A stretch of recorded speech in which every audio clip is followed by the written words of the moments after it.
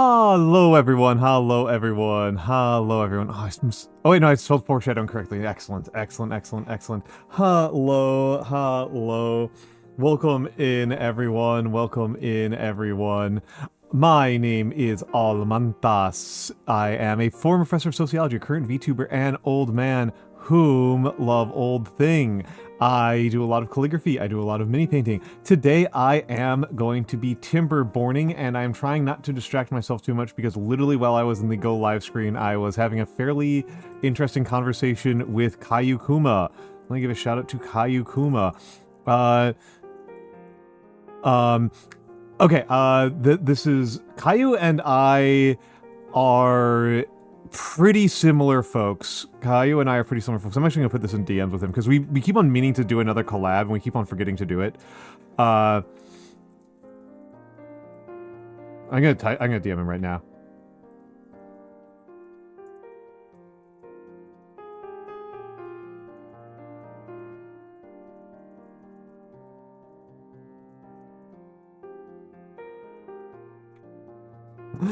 There we go. There we go. I did not hear that, Ryan. That's exciting news. That is genuinely exciting news. I am happy to hear that. I am happy to hear that. That is wonderful. I am assuming that it hasn't been translated or incorporated particularly well yet, so I'm going to leave that alone. Yeah, I'm not surprised. I am not surprised. I really want to know about that. I'm so fucking curious about the Scorpion Men's. Sorry, just taking a big old sip of water. I am so curious about that. I am so curious about that.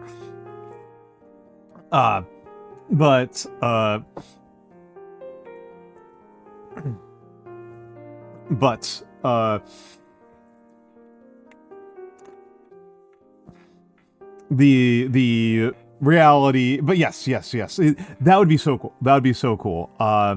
It is, and somewhat amusingly, the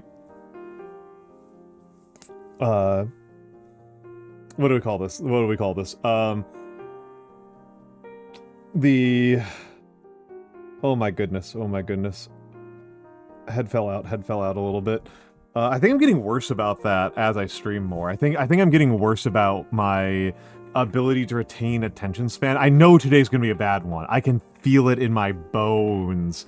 Today is gonna be a bad one for me, my attention span, because today was a very hairy day. I did not get done anywhere near all of the tasks that I needed to get done. I still have actually a lot left to do. And it's, I have quite a lot left to do on it, and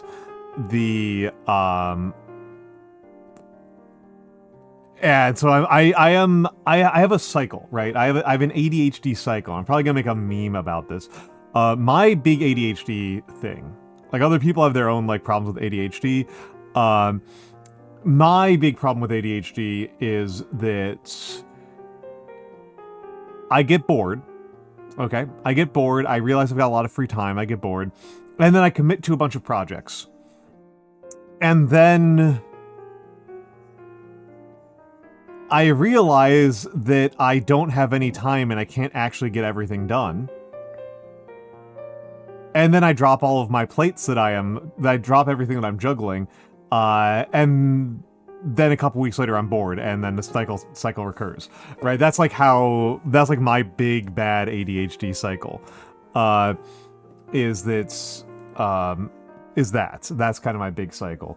And this was not like, Blue, this was not like I was like slammed with like sudden rush orders or something like that. This was like things that I meant to get done over the weekend didn't get done, and I'm trying to catch up. I am trying to catch up from things that I meant to get done in the previous 72 hours. Yeah. Blue's flower is different now. It changed in the middle of this stream. I can see the difference. It blossomed in this stream. I kind of think the level 3 is cuter than the level 4. But yes. So that's how I am doing. How I am doing is that I am harried. And I was tempted, frankly, to not do stream, which feels like punishing myself and punishing my audience, so I am doing stream. But it was tempting to just be like, I desperately need to catch up on some things and just do those instead of doing stream. But no, I am here instead. I might move into doing Timberborn really fast because, like I said, I'm feeling a little bit frantic.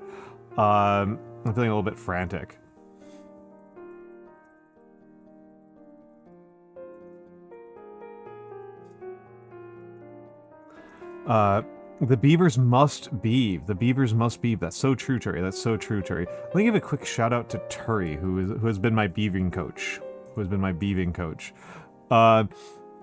But yes. Hello, Seribot. Hello, Wea Biscuit. Hello, Reverse the Sands. Hello, Beautiful Angel. Hello, Almantas VT. Hello, Ryan the Space God. Hello, Turi. Hello, Theo. Hello to all of the lurkers and the VOD watchers. Thank you all for being here. I do have to say, I've been thinking more and more about Iron Nest since we played it, because it does feel like a game that is actually sublime. Which, I don't know, I've been thinking quite a bit about some of the stuff that me and Mikks were talking about yesterday, right? That, like, prettiness as an aesthetic, which is an aesthetic mode, it's not an aesthetic unto itself. It's an aesthetic mode, an aesthetic criterion. There we go, criterion that I don't rate very heavily. Shitty internet out here in the sticks. Ooh, where are you literally camping? Are you literally camping? Because that'd be very funny. That'd be very, very, very funny. That'd be very funny.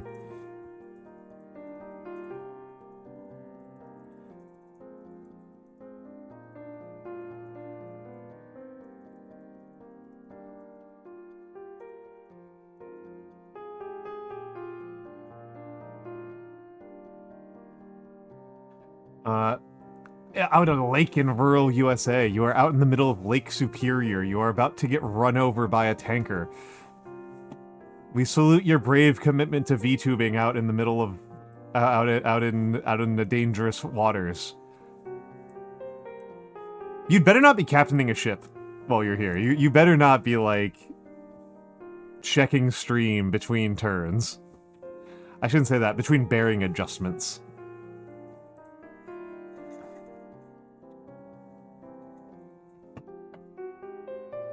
The boat is about to collapse and was already about 7 long. Yeah, exactly. But yeah, it's. I think that's probably part of the reason why I've never thought that Final Fantasy VII ever looked as good as World of Warcraft.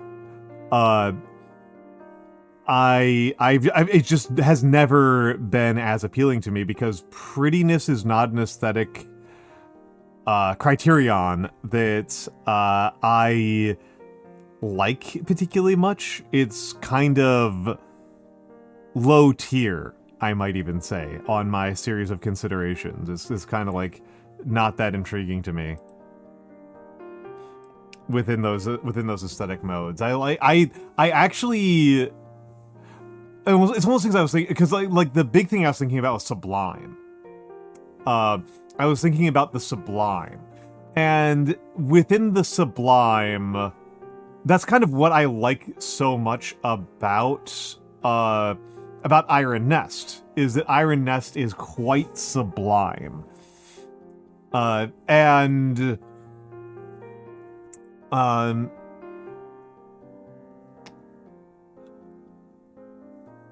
Hello, Sakura Rose. I am well. How are you doing, my dear? That was actually all tongue. That was all tongue trill. That was a lip trill right there. I don't know if I can do anything in Sakura Rose off of... Nope, can't do it. I can't do an S trill. That's weird. I can do P and B trills. Ryan the Space Gall. Yeah, I do think so. That's speaking of which, I think she might still be playing it.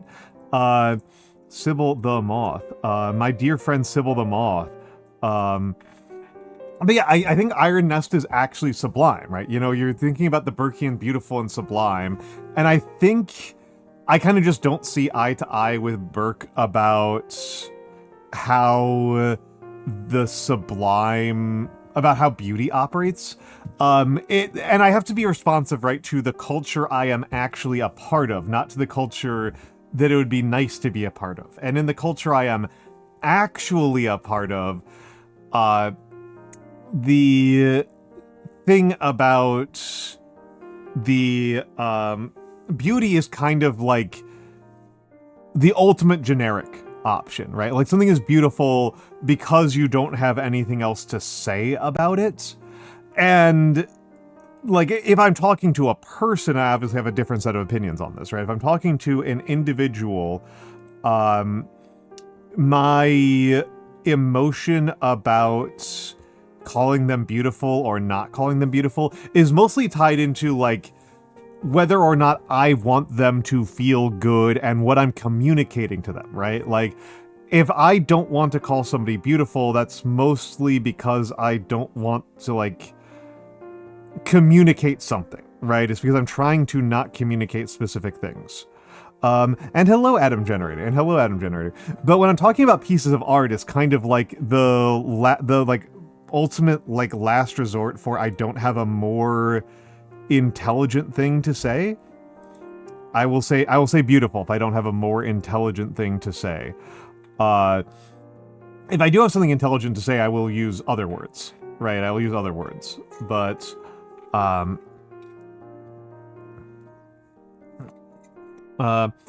Gringot Thunderator. Hello.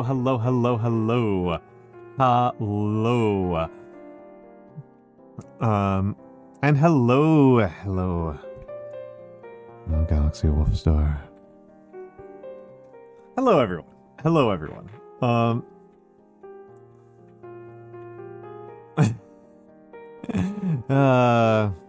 Sometimes you just gotta go for the low-hanging fruit, right? I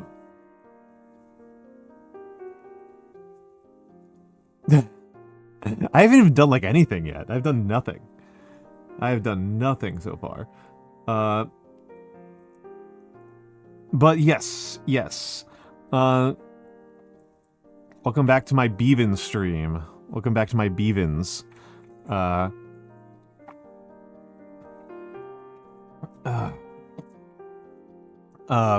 We'll get to the beeves in a moment. But yeah, I like typifying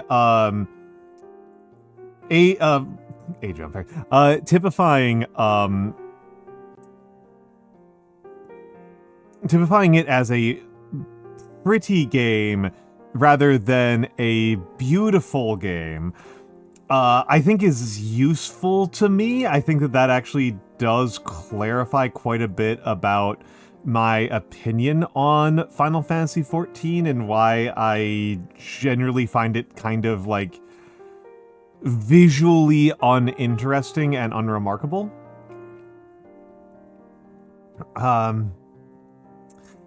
Yeah, beautiful is one of those things, like, if I'm talking about a piece of art, I kind of don't want to call it beautiful. Like, I kind of don't want to think about it in terms of beauty, because, again, beauty's kind of, like, the ultimate, like, oh, you don't have anything more intelligent to say thing.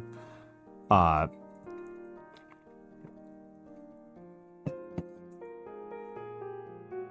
much do these things cost to me? Let's go over to... no, I'm gonna hold myself back there. Yeah, beautiful. That's what happens, right? That's how that works. Is that if I talk about something as being quotidian, okay, just to be highly ironic here. If I talk about something as being quotidian, there isn't a lot of confusion over what I mean by quotidian. There might be confusion over what the word literally means, but people who know what quotidian means as a word are not going to be confused by, are not going to be like, oh, it depends on like what you mean by quotidian in this context. It's quotidian. Whereas in the case of beautiful, it is going to be highly contextually dependent, and that to me makes it kind of a bad criticism word, right? This is something that harms its utility as a term for critique. Critique words should be things that don't have a lot of contextual dependence. They should be pretty straightforward in a wide variety of contexts. And taking a big old sip of water there. And so if you do need that kind of contextualization, that's already kind of a bad sign. Is the main thing I was going for.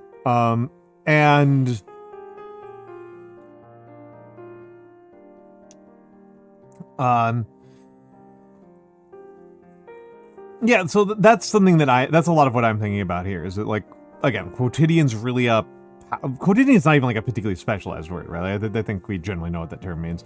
And so that's kind of like the reason why people like to use these kinds of like big complicated words.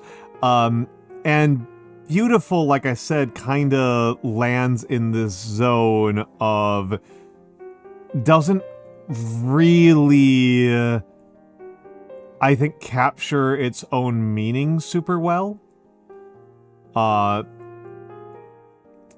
And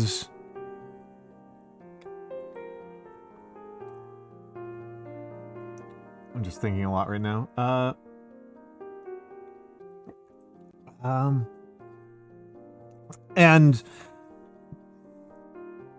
And so I don't tend to like to use it all that much for like actual criticism, right? It's not a beloved criticism for me.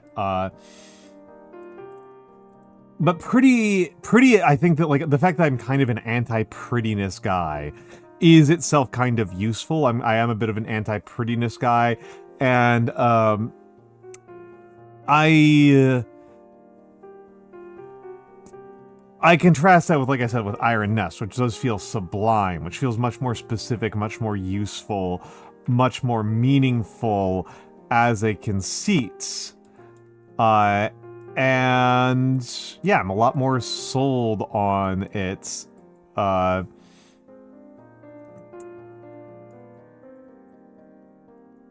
In general. Okay, I'm going to change our stream. This is pretty fast for me, but this is pretty fast for me. But we're going over to Timberborn. Ooh, I'm not mogging the category today. That's interesting. Okay. Crashed my internet. Crashed my internet right there, and then that was pretty funny.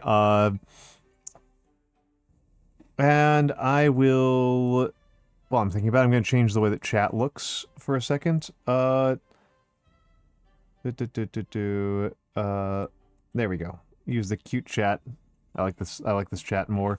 Are we back? Are we back? Are we back?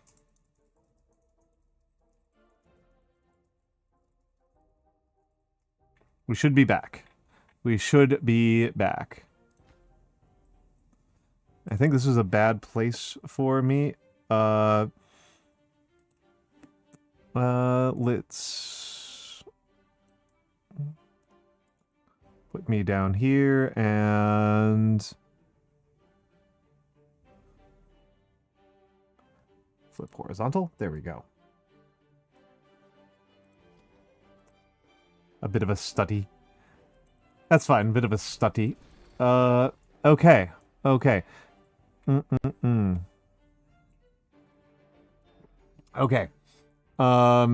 So, I am looking at the beaving situation right now. So, we are mostly in good shape on this run. Let's take a look at what I have and what I have been working on, because it's been a little bit since we got to check in on the beeves.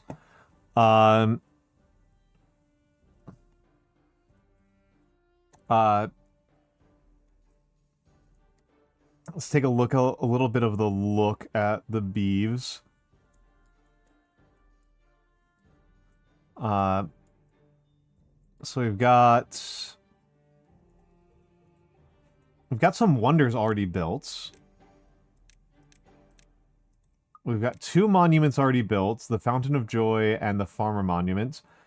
And we're not that far off from building the Brazier of Bonding. Hall of Abundance might be a ways off.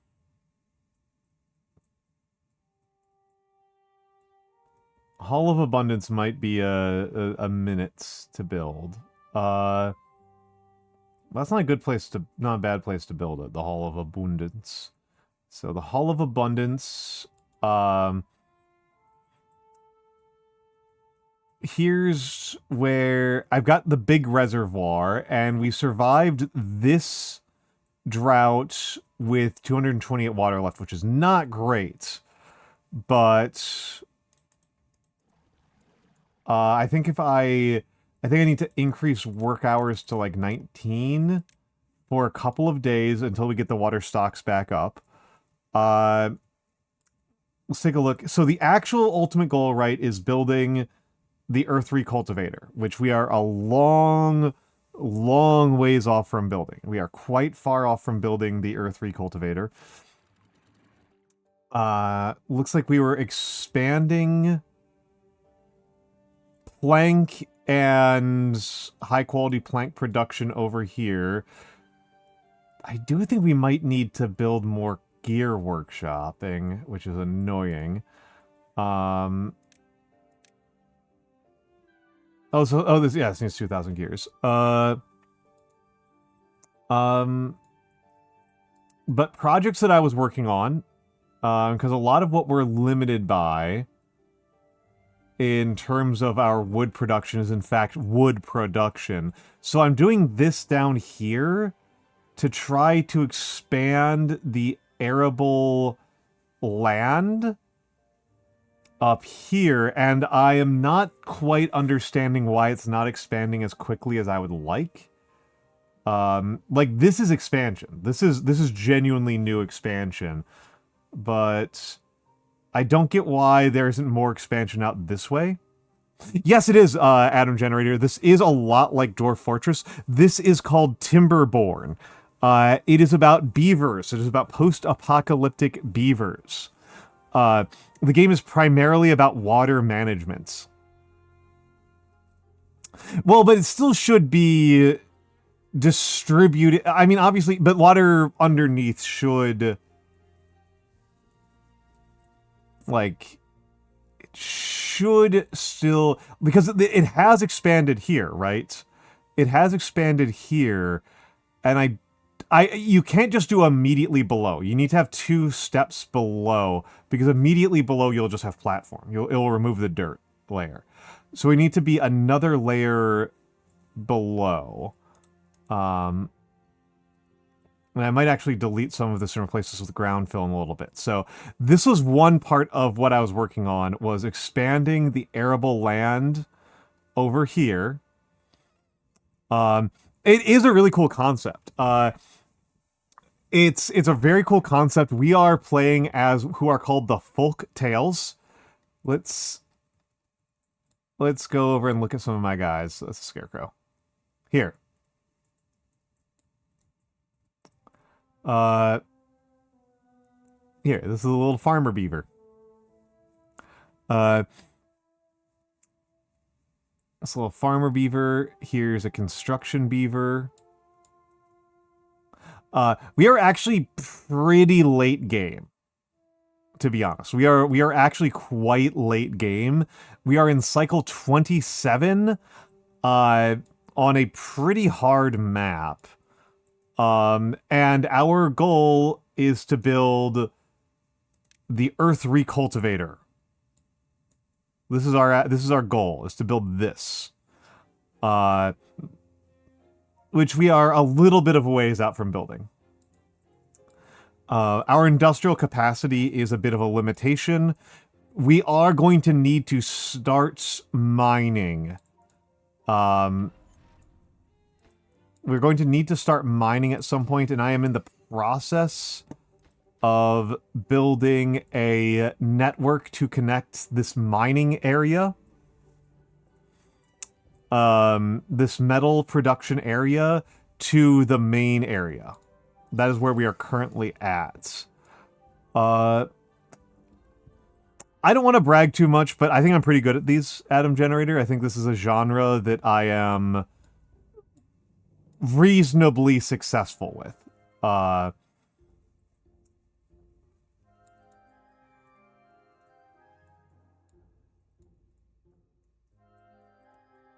Not exactly a king, but I would say I'm pretty good at them. I am pretty bad at, like, shooters. That's what I'm kind of bad at. I would call these survival city builders, because the big thing about this game is not the physics, though the physics is important. The big thing about this game is that you can die.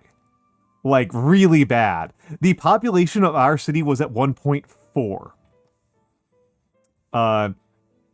We have nearly gone extinct twice in this run. I think it is a low probability from here on out, but it isn't a 0% possibility. And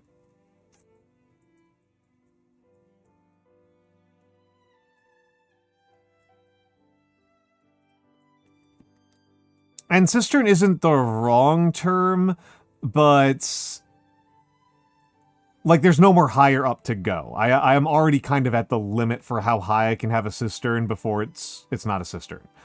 I could do some reservoir expansion, which is what the purpose of this is to do some reservoir expansion. And once it gets reasonably built up, I actually should have built it. God, that's expensive. I don't have anywhere near the materials to build that right now. Once I get together the materials to build another one, I'll probably build one. I'll probably do one right here. Actually, that's actually like a near perfect location right there. I'm gonna put that like lowest priority and worry about it later.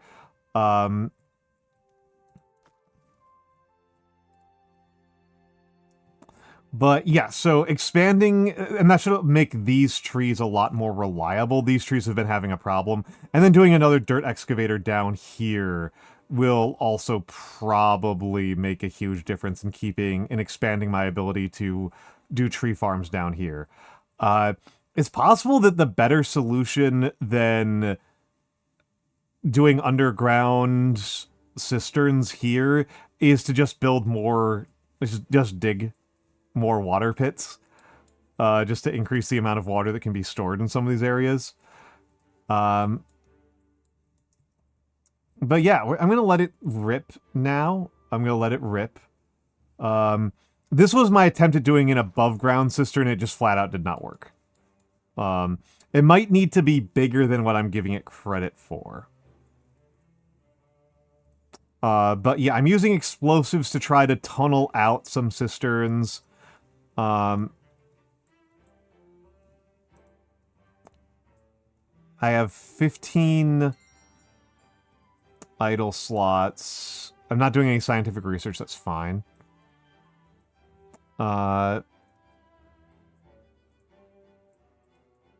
Really, it's the water and the hauling that I care about right now. Water, hauling, and to a lesser extent, farming. Farms are doing fine. Farms are doing fine.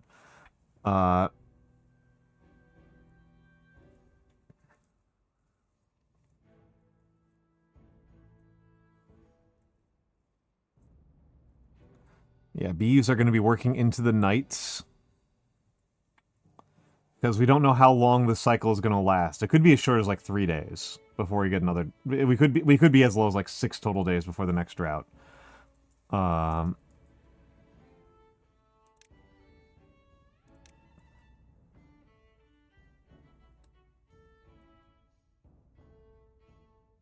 Vexing Cats! How are you doing, sweetie? How is Vex? How are you doing, Vex? Vexing Cat is a reading streamer. She does a lot of literary streams. How is Leibowitz doing? How are you doing with the Canticle der Liebenwitz? How is that one treating you?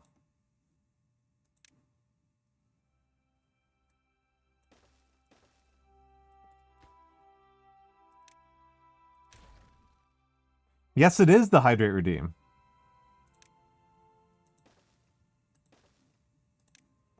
You'd been complaining.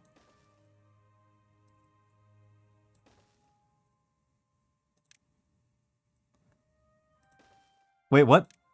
What do you mean you got excited for nothing? Well, oh, why not? Why not? Do you not have enough points? Because that'd be very funny if you didn't have enough points. If it's paused, that is a problem that I can fix. It should not be paused. Okay, that should be available. Let me go futz with it. There shouldn't be any reason why it's not available. There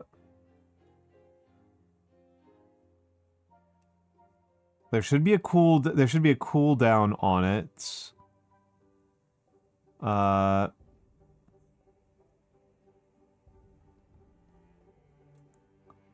Oh my god, why is this interface so bad? Okay, there we go. There we go.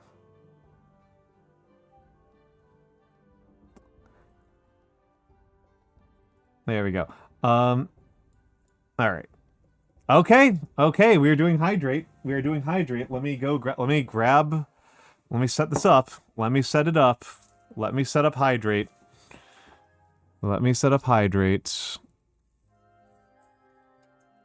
Okay.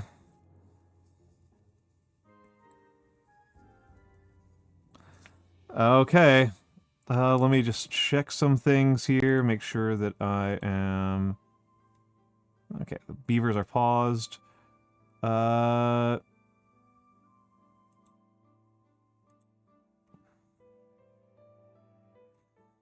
Okay.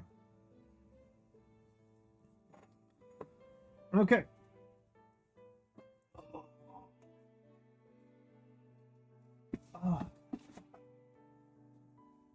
And I did not have the best diet going into this. Hello, Mystic Art Studio. Welcome in, welcome in, welcome in.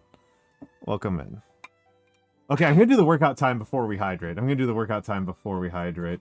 Or maybe I'll okay.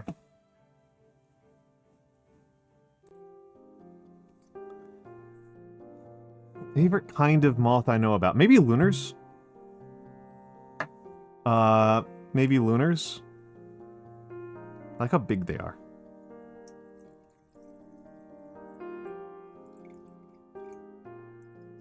Well, we're gonna finish off this bottle. Oh, okay. That's actually an underhydrate on finishing off this bottle of whiskey. I will have to, I suppose, find a little bit more whiskey. But I'll have to finish this one off first. I'll have to finish this one off first. Let me put this in.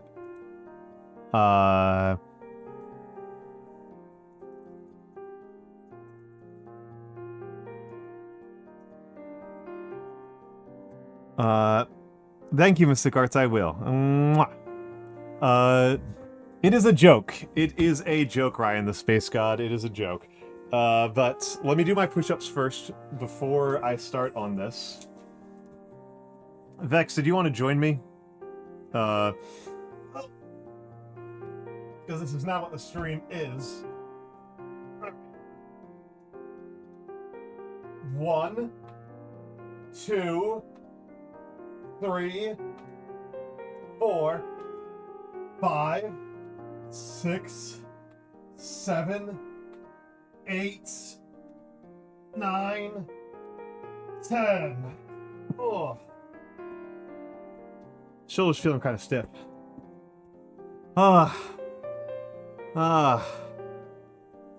Yeah, go for it, Mystic Arts. That sounds very lovely. That sounds very lovely.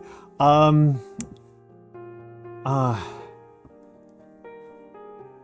yes, Vex, did you want to join since you're responsible?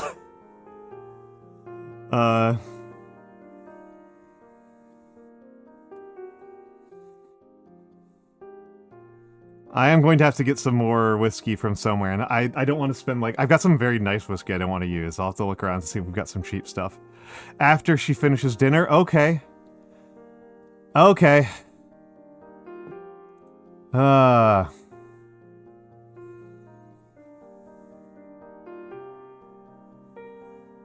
me turn off studio mode. Let me make sure. I adjusted some things around here. There we go. Yep. Anyway, in case people are not familiar with this, Hydrate, so the whole joke here is that I don't have to worry about... Among streamers, I have very little to fear from dehydration.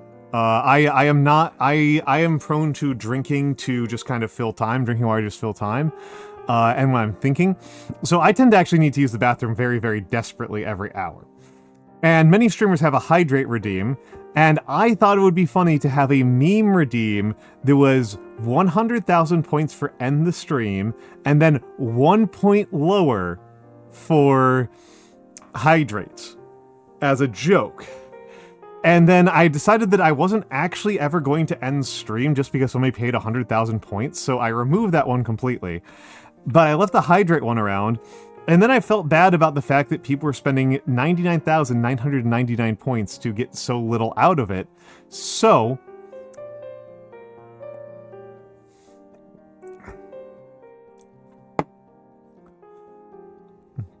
it is that I drink a regular drinking glass water full of whiskey.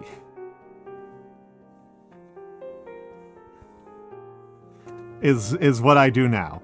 That is what a Hydrate redeem is. That is what a Hydrate redeem is.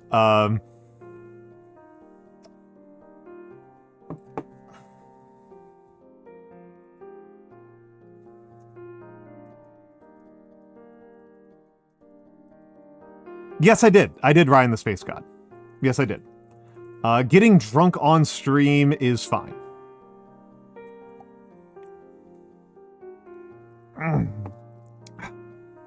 And I have to say that if this was not fine, I would not be the first streamer to get in trouble for it. There are some people out there doing some much crazier stuff with alcohol than I am. But yes, I have checked this one. No, that's not the point, Adam Generator. There are Twitch rules against, destructive behavior. Is what Ryan is talking about. There are Twitch rules against destructive behavior. If I were not a big fat white guy... Oh no, that's fine, that's fine. It's a question of how destructive it is, Ryan, is what the actual question is. I did read through it a couple of times because there is an ungenerous interpretation. The extremist interpretation, which some people seem to like, is that you cannot have, like, any incentives to get drunk or do drugs, but that's actually pretty far past what it says. Or at least my understanding of what it says. What they are trying to prevent is they're trying to prevent people from, like, dying of alcohol poisoning.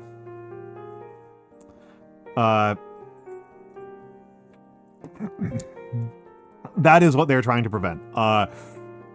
And if I was just chugging this, I think there would be more of a case to be made, but I'm not. I do have to say, it is pretty funny that my model is struggling right now. My model is suffering.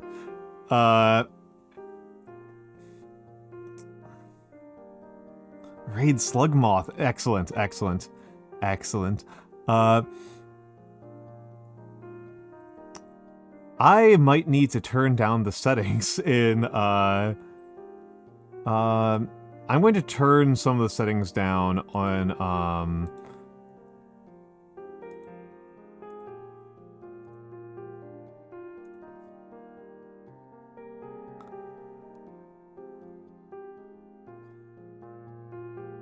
in Timberborn. Okay, that seems to have actually helped a bit. That seems to have actually helped a bit.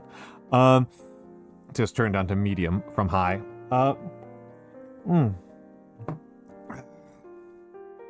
But, I should be okay. I should be okay. And I'm going to say something that some people might find insane. I am going to believe in Twitch and believe that if they have a problem,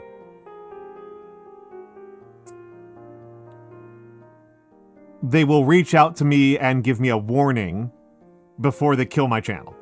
Right? I'm choosing to believe that they will be comfortable. They'll be like, you need to stop fucking doing this. And I'll go, balls. And I'll stop, and I'll remove the Hydrate redeem entirely, which will be sad. But I don't think it should be I don't think they're just going to kill me outright. I think they're gonna, that seems unlikely. Yeah, they'll give me like a 3-day ban. You know, I take a long weekend. Maybe if I'm really cheeky, I ask them to reschedule. Oh yeah, no, that's not a problem. Yeah, Mystic Art Sues. Yeah, no, I know I know quite a few streamers who stream while high, openly. That the issue is like destructiveness. The issue is destructiveness. Oh, but Mystic Art Studios is fun to say. It's fun to say that. It lets me be a little bit more New Yorker. It's fun to say.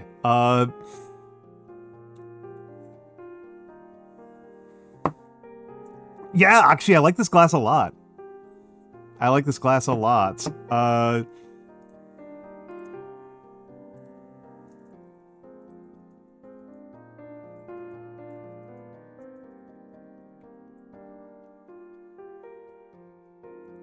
Okay, change the stream title as well, because sometimes people don't like being around drunk people because they have traumas related to it, right? Which is understandable, right? It's a... Alcohol is a shockingly destructive drug in the grand scheme of things, right? Like, on average, it's a particularly nasty one.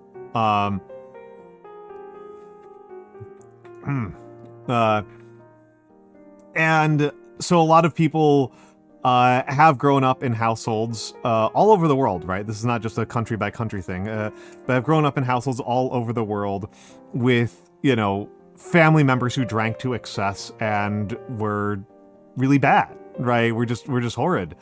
And so it's understandable, and I like to give people the heads up.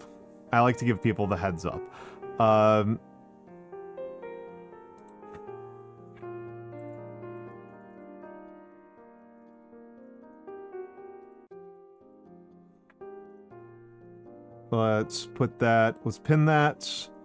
Manually unpinned. Okay, there we go. Now there's about as many warnings as I can do without adding a banner.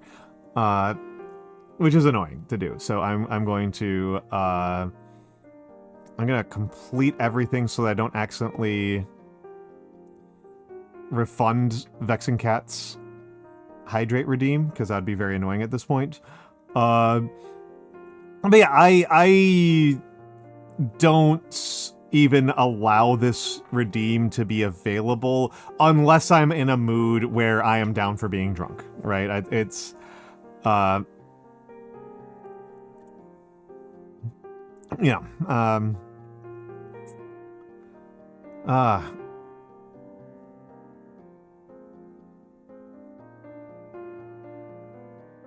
yeah. So it's. I'm not too worried about it. If I talk with, I am willing to talk with Twitch if they do, if like somebody does bring it up and be like, look, it's a fixed amount of alcohol. It's a redeem basically to be like, this is the type of drink that is going, the type of stream that's going to be.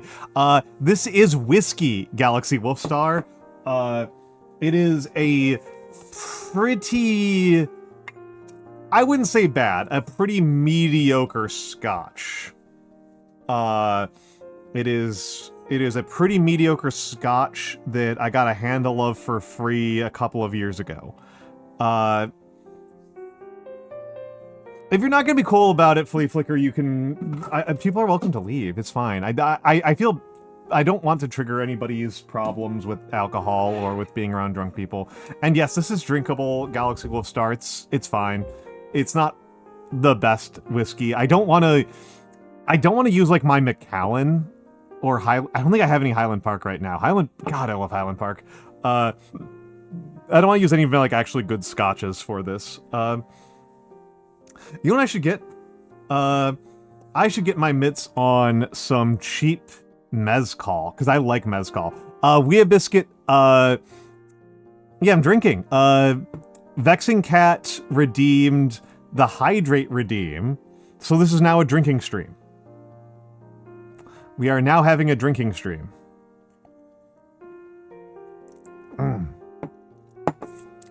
But yes, how are you doing, Wea Biscuit? How are you doing, Flea Flicker? No, is the entire stream lagging, or is the model lagging? Because the model has been lagging all stream. I am having model lag because my computer does not seem to want to run Timberborn, and okay, yeah, it's Timberborn plus VTube Studio. Timberborn, VTube Studio, and OBS together are not doing great. I do sometimes wonder if I should get a re-rig that doesn't have VBridger, because VBridger is a hog. VBridger is absolutely... Let me take a look at my system monitor here.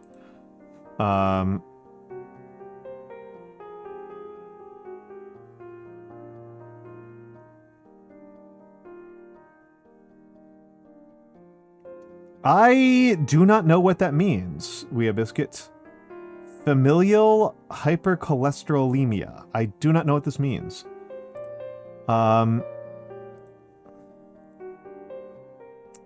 Yeah, VBridger is using up 8% of my CPU. Oh my god, Vivaldi is... Wow, okay, I've got to kill Vivaldi. Holy crap.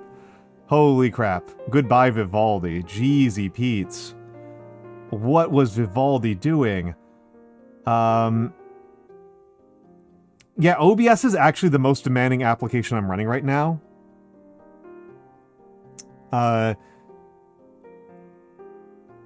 And then the demand on my system is almost 20% OBS, and then like 15% for Timberborn and VTube Studio, and then 10% for VBridger. And in terms of the CPU use, RAM is not nearly as stressed. The number one for RAM use, I'm using 3 gigabytes for Timberborn, 2.5 gigabytes for OBS, and 1.5 gigabytes for WaterFox. Which I'm kind of shocked by, because WaterFox is only at like 1,000 tabs. Like, it's not that many. You inherited high cholesterol from your parents? Oof. Cholesterol is... It's a funny one.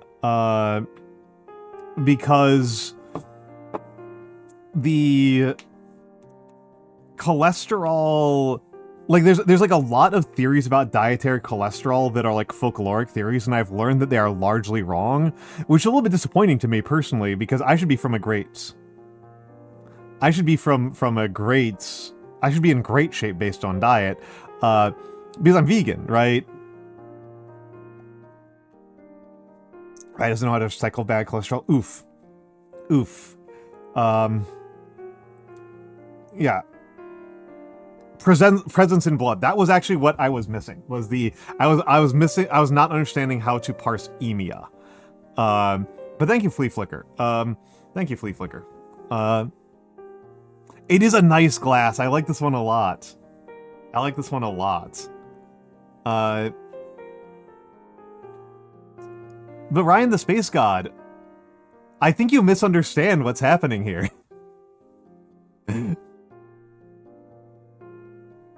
Ryan, have you not heard about what have I not ever talked about this around you?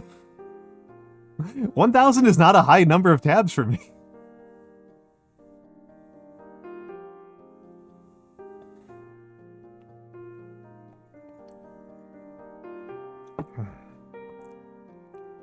It does feel nice. It does feel nice. It has a nice texture on the sides. You can feel the black areas. Adam Generator, I have a very distinct memory of my boss at work.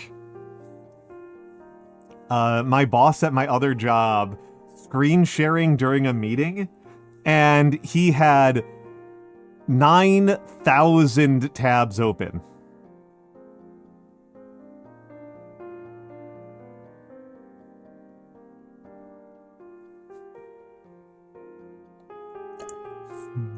Yeah, yeah.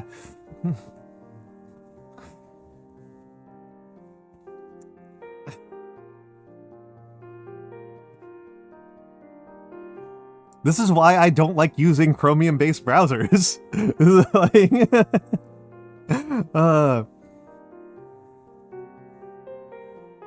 I think the last time I saw his open, it was down to 3,000.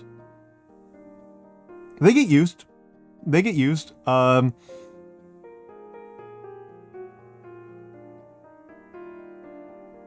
Adam Generator, I don't... Okay, this is something I find this so interesting to me that other people don't have this experience. To me, my Waterfox app... Oh, we're in ad break, Goodbye, goodbye.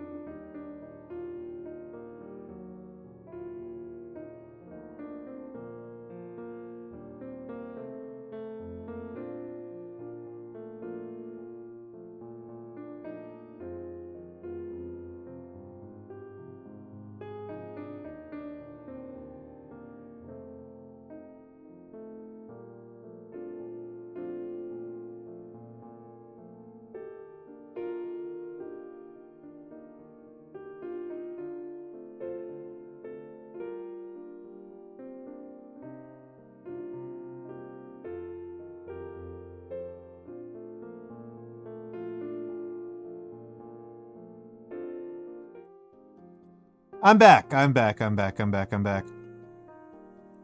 Welcome back. Welcome back. Welcome back. Welcome back. To me. Welcome back to me. What are you jealous of?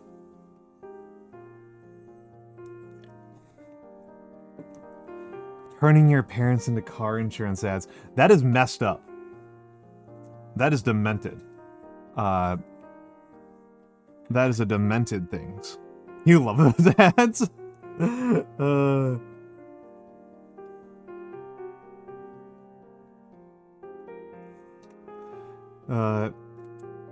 That is a demented ad.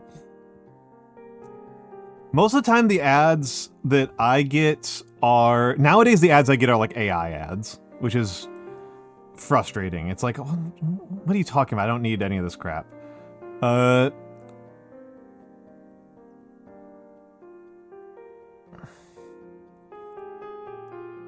Like, I don't need any of this nonsense. This is somebody else's problem.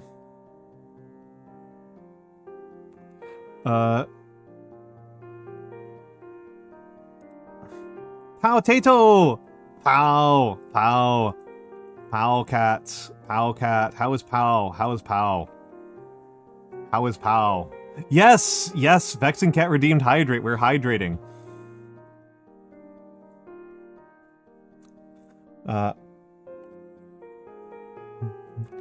How is the cat? How is cat? How is cat? How's my coolest cat of Indonesia?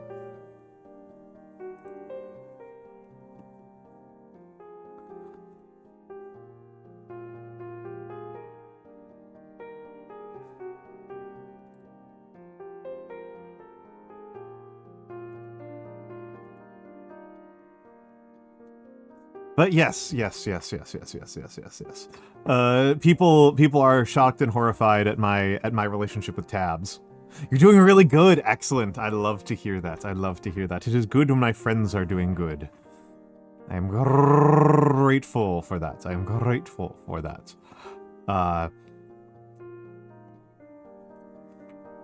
When the world is hover point.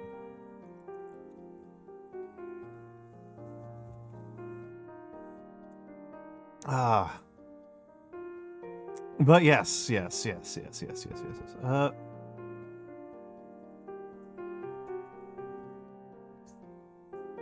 Congratulations, pal. Congratulations. Atom Generator, she would absolutely do that on purpose. That is extremely in keeping with Pal's branding. That she would use that name to mess with Spanish speakers. She would do that. And she would not apologize for it. Well, she would apologize for it. She apologizes for everything. But she doesn't mean it.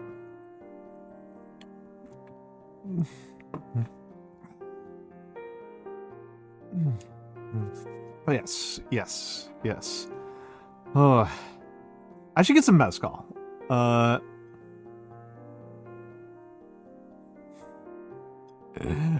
should get some mezcal.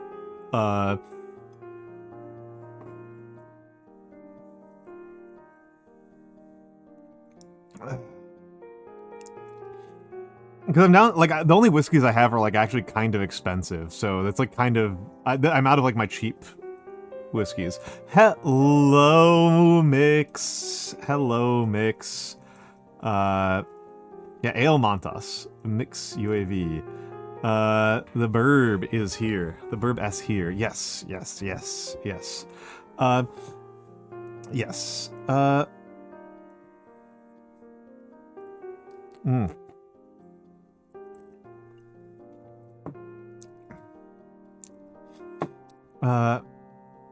You were doing your job and now you're not doing your job. An excellent series of events. It's pretty good. I finished off the bottle. I finished off the bottle of what I'd been using for Hydrate for like the last year. This is a huge bottle. This thing's enormous. Honestly, it's really not that bad for saying that it's kind of like...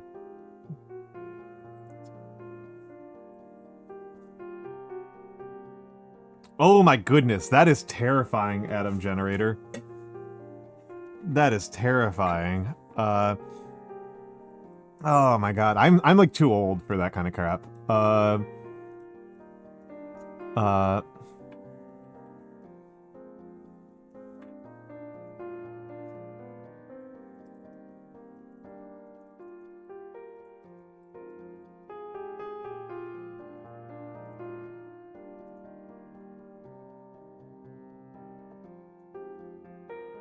Yeah, we got the hands. We got the hands.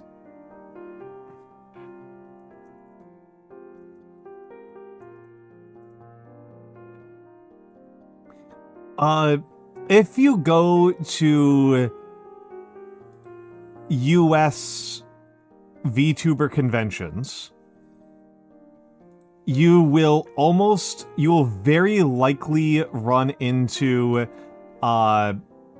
a VTuber named Bloom. You will very likely run into a VTuber named Bloom and Professor Bloom. And Professor Bloom always carries around at these meetups. He always carries with him some stuff known as Jepson's Malort. Jepson's Malort is a Chicago-built, a Chicago-made wormwood liqueur.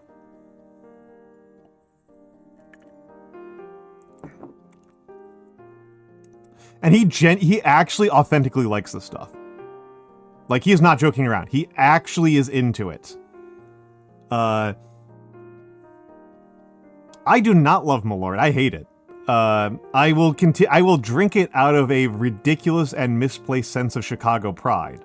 But it does suck. Well, here's a case that he has made.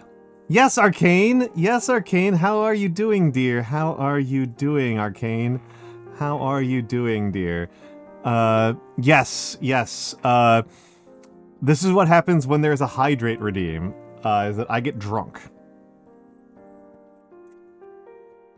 And I am drinking, a pretty mediocre scotch. So it's a wormwood liqueur. It is very bitter. It is very, very bitter. According to Bloom, he has given it to people who do not know what Malort is and have never heard of it before, and they have, depending on how much they like bitter things, they have liked or disliked it. I have trouble believing him. To me, Malort tastes like a Dickens novel. That is how I describe Jepson's Malort, is that it tastes like a Dickens novel happening in your mouth. It has the taste of not coal smoke. It tastes to me like coal tar and engine grease. That's what it tastes like to me.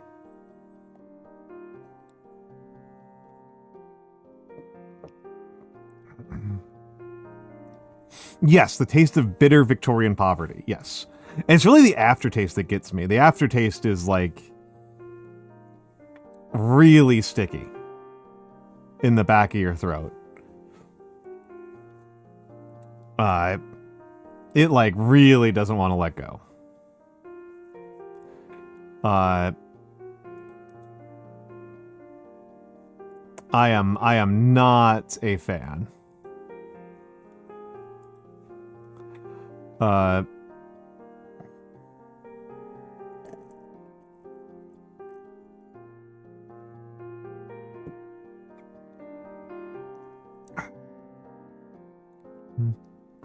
Here's the question, though. Here is the question, is...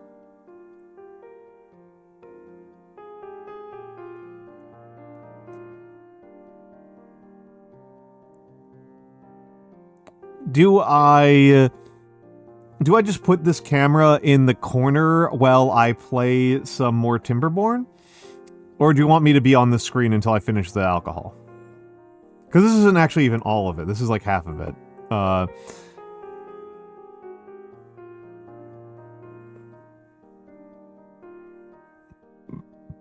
You like Perfernin is also bitter with a weird aftertaste, but with Coca-Cola is amazing. I see.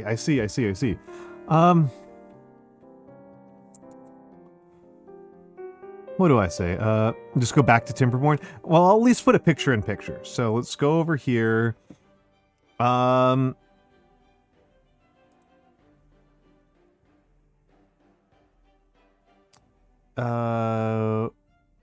is it?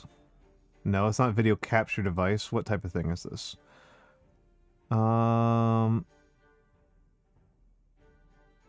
on a second here. What category of object is the camera capture?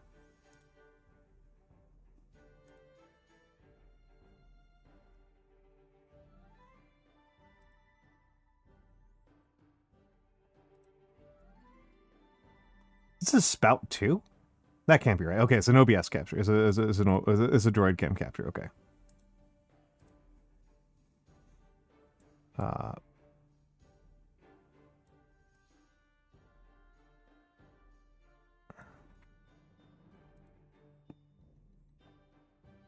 All right. That good? How's that looking to people?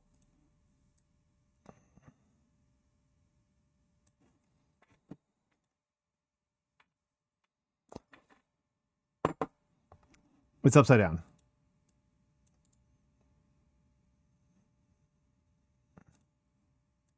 There we go. Cheers.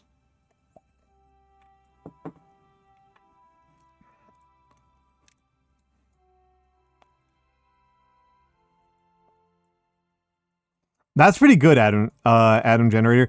For a while, I had the idea of having a separate camera just to keep track of bread.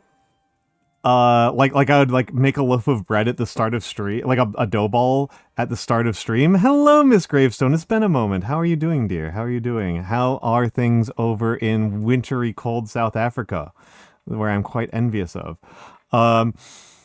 Here, well, it's like 30°C in New York. Mm.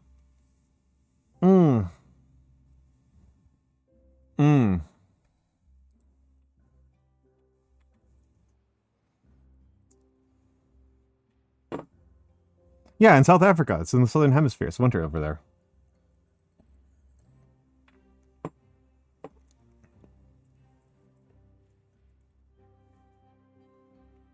Don't be sorry. Don't be sorry. There's nothing to apologize for.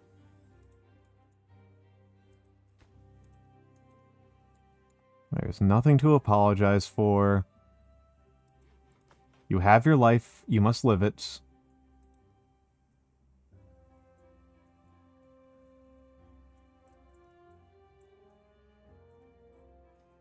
It is gross in America right now, yes.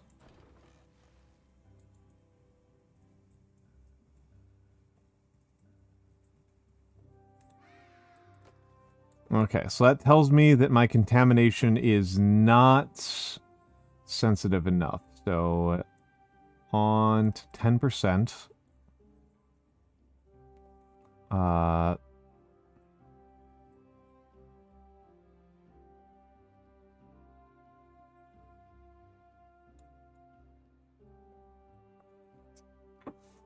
6C. Yup. Ah. Hmm.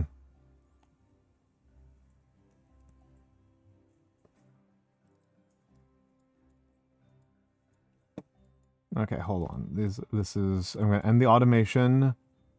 For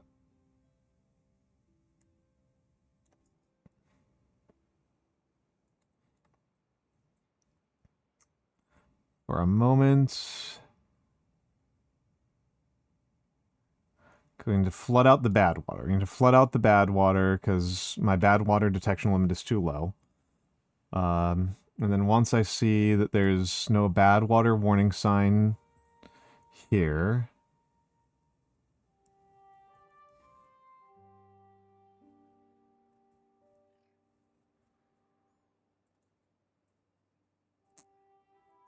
Okay. Let's flood it out. There we go. We're good.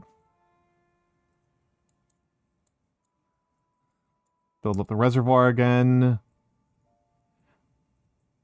It was actually deeply alarming. Yeah,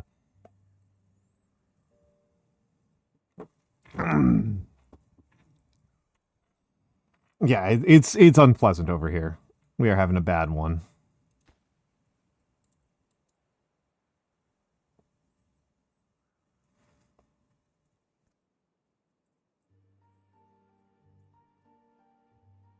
We're going to need to build some more housing, but I don't entirely know where.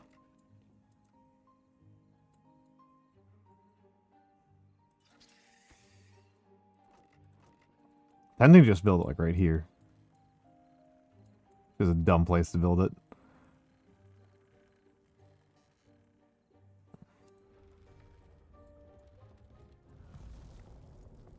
Drought started. We're sticking to long work days until we get as much water as we can. Scotch. I am drinking scotch, Miss Gravestone, and I'll be switching over to rye once I finish it.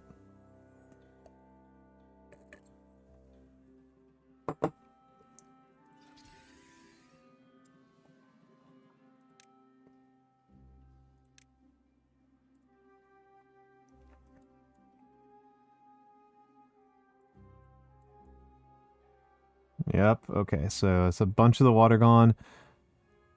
Oh, it's only an 18-day drought. We should be okay. Let me do some quick calculations here. Calculator. So, we're at about 63 times 18. We should be fine. Oh. No, we shouldn't. 63 times 18 times 3. So 3,400 at the high end, and then 63 times 2 times 18, 2,200. Okay, so we're straddling the line of disaster at the moment.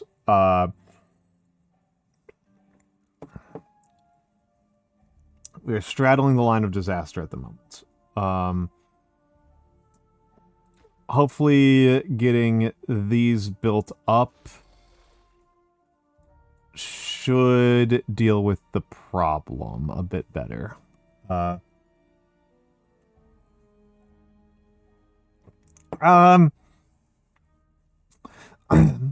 Scotch's kind of defining characteristic as a beverage is that it's smoky is the phrasing that people use, but that it's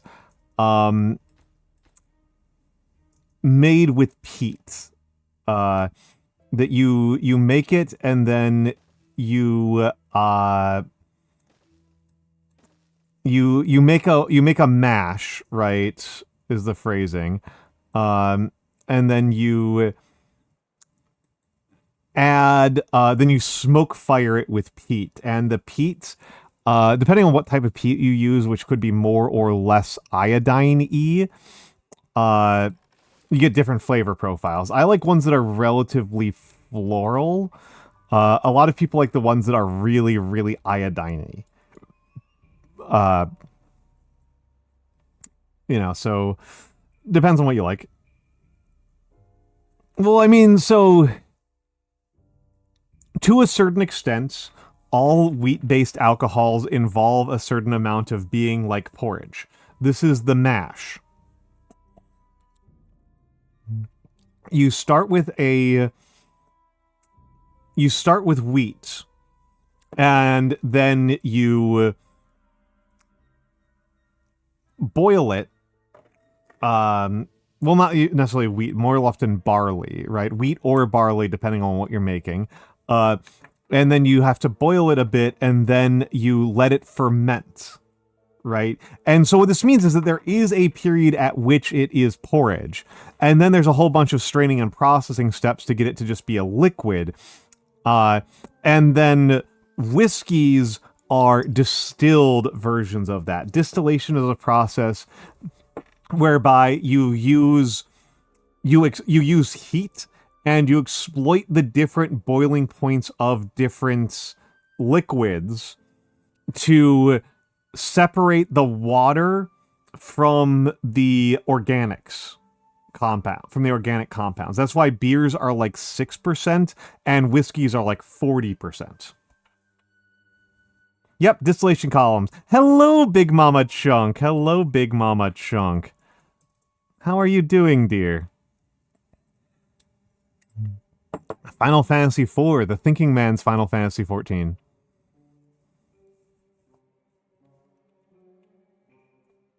How are you doing, Big Mama Chunk?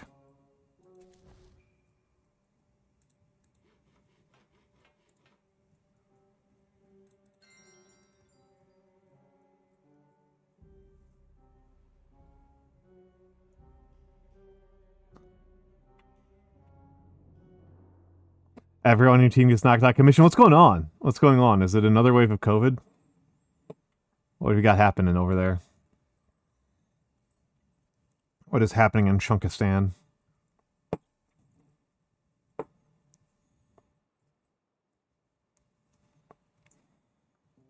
Some kind of illness you don't know? Ah, fair enough. Fair enough.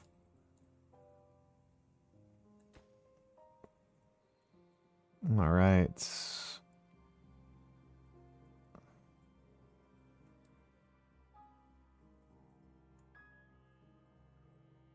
Oh my goodness, that is scary, Big Mama Chunk. That is like actually scary. I was making light, but that's actually scary. Good gravy, I'm sorry.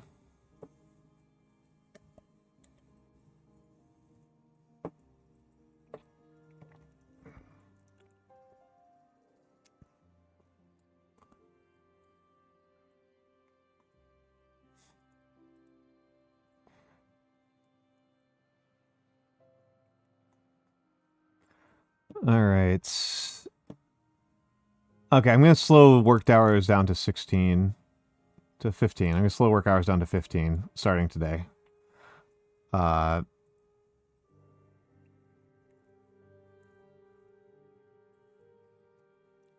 I think that we're probably at the point where we can afford some population expansion.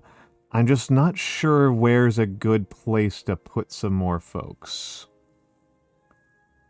And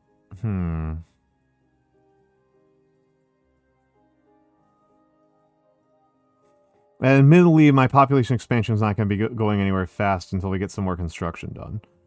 But I think we can probably afford...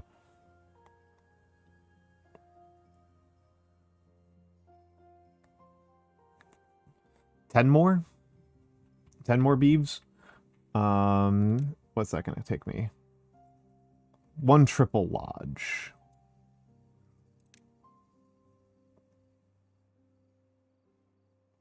I don't actually like that location. It's cute, but I don't actually like it.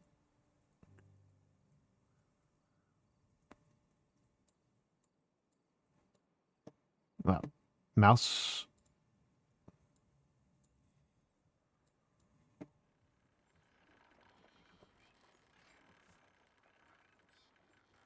It is tempting to restructure over here a little bit in some funny ways I'm thinking about. It would break a bunch of paths, but I don't think it would matter. What I'm thinking about doing is deleting all of these lodges, which hold 3. So 1, 2, 3, 4. So that's 12 housing.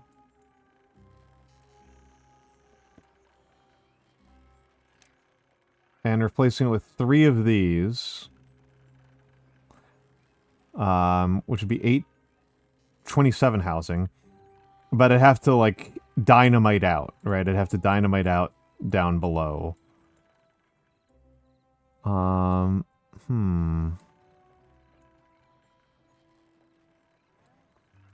the real problem with that is, right, that I'd have to restructure. That's the actual issue. Is there a way to fit... No, there's not. That's not going to work at all. Fully not going to work at all. Hello, Komos. Hello, Komos. It's the beavers and the drinking. And Atom Generator, I've actually played a fair amount of Dwarf Fortress. I've just never streamed it. I like Dwarf Fortress. It doesn't feel like the best stream game to me. Just because it's like really difficult to tell what is happening.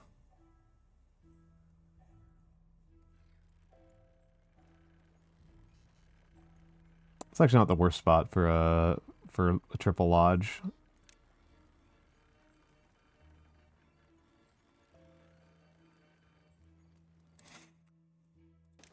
Scotch. We are having single malted scotch. Oh yeah, no. I started playing Dwarf Fortress back in 2008. I don't think I ever did. I played very little of the 2D Fortress, but I did play a fair amount of the early 3D Fortress. I still don't like watching the I still don't actually like the what do we call that? Hmm.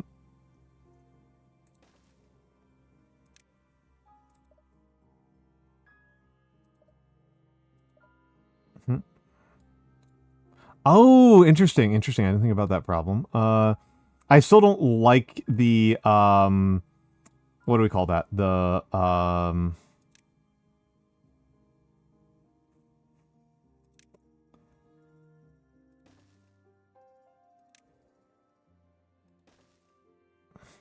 What is wrong with my brain? Tile sets. I still like looking at it as like just raw data. I still prefer that.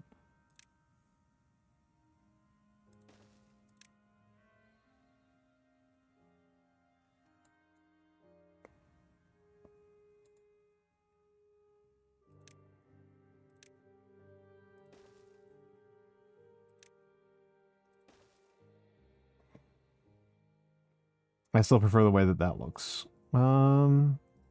Scarecrow, lantern, beaver statue.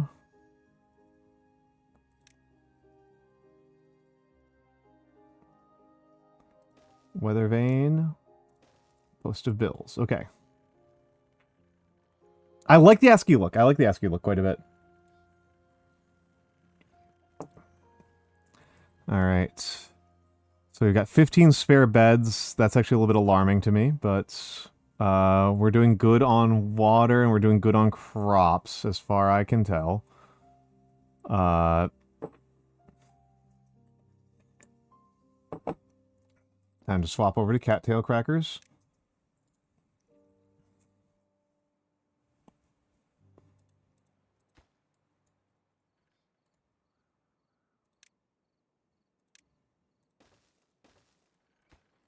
Don't need you at all, and...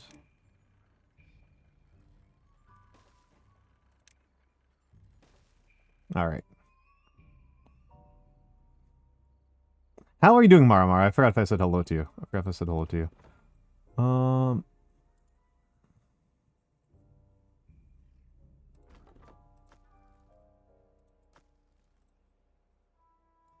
Reservoir is holding up fine.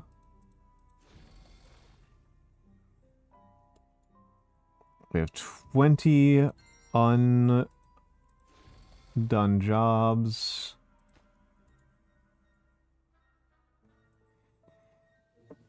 We got 12 more beeves on the way.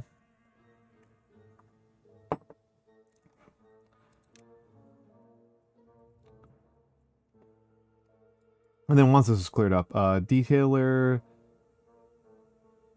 needs extract. Is this extract? Yes, detailer needs extract, so I...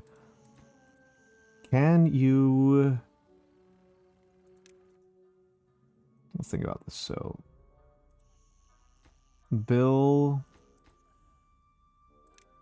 Yeah, whatever.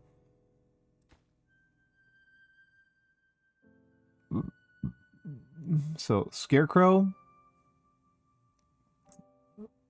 Beaver statue... Bulletin pole, weather vane, roof, shrub...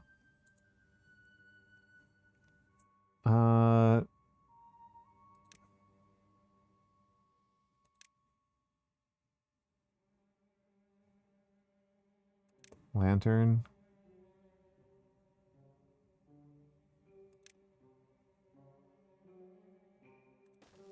Yeah, there we go. 10 consecutive streams. 10 streams. Thank you for the 10 stream watch streak, Miss Mara. Alright, so we're at 10 days left on the drought, and we've got 3.4K. And that's when we shut down the water pumps at the furthest extent. Exactlamento.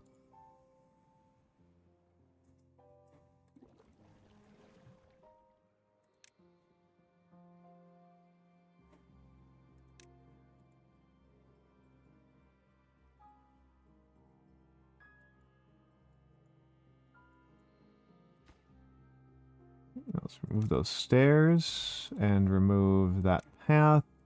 And then we put in a detailer. We have not built a detailer yet, but now is the time for a detailer.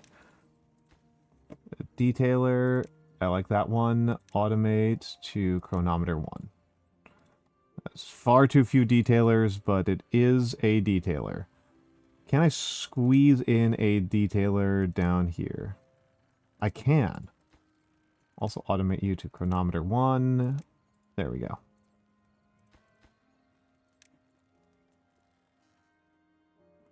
There we go. That's close enough to this bucket. And you know what? We'll build a third detailer over here because I kind of like having detailers spread out. Automate you to chronometer 1. And a little path there. There we go. I kind of like doing this. I love that video, Adam Generator. I love that one. That was one of the first YouTube videos I remember seeing. Was the unnecessarily censored count. I like the joke about him just being incredibly autistic. I don't know. Well-meaning ribbing about autism is something that I've really come to appreciate as a VTuber.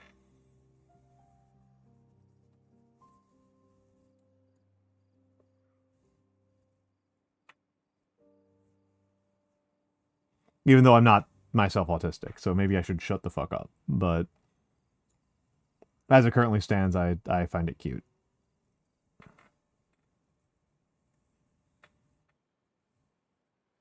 Welcome back, Theo.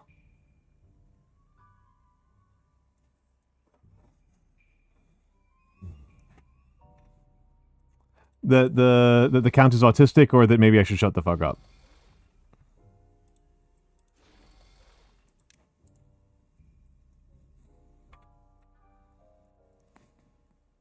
Because both are fine. Both are fine. The count is a... Yeah. It's... I mean, I've seen autistic people make the argument that that's just kind of...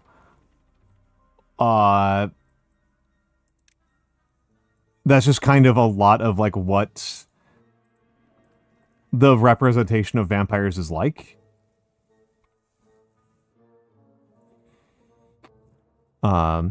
Jesus, I've got 14 kits. Okay, we gotta wait for that to... That's gotta get... I will tell you, Adam Generator, this is non-medical advice, but it is still advice. I recommend not trying to get an actual diagnosis.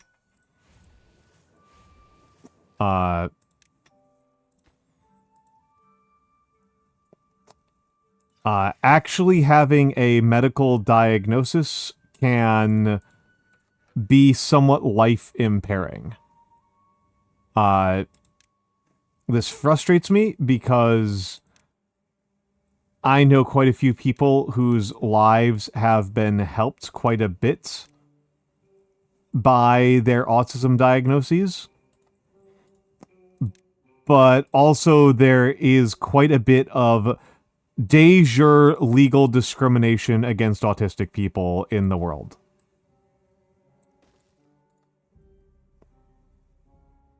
Hello, Sharkray. Hello, Sharkray.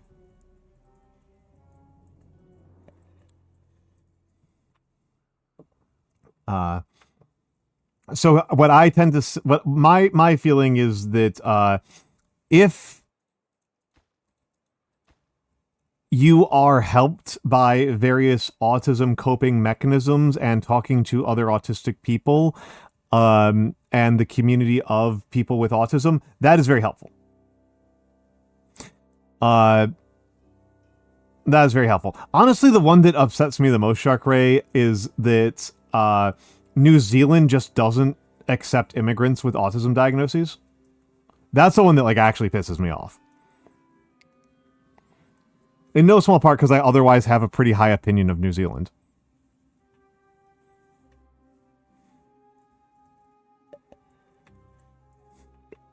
Somebody might want to check me on that because that's just something I have heard. I'm not an immigration expert.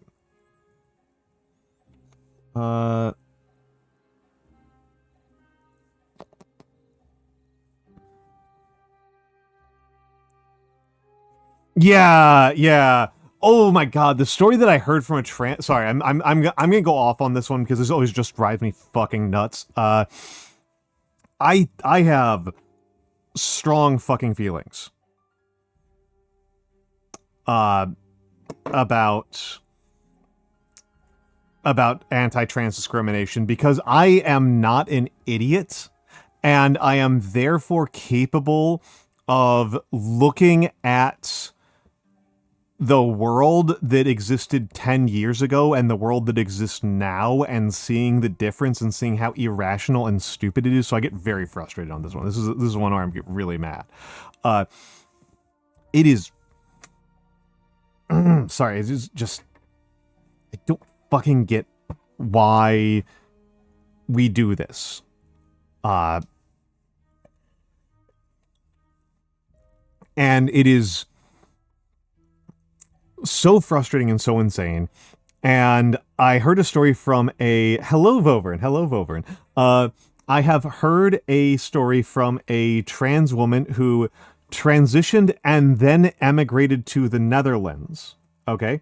She transitioned and then emigrated to the Netherlands and was getting a surgery, an elective surgery that was approved and fine up until the doctors found out she was trans, and her being trans erected additional barriers to getting this elective surgery. I don't know what it was, because it was clearly obviously not an orchiectomy or a vaginoplasty or something like that. Or, you know, it was not something like that. It may have been a nasal reduction, for all I know. No, it drives me absolutely fucking nuts. It is... it is so fucking frustrating. Like...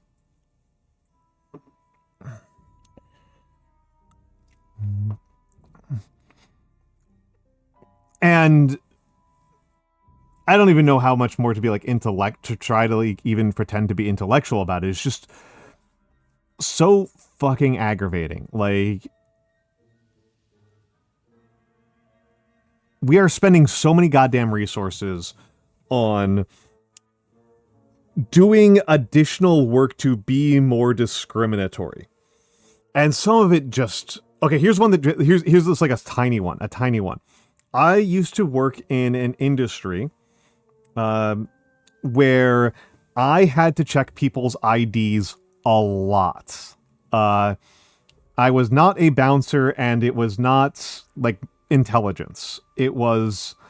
but I was working in an industry where I had to check people's ID cards all the fucking time. Hello, Skyrish.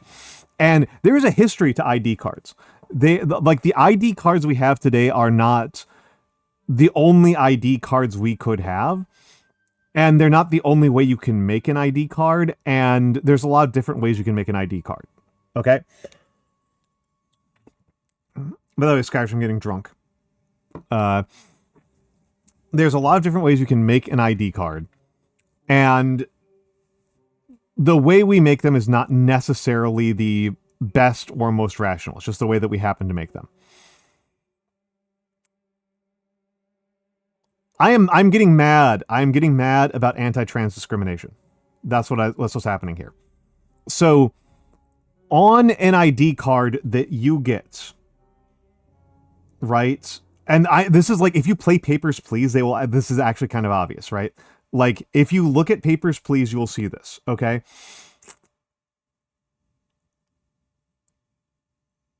On an ID card, the purpose of an ID card is to establish that the person, that there's a correspondence between the person in front of you and a series of bureaucratic information that exists in a database, right? That's the purpose of an ID card, is that you have a database and you have a person in front of you and you're trying to make sure that everything lines up properly, okay?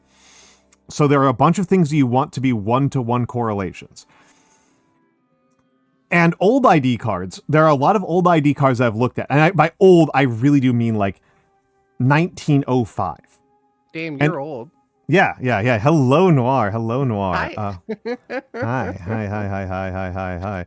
How's it going? It's going pretty good. I'm mad about a topic that I know that you're mad about too. Anti-trans discrimination. Yeah, I am pretty mad about that. Yeah, I'm pretty fucking mad about it. So here's something I'm mad about, right? Is that like people will bring up this thing about IDs, about ID cards, okay? So that's actually like where a lot of the discrimination actually happens in practice, is that is around the layer of like changing what the sex is on the ID card. Yeah, very, very common issue nowadays. Yeah, very common issue, and that's where a lot of the actual legal de jure discrimination and bigotry is occurring. Okay, so as a person who did have to deal with ID cards and identifying people a lot to correspond them with very complicated databases, like a person would come up to me and they'll go, my name is this. And I go, okay, cool. May I see your card? And then I look at their card and I see how that correlates to a very complicated database that has a ton of information in it about them. And I need to know that the number on that card corresponds to the person in front of me. That's the purpose of all of the other stuff on there. That's the purpose of the photo on there. That's the purpose of the name on there. That's the purpose of the sex field on there. Yeah. Right? Like, that's the point. That's the reason why we even have that on your driver's license, for example. That's the reason why it's even on your driver's license at all.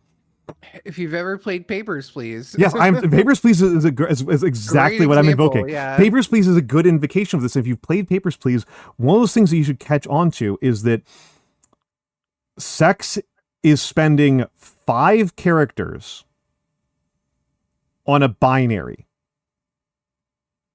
Right? You're spending S, E, X, colon, and then M or F. Is how a traditional ID card works. You're spending 5 characters on a binary discriminator. This is a terrible ratio.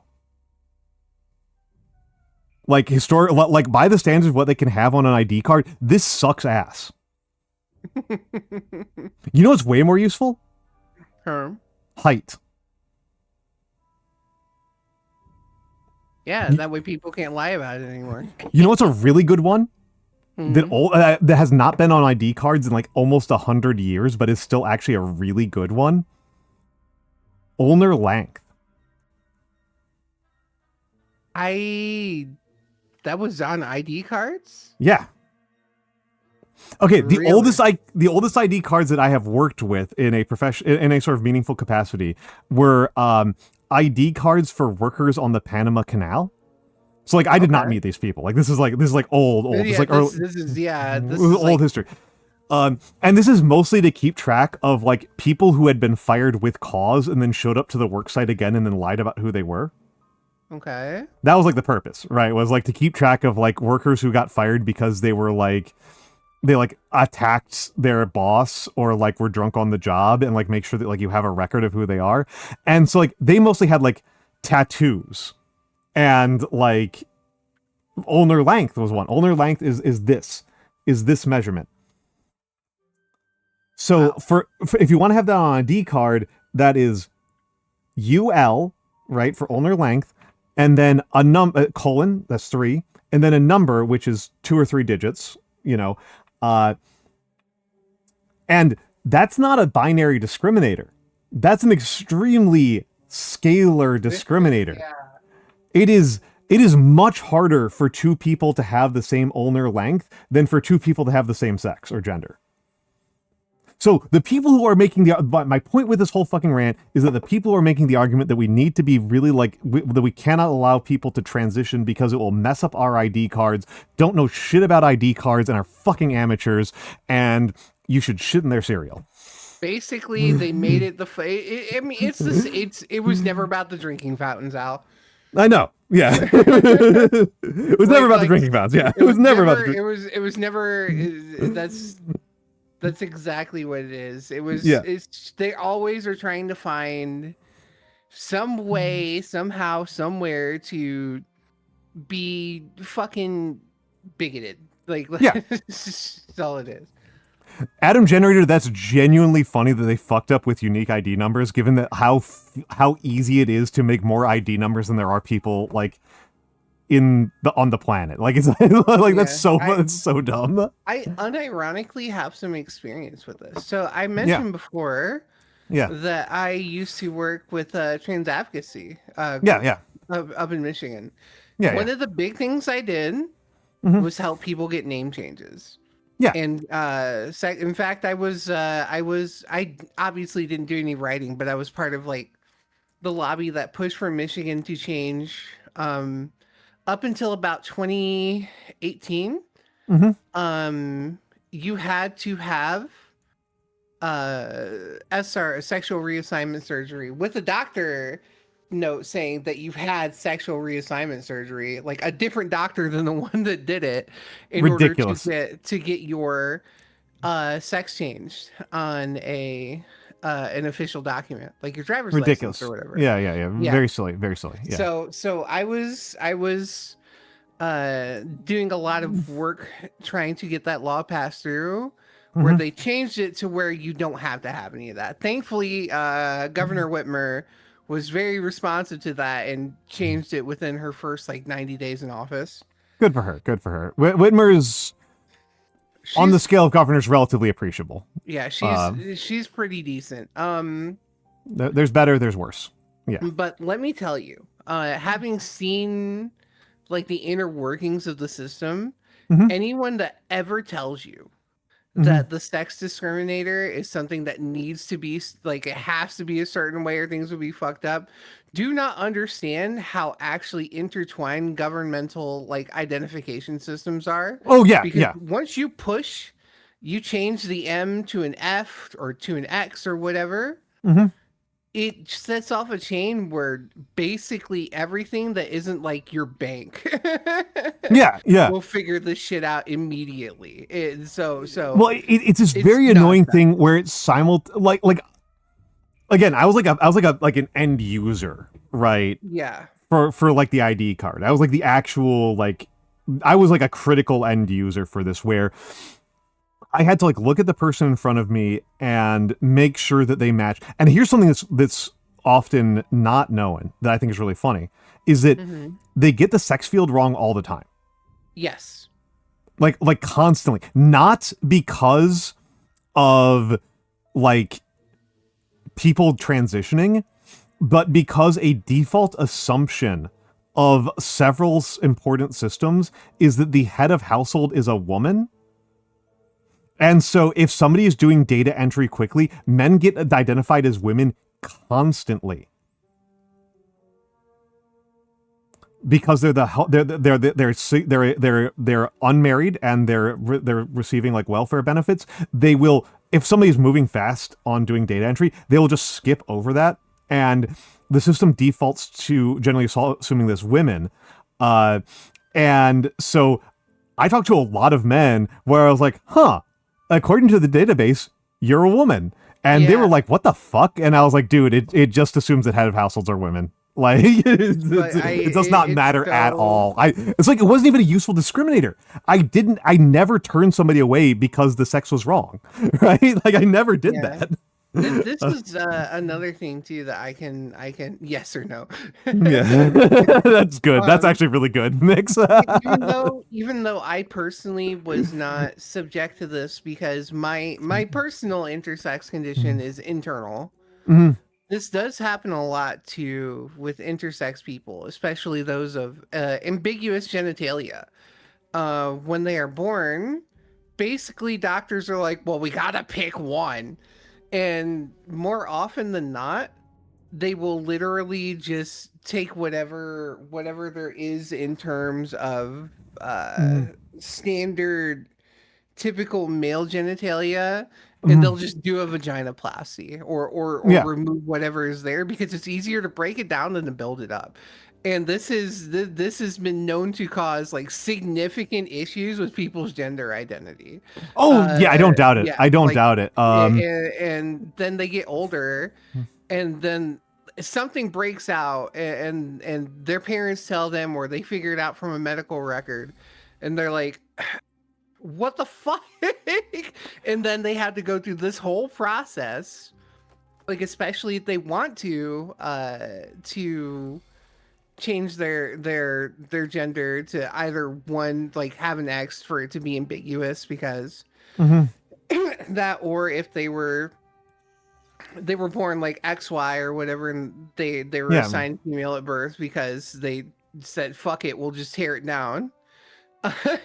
This causes a lot of distress for people, and for the longest time it was very, very, very difficult.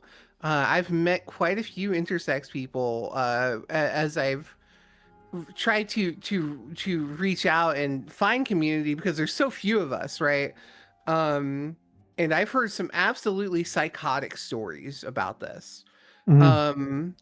There was one, I will not mention his name, but he was born with ambiguous genitalia, Yeah, yeah. but his dad desperately wanted him to be a boy. Wait, Like, hold on. yeah. I'm sorry. Hold on. Yeah, go ahead. Sorry. There's something happening in chat. Skyrish got fired. I'm so sorry. Yeah. Skyrish, are you serious? Oh no. Not about the getting fired. That part I knew. That part I'm sad about. But like, are you actually related to him? Because I'm gonna lose my shit if you are. Holy shit! That's fucking. Holy shit! I'm not gonna. I'm not gonna. I'm. Whoa. Oh, damn it. You got me really excited. You got me so excited. I was so excited. Oh no. I was so excited. You got me really good, Skyrish. You got me really good. That would have been fucking insane. That would have been insane. I got fired because my uncle's Jerry Adams would be like the most insane thing I've ever heard in my fucking life. No, Ashley got me. 100% got me. I was extremely prepared. I was really ready. Jesus Christ, man. I'm too drunk to clip myself. Somebody please get that. How much have you drank, man? We are at about 4 shots of whiskey. You're this drunk off 4 shots of whiskey? I didn't have breakfast until 8:30. Jesus Christ, you are such a lightweight. You should see when I make like margaritas or something, I put like 7 or 8 shots worth of fucking alcohol in there, and I'll give it to DJ because I'm like, you know, I think I'm reasonably heavyweight. I like half the people in chat are like, how aren't you dead?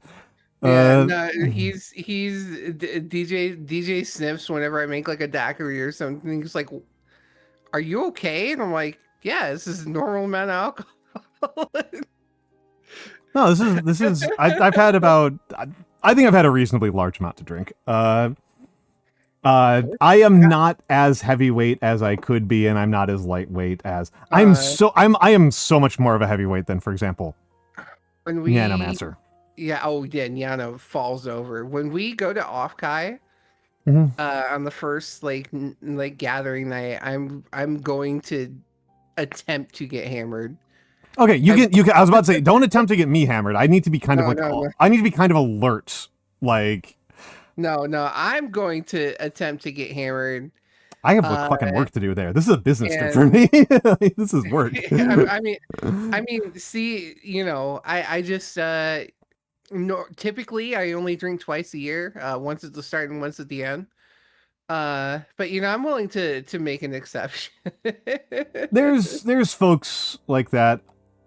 Why can I not find Skyrish on my... I'm going to try to find a really nice bottle of wine. Okay. That's... And then the liquor. and then the liquor. Yeah. Yeah, but yes, I am very sorry, Skyrish. That makes a lot more sense. It is very funny that you managed to get me that bad. Let me give Orc Florist a shout out. Yeah, it's too late now, man, unfortunately. Also, Skyrish, I would be honest with you. Oh, ad break is on. Ad break is on. Thank you, Galaxy Wolfstar. Thank you, Galaxy Wolfstar. I need to pee, but I'll just let you take over chat for a few moments. Sure, go ahead. Yeah. Thank you. Enjoy your piss.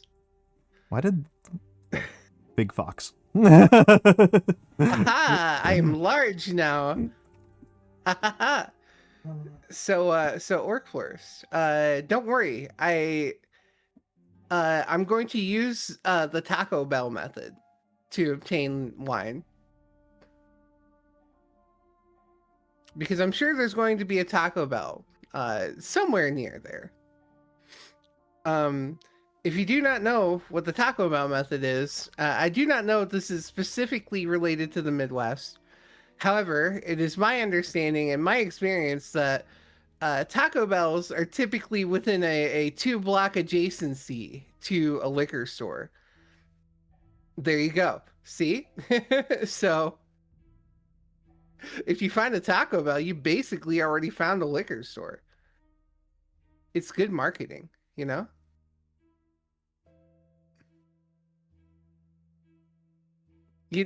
know where to place. It's like why your local Popeyes is always in the worst part of the hood, They know their market. Never had Taco Bell? I'm sorry / I'm glad for you. Well, yeah, because I don't think they exist outside of the USA and like Western Europe. You're not missing out. I promise you. You're not. I'll keep that in mind. I miss one thing I do miss about home is Michigan has really great wine. Especially like the places up near like Traverse City. If you guys are ever in Michigan and you want some really incredible wine, look for anything from like Black Star Farms. There are a couple. Grand Traverse is good too, even if it's cheaper. Lots of really, really great domestic wine coming out of the northern part of the Lower Peninsula. Very underrated. Unironically, probably like the second best place in the USA to get wine outside of like the Napa Valley. You haven't lived till you've had ice wine. The worst part is, no, I have to pee too, but I have to wait for Al to get back before I can go pee. Because I promised I'd entertain you guys.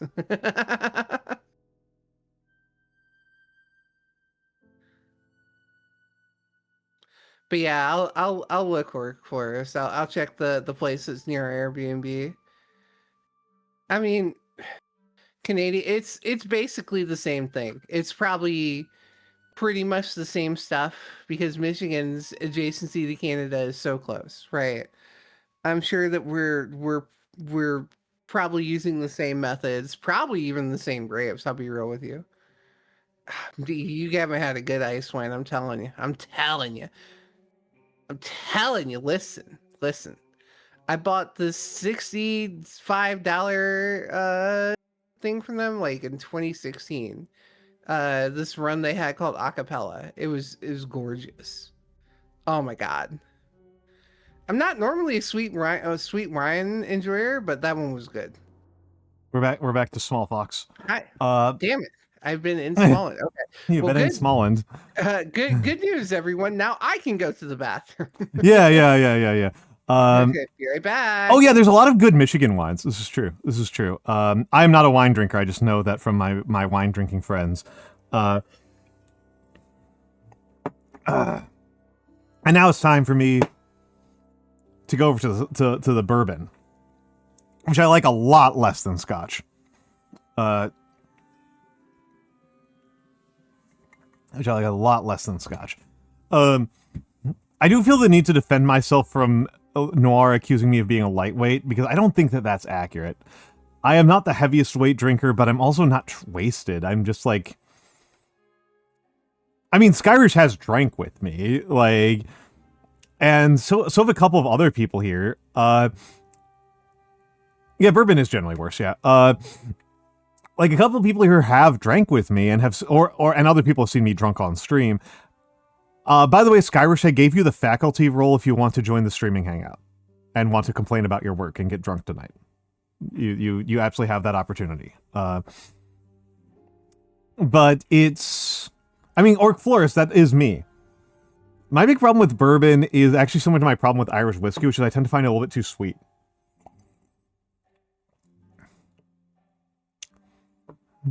This is Bullet that I'm having right now, and mostly with Bullet, I want it to be a Manhattan. That's what's actually happening here, is that it feels like it needs a maraschino cherry. Like, this is what's actually happening here, is I want to have a maraschino cherry in it. It just feels like it's absent without it being a Manhattan, which is... Oh, yeah, Hello. we got Skyrish here. Hello, Skyrish. Welcome in, welcome in. How are you doing, buddy? How you doing? I'm doing okay. You know, all things considered, I'm doing all right. Yeah, I knew it was coming, so I was kind of prepared for it, though. that's good when you're like braced for it, right? Like, yeah. Have a good night, Adam Generator. Yeah, I've definitely I remember like a job I had a couple of years ago where like I knew that things were going to wrap up and that like I wasn't going to be around for much longer, and I like started like adjusting my savings and everything like well in advance. Like I knew like way before they did. Like, see, I knew as of last Thursday, kind of last Friday-ish, where I was sat and I was like my my colleague shows up at the office that I was going on to site for, and he's like, oh, next week can you come on to days? Okay, hold on. Yeah. I'm not British enough to understand what you mean by come on to days. Like swap shifts. Like stop going onto site and being there at nights, and then go on to like do. Okay. Yeah. Can you swap? Yeah, okay. Yeah, they want you to go to first shift from third shift. Yeah. Okay. Yeah. So they're wanting me to gear shift. And you know, so I'm like, yeah, sure. In my head, I'm like, fuck, my sleep schedule is gonna be so fucked over the weekend. I did not fix it well. Monday I was dying, but I you know, I swap over the days and all that. And yesterday, kind of chilling, not much happened. One of my coworkers wasn't there, but in the back of my head, I was like, our protocol. There's 3 guys in my office, right? With me and 2 other guys. The 2 other guys are the contracts manager and the head of projects. Right. And one of them wasn't there, and I'm like, our normal procedure is letting someone go with a witness. So you have the person basically saying the witness and the person being let go. I'm like, it's not happening today because there's no witness. Today, both of them were in 10 o'clock today. They're like, oh, Bear, can you come into the meeting room? We want to talk to you? And I'm like, yeah, of course. I just walk in and they're like, you know what's going on? I was like, yep, I do. And I'm like, yeah, I know what's happening. And you know, we're just talking about it. It's all right. It is what it is. As I said, like I kind of knew from like last Thursday, Friday-ish. So I had made those kind of like in my head preparations. It's still frustrating. It's still particularly obnoxious that It's okay. It's annoying that it has nothing to do with my work. It does legitimately have everything to do with who my father is, and my father worked for this company for 30 years and retired this year, and they were not happy about him retiring a couple of years early. Fucked up. Really unhappy. Dinguses. This is honestly kind of interesting to me. Cara, we have a mutual friend in Portugal. This is kind of something that frustrates me as... Well, I should say it's kind of surprising me as an American, right? Because, like, America... Like, the UK is not that much less bureaucratized than the US. Like, on the scale of, like, bureaucratized countries, like, the US and UK are on the higher end. And... Yep.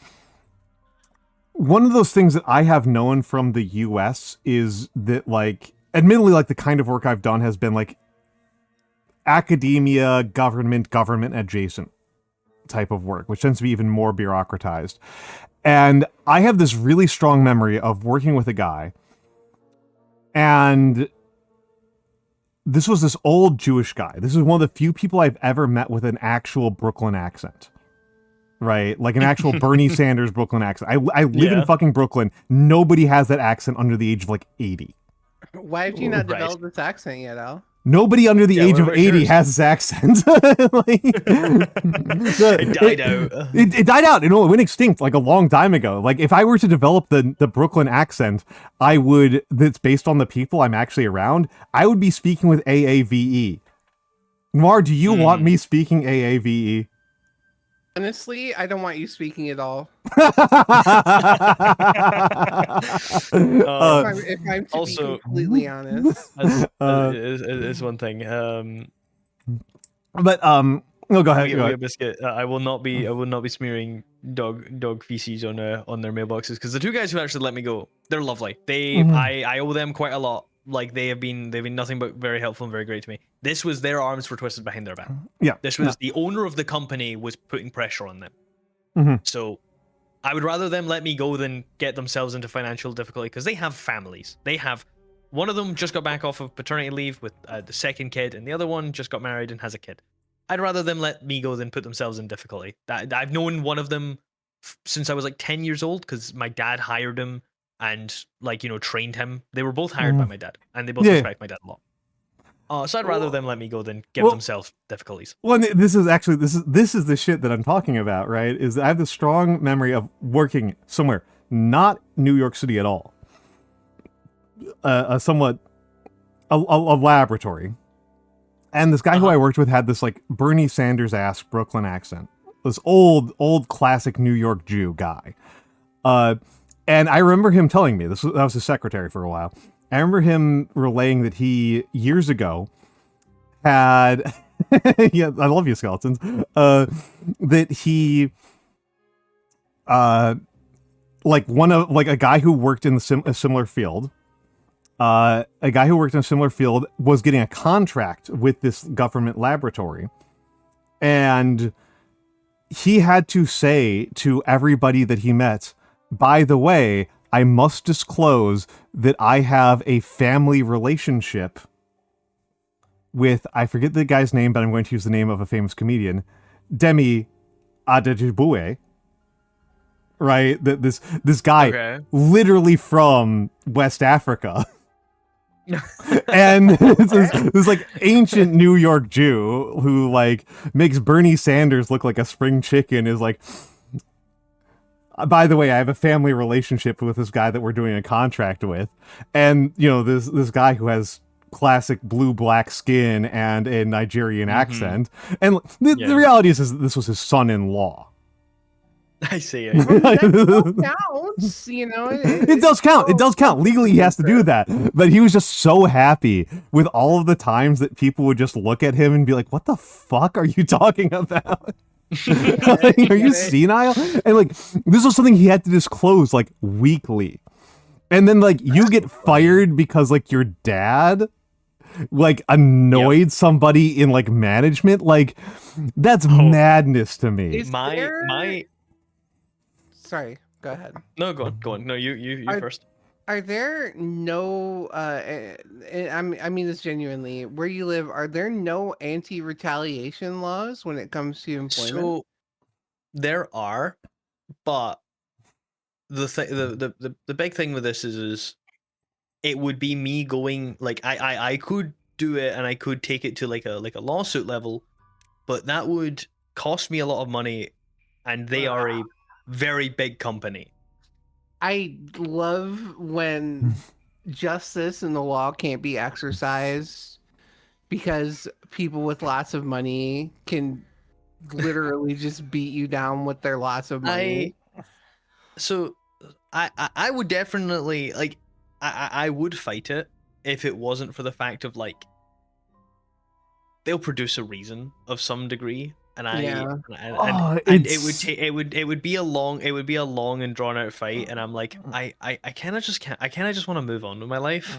Yeah, I getcha. Yeah, and in the USA, this is both a civil and a criminal issue. Well, so. this is actually like a great case study of like displaying for the Euros, and I don't want to be like condescending to you, Bear, even though I'm literally about to be condescending. I'm literally about to do it, but I apologize. To get at, and yeah, I do agree. Well, this is like a little case study in just like how much the U.S. is not one country. Right, yeah. that the U.S. is in fact a federal system, because like my life history is largely like Illinois, a couple of other states in the upper Midwest, New York, and a couple of other states in the East Coast. Hello, Sotek, I'm drunk.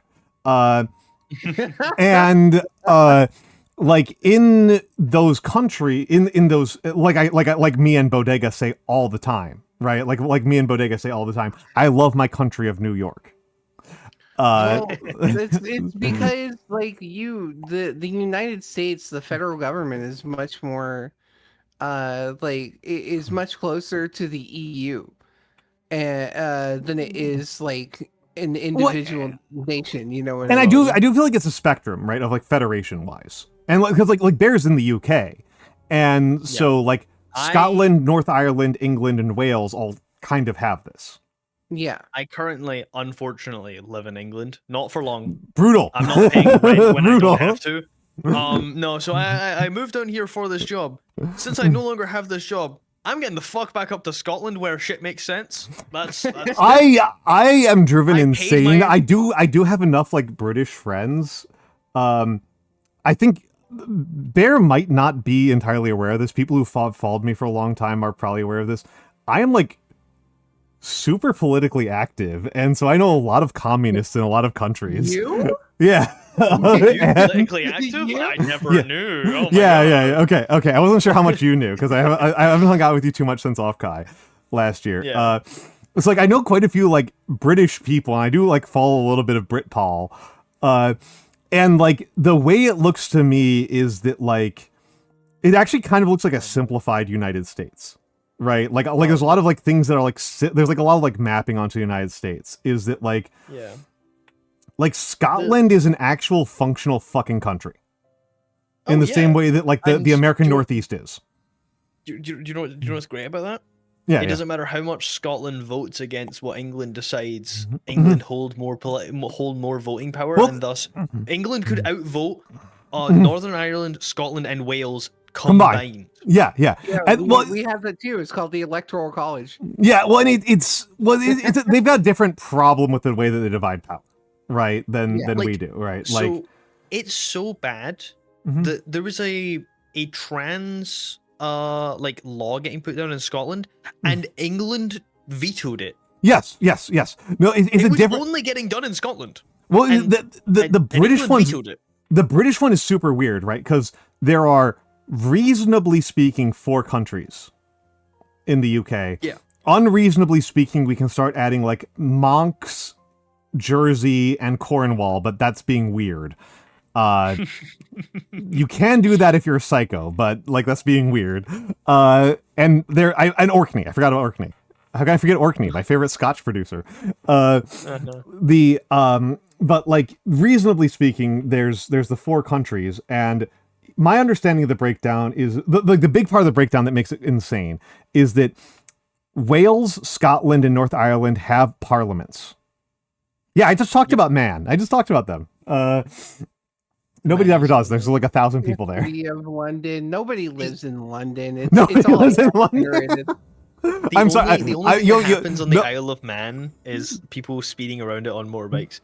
You have inadvertently reminded me of one of my favorite bits from Trash Future, where somebody tried to describe London as a big machine that sucks all of the young people in the UK up, but they misspoke and said off. Oh, nice. So they came up with the idea of a. Enjoy it more. They came up with the idea of a. Why does that not happen to me? I live basically in London. Come on now. But they came up with the amazing idea Where's of mine? of making a sticker that says "This machine sucks you off," which only gets funnier the smaller the machine in question is that you put it on. Like putting on like an iPod Shuffle. That's so fucking funny. Thank you, November Kelly, for being the funniest person I'm aware of. That's crazy. See, the City of London, the funniest thing about the City of London is London is basically the UK equivalent of New York City. Yeah. There are more people that live in London than the entirety of Scotland. Yeah. By like 2 times. Yeah. I think there's 9 or 10 million people in London. I think there's 4 million in Scotland. So here's my read of the UK, right? From an American perspective, is that like the biggest difference between the UK and the US is that the US only has the US and the UK both have one area that gets to vote in federal level elections, but not have like local control. And the US, that's DC. It's the District of Columbia. So mad about that, by the way. Okay. In the UK, that's fucking England for some fuck-ass reason. Because they see themselves as superior. Yeah, they see themselves, they would see it as degrading to have an English parliament. Dude, I'm telling you, like, it's fucking insane. Listen, okay. Yeah. The Anglo-Saxons were a fucking mistake, okay? They should have lost the war, okay? Okay, so I'm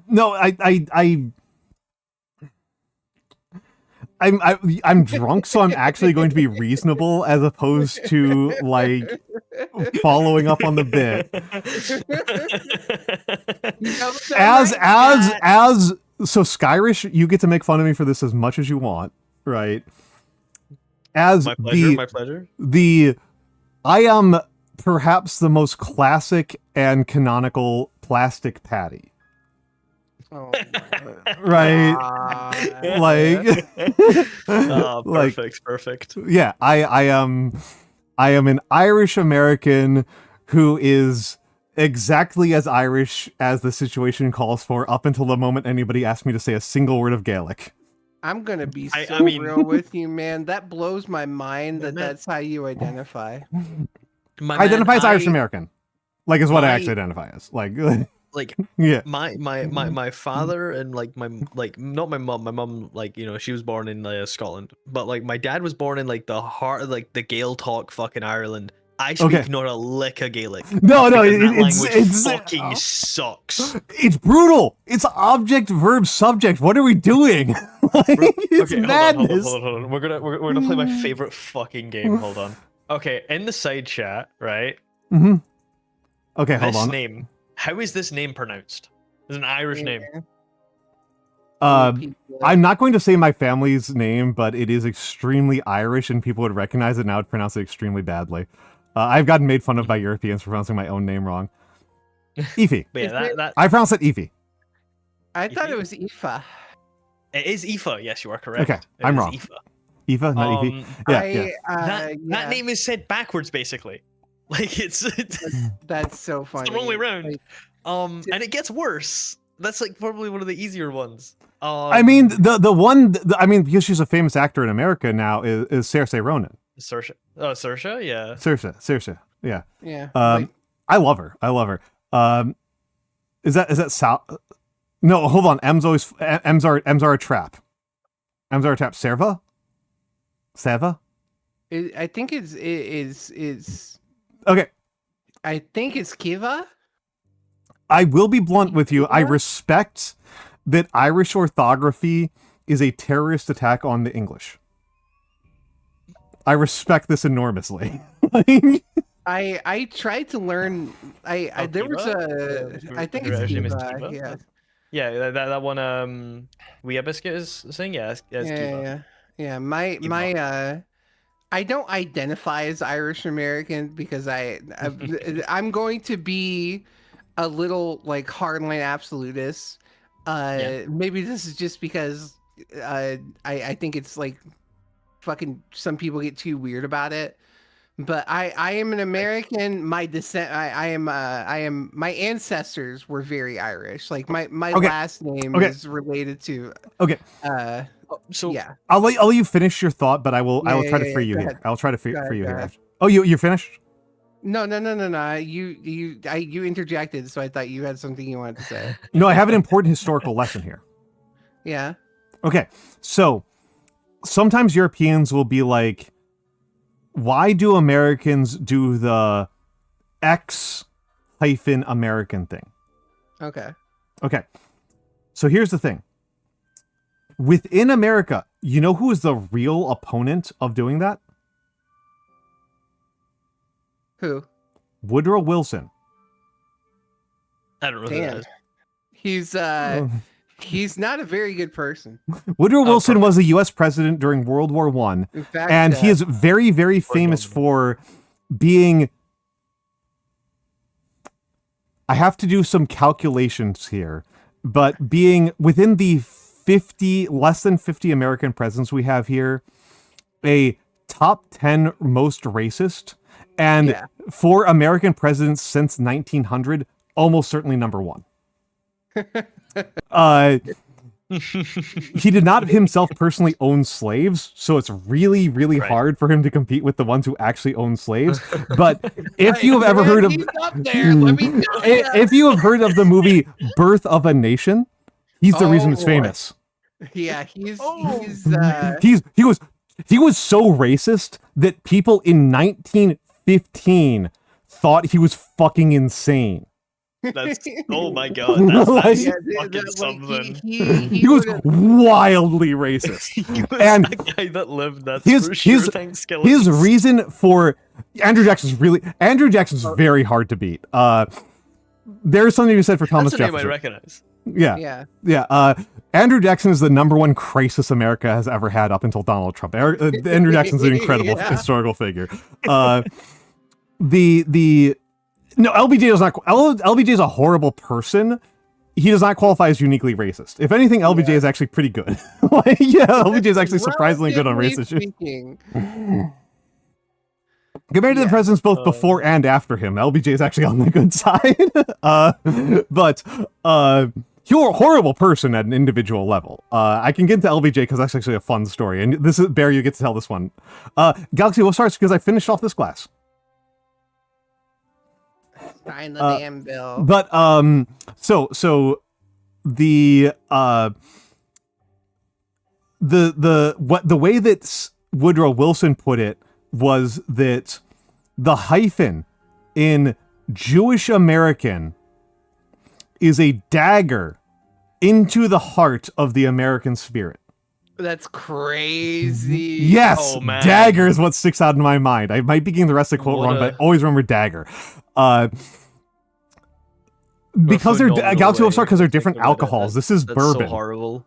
Yeah, But no, this is the reason why I continue to identify as Irish American, is because my experience has always been, admittedly because I'm kind of old, is that the people who identify as American to the exclusion of accepting their ethnic designators are white supremacists.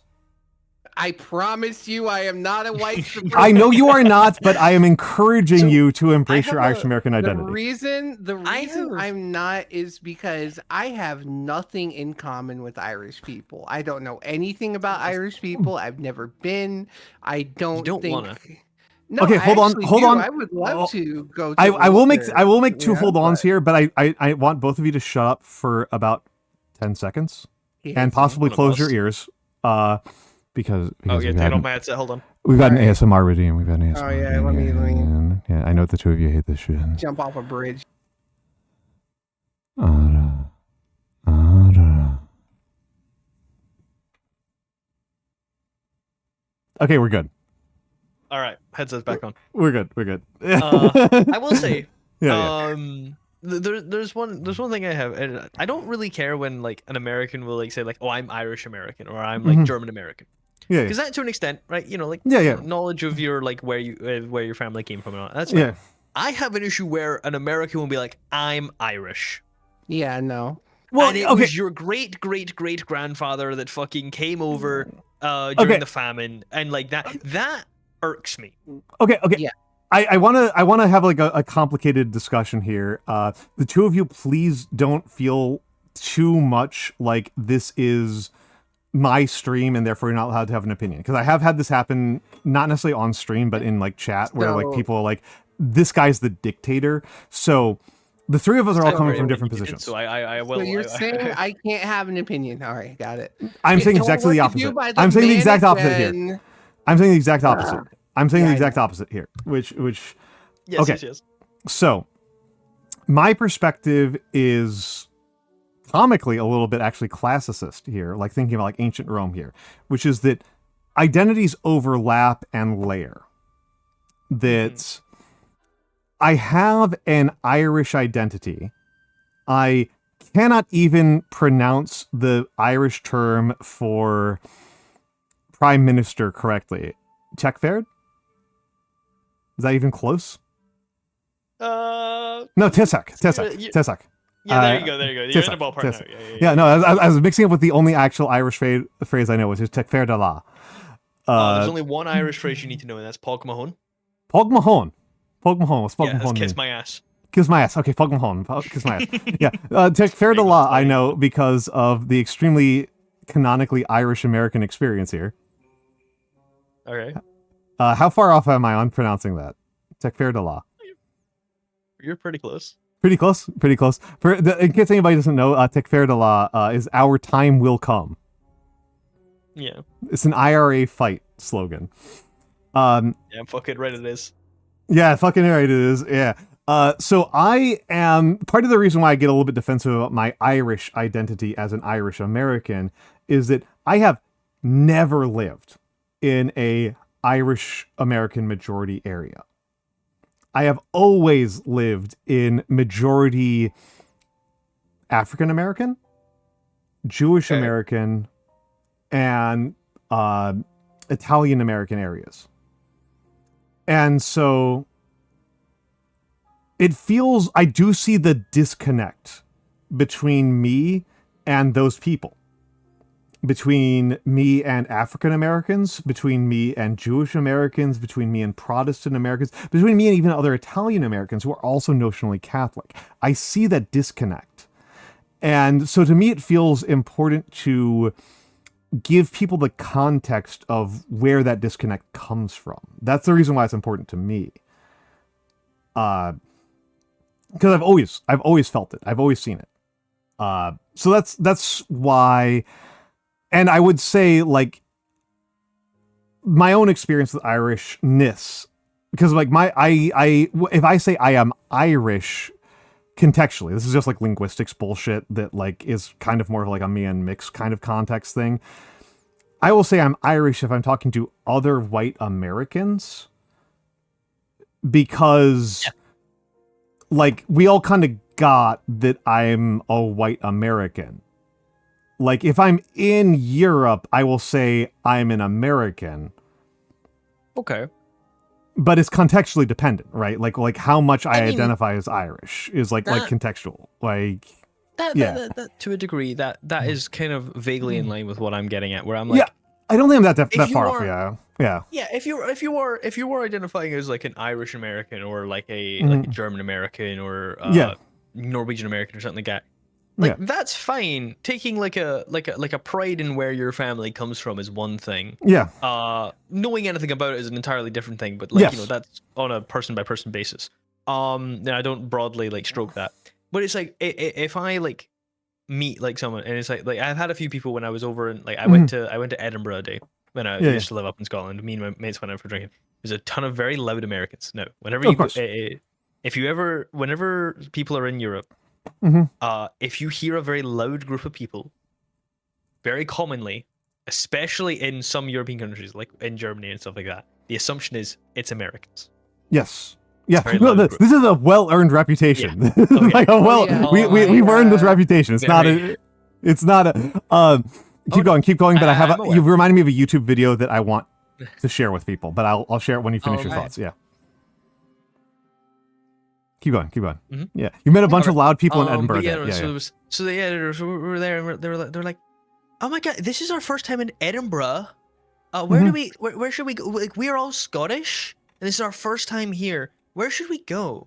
And like, there's a degree of just cringe and hatred at that sentence. Yeah. Okay. Yeah. Because Yeah. we were talking to, and like, I'll be respectful to like most people if I'm just talking to them. If they've not been rude or like a cunt to me, I'll be respectful. I was like, oh nice, like, you know, like, who in your family was Scottish? They're like, our great grandfather, because we're a big family. Like, Yeah. oh, my great grandfather was Scottish. It's like, oh, okay, and the rest of them, like, they're all just American. Like, yeah, all born in America. I was like, okay, nice. Well, very cool, I guess. I'm not from Edinburgh, so I've no fucking clue what you should be going and doing. Like, they're like, oh, okay, it's not because you know. I was like, no, my first time here actually. Like fucking go and explore. Yeah. You know about as much about Edinburgh as I fucking do, so like. Yeah. Of course. But like, I don't know. There's a level of like irking me that has of just like of just like Okay. the I will referring to yourself as purely from that place. I get it. I mean, part of this, right, it strikes it like, I'm not gonna lie, Americans are just kind of like annoying. Yes. Like, as a group of people. American, I am the most annoying person I know.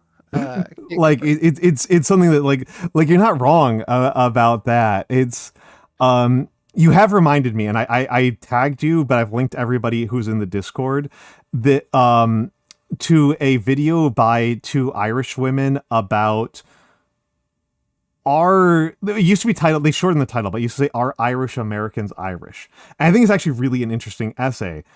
And I've been thinking about it since I watched it back in February. Because again, like my, of the closest family members I have, you know, is my parents and my aunt and my brothers. And my mom and my aunt are the most Catholic people like I've ever met. They're like extremely religiously Catholic. And that ties in very tightly with their Irishness because, like me, they have never lived in a majority Irish area. They have always lived in majority German and majority Italian American areas. And so this has always stood out to them. Their relationship to Irish Catholicness has always stood out to them. And the joke I make all the time about Irish Catholicness, Irish American, being Irish American, is that being an Irish American means you have two things that are your cultural identity. And one is really weird, hesitant apologia for the Catholic Church. Mm-hmm. And the other is totally irrational hatred of the English. Let's go. That explains why I hate the English so much. Yeah. I worked in it's this is in your blood. yeah. This is I think both of you will appreciate this because I think this is funny. I worked in an office where it was me and another Irish American, and we were the only people who are white and not Jewish out of 50 people. There were 2 Jewish people, and everybody else there was black. I see. Fucked up. Mostly immigrants from Haiti, Nigeria, and Jamaica. Man, Okay. We did the Haitians so dirty for how much they saved our assets. I am going to go fucking Joker mode about how we're treating Haitians right now. I am trying to step away from that, but I'm going to go. Okay. Bear, I don't think you understand because nobody outside of America understands. Even Americans don't I have no understand idea. that, like No, like the Republican Party, the Republican Party is dedicating Manhattan Project levels of focus to hating the Haitians. It is incomprehensible. Like it is insane. It is. Yeah, sorry. I'm sorry. I keep interjecting. Sorry, I just had a brief aside there, but like the so this is part of why I'm like kind of weird about my Irish Americanness, right? Is that like anyway the actual joke here, right, was that like I was in this office of like 40 plus people, of whom like 35 were immigrants from Caribbean islands or West Africa, and the World Cup was on the the 2020 World Cup, and me and the one other Irish American guy were like, all we care about is watching England lose. And all of these all the Nigerians and Haitians are like, what are you talking about? Like the person who cared the most about soccer, about football in the office was a Nigerian, and he was like, I just follow individual football players and I care about what they do. And me and Michael, because of course Mick, are just like, no, the important part is that the English lose. This is the important part. I hate watch. I hate watching English all the time. I pray that the Germans beat them in the next game. And I was just like, this is all we have. This is all we have. We've got nothing else. Yeah, keep going. Next is versing Argentina. Yeah. Oh, shut the fuck up. Oh no! This was the worst pairing of tweets I've ever seen in the entire world. The worst pairing of tweets I've ever seen in the entire world was one person. There's like this weird dumb leftist tweet going around of like, I can't believe people are rooting for anybody but Argentina to win. Argentina is the only non-colonial power, which it requires some real unpacking there. Oh no! Like that's a. Oh god, you've mentioned Argentina. You've set off Kara. Oh no! The funniest part. No, Mikks, I haven't hit the punchline. Which was, this is a pair of tweets where the tweet before that, in this person's feed, this person took like a screenshot of their feed, right? Like the screenshot of the Twitter feed. I'm going over to the bear screen. I'm going to a different screen because I'm not playing games anymore. I don't care who wins as long as it isn't England. That's all. But this was the part that fucking killed me, was that there was another person. This is another tweet where a person said, Argentina is the only team left that has no blacks. I'm gonna fucking lose my shit, dude. This is the only pure Aryan team left, is Argentina. Oh, God. We must root for Argentina as an act of white supremacy. See, I told you, Germans. Okay, but do you want to know the funniest fact about this World Cup? Yeah. Do you want to know the country with the most players in the whole World Cup? Okay, yeah, I do. Would you like to guess? So, the country with the most players, or like with a nationality from there. Okay, hold on. Like, they don't have to be specifically playing for that team, but like the most, let's say, like Brazilian players. I'm going with Cameroon. Country? You're both incorrect. The answer is France. Okay. With 99 players. Jesus Christ. Being French. Oh, you're only allowed 23 people on a team. Everyone's getting Frenched, dude. It was. Let me guess. Like, half of them basically are fucking Canadian. No, like basically all of them were French. Like all the countries were French colonies, and they just have like majority French players. Okay, which makes sense. Like Morocco, like. No, this is what I get at. This is me being like peak fucking anarcho-lib brain here. Hell yeah, let's go. Let's go. These like this is going back to like I go by Irish American most of the time. That's like my default is that I go by the joke of like the American joke here. By the way, Bear, you can use this back in the UK. My ethnicity is Irish Catholic. My religion is the Democratic Party.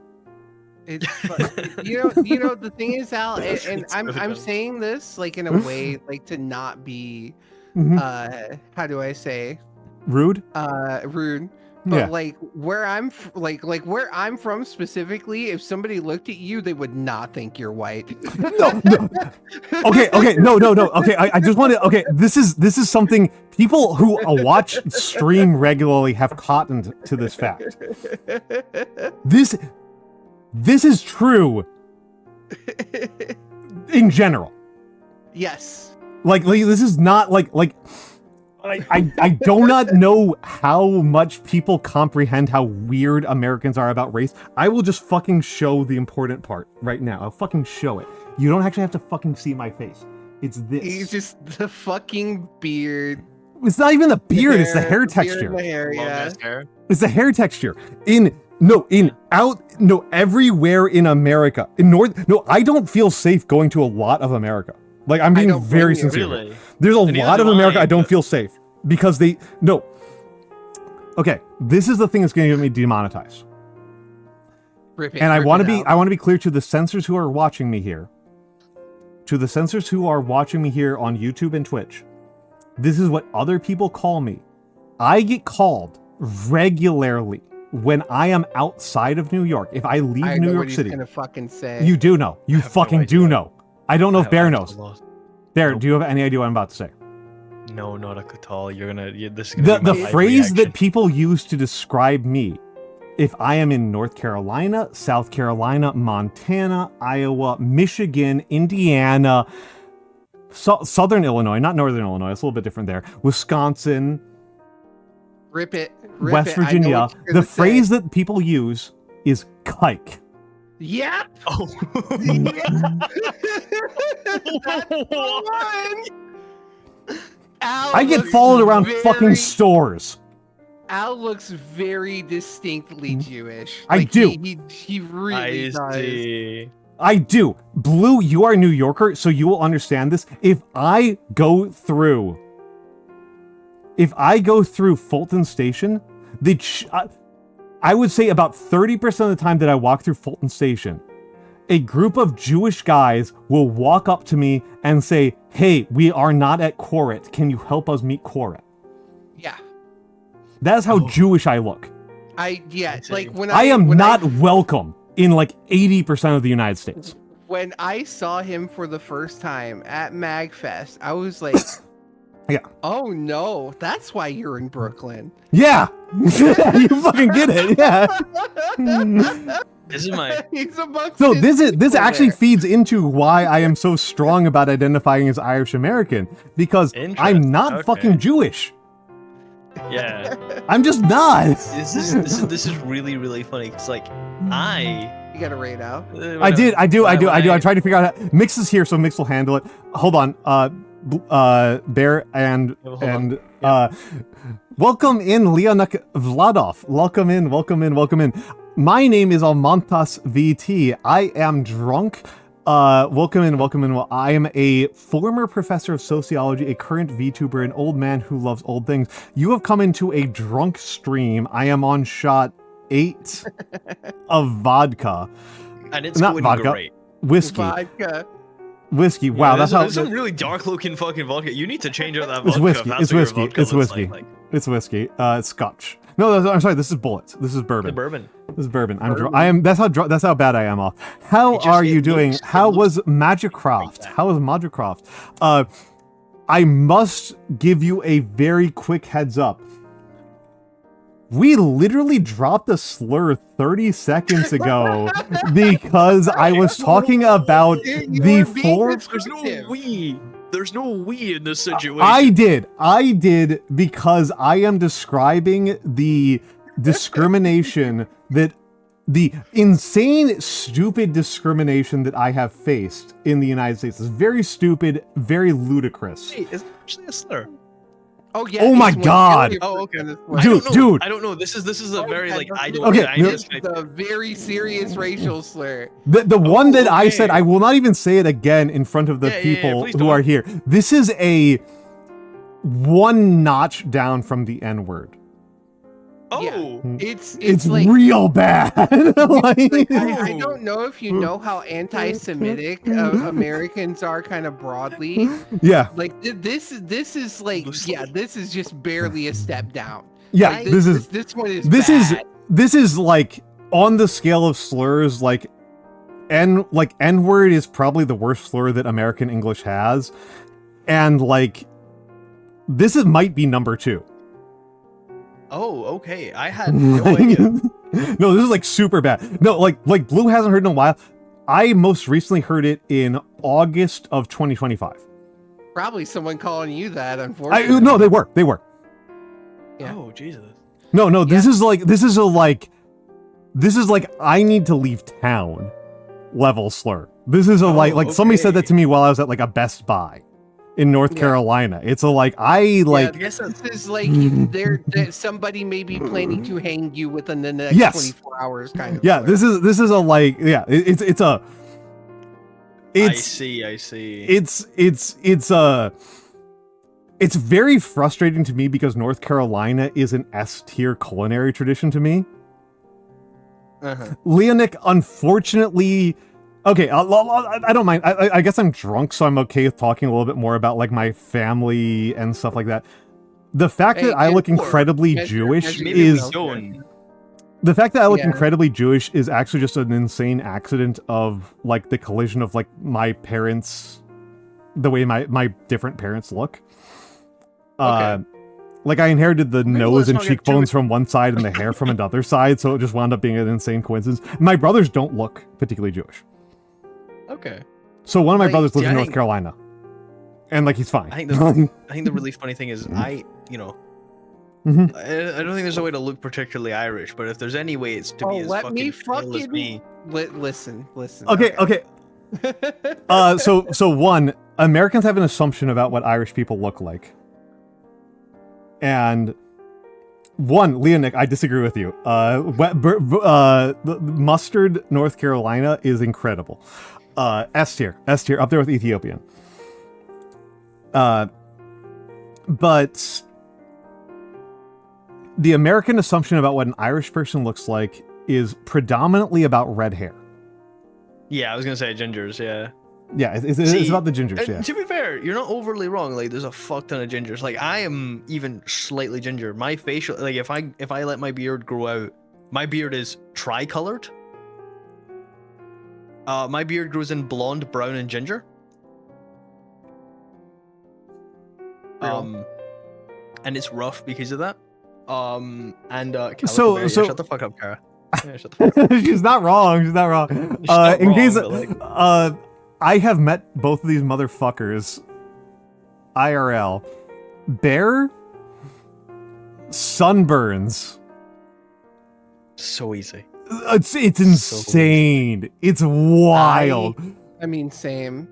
So No, it's even so- worse than so you. It's even worse Al- than you, Noir. Al met me when I went to Offkai last year, and I sunburned I think once on the whole trip because on the first day I put sun cream on, but I missed a small I missed like a corner of my forehead.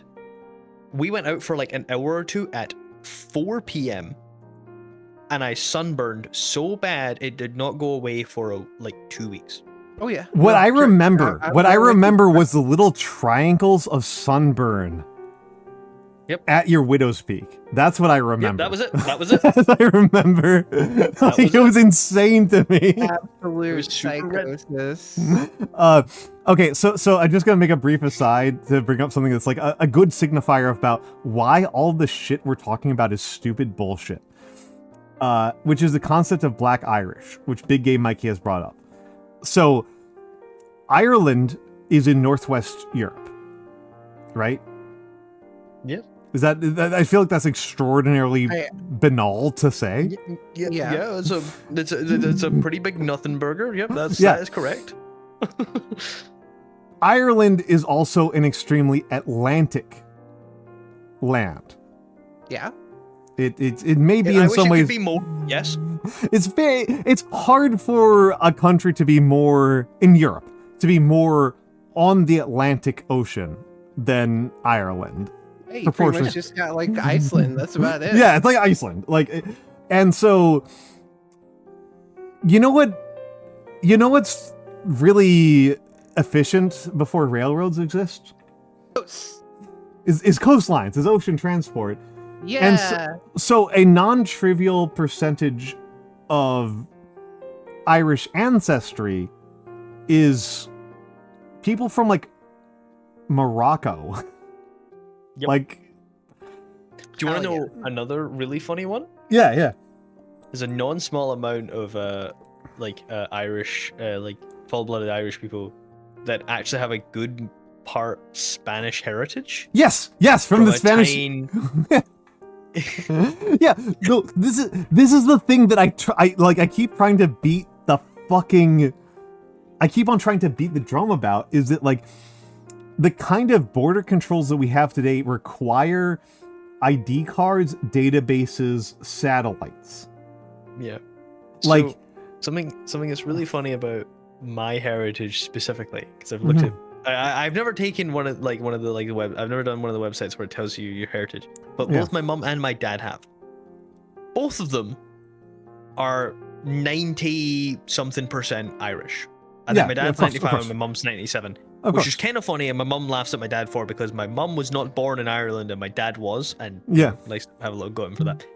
The rest being of that born here, it gets you 7%. Isn't Scottish, it's Spanish. Yeah. That checks out. I had one done actually. A few years ago. Mine is very funny. Okay. I don't want to do this for two reasons. The first is that all the companies in America that do this cooperate very closely with police. Right? No, they're cops. Yeah. Oh. Which means they cooperate closely with the Mormon Church. The Mormons help because the Mormons are very cop, unfortunately. Okay. Actually, this is a fun one to have a discussion with an actual Irish person about. So how did the Irish become white? 1950? Lack of sunshine. This is literally a book title by an African American. Okay. It's one of the most important sociological texts of the 20th century. How did the Irish become white?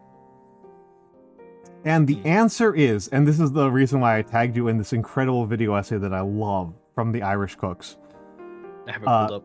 It's on. It's like 3+ hours. You can watch it over like a month. Like, don't worry about it. If you want the TLDR from the Irish cooks theory of what is Irishness is that you riot against people who are less powerful than you.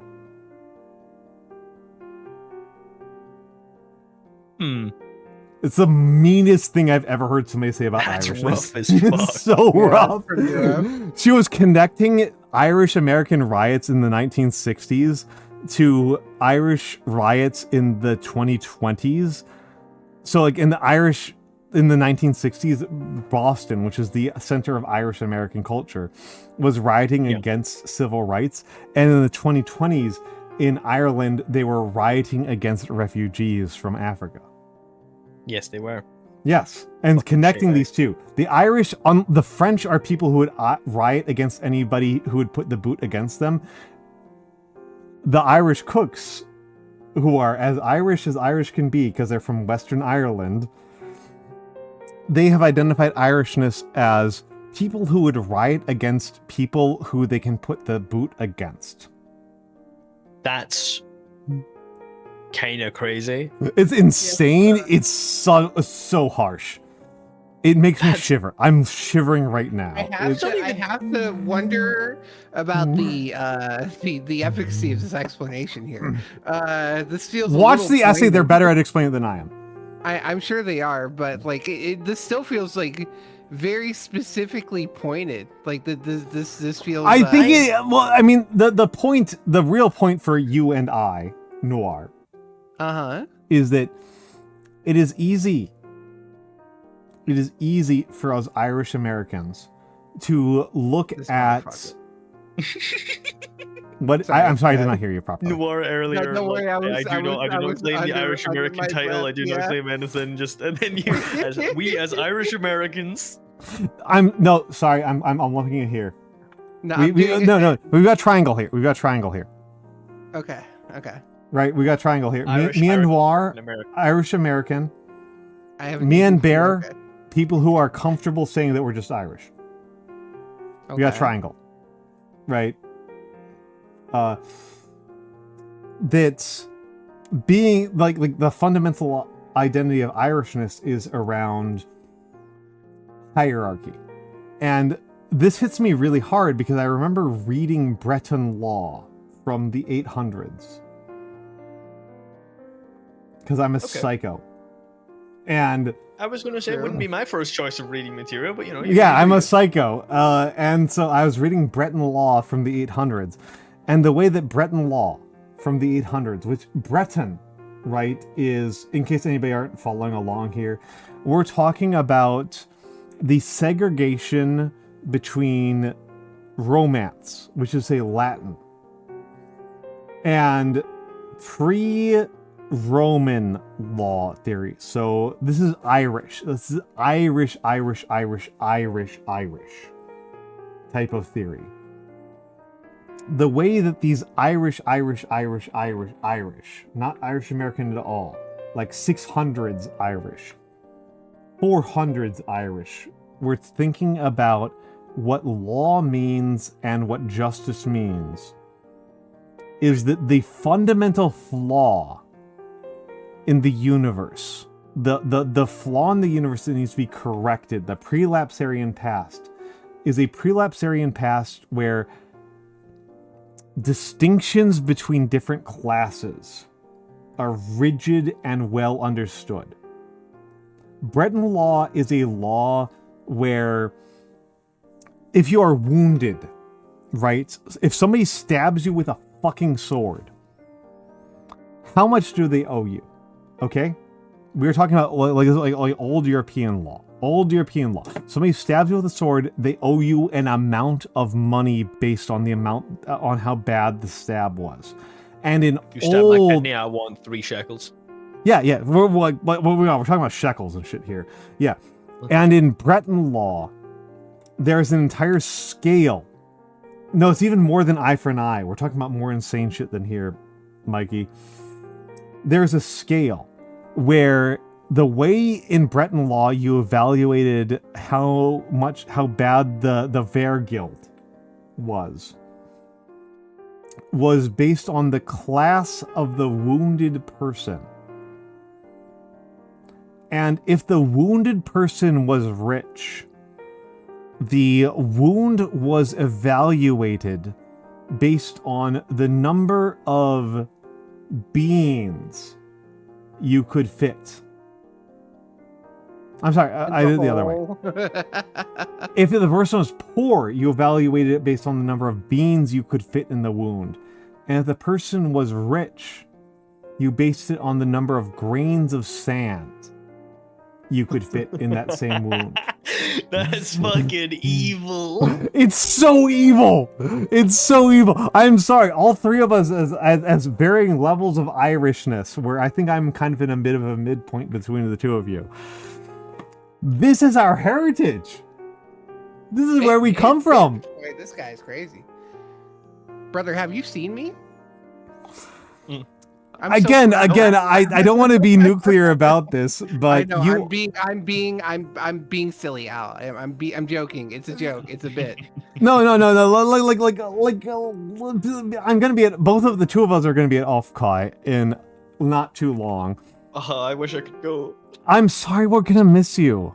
Like genuinely, I'm not like joking. I'm very sorry. I was legit just not gonna go until because of like not having holiday days at work, and then I was like, I got told today that, and I was like, oh, I'm gonna go book a holiday. Like, let me go look. I was talking to someone. They were like, oh, you should go to Offkai. I was like, oh, let me go look at flights. It's £1,700 for me to fly out to Offkai. Yeah, that's If you can nuclear it down to less than that, I can kind of help you out. But like, I would love to see you.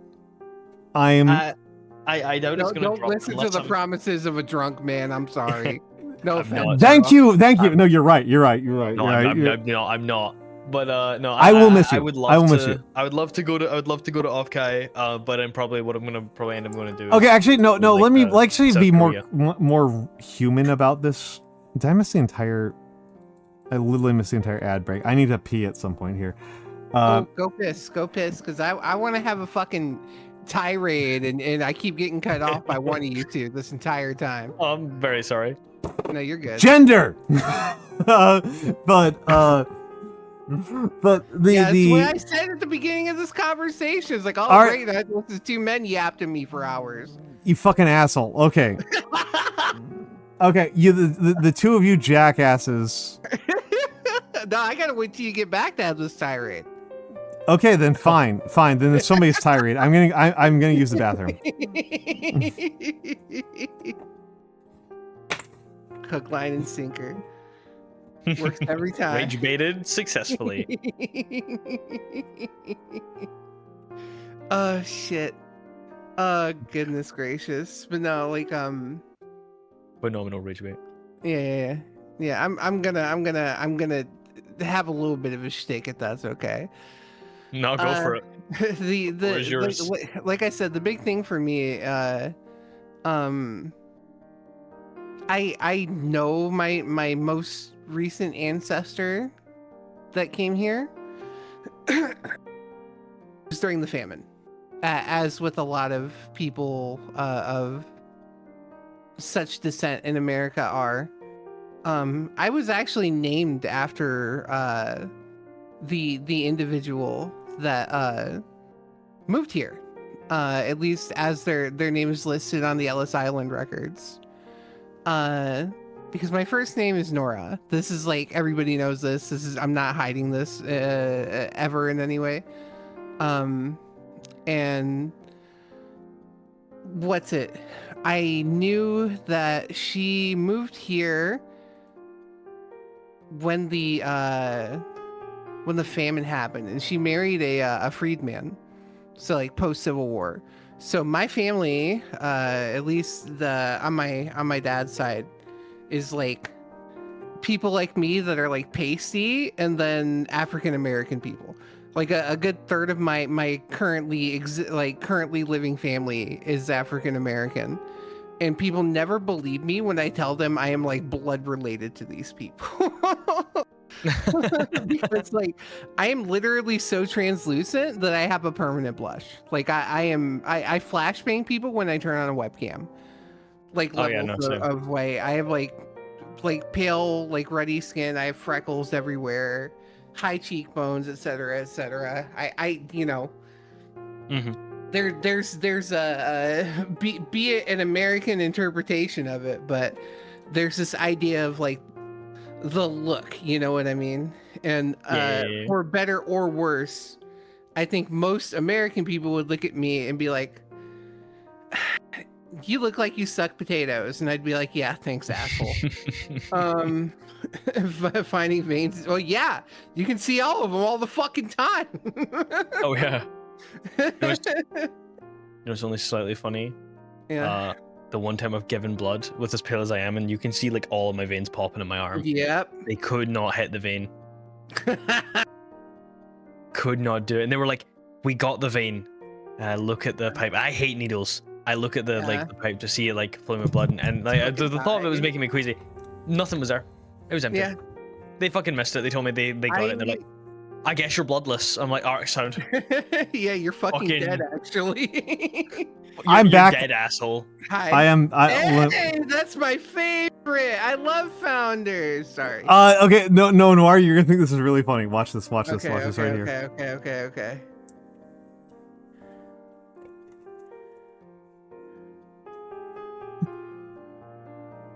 Oh my god. I want one so bad. They're great. They're not even my favorite founders, but they're great. Founders is from my home state of Michigan. one of the best craft breweries, if not the best craft brewery in the United States. Theo, the beer koozie that I am using is literally this. It has a sticker of the beer that I'm putting into the beer koozie. Yeah, that's why it's I funny. still on my desk. Oh, good job, dumbass. My desire to please the audience is higher than my desire for self-preservation. Goodness gracious! I was just prattling about my my flashbang white skin tone. Oh no! Noir is substantially more pale than I am. Oh yeah, we're not even remotely close. Not even close. No, not even close. This is just a tiny little scale of paleness. Yeah. This is just a tiny aside about like ethnicity, right? Is that the average white American? This is like we are deep into degen American hours here, which means there might be only a couple of Europeans here. Almost. Like this skin tone that you're seeing right here.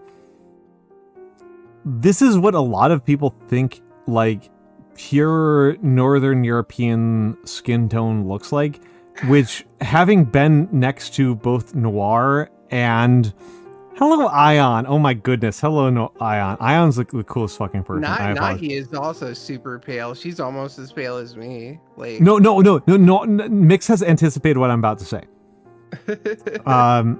This is what like my ancestry is like primarily Irish with a couple of other Northern European countries.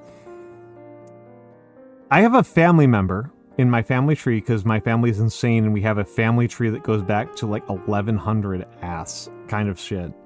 Mm-hmm. Yeah, I have a family member inside of that like all like England, Norway, Sweden, Ireland, Denmark kind of bullshit. That has big area. Yeah, but like okay, so like Bear, think about this for a second right here.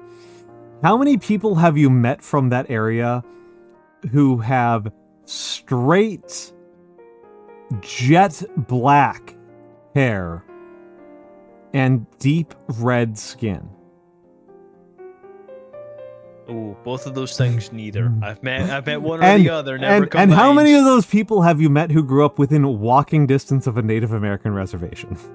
Oh, boy. Well, you see, I don't live within walking distance of a Native American reservation. No. Right. You get what the joke is here, right? If you lived within walking distance of a Native American conservation, I'm going to be confused where Scotland is located. Yeah. You've got the joke here, right? Like.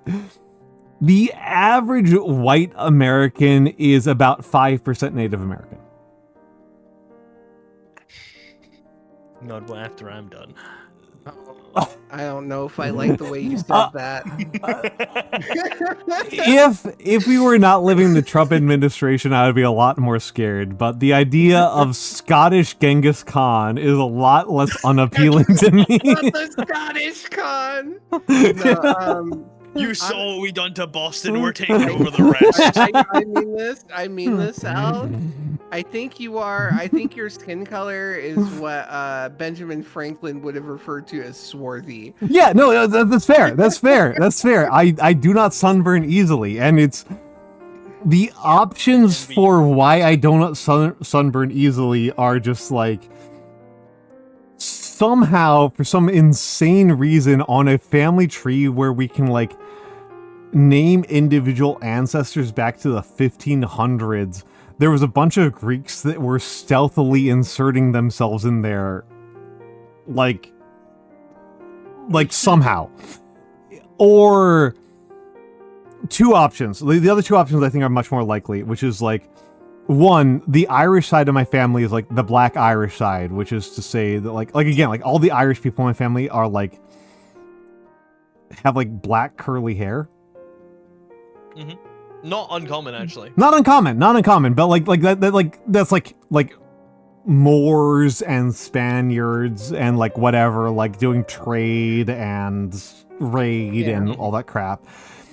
And then of course that like the less Irish side of my family, somebody in my family, and I literally think I know the exact specific ancestor.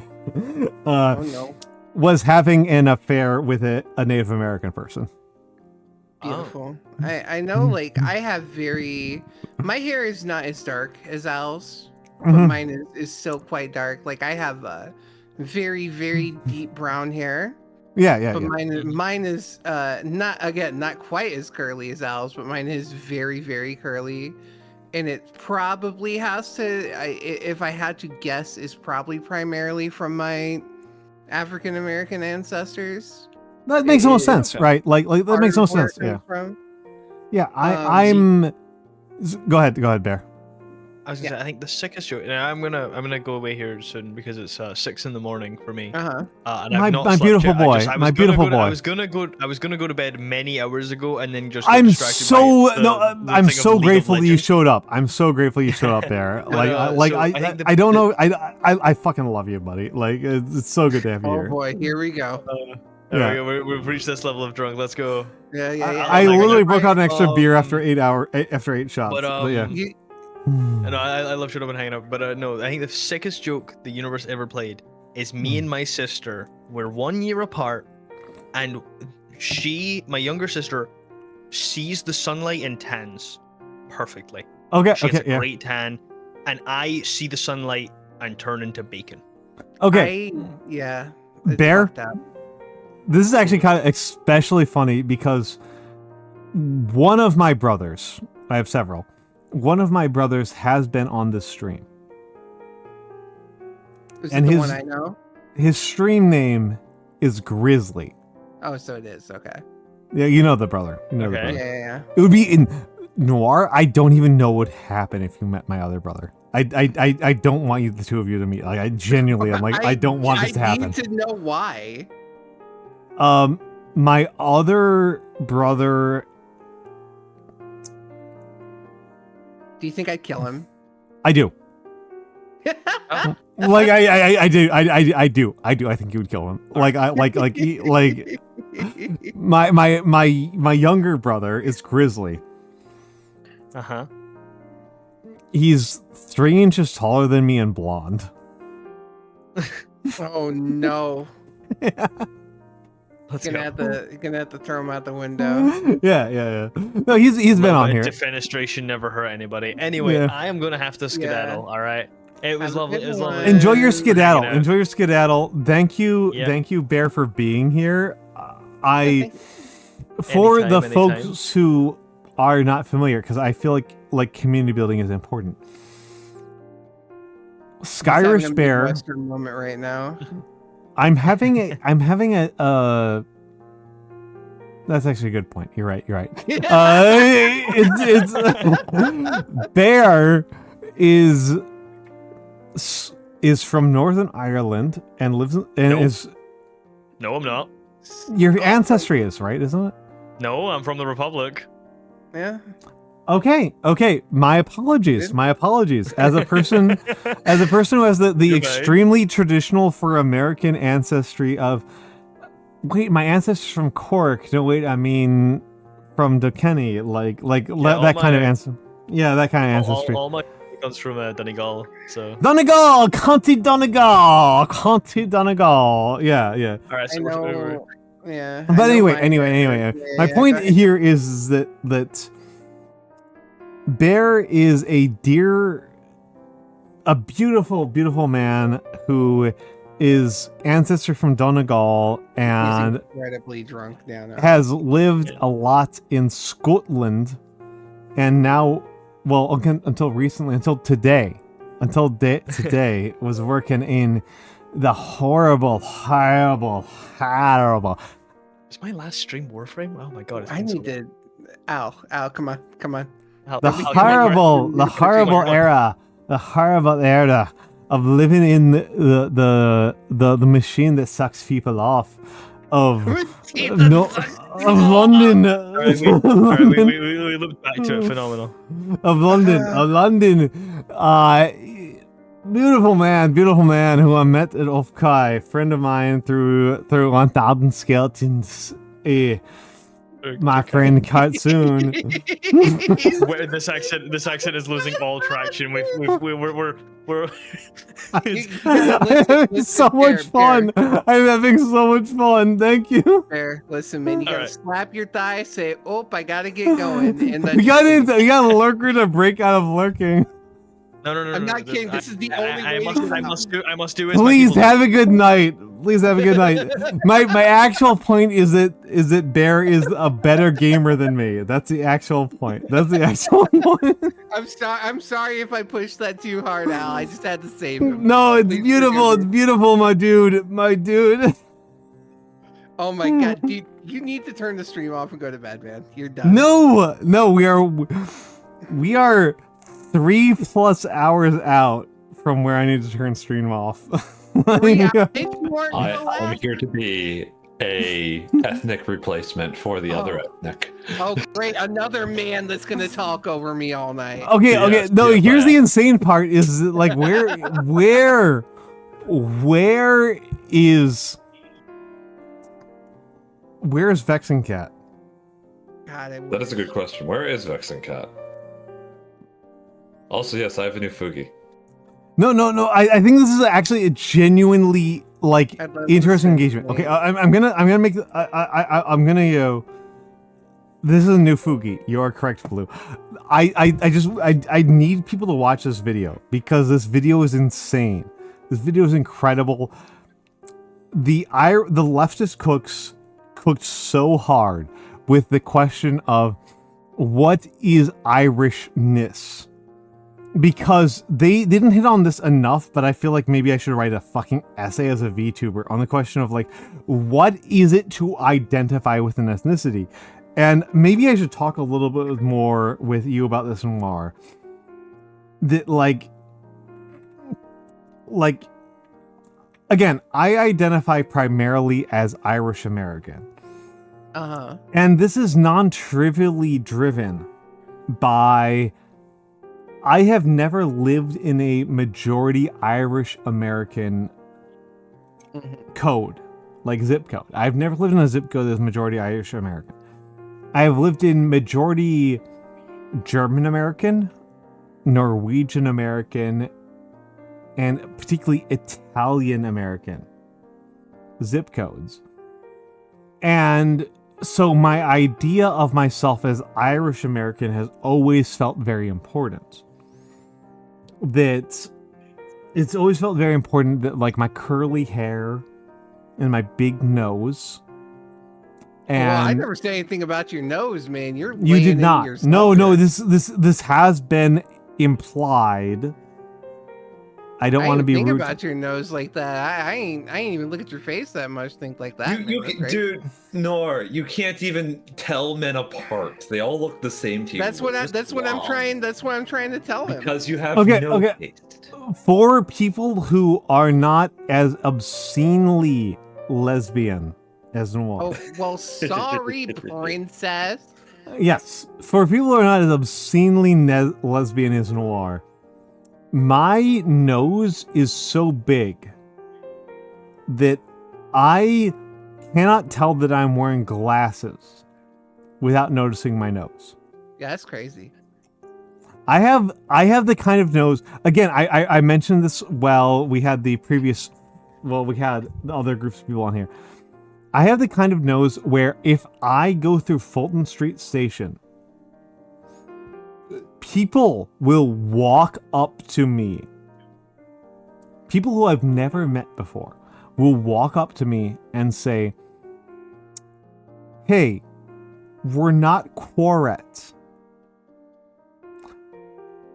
Can you hang out with us to make sure that we make Quaret?"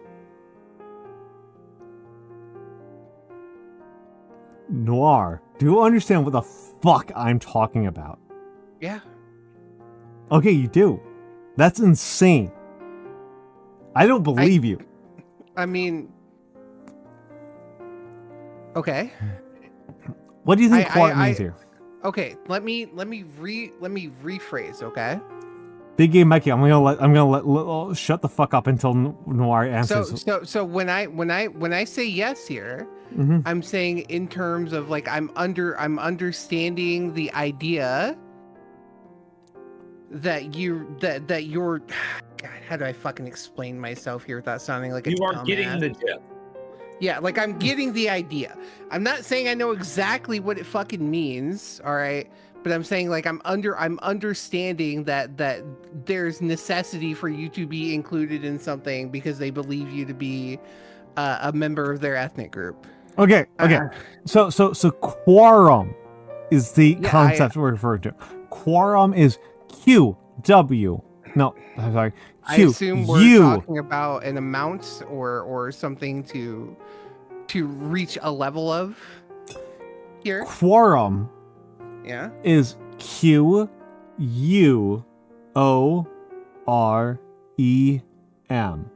Okay. Quoret is QUORET.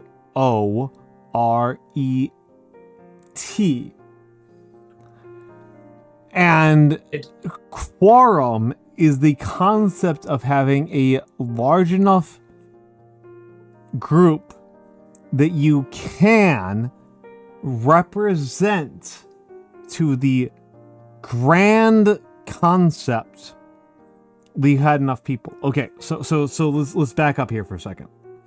Let's talk about communism. So in communism is about communality. You're correct, Big Game Mikey. You're correct. The concept of having enough people to represent the larger group of people.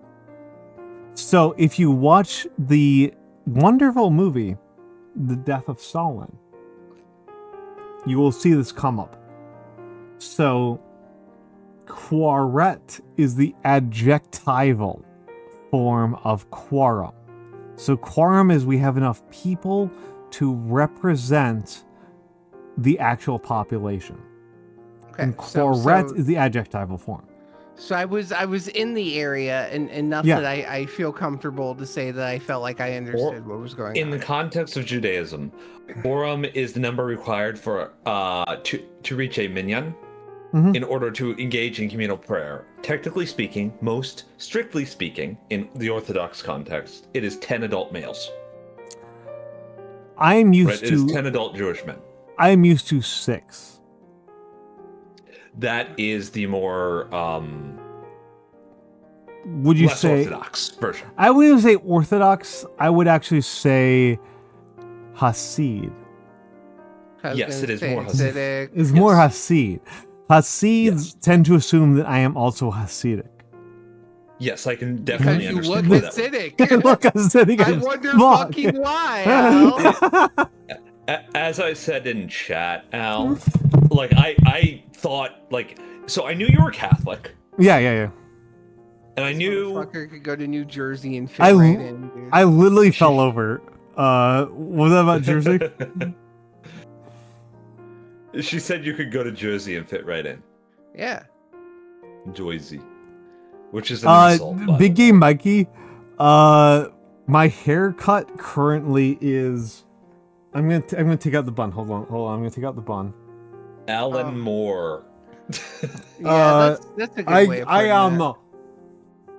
1/2 of an inch short of my curls hitting my nipples. I don't want to hear about your nipples, man. It's a useful measurement of distance, could've okay, said you your motherfuckers? chest. Why did it have to? Why you calling me a What? motherfucker? No, hold on. I could have said my what?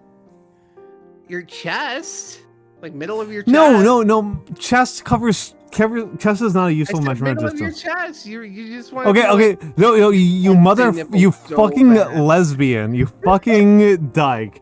Here, I'm going to be slurring slurs. 4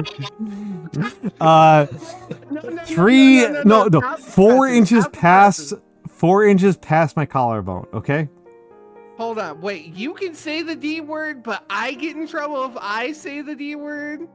I'm not getting in trouble for saying the D word. I'm not going Well, to then do why do I get in trouble for saying the D word? You get to say it. You get to say it on my stream, okay? Oh, well, how come everybody gets mad at me if I want to say it? What the fuck, man? It's literally You my are word. the lesbianest lesbian. I'm not going to get you in trouble for saying dyke. Like, you get to say that, okay? Thank God. Fuck, somebody here is sensible. Yeah, right? Right. Right? Koi! Sorry, It's my boy! I'm not gonna try to shut up. No, Mikks, that's your problem. I got You got it. it? He made this movie, by the way. It's incredible. I love this movie. The There are makes me so happy. 80. There are, I believe, 38 versions of it. That's psychotic. Oh my god. Actually. Oh my god. That's a No. Big game. Okay, big game, Mikey. The only word I truly get to reclaim is Mick. If anybody ever called Was me that, I nothing. think I'd probably kill them. Not for calling me I that. have But that's my name. I have been called Mick, and I was just confused. Like And this is the it- reason. This is the reason why I think like I was talking about this a little bit earlier when dear Bears was on here, that like kike is such a severe slur that like if somebody tries to call me like Mick, it's like, Yeah, okay, buddy. it's like, what are you talking about? Like what is happening? You accurately gauge my ethnic background. I'm confused. The one that's accurate is the less offensive one in this situation, apparently. I mean, because It's like kinda- again, it's like kinda I getting like called a honky, right? It's like kinda yeah, Yeah. to be like white as fuck here, like Again. yeah, extremely in accurate. Which county? Like to be a cracker here, like I don't like somebody calling me a Mick like doesn't really matter because like Weird Biscuit, you're literally black. What the fuck are you talking about? Okay. Like on the stair ladder of like actual like giving a shit American stereo like slurs, N-word is the most important one, and then like kike, which I do get called, and then the C word, which I am not quite willing to say on stream because I have literally told people on my stream who are Australian to like knock it off, so I shouldn't say it. And then like there's a little bit of a staircase down there, right? And then like we get down to like there is the slur for Mexican people. That one's actually pretty bad. That one's pretty bad. Like, there's a slur for Mexican up people. There's the slur. There's a couple of other slurs for femme people. There's a number that are for Middle Eastern people. Yeah. But frankly, the word that most often gets thrown at Middle Eastern people or Islamic people is terrorist. That's actually kind of worse than saying like It is much Mohammedan worse. or like Islamic. That's like actually kind of really like significant. No, nobody uses Islamic as a slur. People do, however, use Muhammad as a slur. They do use Muhammad as a slur. Okay. This is me being like nuclear leftist here. In case anybody here is like only vaguely familiar with like American like Democrat politics here, like the Democrats isn't the Democratic Party here. There's a lot of debate and discussion and currently ongoing issues around, can you be Arabic and liberal at the same time? And yes, there's a lot of fucking racism involved and a lot of disagreement involved. I'm really trying to be clear here that like I'm not saying things that are like a unitary one person agrees, therefore that is the only reality thing here. because different people agree on this, and I have a stance on this. I have a particularist stance on this that Vovern has anticipated.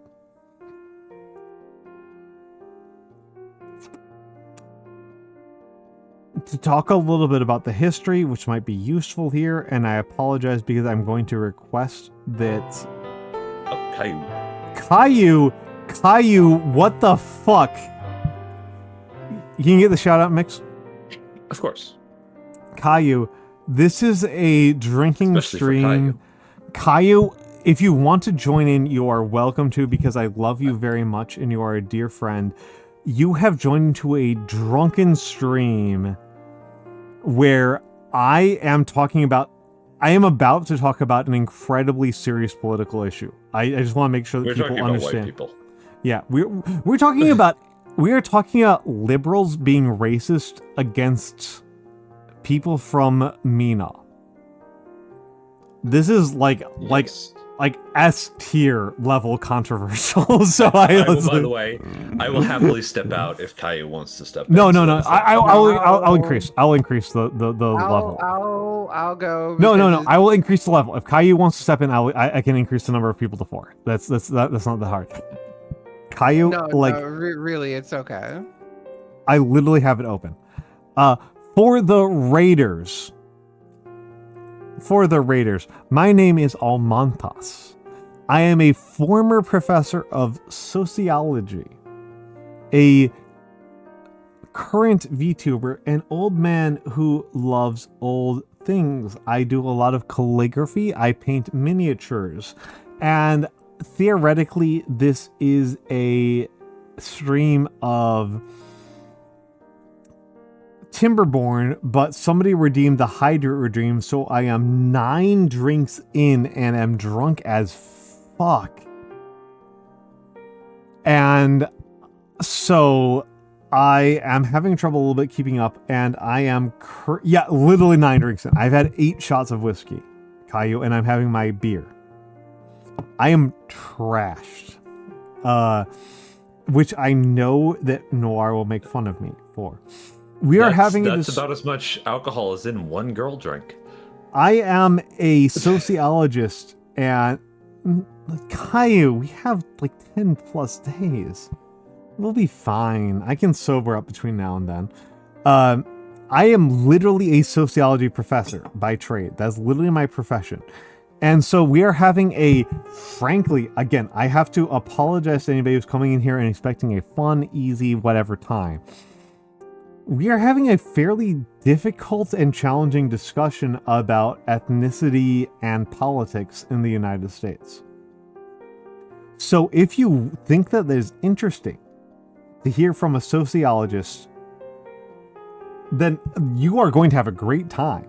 But if your vision of VTuber is that a VTuber is somebody who is above politics and doesn't give a shit and does not care and does not view suffering as an important conceit, this is the wrong stream for you. But if you think that we can make the world a better place by thinking about how people think about who they are, you are in the right place.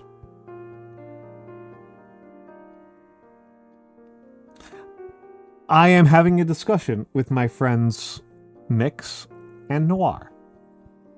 And I have tagged in for Bear, who is much more interesting than me. Shut the fuck up.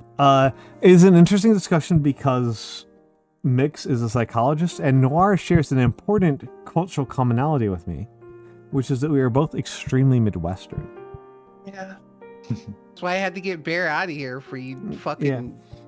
You well actually. I know that you said that you don't want to that you are done, Caillou. Caillou, if you are done, that is one thing. If you want to join, I will make an exception for you. You are welcome to join. I'll go if you want. No. I can increase the size. He says he has work. That's his choice. This is Caillou's choice. Yeah. I'm giving Caillou's choice. If Caillou wants to join, I will increase the size of the users allowed. If Caillou wants to go to bed so that he can go back to the important work of TV editing, that is his choice. But I can be condescending. I understand this, but this is me fighting against it. Like if Caillou wants to be in, Caillou gets to be in. Man, you were so fucking drunk. Holy shit. That's an alarming thing to say when I think I said one of the most intelligent and sober things I've said this entire fucking night. It's not that. It's not about what you said. It's about the way you said it. Fair enough. How much water have you drank? 1.5 liters. Actual real water, not Yes. I'm not including beer or whiskey. Okay. Caillou gets to make his choice. I am assuming based on his absence of statement. As an aside, in case she happens to be here, I am limiting the number of people in the voice chat to 3 because of like how crosstalk works. But an exemption to that is not just Caillou, but also Vexing Cat. I mean, like I said, I can skedaddle. Shut the fuck up. Shut the fuck up. I've had to shut the fuck up this whole time. What's Shut the fuck up. Shut the fuck up. Okay, no, Caillou wants to go to bed so that he can have a decent day at work tomorrow. Caillou, you and I have DMs about a potential future discussion for a collab.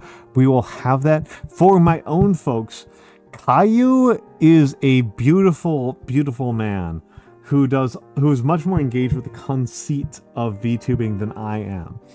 I find VTubing very intriguing as an engagement with the academic conceits of gender and aging and identity. Caillou finds VTubing engaging on the conceit of VTubing, which is very different. It's very Kari coded. Sounds like Kari. Ursula, shut It's the the fuck same up. sort of. You're really into that shutting the fuck up line. That's the reason why she proposed it. Yeah. I was such a mean drunk, dude. That's crazy. You He is not a asshole. mean drunk. He is an incredibly emotional. You told me to drunk. shut the fuck up like fucking 20 times now. What do you want from me? I'm feeling abused. I am a famously kind and effusive drunk. I don't know. I'm feeling. No, it's because yeah. That's because Noir Yeah. is one of my best friends. Okay. What? So I can't have feelings? No. Do you accept that you are one of my best friends? Yeah. You're being an asshole. Why am I being an asshole? I'm gonna fucking lose my shit, dude.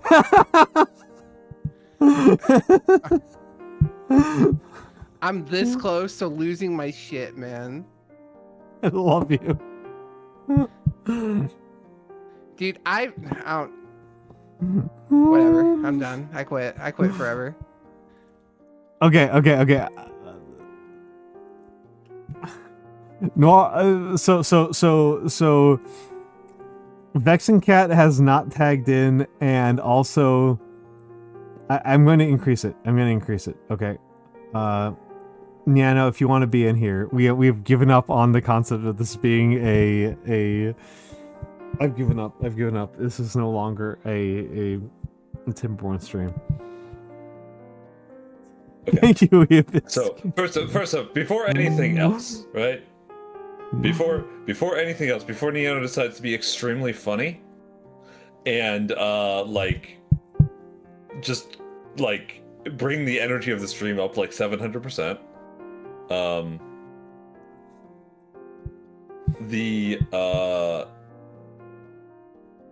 First thing is, I want to, first off, Al, you're good, Yeah. right?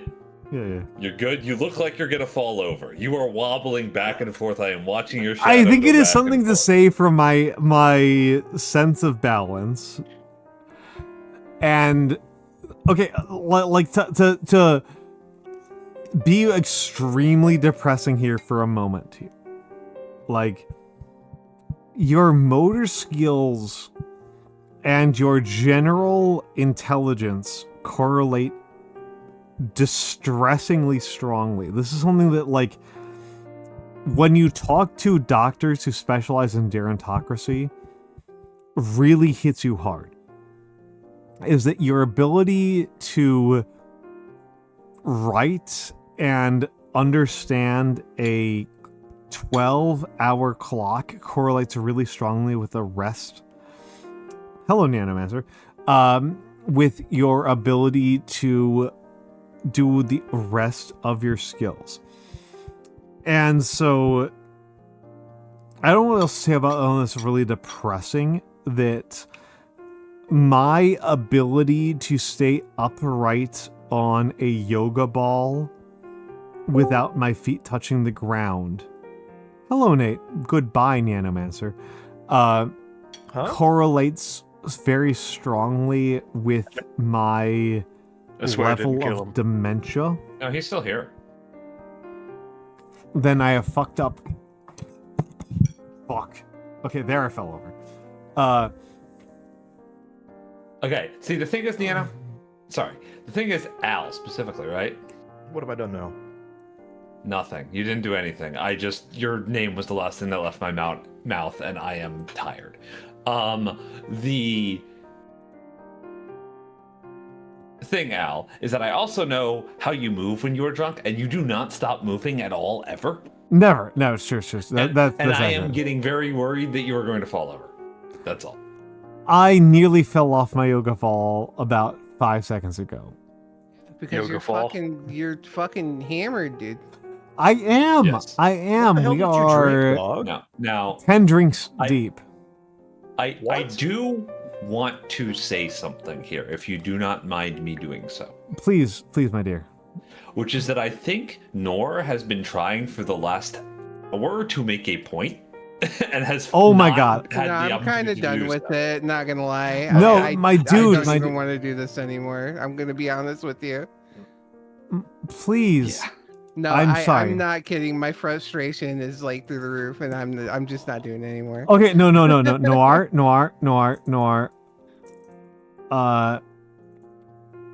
You have embarrassed me, okay? All right. Well, I'm sorry. Okay. No. That's fine that you have embarrassed me in general. But that means that everybody else other than Noir needs to shut the fuck up.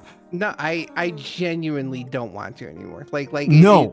I'm so Noir, over- I care about your No. opinions because you are my dear friend. I appreciate it, genuinely, but you need to let me wait till I cool off. I'm so serious, Okay. right?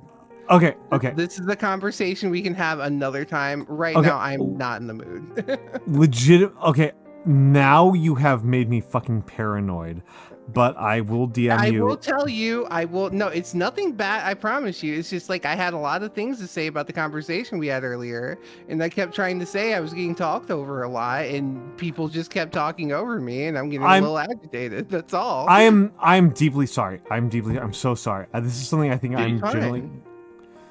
Thank you, Mikks, for pointing it out. I'm very sorry, Noir. Like legitimately. This is I feel incredibly embarrassed and It's fine. no, shut Fine. shut up. Please don't say that like that to me, please. I understand. Just don't. No, I feel really horrid, if that makes it even worse, that I did not recognize that you were feeling talked over. Like, I'm really sorry. I'm so sorry. It was my fault for not saying something before. It's okay. It's not a big deal.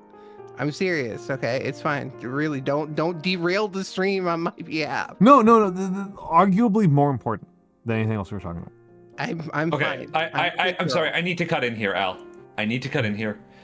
When she says, "Don't make a big deal out of it," Yeah. She fucking means that. Okay. I'm sorry. Okay. I'm sorry. Okay, I'm just I trying know, to signal I- this to you. That's I- all I'm trying I- to signal to you. Okay, right?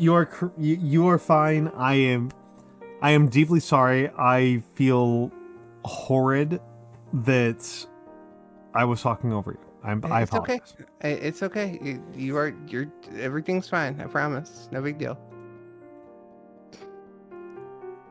Noir, you are a dear friend. I'm so sorry if I It's made you okay. feel. It's fine. I'm so Let's just it's okay. Let's just move past it. I don't want to draw attention to it. We're good. I promise you. Okay. Oh Apologies. shit! I am so sorry. I am The perfect timing. I am so sorry. You're not. Run, No, I really roll am. with I it. hate burping. Run on with it. stream. I hate that. Oh my god. It is all right. Sorry, I'm eating really good salmon right now. I apologize. Yeah, you are a for you, cat buddy. after all. Good cat stuff. You know. It's the third time that joke's been made in 48 hours. I swear to God. Well, stop eating fucking fish, and we won't have to make this fucking joke to you, now will we? You're gonna I keep wanna be being healthy. a cat. The joke will You continue. see, the thing is, he's eating salmon. He might as well be a bear. Or an otter. Fucked up. Never mind. Don't call me that either. Yeah, I don't. That's This has really some. funny. This has some implications coming from the gay man that I don't think he. I don't think He did, wants I mean, he to doesn't really do. meet those criteria. So Oh. It's still really funny, even under that context. He's working on it. yeah, Al is trying to figure out how to have more than 3 Fugis on stream at a time. I literally am. That's not actually a joke. That's like literally what I'm doing in the background. It is quite alright. I wait for the I- appearance of the bear cat. My main goal in stepping in to the chat was to just like make a dumb joke about tagging in as another ethnic. Yes. Because And then perhaps have a brief discussion about the contribute a little bit to the discussion about being mistaken for a Jew. Right. Outside of date at this point, I think it's just assorted crackers. Let's be real. I mean, this is the. All right. This is something that's like a really funny thing where I think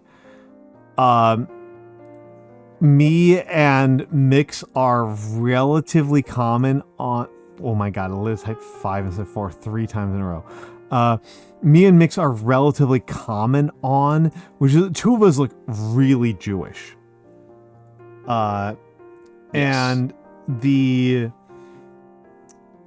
two of us look really, really Jewish, and it's weird to talk to other people who are not Jewish, but also really, really fucking gringo Mm-hmm. about I've done something wrong with my positions. Did Nyanomancer leave? Mm-mm. No, he's still here. No, the cat remains. No, I've done Nora's something here, wrong. here twice now. He's though. still there. I don't can know how tell Noir's here because twice his- That's because Noir's position conflict. I'm with doing some trickster. the two Yeah, she the deserves- coding You are coding doing a from a friendship. from a coding perspective, the two should be conflicting with each other. No, I'm just saying about what Fugi is telling me. I'm literally just talking about Fugi. trust me, it makes sense. Don't question it. Just I need I'm to the question overlord it. now. I need to question it because I'm nerd. I'm taking over the stream. I'm the overlord now. I don't know what to say. For some true. reason, the Nyanomancer isn't allowed to be on stream. That's okay. But His like, smug aura taunts no. me. Like my biggest point about living in New York City. I'm sorry, this is like me going back to a point for like 1,000 years ago that I think is really important.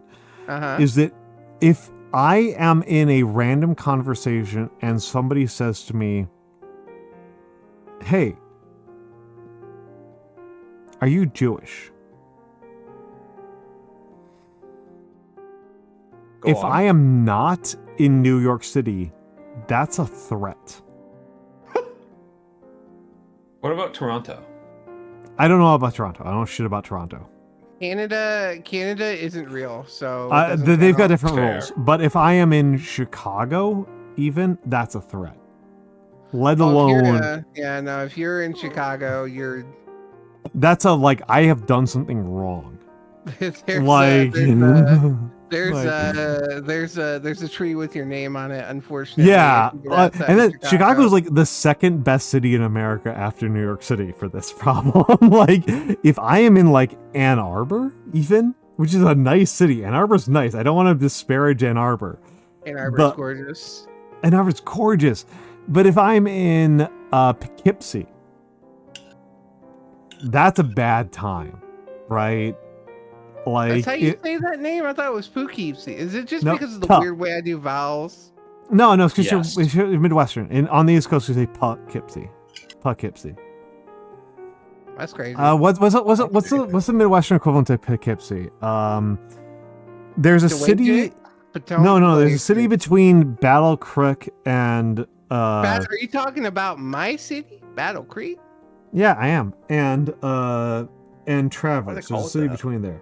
Traverse? Which one? There was a Schenectady. battle at a creek, maybe. That was a The Kalamazoo fun River. non-native. No, North of Cala. No. Wait, what's the name of the city? Midway between Traverse and Battle Creek. What's the midway city there? That's like Mount Pleasant area. Yeah, like Mount Pleasant. Yeah, like if somebody asks me if I'm Jewish in Mount Pleasant, I'm like, this is a bad time. I need to leave. Like- Yeah, I mean, well, no, you could maybe get by in Mount Pleasant, if only because like it's basically just what do you say? Like trying to think of it. Sorry, my brain's broken. That's like a tourist trap place. But if you Yeah, go, it is. if you were to go to like somewhere like Big Rapids or like Houghton, you'd be in trouble. No, there's a city in between there. It's not Schenectady. Schenectady. Schenectady is not nice, but it's It's when I hear you have all Are your we still skin talking replaced. about in Michigan? yeah. I'm having very New York One. accent here. There's I'm having very. a lot of You're There's a not. lot Which is of- the funny Okay, part. Let me think of like other Michigan cities. you- The LaCroix. funny thing here is that the person with the most East Coast accent in Yeah. this call is me. By far, Yeah, you are. right? You are. By I far, like right. this is like the comedy Not too between far me. removed. Well, this is a Okay. comedy between me and Noir, right? Is that like I I'm think like incre- the most midway city between the two has gotta be like Big Rapids. I feel like that's like Big Rapids? Yeah. oh yeah, you would get your shit pushed in Big Rapids. Oh yeah. No. I have not been in Big Rapid. I have not been in Grand Rapids. Grand Rapids is gorgeous. It's beautiful. It's beautiful. I have not touched it since before Trump was elected, and I don't want to. Like, I don't want to do it. It's growing faster in Chicago. I don't. I Yeah. mean, I'm little. This is one of those things is like driving me insane, right? Is that the quality of life in New York has been increasing for years, and the population of New York has been decreasing for years. I mean, the more New Yorkers leave New York, the better it gets. So. Well, no. I The don't issue have to is for actually you. way worse than that, Mikks. I'm gonna be I'm really aware, mean. yeah. It's really evil. The actual for people outside of the United States, or for people who aren't like an insane person like me who looks at sociology demographics, you might not be aware of this. Ratio of doctors per capita, oh no. right? Yeah, this Wow, is the horror. I fucking hate capitalism, man. This is the horror. No, it's not capitalism. This is a horror story that transcends capitalism. Yeah, but I just Ratio- want to say how much I hate capitalism. That's fair. I That's fair. That's appreciate fair. it. The ratio of doctors per capita. So New York started out the early Bush administration with the highest ratio of doctors per capita. Right? Like New York City has always had this. This is just kind of generally true. Mimi, give a shout out to Mimi. I love Mimi. I got you. I got you. Hi, Mimi. So we love Mimi. We love this elf here. So New York has always had Oh, this it for a long worked. time. Hell yeah, Wait, brother. Nano Hi. can fucking do that? Of course. Is he a mod? Yes. No. No. It's I just didn't cat. restrict it to He's mods. just a wizard. Oh, well, that's not. Mimi, I'm Too drunk as powerful. fuck. Mimi, if you want to be on the drunk Almantas call, please let me know. I'll specifically pull you in here. But the so what has happened in the last 20 years is that the United States has polarized increasingly steadily between red states and blue states in ways that don't always make sense. I just want to be clear here. This is not always coherent. Because sometimes people will be... It is not. Right. It is not. Yeah. Because Texas in particular is a case study of incoherence. And so Texas has passed laws that restrict the rights of doctors. And so this has meant that Texas has actually had a growing population over the last 30 years. Because Texas is a great state. Yeah, Tejas. Yeah, Texas has been a great state for jobs. And people like me, because me and Noir are from like middle class and lower. Whereas, for example, Mikks is from an upper class. For us who are class and lower, bitch, I ain't even sniffed middle class. This is a good spectrum of the three classes here, right? Like Yeah, I'm yeah. very I mean, I'm very okay. middle class. I will Yeah. note. I will note. It's probably best to acknowledge that there is actually a class in between me and what Al is describing as middle class. That's true. That's true. Yeah. I'm not. And there's several classes above me. There's a millionaire class and a billionaire class. It's true. above me, It's true. It's true. right? It's true. It's true. It's true. But- It's true. Say, but my ass broadly drove my feet speaking- in the dirt. I ain't know what fuck y'all talking about. I middle literally class. hit snooze and it didn't snooze. My fucking... Okay, we'll talk about this again once I get back from piss break, but... No, like I think, like, from a growing up standpoint, Mhm. I grew up, like, a full class above Noir, but a full class below Mikks. Like, that feels Probably two. accurate. to be completely honest with you, right?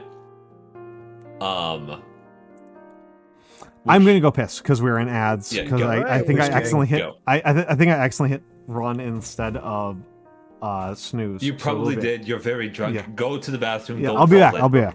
Go. Run. Don't fall in. Fall in. See, this is why it's good to have diversity, right? For every gay man cheering on another man, we got a lesbian trying to take us down, man. And then I like how you all started that. I less appreciate how it went.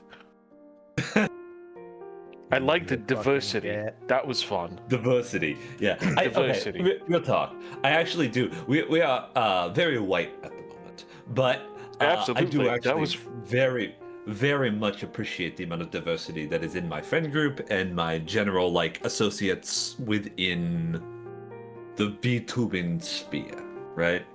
Imagine diversity. Imagine. There's nothing diverse about me. You're gay. Fuck. Gay and disabled. I'm practically Gay DEI. and disabled, and you play MMORPGs, which is What the the fuck biggest does that social got to difference. do? What? Oh, That's fucked dude, up. I You do can't same say category that. I'm in. It's the same category I'm in, eh? So Noir made a good assorted white crackers Disabled. joke, and I felt like Yeah. it was just missed. Yeah, it's No, okay. it was very good. No, it was nobody- funny as fuck.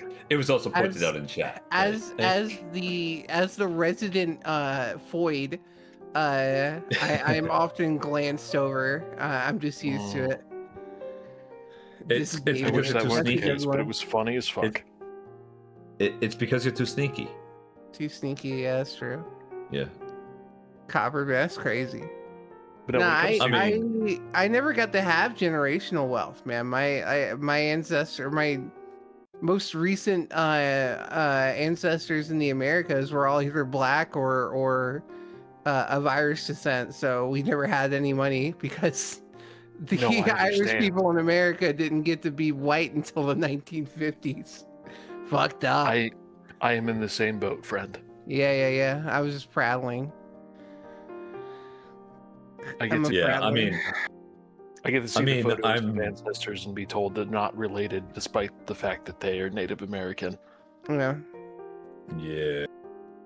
See, I think I am probably the only one here who almost certainly does not have any Hi, Gravy. Indigenous American ancestry. Hey, Gravy. I agree. How you doing, brother? It's my Looking third forward to seeing you largest. soon. It's my third largest haplogroup, actually. I am Yeah. back. I am back. It's Welcome beautiful. It's beautiful, beautiful Gravy Gator. Yes. I was very However- drunk, by the way, Gravy, so brace yourself if you don't want to be complimented right now. How are Um, you now that you are I've not been pissant? complimented once. So He compliments you all the time, though. hold on a second. What were you guys talking about? We were talking I about was- you pissing. Heritage We and were- ancestry, and also you pissing. That's And I was mentioning that of the people in this chat right now, I am probably the one who is almost certainly does not have any Indigenous American ancestry. Because my family on either side just hasn't been in the country for long enough. okay. Yeah. My family's been here since the 1700s, so like. I'm third generation American, so Leave it to the fucking whatever fucking my flavor of family honky mix my is. family came over immediately before the Civil War, right? My mother's family and my Fucking father's family Civil came over around the War. same time, right? So at least as far as we know, we have no idea. We have absolutely no idea who my dad does not know his great grandfather, Mhm. like any of his great grandparents really. So I do want to say, Mikks. yeah, what up? I know you started it as kind of a joke bit, but you have Huh? retreated into a native accent and you've kept with it. And it's very fun and I appreciate Oh, this isn't a bit. This isn't a bit. No. This is He's it. It my accent. started. he It just talks started like as that. a bit. No, I was this is here what when happens you when I brought up. relax my. Oh, that's This it. is what Okay. happens when I relax my diction. He has Ah, to. gotcha. You gotta go slap him upside the head to get him to start Mayhem. speaking I- the Queen's English again. Oh, sorry, it's the King now. Yeah, Fuck. what No, what I was is- here when you started talking about accents, and then Yeah. you used it as an example, and then it just kind of camped. that is fair because I decided to keep my accent relaxed, right? So this is me. I tighten my larynx basically to speak like this. I do this because I have a stutter. And when I am anxious or otherwise, physically nervous, when I'm talking like this, I'm gonna, Gonna piss his Stutter, pants. right? The way I would normally refer to it would be landing on airs, where you Yes. end your sentence or you land on a hard consonant or you land on a hard vowel, and you keep your mouth Ow. open and you just let the sound carry through. Yeah, that's about right. So it turns into a ah as opposed to an ah. Yeah. It also is kind of a much softer enunciation of the entire word, right? 'Cause, Yeah, it very much is. when I speak in my trained dialect, right? My what's it called? American dialect. Generalized I am- American accent. Good old Gen Am. GAD. Yeah. Yeah. Let's yeah. Gen Am now. Yes. Gen A. Oh, sorry, I wasn't politically correct. No, I was Yeah, getting it me, out. me, me, Yeah, me, yeah, me, I'm and gonna me, go and with dad. me and I'm gonna go Noir with being dad. too low class to use the proper. I ain't going to hear that from you, you Naperville fucking Hey, Andy. Na- Don't you Sorry. start. You and I Naperville have corrected Andy's him on this. the funniest Nate shit and I've been I- called. Are together. This is the two of us I'm are so the sorry linguists we here are at all Ohio now. Americans here. It's true. It's because it's oh my god, this is such a thing, right? On there's like a whole huge scale of American class here, right? And I very much come from what I would consider very intensely middle class. And I talk to people from other classes, and it's extraordinarily obvious that, like, the way I frame it, right, is that there wasn't doubt in my family that I would go to college. Fucked up. Right? What's that like, man? Okay, so here's the other side of that, is there was doubt that we would continue to have a house. I mean, yeah, it's year to very year, middle right? class. Yeah, like the possibility very of white middle class. yeah, very white middle class. There was sincere doubt over whether or not, like sincere uncertainty over whether or not we would be homeless. But there was very little confusion about whether any of the children would go to college. Everybody has an accent. Right, everyone Do has not a bait comment. me. Everyone has Do an accent. not, expect that, do but not, it's do also- not bait me. But like this is what I think is a kind of interesting distinction, right? That It came free with your speaking a language. It's true. well, I mean, it's kind of like to put it in a more trivial sense. To put it in a more trivial sense, like that, like when they ask what your religion is, you still, like, if you're an atheist, you still choose atheist, right? Like Which is wrong, by the way. well, I mean, it's what you put in the field, right? Like it's like what the field is, like. What happens if you put not applicable? Sometimes, so sometimes they actually in the field they actually let you say declared or I do not want to answer, right? Yeah, but like the point here. I'm sorry, I got a little bit. I made this actually worse than I expected to be because I'm fucking old. It's The- not the the- old. Oh It- man, it- no, Grandpa's it losing fucking- his shit. I'm being grandpa here as shit. That like Mhm. in the case of accents, like something goes in that field in a database sense. Like something goes in that field, and me and Noir are. Oh, we should pull up the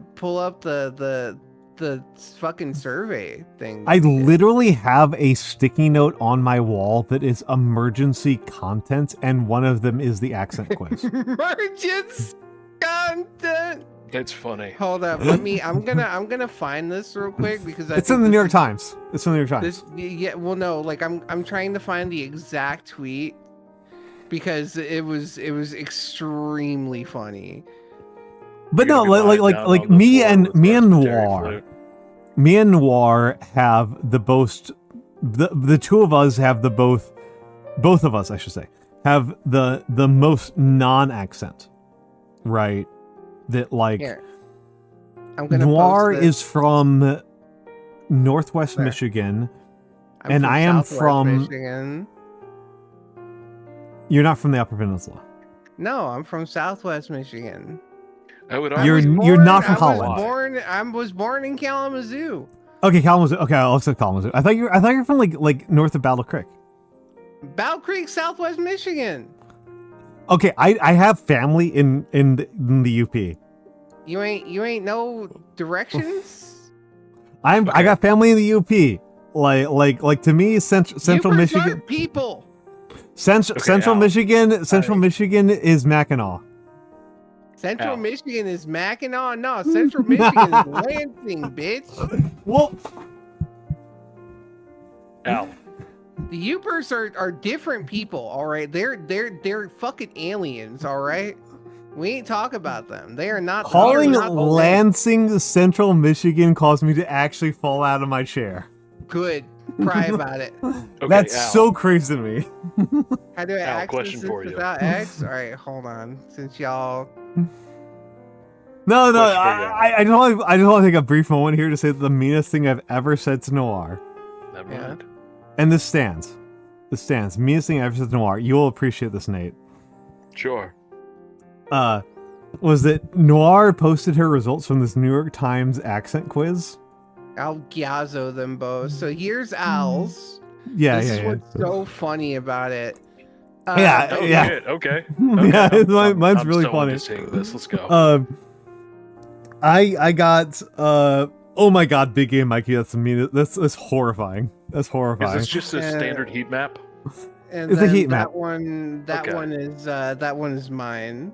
Yeah. So Noir posted hers, and she appended it with, I'm deeply offended. "My family's from the South, right? And that's affected me." That is some wild overlap. And you know what I said? Something about fucking. No, I said something way worse. Oh, Yeah. do we have Mimi in here? Hold on, I gotta pull in Mimi. I'm gonna pull in Mimi in a second. Let me read. I'll read it out loud. All right, No, hold no. on. Do you know what I said specifically? Fucking It's so mean. It's the worst thing I've ever said. worst thing you could hear your southern grandma. The say to you. worst thing I could ever say. Here's Mimi. Mimi, do you know what the worst thing I can say to a person from Michigan who is What is the worst thing? The worst thing I can say is from a person from Michigan who is disclaiming her southern accent. I said it. You sound like you're from Kentucky. No, it's even worse than that. A million times worse. Fucking, Okay. I said, bless your heart. yeah, you sound like my fucking Oh. grandma when she's about to beat the shit at me. Oh great, now we got two Nates and no me. Fuck is this?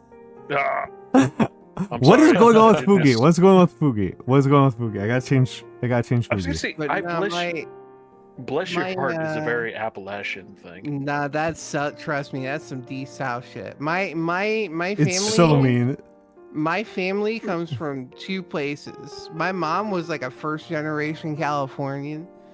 But she didn't stay there her entire life. But my family on my mom's side is primarily from Georgia, Mm-hmm. and on my dad's side, West Virginia. So I have a very I mean, You Georgia know what? and yeah, Georgia and West that makes- Virginia both hit That the makes a lot of Appalachians. sense then, no. yeah, but no. So I have despite having It is a- different, sure. despite having a Midwestern accent, I do have some commonalities with deep South accents because that's what I grew up around. Yeah, A lot of it is vocab, right? Mm, Your yeah. vocabulary, it tends to be relatively southern, right? Yeah. Okay, hold on. Wait, whereas, like one of my more distinguishing features is that almost all There of we my go. almost all of my getting there. vocabulary He's getting there. is extremely northeastern, right? Yeah, oh, man. Northeastern. It is. The rest of northeastern now. New Wisconsin England. suckers is losing it. Okay, hold on. I have to make an interruption here to be rude. Yeah. Sure. Okay. Mimi is here. Thank you, Mimi, for joining us. Hello. Hello. Hello. I just a quick thing before you dive back in. The funniest accent thing to me is always when Hollywood makes every single poor person, even in like Detroit, Michigan, Southerner. It's Uh, crazy. and then, Ain't nobody from like in 8 Mile, Detroit for example, Southern. was the funniest Yes. example. That or shit's like- crazy. What? Let I- me Deeply. let me I have tell the same you. issue with RP. Or the English. military Southern that always happens. In, Okay, like, every just- movie just- since the just 50s or because- 60s. Because Mimi is here less often. Because I need to I'm pumping up here. I'm doing a little pump up here. Mimi, Southern, military background, ska as fuck, and Yeah, elf. Oh, big Okay. ska. Hell yeah. Yeah, though unfortunately it's pretty dead. But except in Japan recently, it's gotten Oh, a hell revival. yeah. It'll Oh, revitalize you- itself. I legitimately was playing a little bit of Rivals, and I finally was broken on changing from Japanese to English because Mhm. the Wait, you ain't invite me? I'm literally playing this as my like cooldown from being This social. motherfucker. You motherfucker! Shut the fuck up. You're Uh, the one that said okay, that but- to me all night. I don't want to hear it. If you're We playing we a are shooter, going. you're You kinda hurting you yourself. Noir, you asshole. We are going to play Stars of Icarus. You jackass. Yeah. Between now and off Kai. Okay, we're going to fucking do it. This is good. Uh, yeah. Hi Koi. Hi Koi.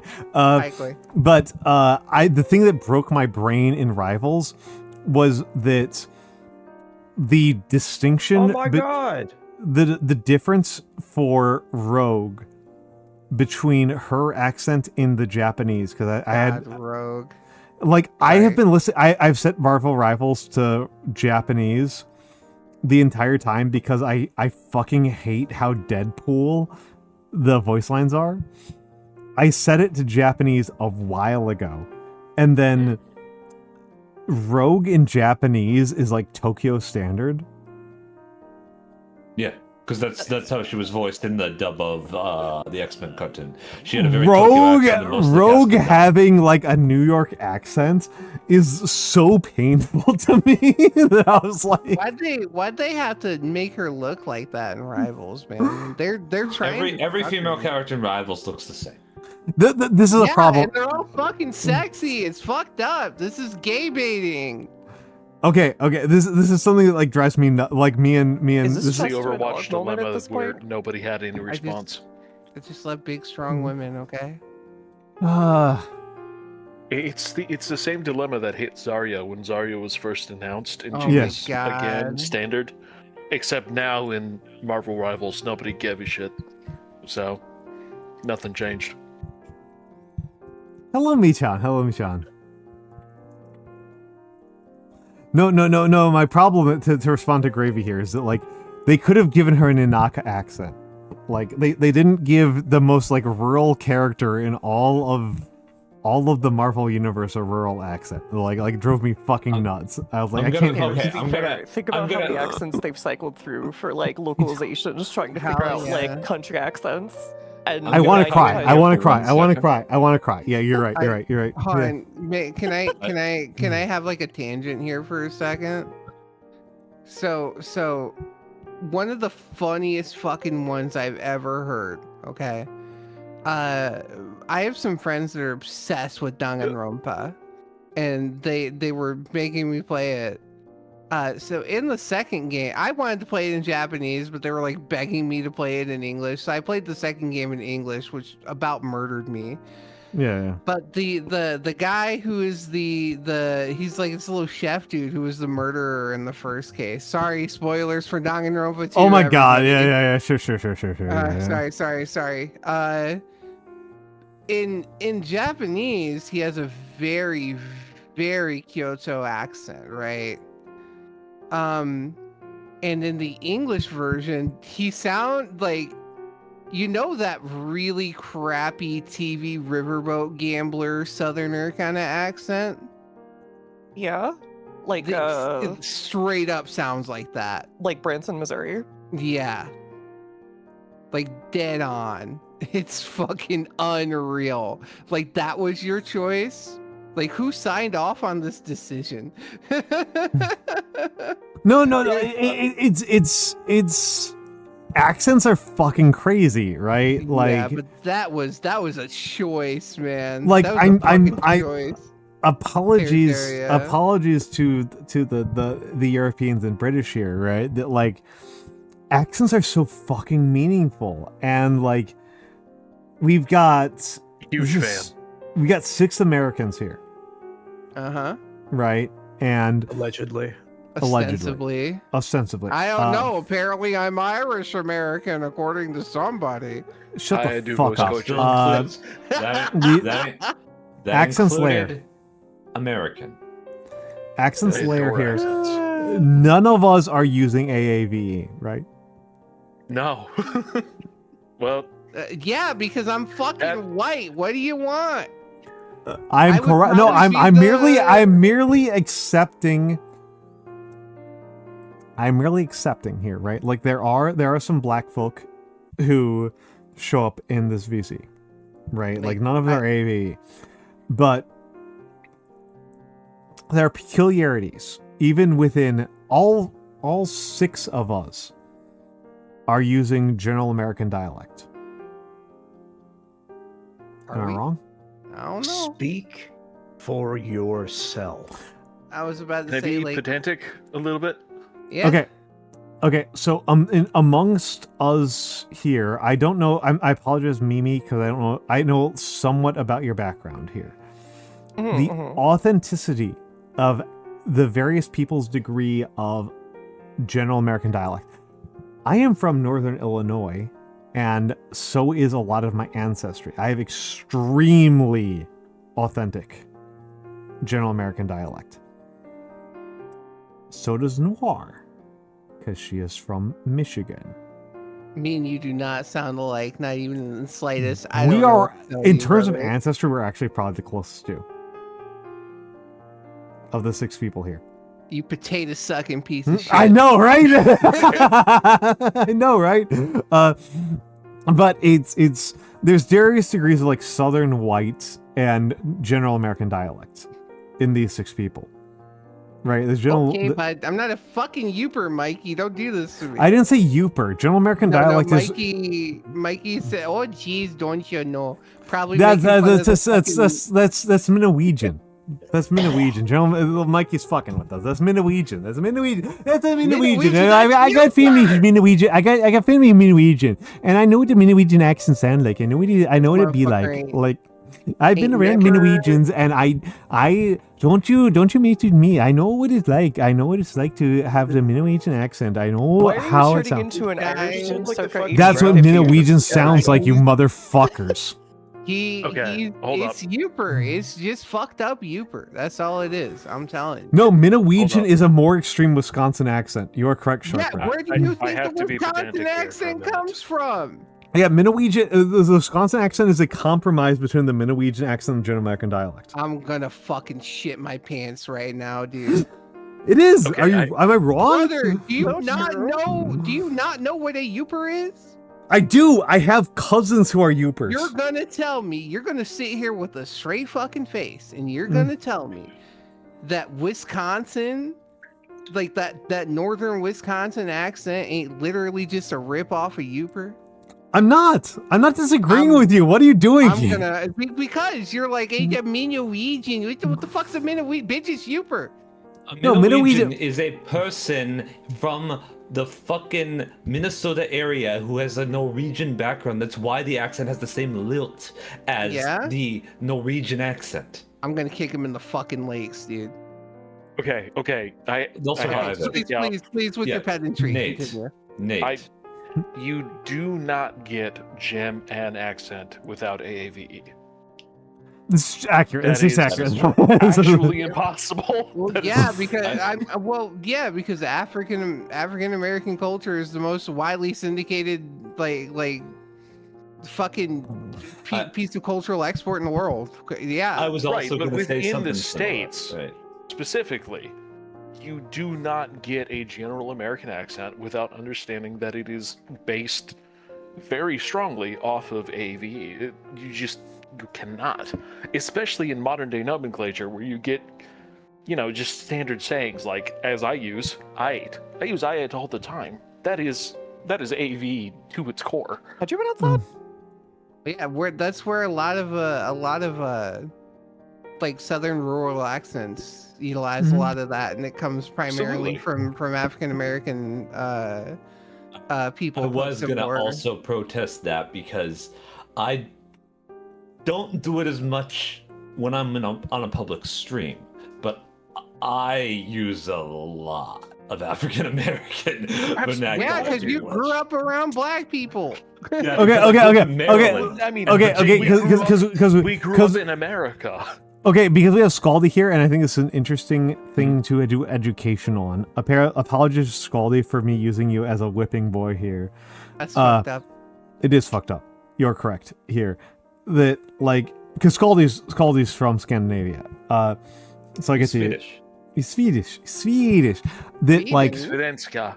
So the line I really like about America is that people often look at America as a European country that happens to be located in North America, and the reality is that the United States is a country in America that happens to, by coincidence or an historical accident, have a surprisingly large white population.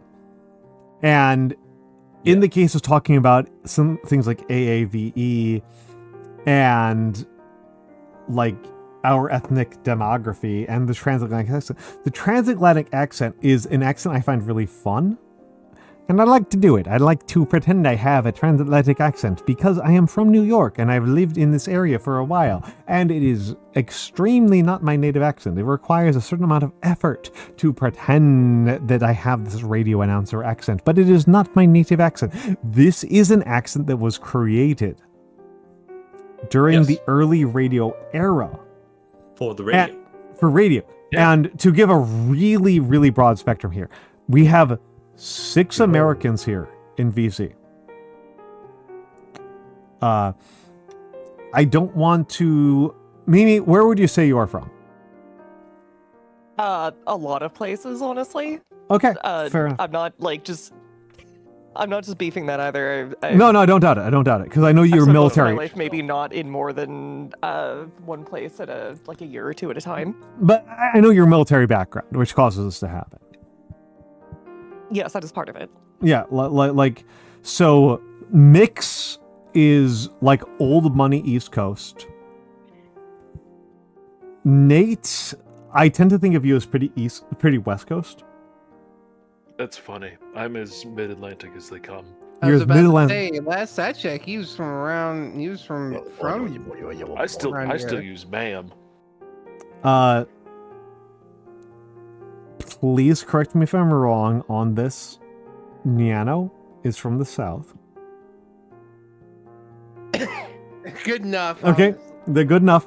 Good enough. Noir and I are both from the upper Midwest, but in different ways. She is from Michigan, but with a lot of Southern ancestry, and I am from Chicago with a lot of Iowa and Minnesota ancestry. And we all have converged on what's called General American dialect. That's not real. You're not real. Shut the fuck up. Shut the fuck up. No. I've said 15 words this entire time, and the second out of my mouth, shut the fuck up. I'm sorry. No, actually, hey, I'm gonna go take a piss. I'm sorry. Yeah, now I'm gonna have to fucking backflip off my balcony. Nyano is contextually correct. Yeah, it's not real. No. Okay. Here's in the sense that the radio announcer voice is real. No. Exactly. I'm from anthropology as a background, like educationally and so on. My understanding of General American dialect is that General American dialect is an accent that starts somewhere like in the east, like Aurora to Madison, and then goes to like maybe Fargo generously, but definitely like Cedar Rapids. Well, it exists as a educational contextual basis, the same way that you have like generalized Italian, the same way you have generalized Chinese. It's not something that exists truly. It's more an amalgamation of what folks believe are the correct way to do things. I will be mean here. I will contradict you here, Nate. As a person, I know that, Nate, you have like a lot of expertise over me, but I do feel like I do have an actual like interjection here. I don't want to say the specific city my mother is from. My mother is from a city that is extremely in the GAD triangle. Mm-hmm. And with one important exception, she speaks in the way that you expect a 1970s, not 60s, not 50s, but 70s to 80s radio announcer expects you to. The exception is that she speaks slower. She's slower. That's funny. I would actually counter that, and I would expect that to be a faster speech area. However, I understand that because it would be probably selected as an area that would be, hey, colloquially, we have to accept this as being the American English. Nate, you are a very close friend, so I expect you to not say this out loud. Sure. So I'll DM you. Hello, I'm back. With the city that she's from. I will already guess it, and I will let you know if I am correct. Yeah. Okay. 3, 2, 1. No, I was not correct. I was right in state. I was Yeah, you're not correct. correct Yeah. in city. But like I try to be a little bit cagey about like the ID thing from like a Of course. yeah, but like I'm comfortable so happy with people seeing my beer and my keyboard. I'm okay with that. But like Yeah, little girly wrist. Fuck you. I'm And your so big mad about words. those. So what's the I- big I- words?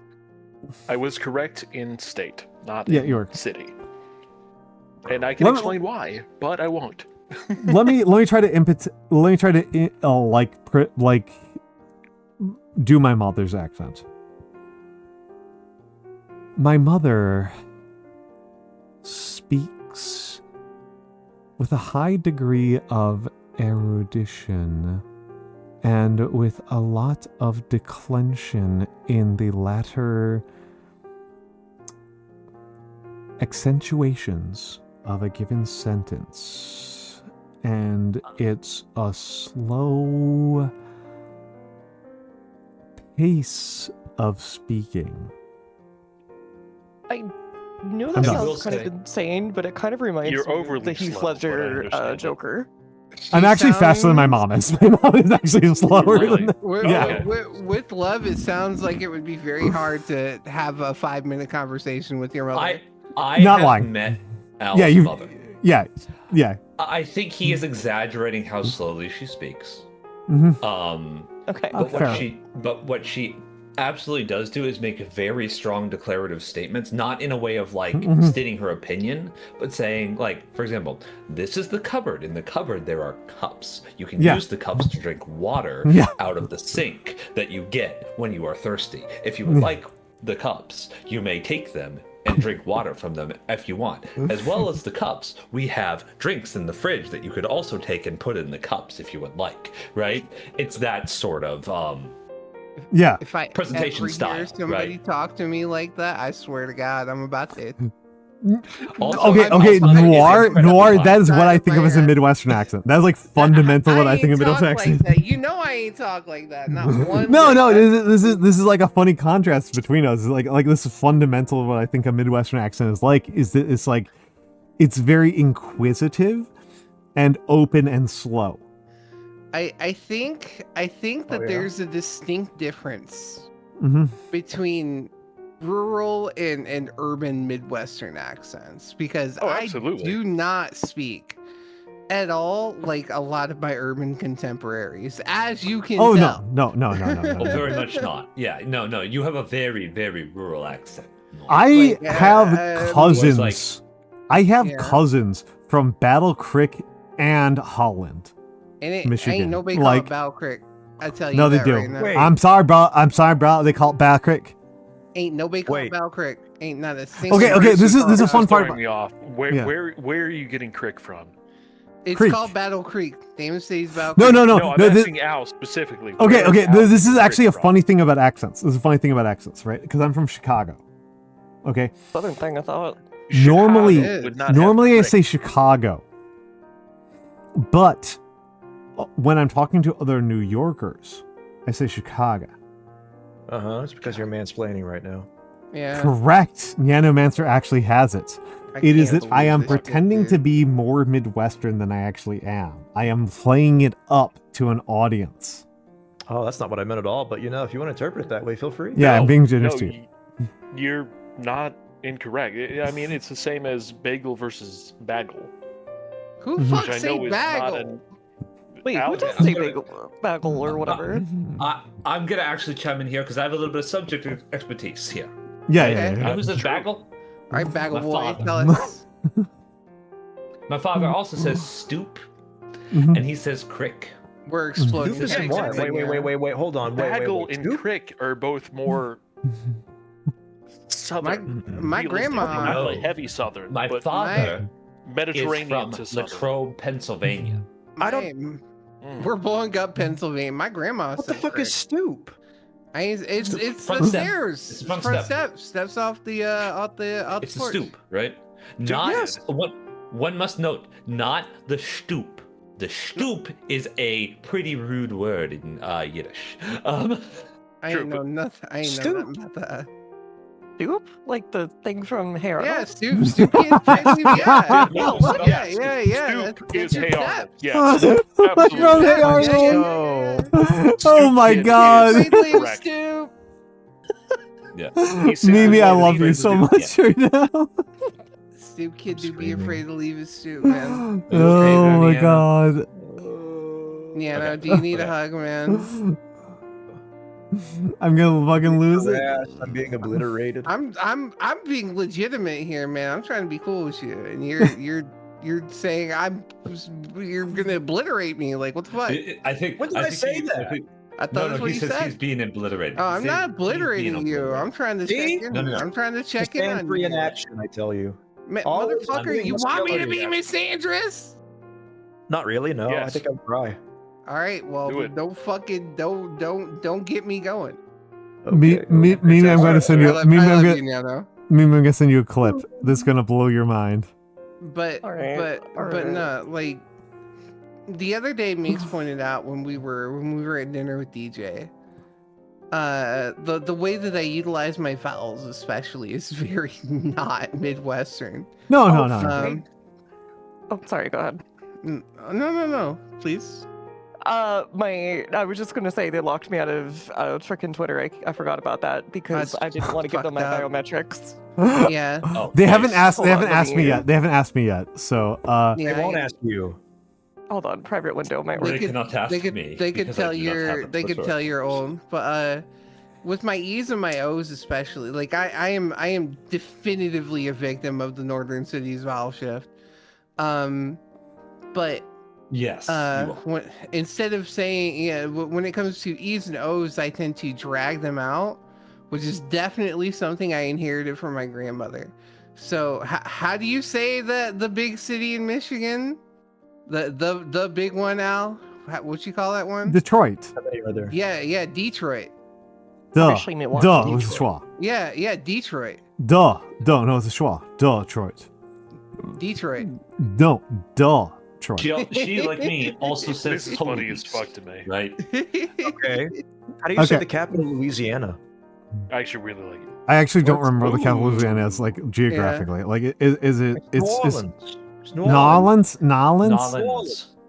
Okay, so I usually say New Orleans. It's not. I thought it was I- like Biloxi or something. It's mean Baton Rouge. I thought it was Baton Rouge. It's Thank you not for real. fucking me up. I was like, it's not New Orleans. It's got to be something It's else. definitely Baton Rouge. Baton Rouge. I say It's Baton okay. Rouge. It's okay. Yeah, Nano it's like is that, under the age of 37, so he does not have any sort of geography education. In It's school. like that. It's I'm like gonna that. shit myself. It's like that. He's gonna shit himself in Baton Rouge. It's like that. Baton That Garth Brooks Rouge. song. Yeah, the Baton. Garth Brooks song. Baton Rouge. Mm. Yeah.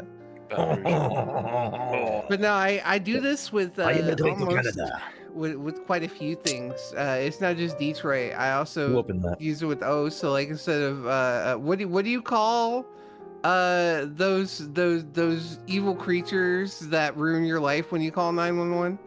Flying Cops? monkeys? police. It's the I police. say I say the cops. No, I said okay, cops. the P1 Al. What do you say? I said cops. Pigs. No, just say the P1. Come on. Shut up. I'm trying to make a point. Just say it. Police. Hold on, I've never called them anything other than cops, unless I'm Oh my like fucking trying to be God, specific he's about fucking this. with me. He's fucking with me. I'm not. I Literally fucked with just Nano. Said it. Nate literally just said it.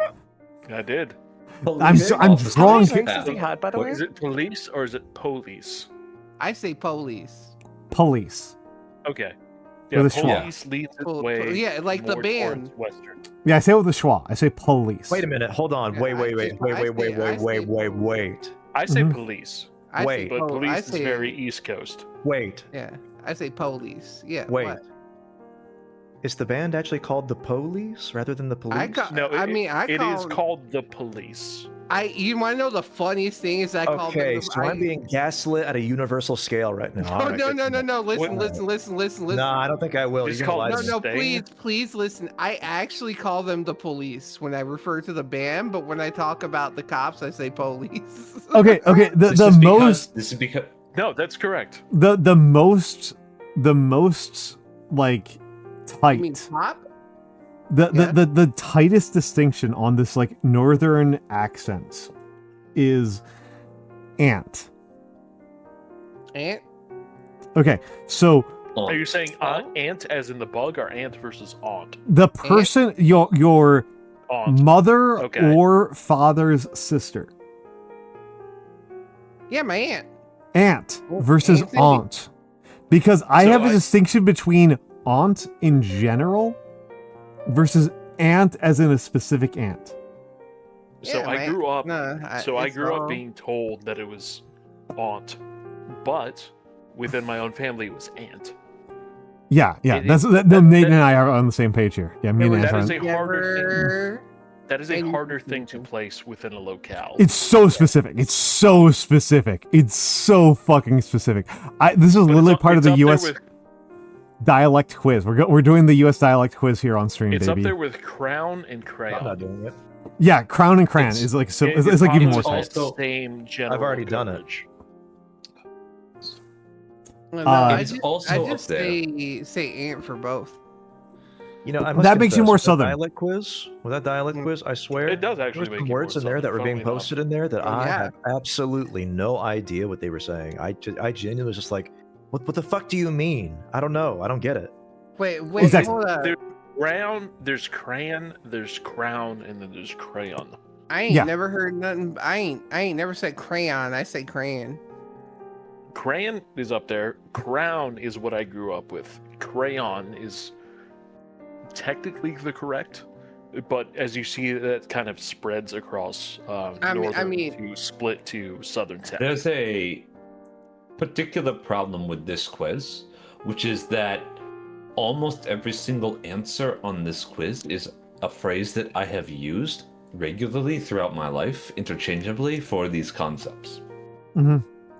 This is because I lived in Virginia, I lived Yeah. in New York, or Yonkers, until Yeah. I was about 5, and then I lived in Virginia until I was about 14, and then I lived in Maryland. Hold on. See, I would say the funny part here is that as Wait. you answer and you get their correct or incorrect responses, you realize the location of the person who made the Okay. quiz. Okay, yeah, I got that's this. actually the like Nate. This is Nate being the smartest person in the channel here. Nate is correct in noticing that when you take this quiz, they will, if you are from the East Coast, if you're from like Jersey or Philly or Boston, they will like identify your street address. It's fucking nuts. And then if you are from like west of Pittsburgh, they're just like, I don't know, you're American. Yeah, it's definitely by somebody who has the accent that you're trying I- to I build ain't against. never heard. Do any of y'all heard crayon pencil before? I ain't never. Okay, heard hold on. crayon we're doing some. I grew up with crown. Crown. I mean, I heard color pencil. We say color pencil up here, or where I'm from, but Well, we ain't did. never- It wasn't about pencils. It was about the wax. Yeah, The no, wax little crayons. I'm saying in response to what was said in chat. Oh, On that, do you say crayon pencils or colored pencils? We definitely said colored pencils where I. I come said from. colored pencils. I don't think you're supposed to be talking about colored pencils anymore. I say No, no, I said no, I said no. crayon. I think you're supposed to call I them said pencil crayon. Americans now. No, Noir is correct here, because it's the description of the colored pencils within its own aspect. So you could have colored pencils or you could have Multicultural crayon pencils. pencils. Hey, it's just Both color cases pencil. would be colored pencils.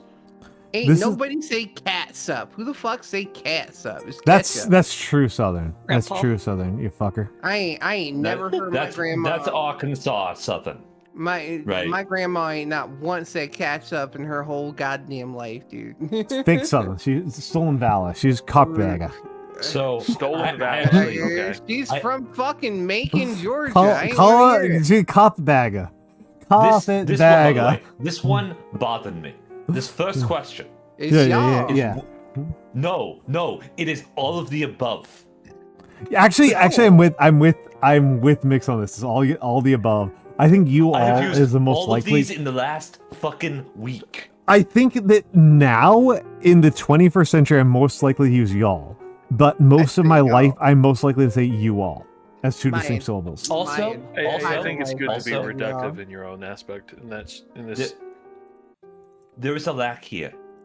What? No yinzers Where's here? folks? No yins, no Yinzers, yins. yeah, You are. no Pittsburgh losers. Thank you, Yins. thank you, Elf. No yins. Yeah. No, Yeah, Yins is here. Yins. Yins is here. Yins is here. Yins is there. Why am I in Florida? That's fucked up. No, the answer is yeah. That's the correct one. I mean, no, sometimes- Tyrone. Yins is real. Yeah. That's why they No, call but people from Pittsburgh once again, losers. I call on the specter of my father. Right? Yins is very, Yins. very, very, very, very real. This And- is the distinction between me being middle class and lower class. Is in fact Yins. Yeah, It is one of the Yinzers- distinctions. Yinzers I are think- real. Yeah. There is I one think of I these want- questions further in that I do actually agree with. It's not this one though, obviously. I do So, pronounce there's cot another and thing there, caught Al. differently. That I wanted to mention, right? Yeah. Perhaps, Cot. right? No, Yeah. cot and cot are the same. Yeah. I would agree. It's you- also same. Caught? You don't think it was the thing? The thing was the Cot, same? They're cot both and cops. cot. Wow. both Okay. cots. This is me being East Coast here, right? Caught. Different. Yeah. Different Also here. East Like, Coast. like we caught up, you know, caught. I Caught. caught Caught. cat. I I hear. slept on a cot for 3 months. I slept. I caught. I slept on a cot.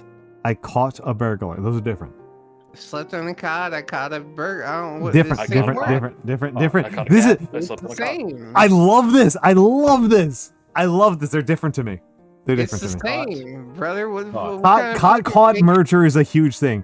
Oh my fucking god! It is. By the way, if you notice the map it here, is Actually, fun to- if you notice the map here, this is nuclear saying that Dear Noir is not from Michigan, Where's it saying I'm from? Apparently, Montana. Montana, bitch, I ain't from Montana. That's crazy. What was this? Roly poly. It's Yeah. a roly-poly, baby. We call them roly polies. Okay, I'm answering this as Roly sincerely as I poly. can. For me, they're pill pugs. No. Yeah, What? pill bugs is usually what I go with. Yeah. They pill always- pill You're bugs. roly-poly, you're not American. We always call them roly poly. They pill bugs. They pill bugs, baby. No, they're Fucking fake. roly-polies. I like how long the list of answers is here. I like how there's I know what the creature is, but I have no word for it, and I have no Basketball word for bug? the creature. Fuck, it's a potato There- bug. there's- Who the fuck There's says plenty here potato I've never bug? seen. The Northeast is pill bug. Pill bug's There's northeast. There's two I've Cold seen so cut, far that that are is the very stuff. damning. Okay, this one's crazy to me. This one's good. This is a Oh, it's great a question. Sub.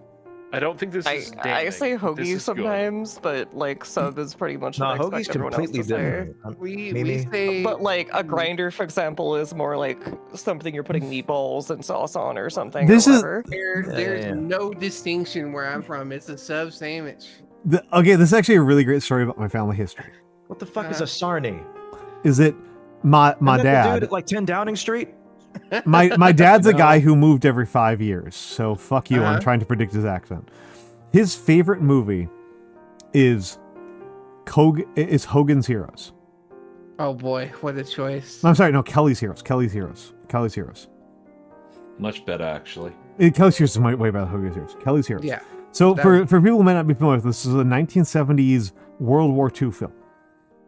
And the line The one where that they my steal da- from the bank, right? Yes. The plot of Kelly's Heroes. Now, Hogan's Heroes, Koi is so much smarter than me. Hogan's Heroes is a TV show. Kelly's Heroes is a movie. Kelly's Heroes, the plot is that a recon battalion with Clint Eastwood. Yes, Tyron, you are correct. A recon battalion during World War II captures some Nazis who are trying to defect. And this Nazi's case for why he should be allowed to have a better treatment in prison is that he knows where a bunch of gold is. And there are two parts of this that have always stuck with me. The first part is early in the film where they kidnap this Nazi, and it is not Eastwood. It's an older actor. Grabs this Nazi by the lapels and says, "I don't give a shit about what Panzer Division is in front of us.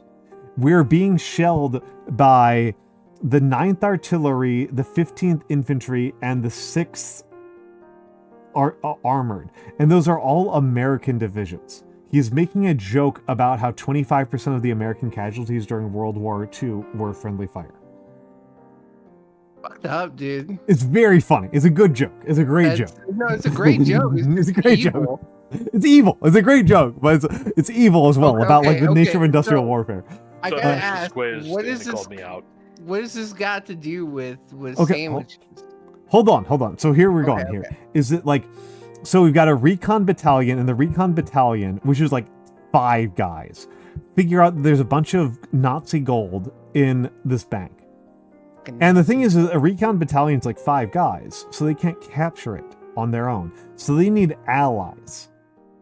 And so they start making allies among the other American divisions.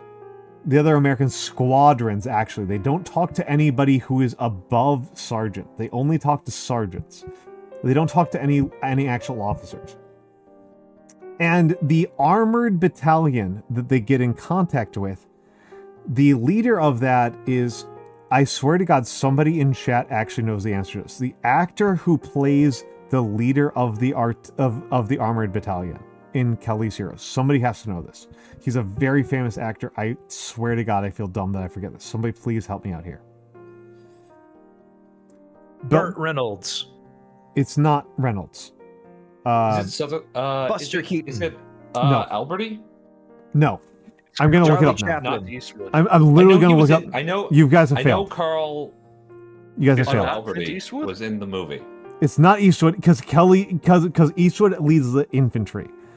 Sam Neill. No, you shut the fuck up, Sam Neill. Are you fucking kidding me? Okay, Clint Eastwood Sutherland. would Donald be my go-to. Sutherland. Oh, okay. Yeah. So Sutherland does a very affected New York accent. And so the line that he has is that like Eastwood is like, if we do this, we'll be heroes. And Sutherland, who is the leader of the Sherman Battalion, 3 Shermans, says back to him in a very New York accent, where I'm from, a hero's a funny kind of sandwich.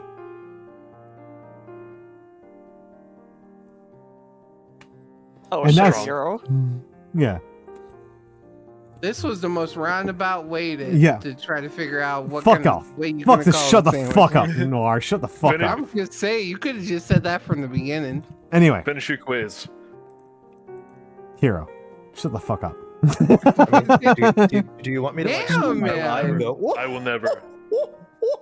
Also, Do that. also, hero is a corruption of hero, Yeah. the Greek sandwich. Yeah. Yeah, And yeah. That's why they had. And I used to have neighbors who reinterpreted as weirded the me to frick gyro. out at one point, and they used to say, "We're going to supper now," and I always expected This at least one of them to question- get possessed. honestly, it all was- this. It weirded me the frick out. Hold on, I want to keep Also- an eye on the questions. I have done the quiz, and all it has told me is that I am too upper class to be tested by this quiz. That's fucking crazy. They got word supper. they got nobody close ever- for me. This answer is actually fantastic. So like I don't use the word supper, right? You have a story about it?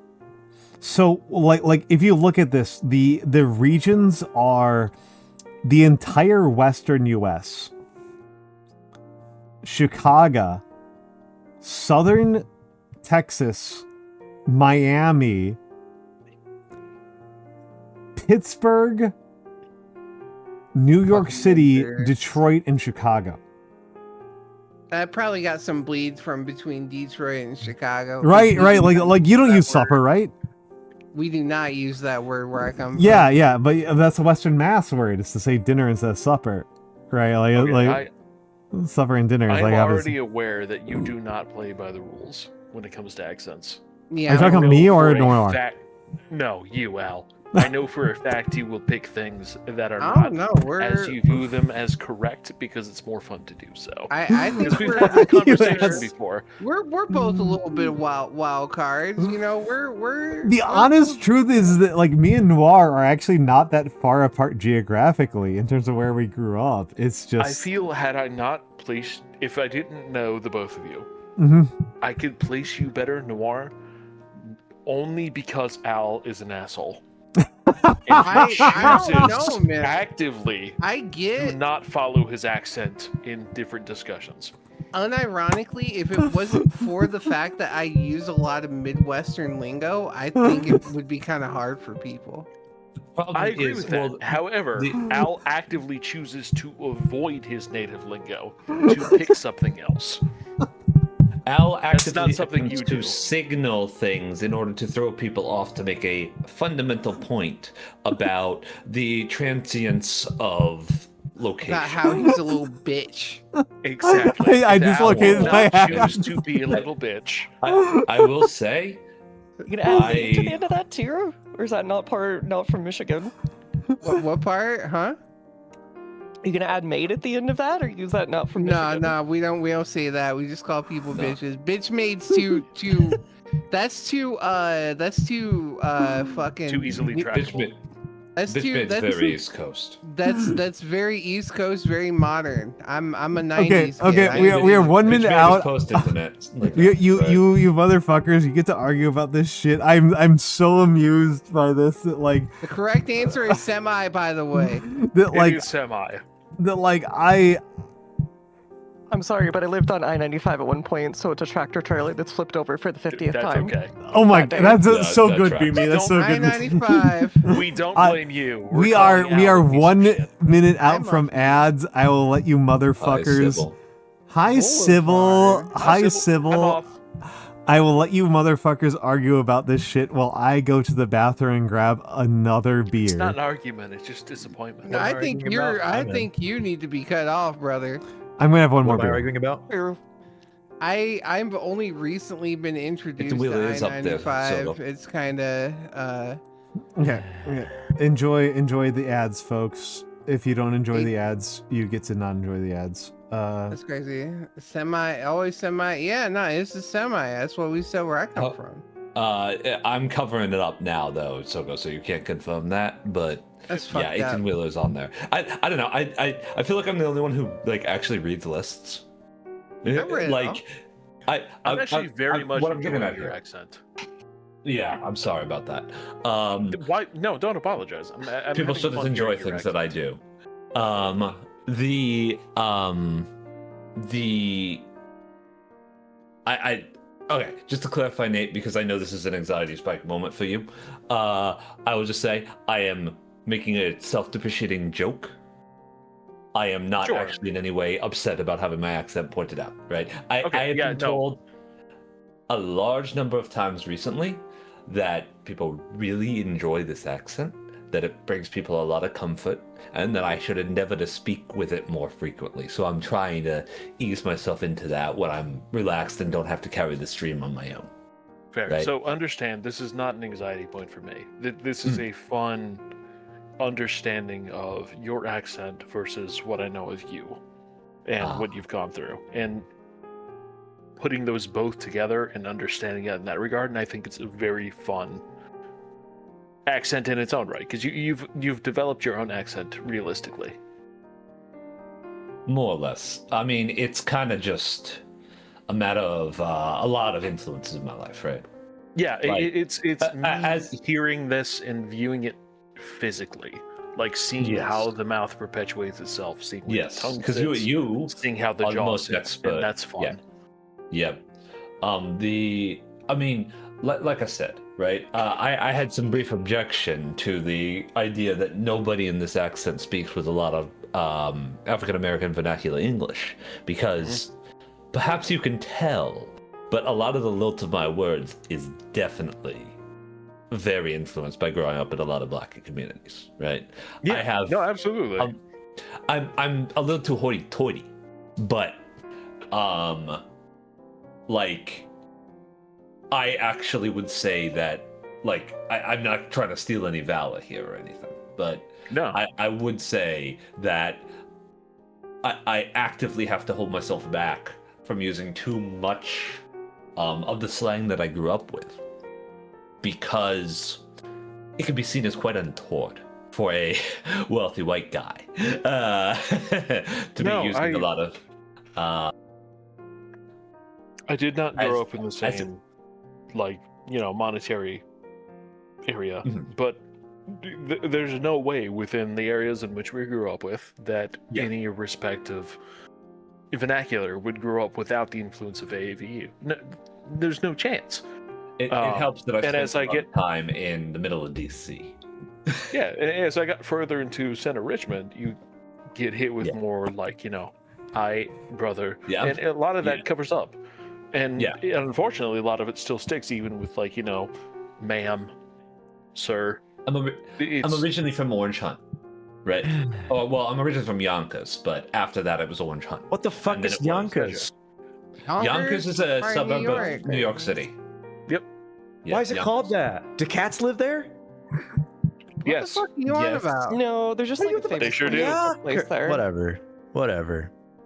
Death of a criticized at every turn this evening. I swear. I can't There's no judgment here. I fully understand. Well, there's full judgment going on. I can smell it. I will tell you, Nyano, I will tell you exactly why. Okay, and everybody's and Noah's definitely gonna get a kick out of this one because of the Dutch. Fucking Dutch. Okay, you know what? It's a transliteration of a Dutch word that translates roughly to young lord, because Yonkers is hoity-toity and rich as fuck. Yonkers? Okay, so Yonkers, I'm back. Yonkers is a suburb of New York City that the class position, because we are talking about an intersection this entire time, we've been talking about intersections of class and ethnicity. And Yonkers has, for its entire life over the 20th century, had a highly mobile intersection between class and status over its period. Yonkers has generally been a pretty white suburb, but if you remember early 20th century stuff like The Music Man, Yonkers was generally remembered as a lower class area of New York City. A suburb of New York City, that's to say. And in the 21st century, by the 1990s onwards, Yonkers has been very much a rich suburb of New York City. It has had more in common with Staten Island and Forest Hills and Queens Heights, which is the neighborhood that Donald fucking Trump is from, in case you need any incentive to believe. In case you're wondering why my family has history with Mr. Well, and in case you need any belief that there are rich parts of Queens, that is Yonkers has kind of moved from being a kind of this is where you live if you are too much of a scumbag to be accepted in general New York culture, to by the 21st century, this is where you live if you are too good to live in New York City.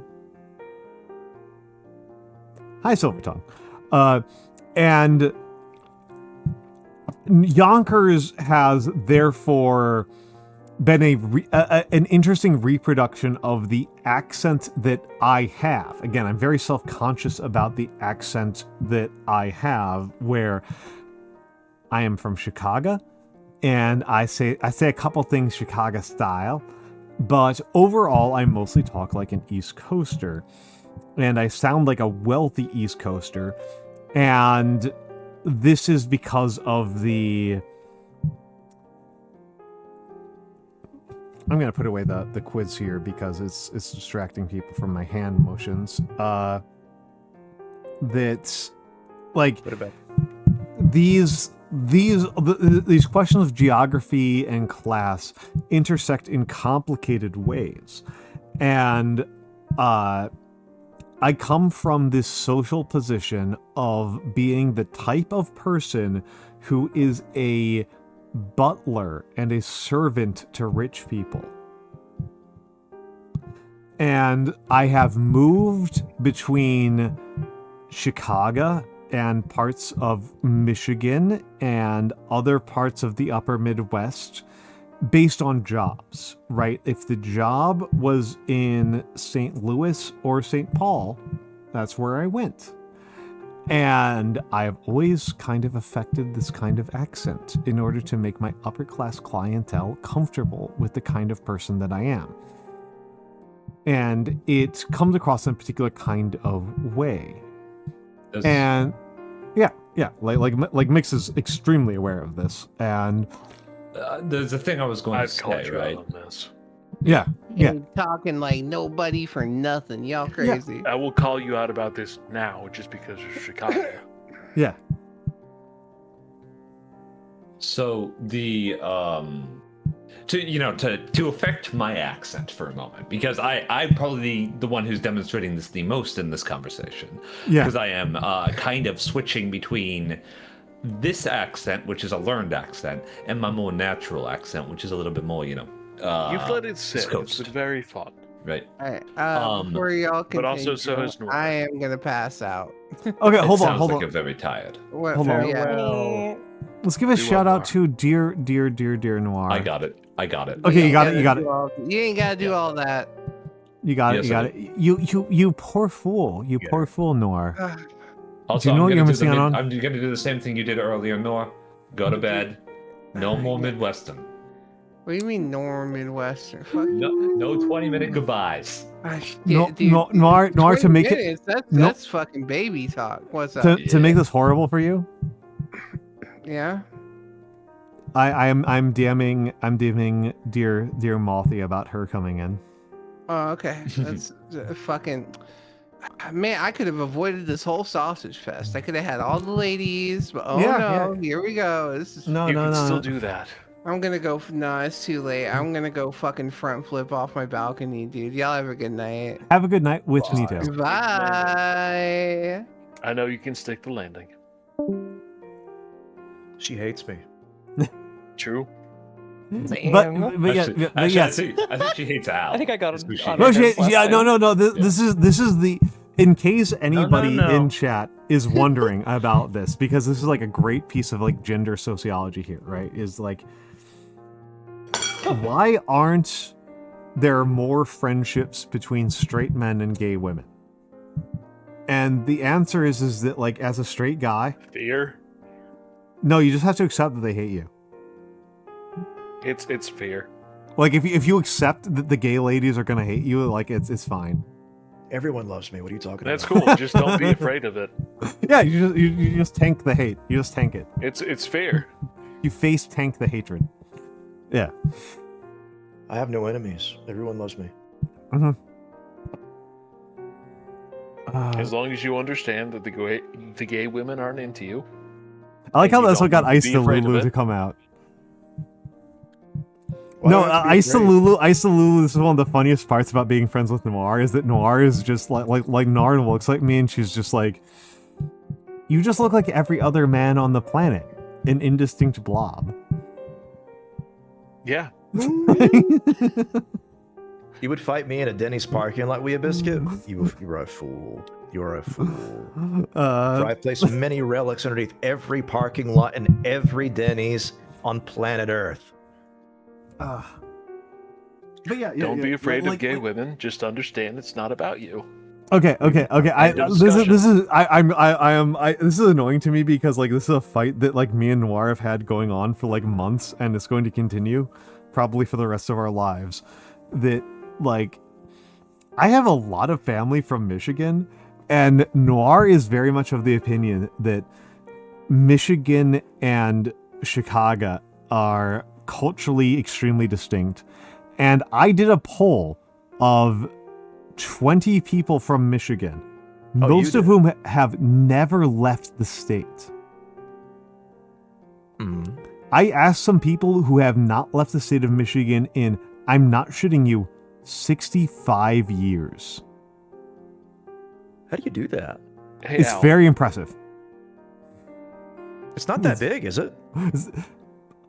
For us East Coasters, it's pretty big, but no, it's like, not. Compared to like Rhode Island, it is.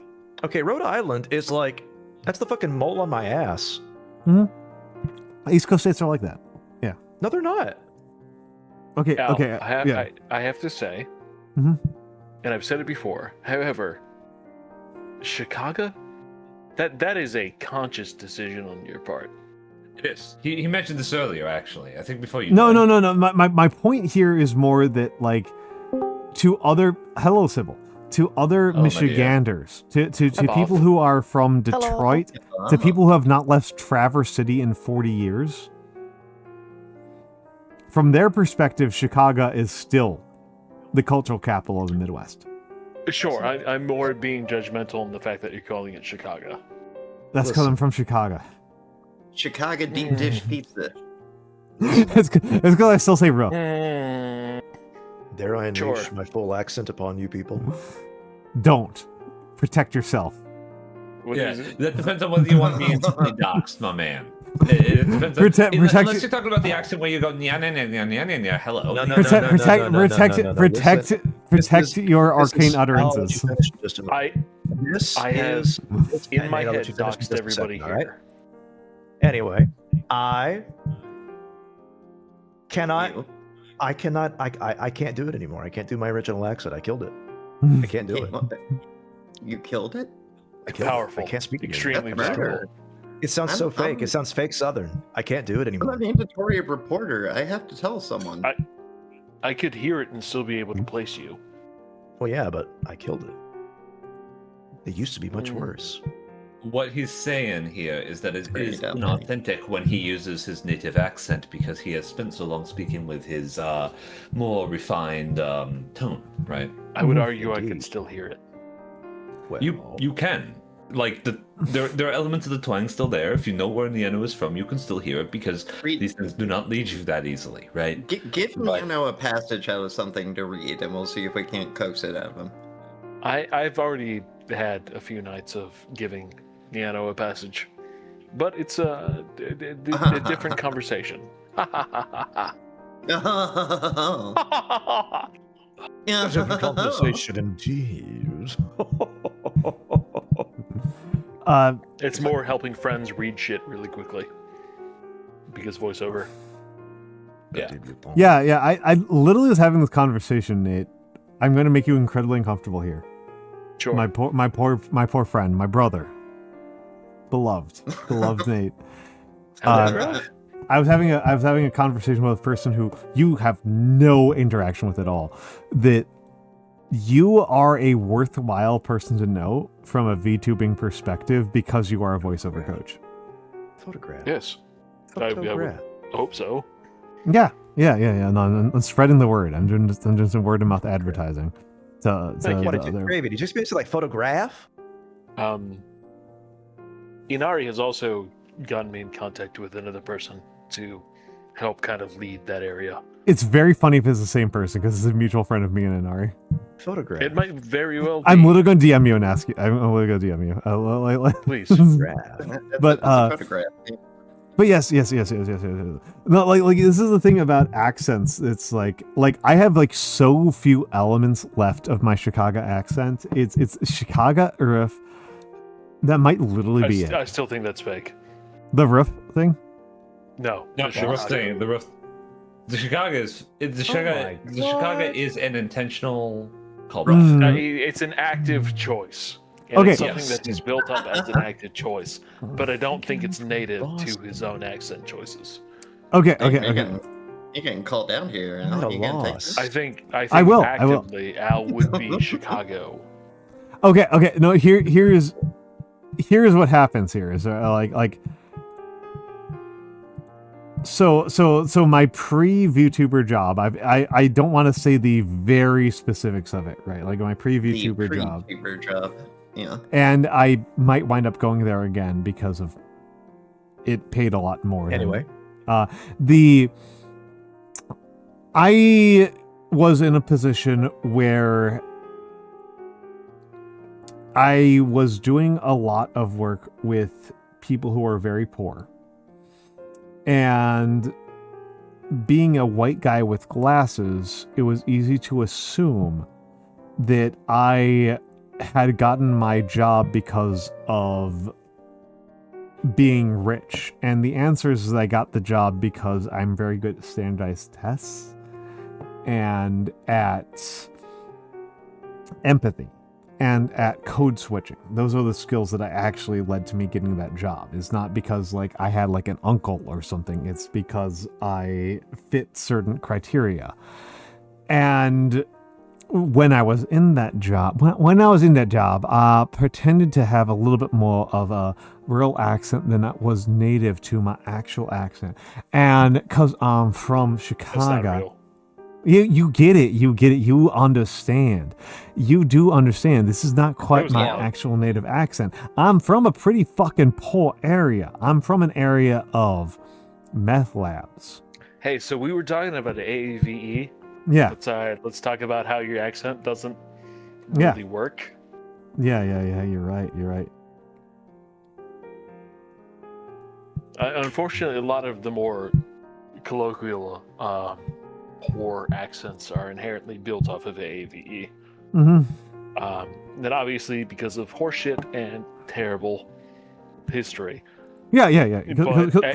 Because of fucking lynchings. Like let's not mince words here, right? It's not even lynching. It is the existence of the inherent deprecation of the black community. True. And the idea that somehow this existence is lesser, and that this lesser existence develops its own accent. Yes. And as this views historically over the past 80 to 120 years, that lesser accent becomes the overarching aspect that everybody tries to appeal to. Yes. And that's where that, I want to say joke, it's not a joke, it's horseshit. It's a joke in quotations, like 8 different rounds of quotation marks. But yeah, that's effectively what it comes down to. Yeah, which is why I say AAVE is definitionally the basis of a majority of the U.S. accents as a whole. The meme that I saw, so there's a meme format of like Calvin's dad talking to Calvin and being like, so you think everything is like a spectrum, but actually everything is just 2 things. The reinterpretation of that has been so fucking funny. There's been a million reinterpretations of that. That's quite literally just every joke involving Calvin's dad he isn't the butt of the joke. Yeah, so it's so good though. So the version of it that I'm referring to here was every piece of internet slang is AAVE or Nazi. Yeah. And you're not remote. The punchline that hit me really hard was slop, despite being actually funny, is Nazi. Really? It is a Nazi thing. What is the justification? And the Nazis ruined a bunch of shit. Well, no, it's like, where does it come from, right? It's where does it come from, right? Like the Nazis are the ones who really propagated the. Okay, Scaldi is Swedish, so AAV. I will repeat it. Yeah. African American vernacular English. There we go. It's one of those things that, like, if you are not even inside the United States, because like again, like, this is me being very, very, very middle class here, very, very middle class white here, that like an enormous percentage of the culture that the United States has produced is black culture. Like, oh yeah. Jazz. And we're being abstract with jazz here. Barbecue. Beyonce. Grilling, right? Beyonce is black culture. Beyonce, jazz, rock music. Basically anything that is a vernacular. Probably. Yeah. Hella Virgil. Thank you for like a huge, and because this is like the real hyper contradiction that drives what being an American is. Virgil, thank you for the 50 bits. That's very kind of you to give this in this particular moment, as I am being extremely sociologist here. The fundamental thing that drives being an American is that, like, most of the world there is a spectrum of skin tones based on what is adaptive to the amount of sunlight you're exposed to. And because of the way that the genocide of Native Americans proceeded, you have people like me and people like, I apologize if this is rude to you, Wea Biscuits, or other black, just full-on black people who like we are in incredibly close contact with each other.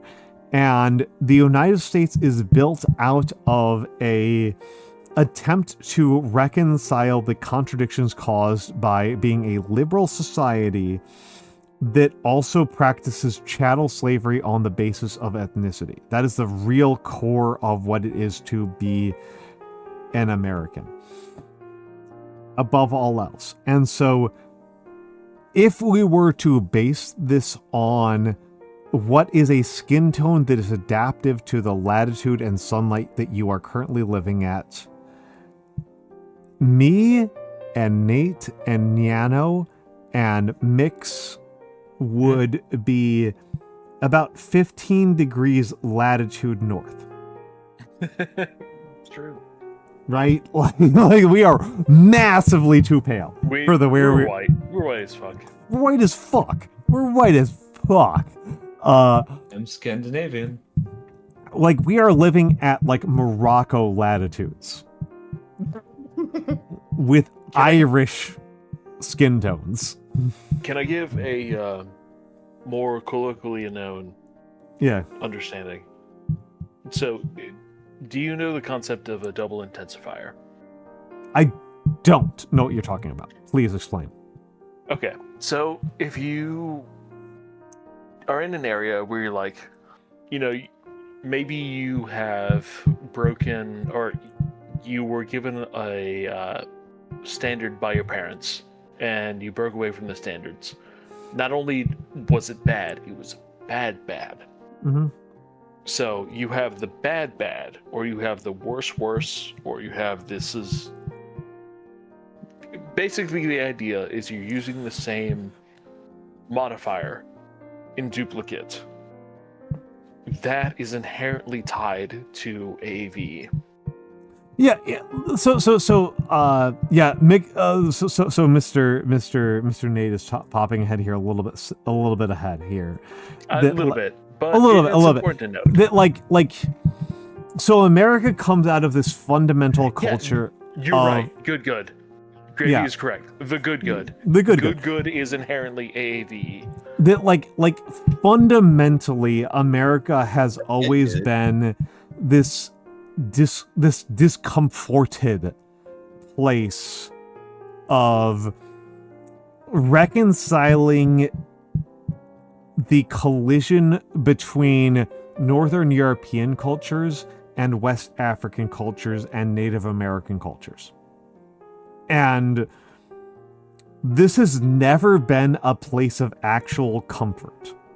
Like, this is actually the liberal conservative debate, to be honest, is that like the liberal debate is that like this discomfort is something that we should try to approach a synthesis on, and the conservative position is that like, no, the Native Americans and black people are just wrong and we should kill them.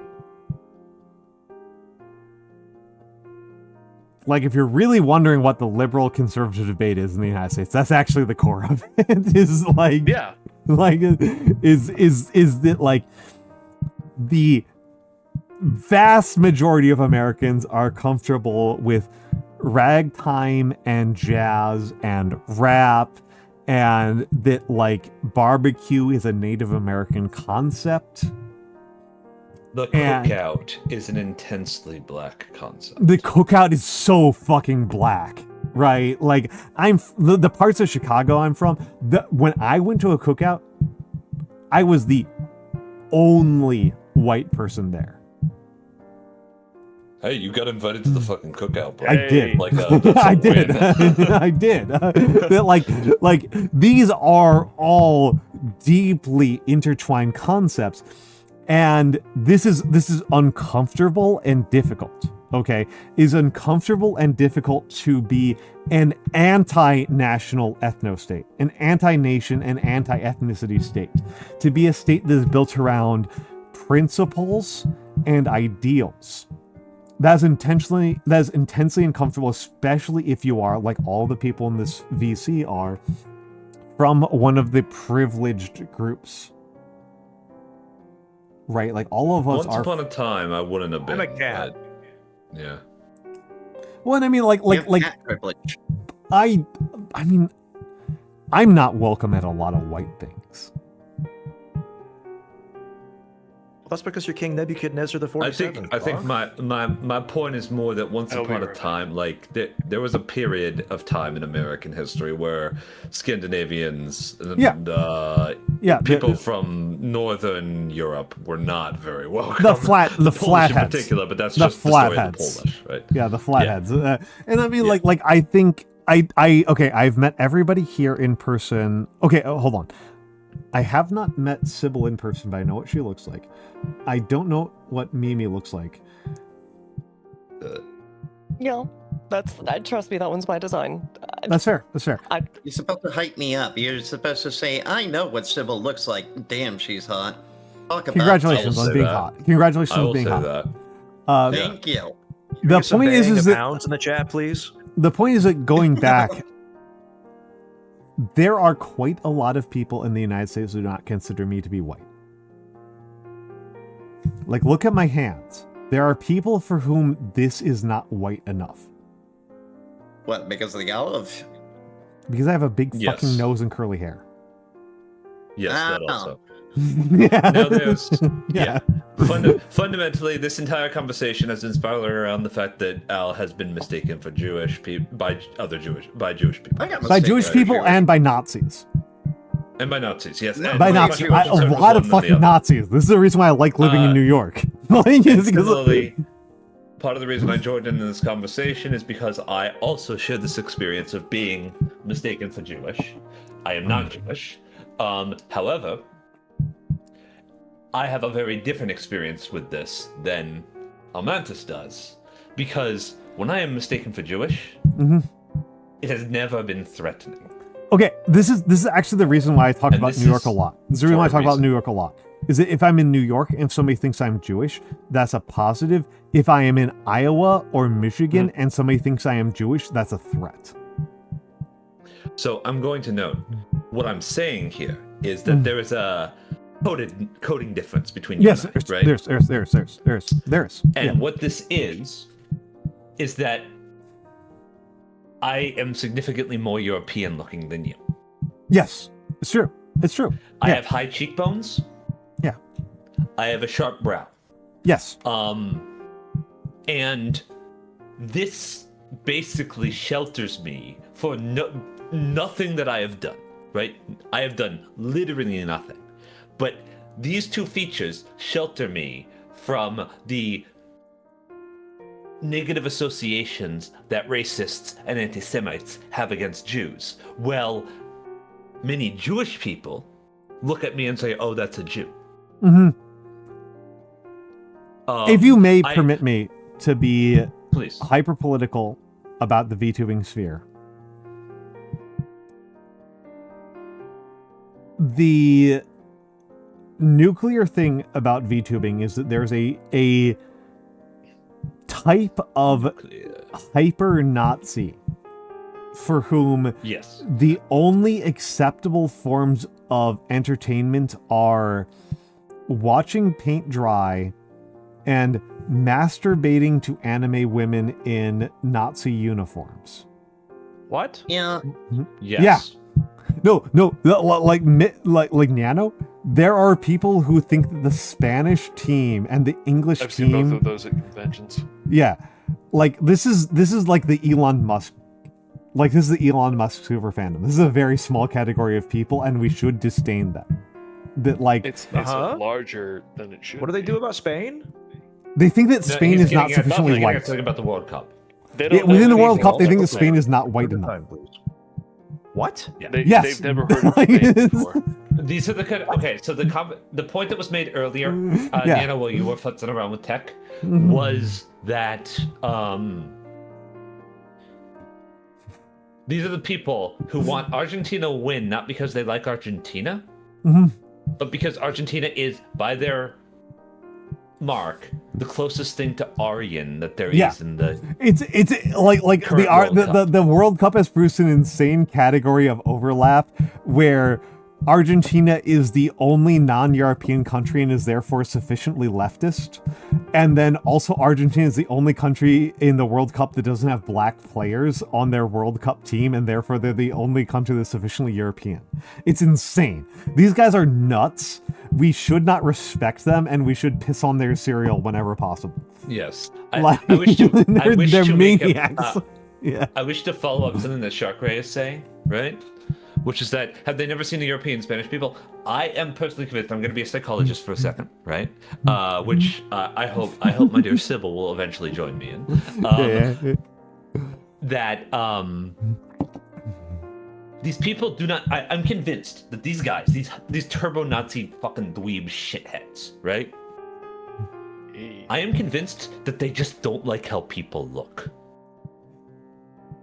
Yes. I am convinced that a huge part of their psychological makeup, the kind of person who gets drawn to this sort of mindset, specifically the masturbating to anime girls who look like, who are dressed in Nazi uniforms, right? They do not like people. No, I'm not saying that I am not saying that they are like, what's the word? It's not like, oh, I hate all people equally sort of shit, right? No. They find the human form itself fundamentally distasteful. Boring. And they are obsessed with a impossible and not even mythologized, but functionally impossible ideal of beauty that cannot be achieved by anything other than cartoon drawings. This is an interesting intervention, right? Yeah. No. This is like Shark. Sorry. I heard Sybil. I have my own words, Don't be but they're all sorry. bad. I just it kind of reminds me of how the Trail of Tears was described to me. So when the Trail of Tears was performed, this was actually done to indigenous people who followed white religions and led white lifestyles. These were, for all intents and purposes, these were individuals who were white culturally. And it still wasn't enough. And they still got marched and killed en masse. And it just kind of always comes back to that absolute need that even when someone is perfectly fitting in, not causing any fucking trouble, for the most part, just living beside their neighbors, it still isn't enough. They still have to create a scenario in which they chase you off, in which you persistently are the enemy. Yes. You have caused me to need to link to one of my favorite essays of all time. Oh yes, this one is very Possible Girls is phenomenal. Okay. In case people are misunderstanding, I'm just gonna take a brief aside here. So, Possible Girls is an old, at this point, an ancient, at this point, philosophy essay, and is an interjection. 2008. Yeah, is an interjection into the conceit of modal realities. So modal realities is like, if you've ever heard of the TV show Sliders, it is an interjection to this, that like, what is imagination, right? Like is imagination reality? Like is our alternate realities real? And so Material existentialist says no. yeah. And in Possible Girls, the conceit of Possible Girls is modal realities is a proposition around is a philosophical consequence of the Bell hypothesis of quantum physics, where if you can imagine something to be true, it is true. And so Possible Girls is a shit post about this that gets published as a serious philosophy essay where, okay, so there are multiple realities that project outwards from every quantum decision that happens. Every quantum decision that happens, there's another universe that happens. And so if every time there's a quantum level decision, some new universe happens, that means that there's another universe wherein my ideal anime waifu exists. This is the most... I need to note something about this in particular, right? Yeah. And I really don't want to be rude when I say it, but this shit is what created the way fandom spaces, and particularly Tumblr, talk about themselves. Yes, this is Taking academic. this seriously, not understanding the sarcasm inherent in this particular premise. This is an academic treatment. This is a philosophy treatment, seriously, of what if... Give me an anime waifu, please. I'm not enough of a weeb here. What if all the things that I think are super cool and liked when I was a kid are No. actually real? What if the Mikks, Teenage shut the Mutant Ninja fuck Turtles up. are actually real? Mikks, shut the fuck up. Mikks, shut the fuck up. Give me a name. Give me I need a name. Here. Kusanagi, Colonel Kusanagi. Kusanagi. Okay. Remy from Black Lagoon. Yeah. Remy from Black Lagoon. Colonel Kusanagi. Sybil, give me an anime girl. Anime girl. Deedlit. Fucking anime. Deedlit is a good one. I can't. My hearing is so fucking bad. I shouldn't have asked. Deedlit. The elf. Deedlit. Okay, I don't. I literally do not know what that refers to. The Okay, elf Deedlit. from 1990s. Okay. Good Okay. choice. What if not only Mimi? Apologies. Repeat. No, I'm sorry. I'm just being angry that she's considered an aesthetic wife or something from the 90s instead of being a good character anymore or whatever. I'm sorry. I just I need to hear it. Who's the good waifu? Me. Deedlit. Deedlit. Good Okay. waifu. Yes, absolutely. You are correct. I'm not a high tier weeb, so I am thinking about people trying to have waifu arguments about thank you, Weeb Biscuit. I'm thinking about people having waifu arguments over Evangelion. Bulma, yeah, right. Like Don't what do if that. Deedlit or Bulma like literally was in love with you, but you could not perceive it because you are in alternate parallel universes? What if your letters, your love letters, your fan fiction that you wrote was met by a parallel fan fiction that you could not read by Deedlit in Deedlit's universe, where she is in love with you specifically? You do not need to instigate the isekai. I'd crew expect any her further. to get better taste. This is like the Hikoboshi and what's his face story for like Tanabata, except like Fucking kill me. it's alternate This is universe. literally It the sucks. Mix is the reason why I asked you to shut the fuck up. This is what Impossible Girls is mocking, right? Is it like you are jumping intrinsically? You as a person are jumping 3 steps ahead. Possible Girls is asking the question, and then starting from there, of like, what if Deedlit was herself writing Yume Joshi fanfic about you? She would never. Like, right? This just reminds me of like the TikTok trend where like during COVID where people were trying to like or dream themselves into like Harry Potter. This is, I think, where it started. Like, this is like, I think, like the core of it, I right? forget what it was. Like, There was a name for it. Isekai was before this. this is cringe. I'm being fucking nuclear here. This is Toba, it's something if else. If you motherfuckers actually read fucking philosophy, this is the shit that they're comfortable with. Like, this is like you're like, oh my god, what if? And it's like, no, they're doing it. Like, they're doing it. Like, in the academic departments, they're fucking doing this. Hey, I know they're doing it because I've interacted with these people and they are cringe. Yes. They think they are very it's clever. not No. not. Mikks is the problem with you is that you hang out with too many fucking weebs. They are face tanking the cringe.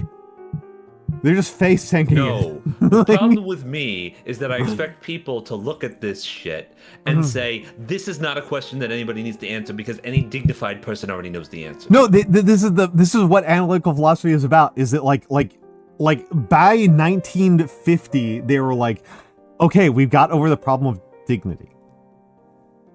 Yes, and this is why nobody should take them dignity. seriously, as we discussed last time. Yeah.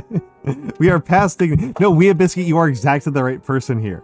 You know, like hate and love are not the issues here. The analytical philosopher that I am referring to is past these problems. They are doing the Nietzschean transcendence. Hate and love are not to do it, but they're not actually. No, I think that he is past it. I think that Possible Girls is a genuine philosophical thought experiment on the question of if modal realities were a serious consideration, what are the consequences?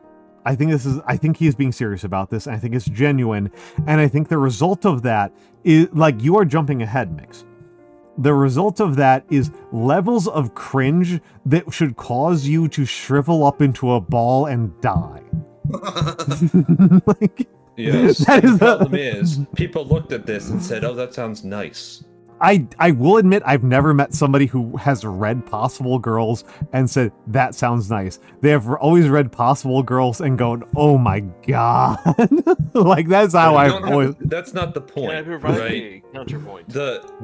Hold on. You are assuming that people read academic essays. No, I'm talking within the people who read academic... I'm Okay. talking within that population, but keep going. Yeah. Sure. Yeah. But that population is not the same population that thinks this sounds good. The population that thinks this sounds good doesn't read Possible Girls. They hear a trickle-down version of Possible Girls. Yeah. From some 2-sentence post on Tumblr because, you know, if you write more than 2 sentences, people, like, forget what you're talking about. And then gush about it for 3 years. I've That's already what forgotten. Yeah. Can I provide a potential counterpoint? Please. Why don't you just watch Kim Possible instead? It's not a Thank you, Mimi. Okay. So it's not a good counterpoint. We have lost Nano. It's more a change of perspective, wherein you find, folks that delve into these whole ass isekai genres, and they instead present themselves as not a self-insert fan fiction. Or maybe they might. Maybe they will invite themselves as self-insert. So you get like the vending machine. You get the sword aspects. You get the folks that try to present themselves as not being the go-to colloquial. I'm the superhero. Instead, I'm just simply a dude who is now a vending machine. And I think there's a lot of validity behind that.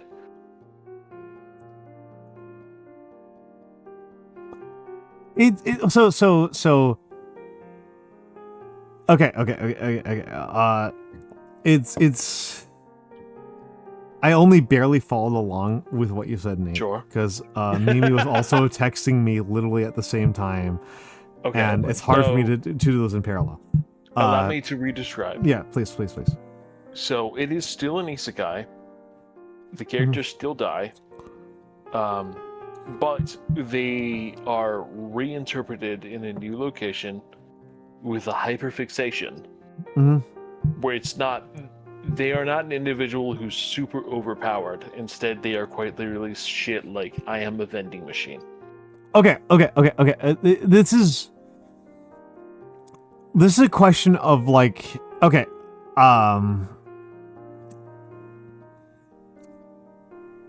Mimi? Yes, Tiger. This is I'm asking for interpretation here, and you are allowed to Okay. say "fuck off." Okay, I'm Okay. giving you a "fuck off" Please button here. don't. My Okay. understanding of your history is that Okay. you are a military brat who moved around a lot, often in the South. Like 75% correct. Okay. I am correct enough that does not contradict what you have said on your own stream in public, but Yes. okay. I am extremely northern, and it's a bit of a shame that we don't have other people here. And I mean, This is- I've also told you, hold on, before you continue, I used to live right around New York City for like a number of years. okay, but you've moved a lot.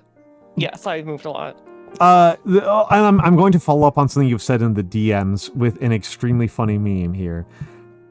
Okay. What you said was Reconstruction should have lasted for 50 years. Yes. Uh, It's my personal opinion. There should have been like at least 20,000 troops in every single southern state until they got the point. and Or and this, died. this actually does tie into the isekai of it all. Hello, Rixie Raipu. This does tie into the isekai of it all. That like Oh, are you talking about the isekai thing I've told people where like if I was isekai'd, I would go become a slave caravan raider, flee the slaves, and then go around. I have not starting heard up this. camps to make I have more not money. heard this. I have not heard this at all. That's so heavily tied to what I established. Okay. Yeah, There this you is go. why this is where I'm trying to weave in things that Mimi said like 45 minutes ago into. I'm trying to be like a good like. You're trying to do that Donald Trump thing of weaving. Shut the Now you've fuck moved up. your hands. Shut the No, fuck up. please. You asshole. You fucking asshole. I'm trying to do the Mr. Rogers thing of making sure everyone's positions are heard. You asshole. Shout out to Rescinded for Sybil. You have unplayed Iron Nest.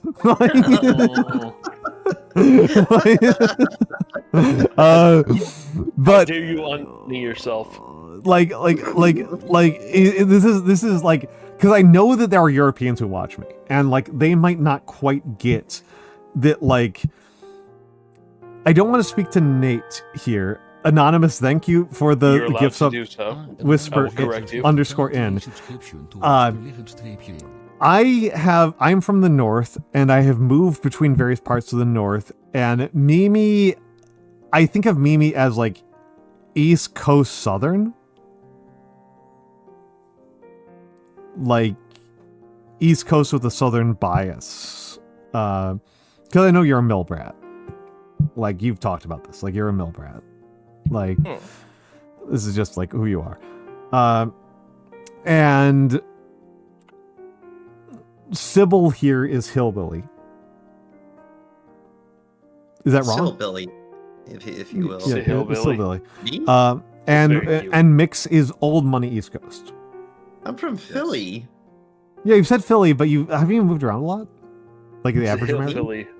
No, I was born in Virginia in Norfolk because my dad was stationed there in the Navy. Oh damn. And then Me I too. ended up, my family dragged me back up with them to Pennsylvania, and then I lived out of West Philly for most of my life. And Nate's, my understanding, Nate, Mhm. correct me, or tell me to Sure. shut the fuck up. You are free to tell me to shut the fuck up here. I don't know if I would do that. It's not as funny. But please. But you're allowed to tell me that I'm just like wrong. I have read you as a person from a highly mobile background who has moved between the East and West Coast repeatedly. Okay, so born in Williamsburg. PA? Spent my entire time in Richmond. Oh, VA. And then moved to LA on a whim Okay. about 12 years ago. Are you comfortable saying where you currently live? No, Okay. I'm actually not comfortable where I Fair. currently This is am, what I mean by shut the fuck up. This is what I mean by shut the fuck up. This is what I mean. So, we can just run, Virginia to LA. Yeah, That's Virginia to LA, a lot of West Coast, a lot of East Coast, not a lot of Midwest. Whereas, like, But I was born in Williamsburg and then raised in Virginia, Richmond. okay, for the whole takeaway from this, to like make myself less of an asshole here, because I feel like I actually kind of have been a dick here. like the U.S. is really like East Coast, West Coast, South, Midwest are the 4 major regions of the U.S. And like we've lost Noir, but Noir is very Midwest. I am Midwest, East Coast. Nate is very East Coast, West Coast, is what I'm bringing up here, right? And Mimi has kind of like moved between like South, Midwest, East Coast, right? Like she's moved between all 4, right? Does that feel right to you? Mm-hmm. Pretty much everywhere. And I think of Sybil as Philly Central and then like a bit of like Midwest to South. No, we just talk like that. Yeah, okay, fair enough. And like this is just kind of what it being. To be very good at accents. You are very good at accents. It's non-trivial. Yeah, Mimi's the avatar. You're right. The ska avatar. I just kind of want to like I'm trying to like. Years. What was that? You're gonna be talking about that for years. Oh yeah, Mimi is a ska prit. I'm not going to get over it because it's really funny. Embrace it. It's really funny because you're like the only ska person I know. I like ska. All right, but here's a real question. Can you remember the 50 Cent song from like 2nd grade? No. I like the concept of ska. 50 States are a map to me, a song. Yeah. I like Thank You Scientist. That's version of ska. Yeah. My version might be a little different than yours because I'm ancient beyond like time, but yeah. I like ska. I like ska more when it's progressive, but you know, I like everything more when it's progressive. So, Mimi, I'm never quite going to recover from this. I'm sorry.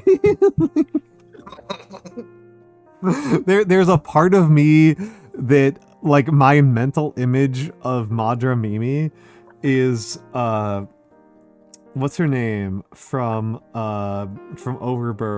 Overboard, the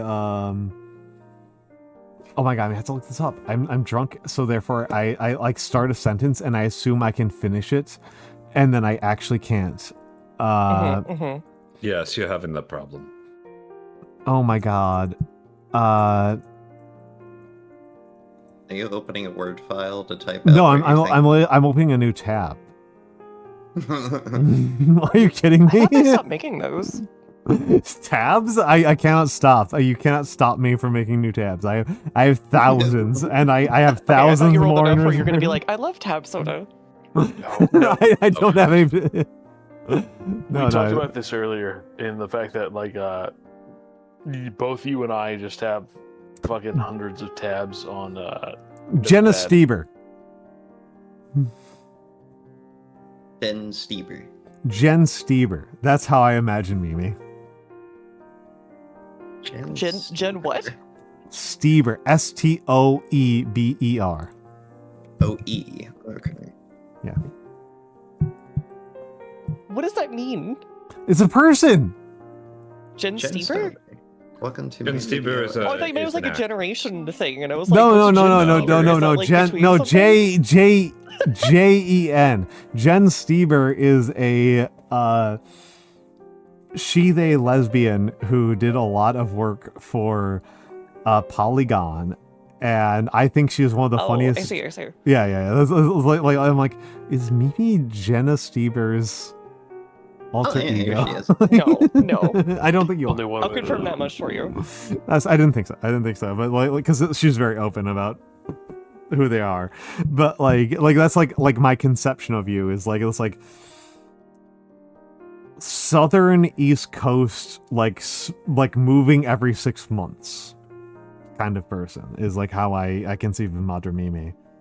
I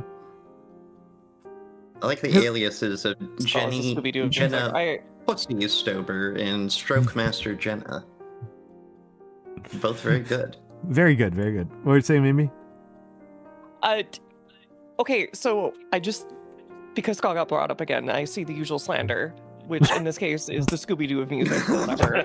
But usually it's expressed as something like either ska is the mental track playing when 14-year-olds get told by their mom that they're gonna get chicken nuggets today or something, or like that like, you know, this is the scene that plays in the head of every like independent filmmaker trying to make a film on $2 in 2007 or whatever. You and are You should it's like, respect those so guys. good. My Okay, opinion. Those guys are trying fucking hard. This actually True, is the reason it's why true. I associate you with Jenna Stever. Is that Jenna Stever did a video essay about what is the music of the future, critiquing the ways in which Fallout New Vegas and Fallout 76 interpreted the music of the future as being like late 40s big band. And she was like, no, the music of the future is ska. God, That's- that was a bad, Yes. bad decision. I mean, I guess in Japan she was right. And it's stuck in my brain ever since. This is the reason why I associate you so much with the with her. Is like, and it's God, fucking ska. It's. I'm sorry, I'm so much of a metalhead. It sure is Scott. The problem is that you're too much of a metalhead, and for some reason you think that this makes you better than people who like ska. Okay, but like, I don't know. The It's the first thing I same think of when I shit. think of metal is like, you want to hear some slander? As usually I think of Yeah. that one like Norwegian band that sings about the Pope in 1514. Okay, And, you're thinking of Basically narrow it sings the down. same no, you no. Oh, She. I know where Mima's getting this from. I know where Mima's coming from. Sabaton. Sabaton, yeah. It's Sabaton, yeah. Sabaton. Yeah. Sabaton fucking Or sucks. like Ghost or whatever, yeah. Sabaton whatever. sucks. Both Sabaton I and hate Ghost Sabaton. Are No, which yeah. one is real? I fucking hate Sabaton. Ghost is Scooby-Doo music, by the way. Yeah, no, Like, this is stuck in my head this that's the entire actual conversation. Scooby-Doo music. Yes, right? the Ghost is Scooby-Doo music has like when you said that, because like to like be on blast about this, like one of Miks's like frequent frustrations in me and Miks's DMs is that Mikks is frustrated with people who want horror that isn't actually all that scary. Oof. That doesn't make them uncomfortable, specifically. Yes, That yes. is a specific crucial And the critique that I give. lens that I have for yeah, understanding what the quality fuck music. Mikks is talking about is Ghost. Yes. Like that's what that is Ghost. Like that's like how I understand what the fuck this asshole was talking about. It's really sad that that's the best you can do, because it's like kind of basically like, what if people wanted math but it was just arithmetic? Fair enough. Right. Fair enough. Ew. Like that's That hurt that's me. the no that It that's the hurts, it version, hurts, that it is the hurts. version that Al specifically can relate to, because Al is very passionate about the idea that math is not just arithmetic. And It's I am true. too, I'm very just in a passionate about different this. way, right? I'm very passionate about the idea that math is like that math covers the entire conceit of logic, and that the method by which we communicate with each other requires a certain degree of logic, and that inevitably becomes mathematical. Like, this is something that is upsetting to me, because it means admitting that the logical positivists were kind of onto something, and the logical positivists are like the most wrong people that like may have ever existed. And that's like a horrible position to place myself in. We are in ads. I am going to make the guest chat bigger so that I can go to the bathroom and also use the bathroom at the same time. I'll be I'm back. actually going to bag out. Okay. Well, my man. If anybody else Weak. wants to be in here, who is like a friend of mine, I think you know who you are, DM me and I may invite you in. But I Be am well, going to friends. disappear. Good night, Nate. It's always good to see you. Nate, we love Nate. We love Nate. Give the shout He's to a Nate. wonderful Good guy. hang with They're you all. great. Nate, great. You don't Great. need to do that. But Too also, bad. Goodbye. Too bad. They're great. Okay. I will give a verbal shout out to Nate. He's a wonderful friend. He's very attractive, and he's excellent thank at his you. job. I don't have one of those, but okay. Yes, you do. Bye. Sure. Bye.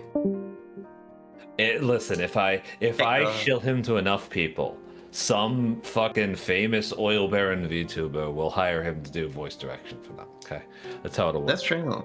Yeah. That's, No, that's what I'm just, going for you know, here, right? That's common economics. That's how every startup works these days. Nate at the moment does not choose to stream, though he could if he wanted to, I'm sure. everybody on Twitch technically has a Twitch channel, right? I don't think there's any way to like disable that. He is that is Is that mug root beer in your little reactive hand? Yes. That's so cute. I love having a little logo on that. it is extremely cute. I love the skateboard, by the way. The flaming skateboard is also very good. It's so fucking cool. It's like a rocket skateboard. I like it a lot. It's very good. Cute. Yeah, very appropriate. Very appropriate, Foogie. Now the thing that Al was kind of getting at here is that I have a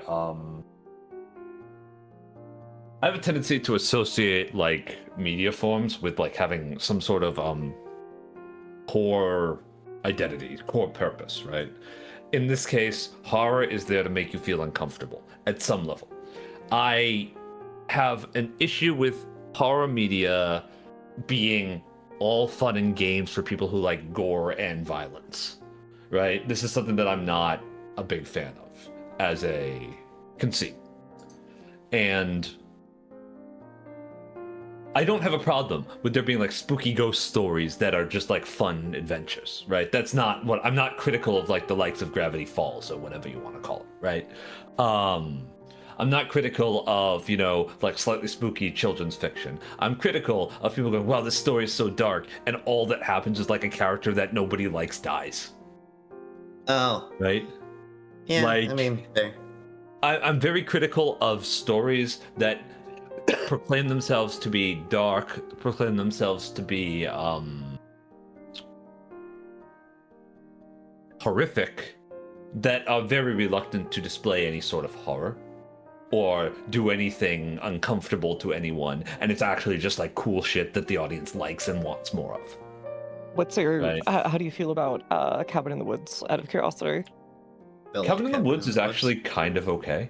Like, I like Cabin in the Woods, actually. I find it a little bit mean-spirited at times, but I really like the central conceit and the, like, dark satire of its actual premise of, hey, these fuckers who are going to destroy the fucking world are you, audience, right? I like that a lot. I like how meta it is quite a bit. Also, the acting in that movie is actually quite phenomenal. I appreciated that a lot. Right. And they had Sigourney Weaver. Wow, what a queen. I adore Sigourney Weaver. She is one of my favorite actresses by far, right? She's fucking fantastic. But I'll be totally honest, right? I like horror movies, all right. I like horror television, all right. Analog horror is okay. I'm mostly a horror reader. And the conceit of what makes very good, like a horror short story or a horror novel, is quite different than what people respond to well in the horror genre in like video games or movies, right? Which tends to be, you know, like monsters, violence, creature feature, oh, that's so fucked up, I can't believe they put that on screen, sorts of stuff, right? The genre is like, I watched Obsession recently and I really liked it, actually. I thought it was quite excellent. Has like really strong thematic content, very uncomfortable movie. But I'd say like the best horror film that I'd seen before that was probably like,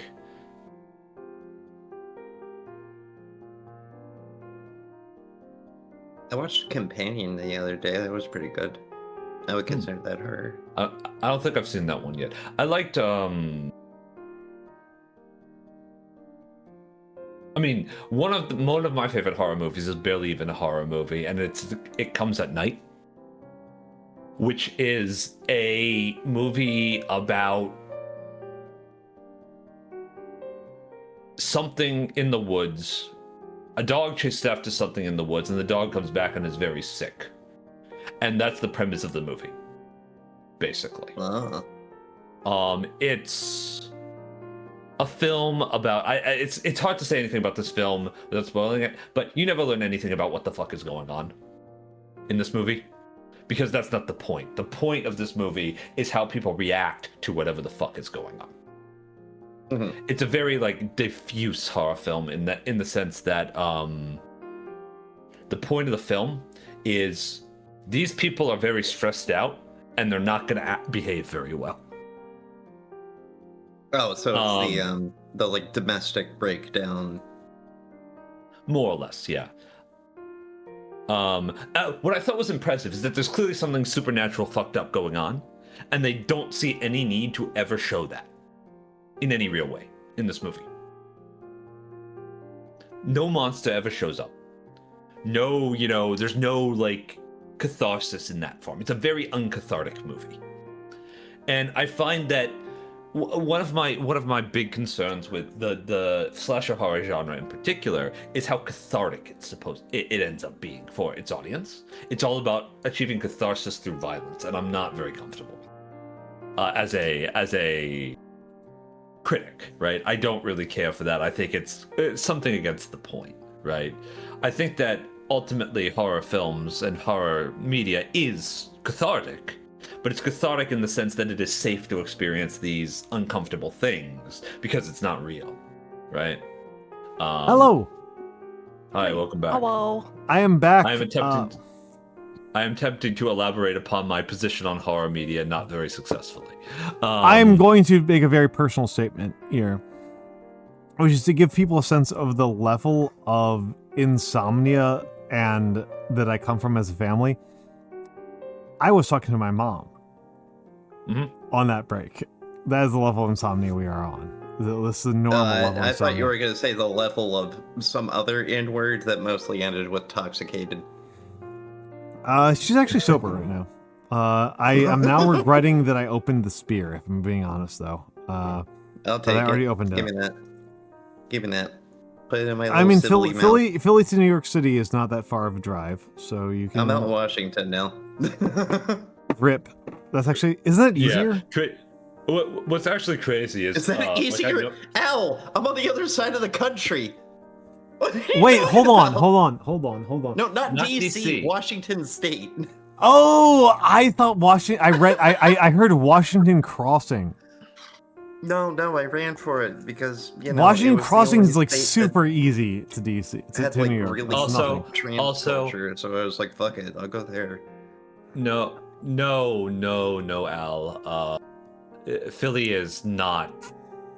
Philly is easier for you than DC is. Right? Yeah, just Philly is easier, but Washington Crossing is super easy. Washington Crossing is super easy, but no, Sybil's out in Washington, actually in an area that I know quite well, which is actually kind of a funny coincidence. Okay, I fully regret this now. I fully regret this. I don't know. I've already opened Don't this drink the damn beer, Al. Well, it's fully sitting there, so you're either drinking it or you're not. I can't imagine that smells good to be hovering underneath your nose. Hello, Adders. Hello, Anonymous. Hello, Virgil. Hello, Broth. Did I miss an entire raid? No. Did you? I don't think so. There's a couple. The yes. Euros are just waking up, dude. That's true. Oh shit! It is like one. Oh dear. No, yeah. This is like the horror of the way I've created myself as a streamer. Right? Is that like because my favorite streaming categories are like traditional art, really weird strategy games, and simulations. I have created a horrible Venn diagram of Americans. Oh, yeah, you screwed Theo out of an aura. Yeah, it's like cozy Americans, and then like he's just shut the fuck up, Mikks. I did hear that. He's just lost. You're just lost, man. But Oh, I am a little bit. That like, Oh, well, I mean, like honey. this like Sybil is actually on the same train as me, right? That like, Troop channel. like being the type of person, and actually to a certain extent, Mimi, the type of person who streams Iron Nest. Oh yeah. Yeah. How did you enjoy Iron Nest, by the way? Fucking fantastic. I really hope that the campaign Fantastic. has a great amount of levels because I loved that. That was great. Mimi, you're going to enjoy Iron Nest so much. I'm so confident. It is. If Al says you will enjoy it, I have full confidence that you will enjoy it. It is a very well put together piece of media. I will just have to believe you, and I'll eventually. I think there's a demo right now, right? Yeah, that's Yeah, correct. only That's a demo. all of us have played. There's no full version. There's only demo. Okay. It is the demo. So what it is, Mimi? I think this is just me like doing shit. This is me being me here. So the setting is that it is set in like 1927, and for it was what like in Spain or something. I saw you were playing. Exactly. Monarchist Spain has developed an insane interwar SPMA. And you are the only crew on this weird interwar SPMA. For the non-nerds, what is SPMA? Yeah, thank you, Mimi. Self-propelled mobile artillery. Okay. So you are you're the a big old thing. So there is a giant. What would you estimate? My chat estimated 80 millimeters, but I think that's actually like undershooting it by quite a bit. I think at least 105. Oh, as far as like the actual size of the turret? Well, the shells. Yeah, the shells. Oh, the shells. Oh my god, they're fucking huge. If I was gonna what guess, was that, from what I've seen and from the standards here, 120. There's like an anime short movie that was essentially all about a town that was fighting an unseen war via a giant cannon that was being fired, and like the rounds were ginormous, and nobody knew if the war was even real. But they kept on shooting. Memories? No, Memories is the Kirikor Memories thing. is a Tomo, right? Yeah. That's Oh no, you're right. Actually, here we go. I found the scene that I'm thinking of here. Yeah, see, this is adjacent to mecha anime, so I know everything about it. That's how it works. This is the interesting intersection of the four people we currently have in VC here right now, right? Is that like me and Sybil are very like simulation, and me and Mimi are very into like the like weird mill chic aesthetic. But like I'm the one person of the four people here that's not really into like the mecha aesthetic. Oh, really? Not particularly. Not particularly.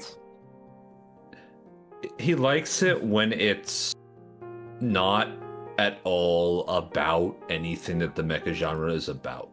Okay, this is Mikks. You are being mean. You are being mean to me. I am being mean. You are being mean to me. When you say mecha, I like the parts of it that are sublime and strange, and I don't like the parts that are cool. What it is you like the parts that are about obscure infantry tactics and not the parts that are about airplanes. Then you'd like Front Mission. I like Front Mission. I like that's a good one. Armored Core. I like Armored Core, the old Armored Cores. Hello X_A_N_A_D_U_. Hello. I really like Pat Labor. Yeah, I mean the thing is, did you see the new one? I like the gritty. I like the gritty anti-heroic parts. Do you like Mech Warrior? Is Mech Kind Warrior of. Okay. This is my. Mech Warrior a lot more than me. I like Mech Warrior more than Mikks, who is like Mech Warrior's #1 hater. This is not necessarily a love thing. Willie the Wizard, thank you for the follow. This is not necessarily a love thing, but my platonic concept of what a mech is the Timberwolf. That's a good one. That's not necessarily my concept of the ideal or the best. but it is my concept of the platonic. It is the one. If also you were known as the gonna- Zentradi War Pod from Superdimensional Fortress Macross, because that's what it's a fucking ripoff of. Yeah, I mean, the issue is that, like, my experience with mecha was, like, the first mecha experience I had was the SNES Mech Warrior, which was you're piloting a Timberwolf, which is insane. I just want to be clear here. If people are not familiar with Mech Warrior, the fact that they called it they called it a Mad Cat in the game, which is madness, because you were playing as Clan Wolf and they called it a Mad Cat. So people who are familiar with Mech Warrior will be like, what do you, like, these people were on drugs. But like, that's like where my concept of what a mech should be is cemented. And from Mikks' perspective, this is stupid, phony bullshit. I always liked calling it the Mad Cat, honestly.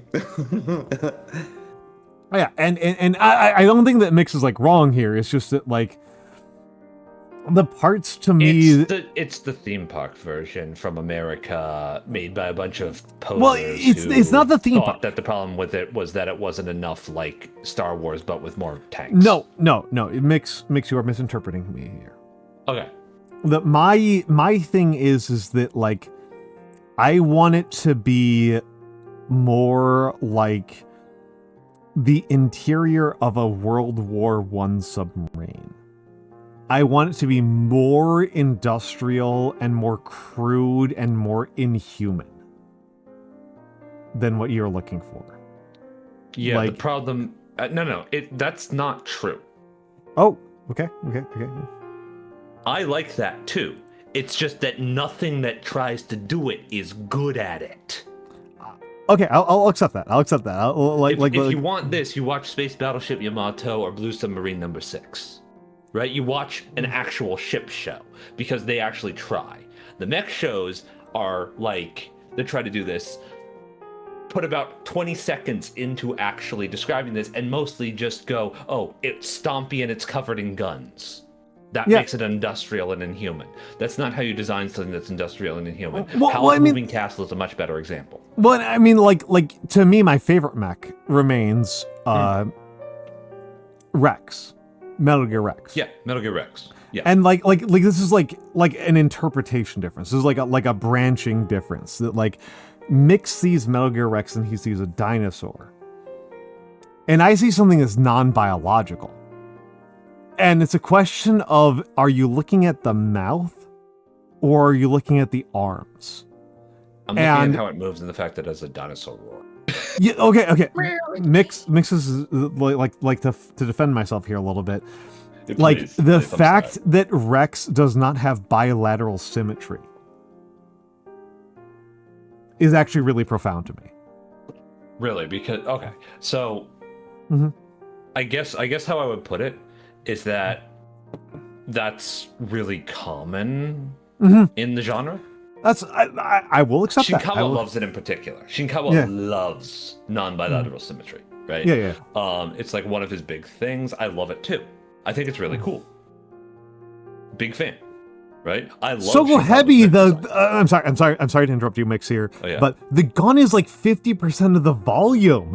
Like, the gun's really big. Sorry. Like from a biologist and scientist perspective, like, Rex is very non-bilateral symmetrical. It's okay, like I'm actually going to agree with Heavy, though, because you could hypothetically just remove the gun and the radar and it would be symmetrical. That's like 50% of the volume. That's huge.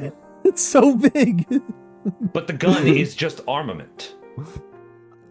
Again, this is like a bit of a problem of me coming from like the science side of things, is that, like, if there was a dinosaur that had the physical and mass layout of Metal Gear Rex, there would be real serious arguments over whether or not it was even a tetrapod. Which is a huge argument. Like, that's like a huge argument. There's an important qualifier. Yeah. Robot dinosaur. Robot that looks like a dinosaur. It is a golem. Well, again, this is like me coming from a very different perspective here, right? This is like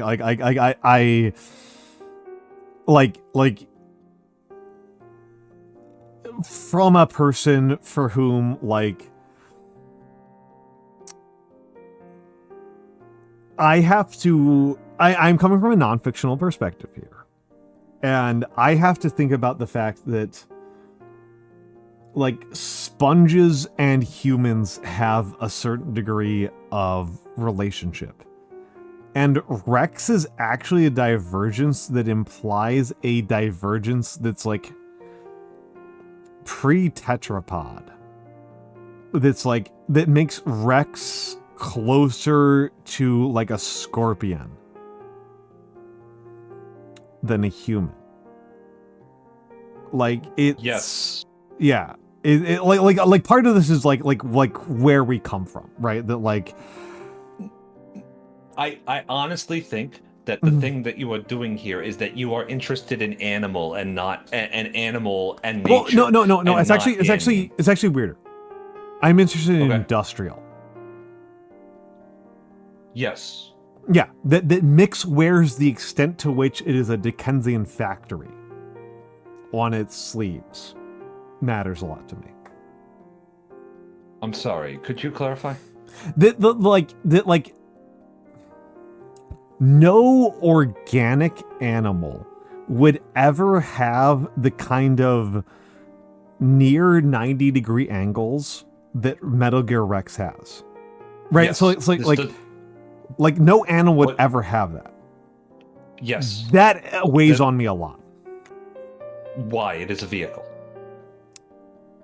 That's the point.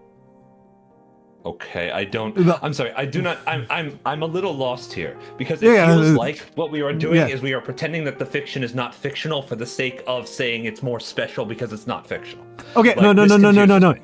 Okay. We're getting like deep, like Mikks and me being deep friends here. Yes. Stuff here, and it's I'm genuinely just a little confused. Okay. Like, but no. I've been confused about this for months, if not years. Yes. With being friends with you, like,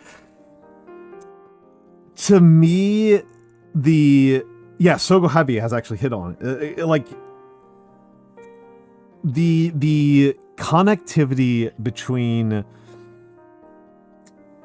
Rex and a human being feels really distant to me because of the harsh geometry and the weird bilateral asymmetry to me. And how do I explain this? This is a problem with me being like a sociology and math nerd, and rather than like an aesthetics nerd here and an art nerd here. No. You are fair to ask questions here. This is deep questions. Because like I've had this problem when I think about like things that you say. Like I've had the other side of this. Is like you said things to me. I'm like, what the fuck is Mikks talking about? Why are you pretending that this was not designed by a human to achieve a specific purpose artistically? Okay, I'm not pretending it's not. I'm comfortable with that idea. Okay, but it's this aesthetic distinction between trying to look like a biological component versus trying to look like a steam engine. Okay. Is kind of where I am at. Is it like a steam engine? As a person who's like really invested in the history of the Great Divergence, shout out to Kenneth Pomerantz, who absolutely does not have a Twitch account because he's been dead for like 50 years. That like a steam engine is this sublimely horrifying encounter with the mathematics of the universe that upsets our countenance with what it is to be alive and what it is to be efficient. And Rex lies at slightly more along that side than, say, a Zaku. Yes, and but not then say the Big Zam. I don't know the Big Zam, so that might be part of the issue. I don't know what the fuck you're talking about. So no, the Big Zam is probably the biggest influence on Shinkawa's entire action style. It's a weird, like UFO with chicken legs. Okay. Kind of imagine, oh god, what's her name? Is it Baba Yaga? I think the old witch. Yeah, Baba Yaga. Yeah, yeah, Baba yeah, Yaga's house, it's essentially but with a that. gun. It's essentially that. Yeah. And it's there's an part to which there's imprinting here, which is, again, like I said, like I have this imprinting thing where the first like real mecha thing I ever did was the SNES Mech Warrior, where you're playing as a insanely, they say, a mad cat. You're playing as a Timberwolf. I don't know why I say mad cat every time. That's fucking insane. But like that's my impression of what a mech is supposed to be, which Mikks thinks is fucking stupid, and I understand why he thinks. Okay. Yes, but beyond even that, it is very alien for me to acknowledge, oh, I have a strong impression of something because of my experiences, and then not go, and now I'm going to throw that out and completely reinvent my interpretation based on. I just have trouble with the throwing out. It's the throwing out. Okay. It's the throwing out phase. It's the throwing out phase. This is the core difference between how you learn and how I learn, especially, or how we relate to fiction in particular. Yeah. Is that I am very quickly to throw out all of my experiences. Like I am very quick to throw out everything that I believe and everything that I know and every preference that I have in pursuit of, yes, but what does this do? Okay, we're going to be very, very like high level of anthropology here, right? This is high anthropology here for anybody in chat who is considering anthropology as a career. Leave the room now before you receive spoilers. Yeah, before you receive spoilers. The core, the fundamental element of what it is to do anthropology and to think about anthropology and to be anthropological is that you need to be comfortable with the idea that your culture needs to be compartmentalized and put aside, but the analogies of your culture are useful to understanding another culture. So, if you are an anthropologist from America, like I am, and you are placed into, let's say, Fiji, for example, as an example of a foreign culture. Fiji is a very extraordinarily foreign culture and is entirely realistic that in the 21st century, if you were to be an anthropologist in Fiji, you would not have the experiences that I or any of my mentors ever had going to Fiji, because of the ways that Fiji has changed as a result of neocolonialism. That you need to be able to simultaneously, and this is very difficult, simultaneously understand your own cultural reference as an American or a European or a Chinese person or a Japanese person or an Indian person as a metaphor, and then understand the Fijian perspective as its own thing that can only be metaphorically related to. That is its own thing, but has its own metaphorical relationships to European, American, Indian, Chinese metaphors and cultural politics and philosophy and mythology. That is the bare fucking minimum to doing anthropology. And that is very fucking hard.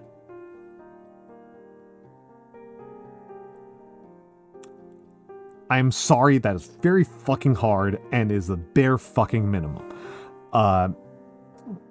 Apologies if I'm being really like rude and mean about this. That like you need to be ready for that. Like, sorry, I'm trying to like figure out where you're going with this. Okay, right? Okay. I may be a little bit drunk here, and I may be a little bit off kilter fine. here. That like Maybe a little bit.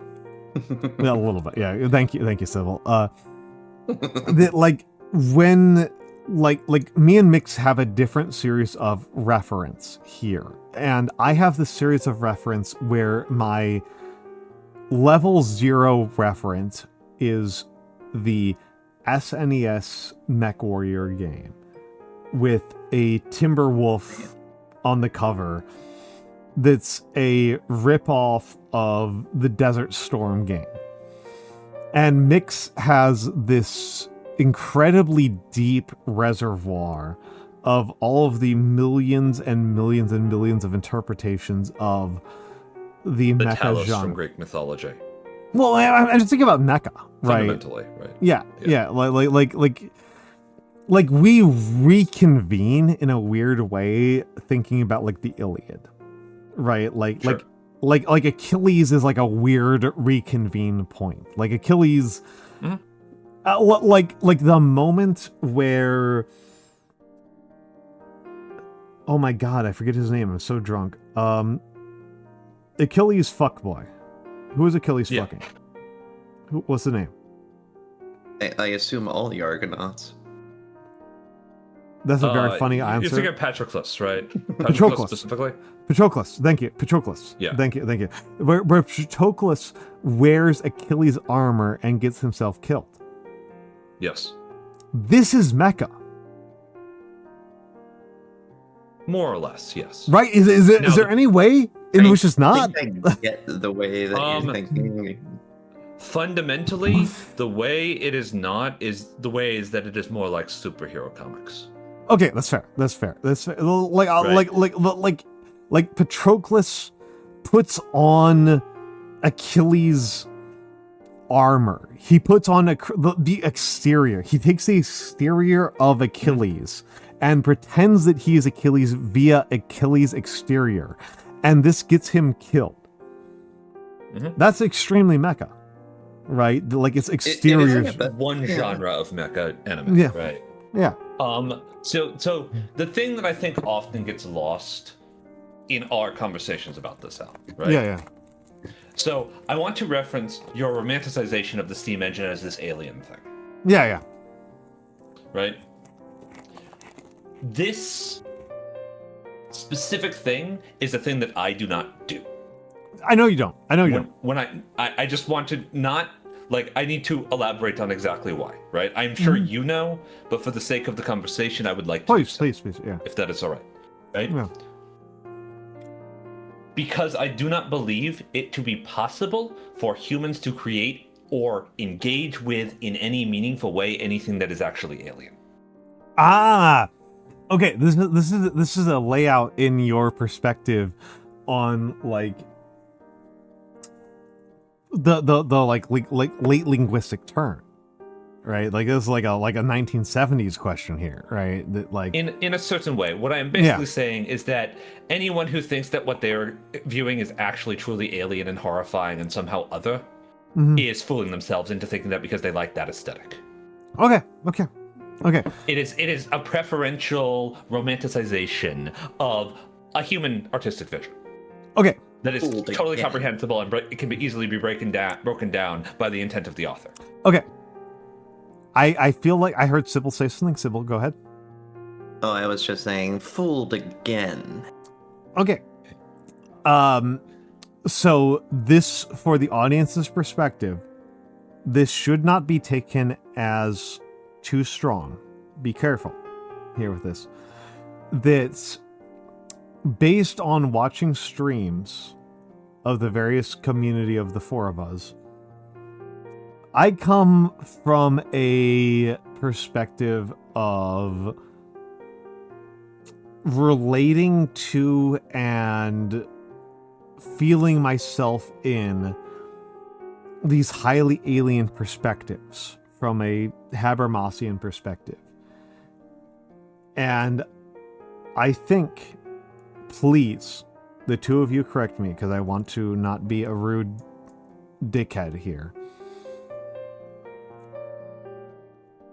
Mimi, based on the amount of time you spend doing mecha streams, particularly Front Mission, and Sybil, based on your love of weird, janky Slavic FPS, that you are actually kind of a little bit closer to me on this, that you find a certain camaraderie in the ugly and strange and industrial.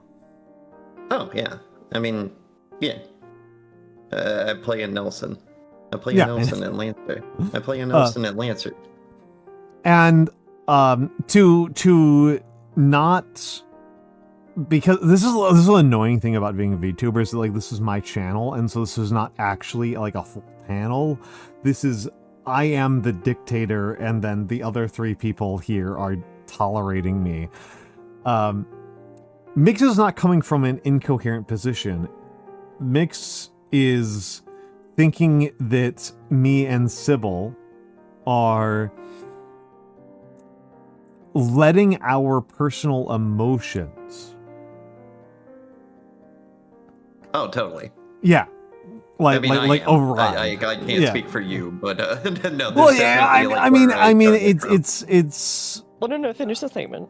I don't talk about this super often on stream, but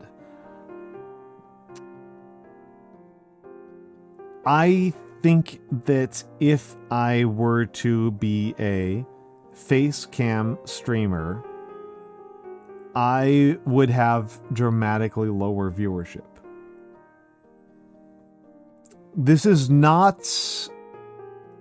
I hate talking about this because I know exactly, I know fucking almost down to the word what Mikks is going to say.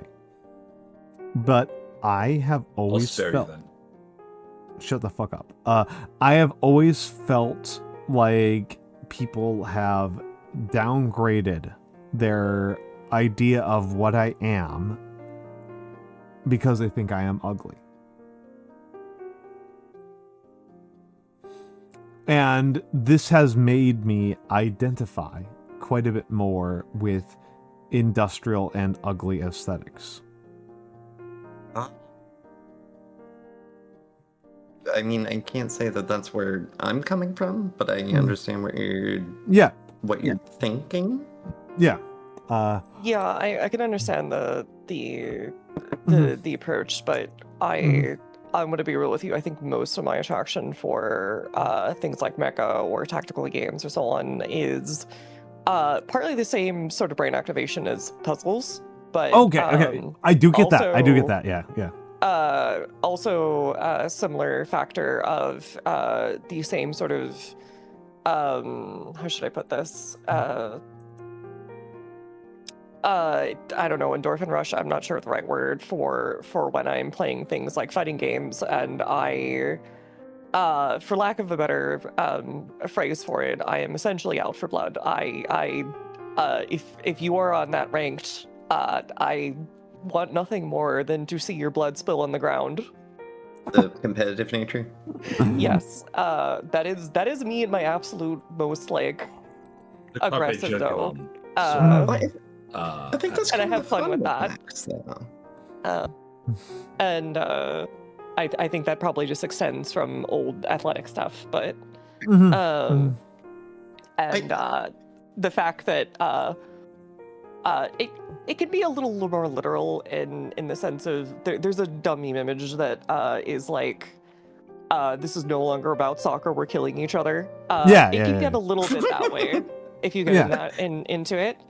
And the competition and the fight itself is fun enough in its own way. But I think I also just relate to a certain amount of, how do I put this? There is something of a synthesis between the mercenary that is the pre-industrial mercenary and the pre-industrial knight that you pretty much only get to have that sort of personal combat relationship in these sorts of stories. When you are riding a giant thing that is worth more than anything else in the next 500 miles and trying to make sure you're not the one that explodes. And eventually you might get to know a few of them. So it sort of does help with story building in a certain way. whereas a lot of war is more or less impersonal, and its most pure modern form, it's impersonal, it's extremely brutal and extremely violent. And it's when you have something like a playing game or a mech game or something like that, it brings it to a more personal level. Kind of in the same way that like Gundam or whatever might. Mimi? There is a reason. Hold on. Oh, please. Mimi, the two, you and I, this is something I think is really important for like the historical discussion, because I think the two of us are both like kind of like old history nerds. We'll get back to the mecha genre of it all, but like I think that the conflict in ideology and emotion between like so much of what our culture is comes from a cultural element of I am from a better culture and therefore I am entitled to kill hundreds of people. Like, I think you and I get that from having been like ancient medieval history nerds, that like that's honestly to a large extent the way in which World War I broke Western culture. Is that like up until World War I, there was a sincere belief, like fucking Tolkien is sincere about this. Like, there's a sincere belief that because you were born to a certain class of people, you are entitled to murder hundreds of people from lower classes. Oh, yes. Yay. And but it also feeds into the romantic notion of having someone exactly. on the other side in that 30-man melee of that is the great battle of whatever in 1055. Yes. No, this is why this is. And you will go home at the end of it, maybe with some injuries and scars. Yeah, you will merely feel kind of guilty about it. Like this is something I want to have like a full like you and me, Mimi, like this is something that like Western culture continues to struggle with. Like, this is a continuing tension into the 21st century. And it's something that like the mecha genre plays with, right? The mecha genre plays because the reason why this idea. Sorry, Sybil. Sorry, I'm just gonna make a coffee real quick. I'll be back. Go ahead. The reason why, from my perspective as more of like a history-minded person, like the thing that causes the mecha genre to kind of like come to the forefront again, and this is like very BattleTech-y, which is BattleTech kind of fucking sucks. I'm not gonna pretend it's like good. It was very BattleTech-y of this, is that like this idea that there's a like the reason why there was ever an era of history where a person who was born to the right social class and the right economic status was capable of killing hundreds of people and then retiring and having like a nice life afterwards is an output of the kind of technologies, and not just technologies, but sociological infrastructure that existed in the medieval era. It's insane, right, to apply that kind of logic to even like the same era of China or North America. And the folks who did this, where they're like, oh, like if like I am born to this social class and that entitles me to wearing a huge amount of full plate, allows me to be the kind of person who I can go to war like 50 fucking times in a row and come out of it at the other end morally enlightened. I'm thinking of Timberborn here, who is a very insane figure in history who people should know about. Timberborn. And I feel often like mecha is about reincorporating this.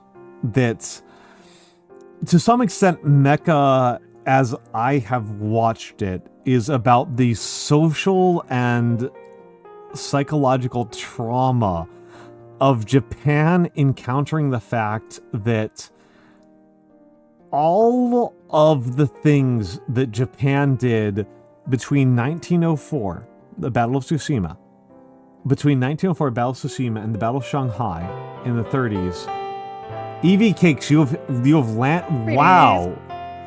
Wow, we have landed twice on Raiders coming in on insanely heavy topics. Wow.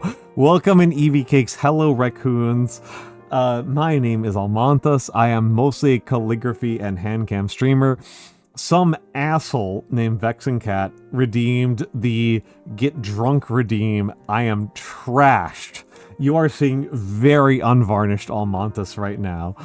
I am 12 or 15 drinks in, somewhere in there. How was Pal World?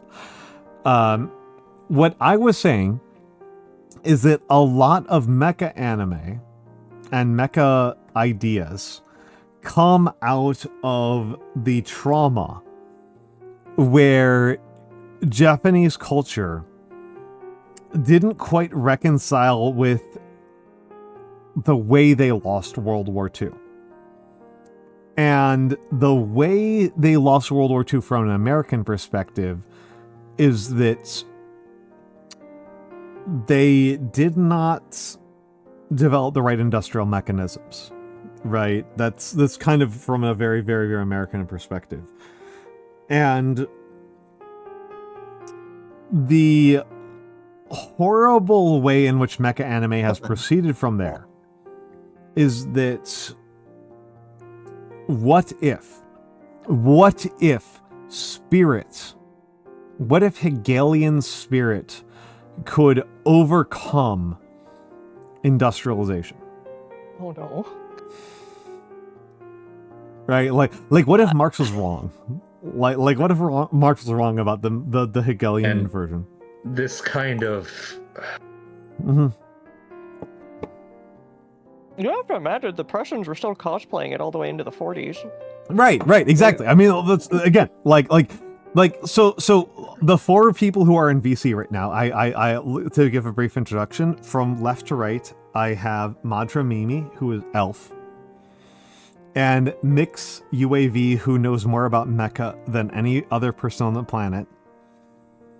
And barring Masami Obari and the guy who made Knights and Magic. They know way more than me. Like, those guys are turbo nerds. Thank you for disclaiming for your authority, a thing that I think is very important. Thank you. And SybilTheMoth, who is gay. Hi. Wait, no, you think I'm gay? I do. What? Are you straight? That's like a mind blow to me. Honey, I'm ace. I genuinely thought you were bisexual.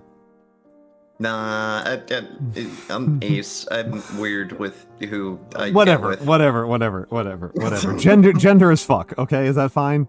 Gender is fuck. Hi, Gender. I'm gender Okay. fuck. Speaking of aces, that really leans into the Hegelian spirit part, by the way. exactly, the Hegelian spirit, yeah. Because usually the ace superhuman is essentially supposed to show up in these stories, and most of the time that's you, the player. Yeah. Things like Gundam. And this is almost entirely a product of Gundam. John Redman versus the White Death, and that's obviously gets just replayed in every single Gundam after, for example. And to be insanely denigrating about the current conversation, to simplify it down to really dust. This current conversation is that Mikks' idea of what makes a cool mecha is dance. And my idea of what makes a cool mecha is a crater.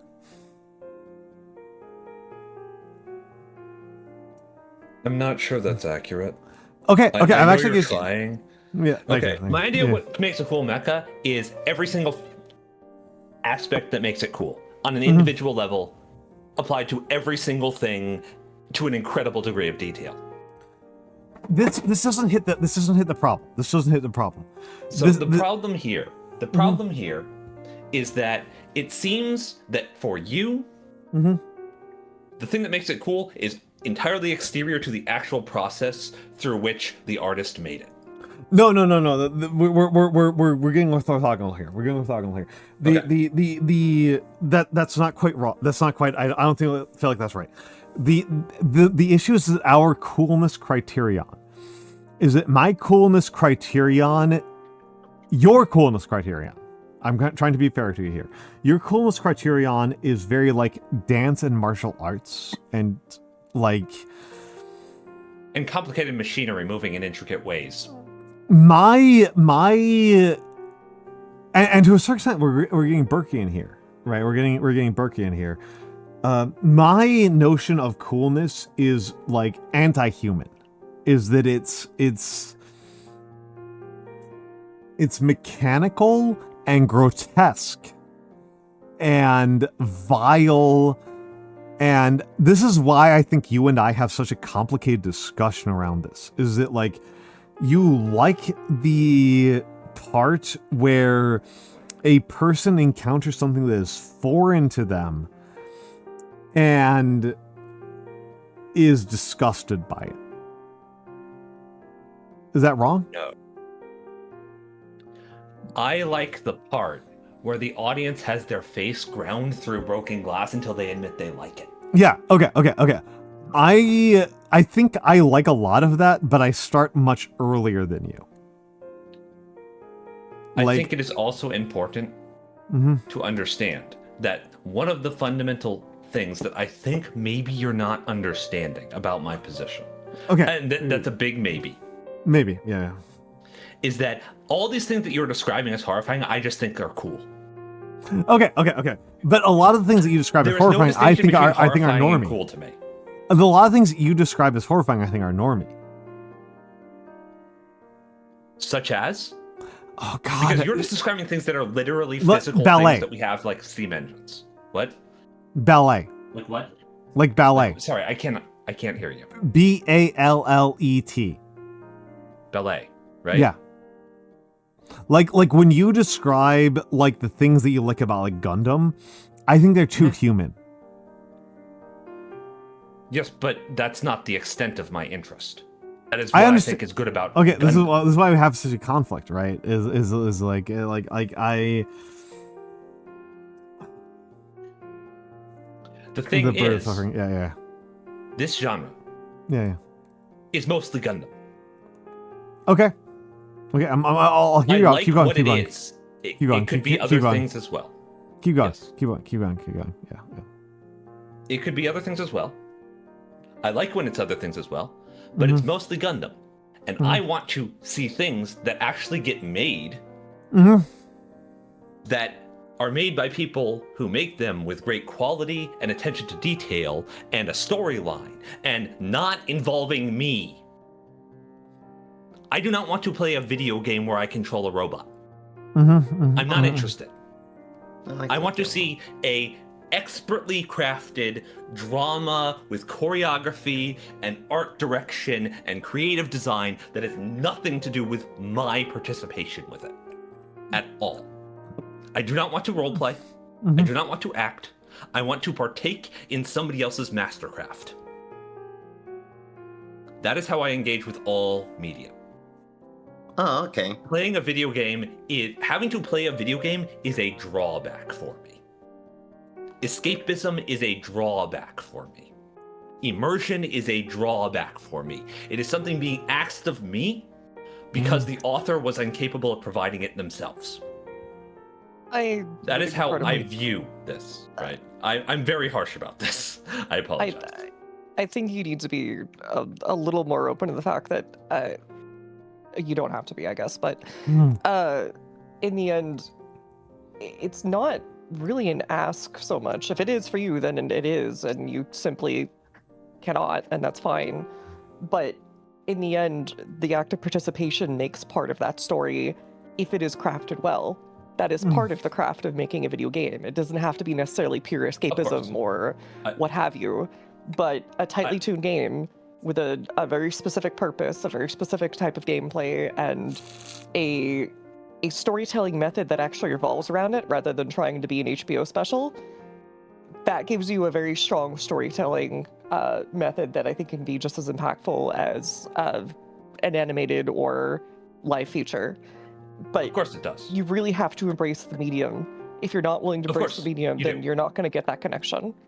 Yes. No. Even Can I more turn up? importantly, what you have to actually do is turn genre into gameplay, right? That's what you have to achieve by my reckoning, and it is very rare that this happens in my experience, right? Now I have very high standards. Please. Sorry, I just wanted to trip up because I think Elf has it. I think Elf has it, at least for me. Like, so I'm only going to discuss from the position of Armored Core 6 due to immediacy. Asshole. So that way everybody, yeah. Play yeah. Master of Arena, you dipshit. Okay, I sorry. did play Master of Arena. I owned it. It's so good. Anyway, sorry. No, I'm being a dick. saying it- I'm being a dick saying it because I think because it's of, like, funny, the but keep going. Yeah. immediacy, so that anybody in chat can have immediate media literacy of what I'm discussing. One of the things that I really love about mech stories is that there is a hero's journey that's almost always evident in it. And there's a lot of different ways to tell a hero's journey. In Armored Core 6, you are this fuck-ass mass disposable soldier trapped inside of a pod that basically is purchased and then sent on suicide missions. And the fact that you keep coming back is nothing short of a miracle.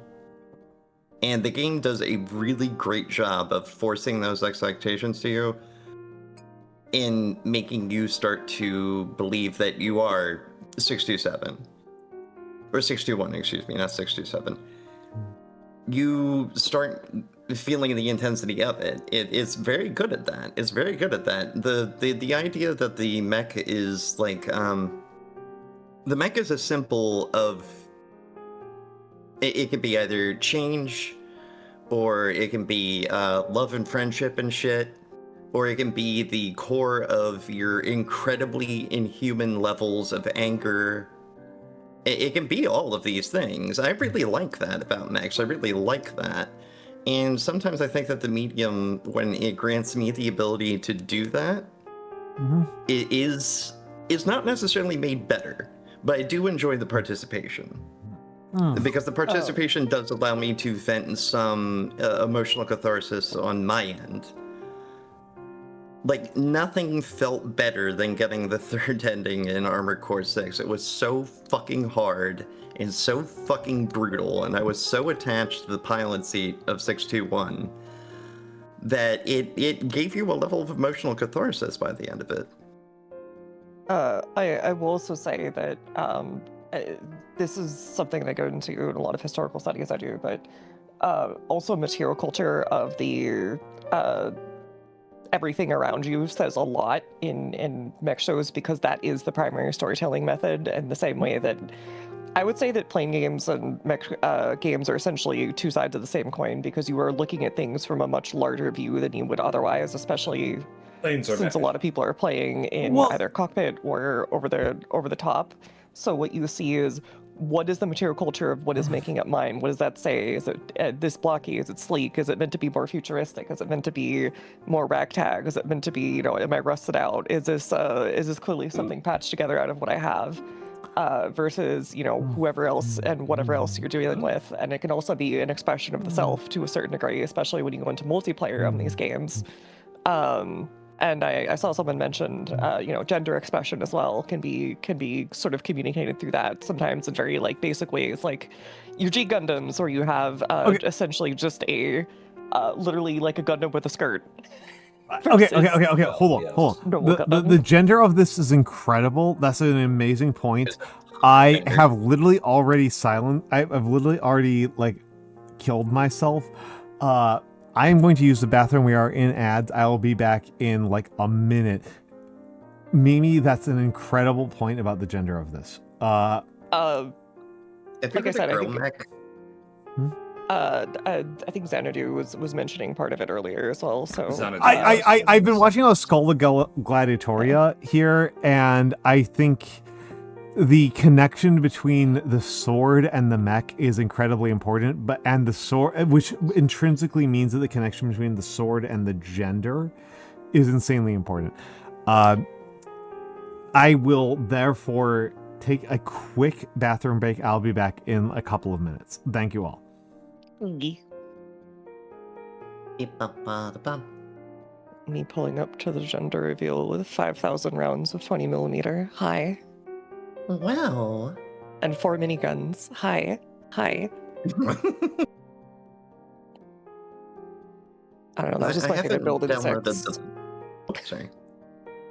I ended up going into multiplayer a lot. I think I won probably about 8 or 9 times out of 10 after I just switched to a heavy gun AC6 build. or... Yeah, just walked in with four miniguns, 2 on the shoulder, 2 in the hand, and actually just waited for them to dodge at an inopportune time, and then unloaded into them and channeled TF2 heavy in my head, and that was it. I brutalized multiplayer, but it was as a light mech with 2 pistols, just 2 ducats, and a cannon on the back for when they got stun locked. That mech pissed off so many idiots with Zimmerman shotguns. Holy shit.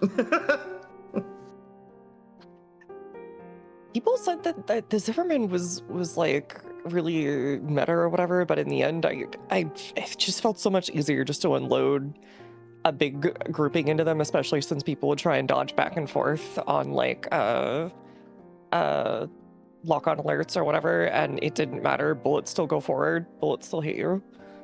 Bullets still hate you. It's the reason why I rarely ever took missiles in, unless it was for a very specific purpose.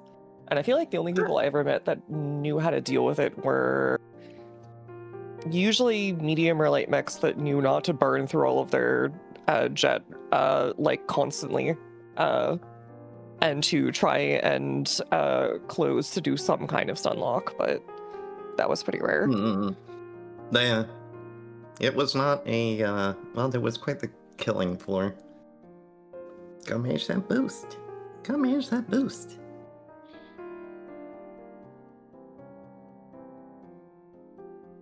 Oh, right. I was gonna, Girl Mech, let me send you... I haven't gone through the book myself, but apparently it's very, very gritty. It's very, very, lesbian and, It's BDSM. It's pretty BDSM. It's a little BDSM.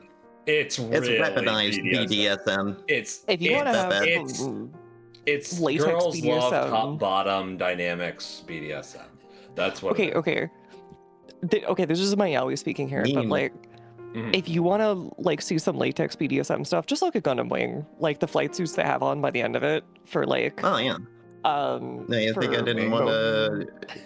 Zero and what's his face? Why am I forgetting his name? Stand-in for Char in that series. Pilot Satalgis and Pilot, Zex. And then he's in the experimental. The Preventer Wind from the Preventers organization. Yeah. It was definitely not Zex when he was Quattro Cadena.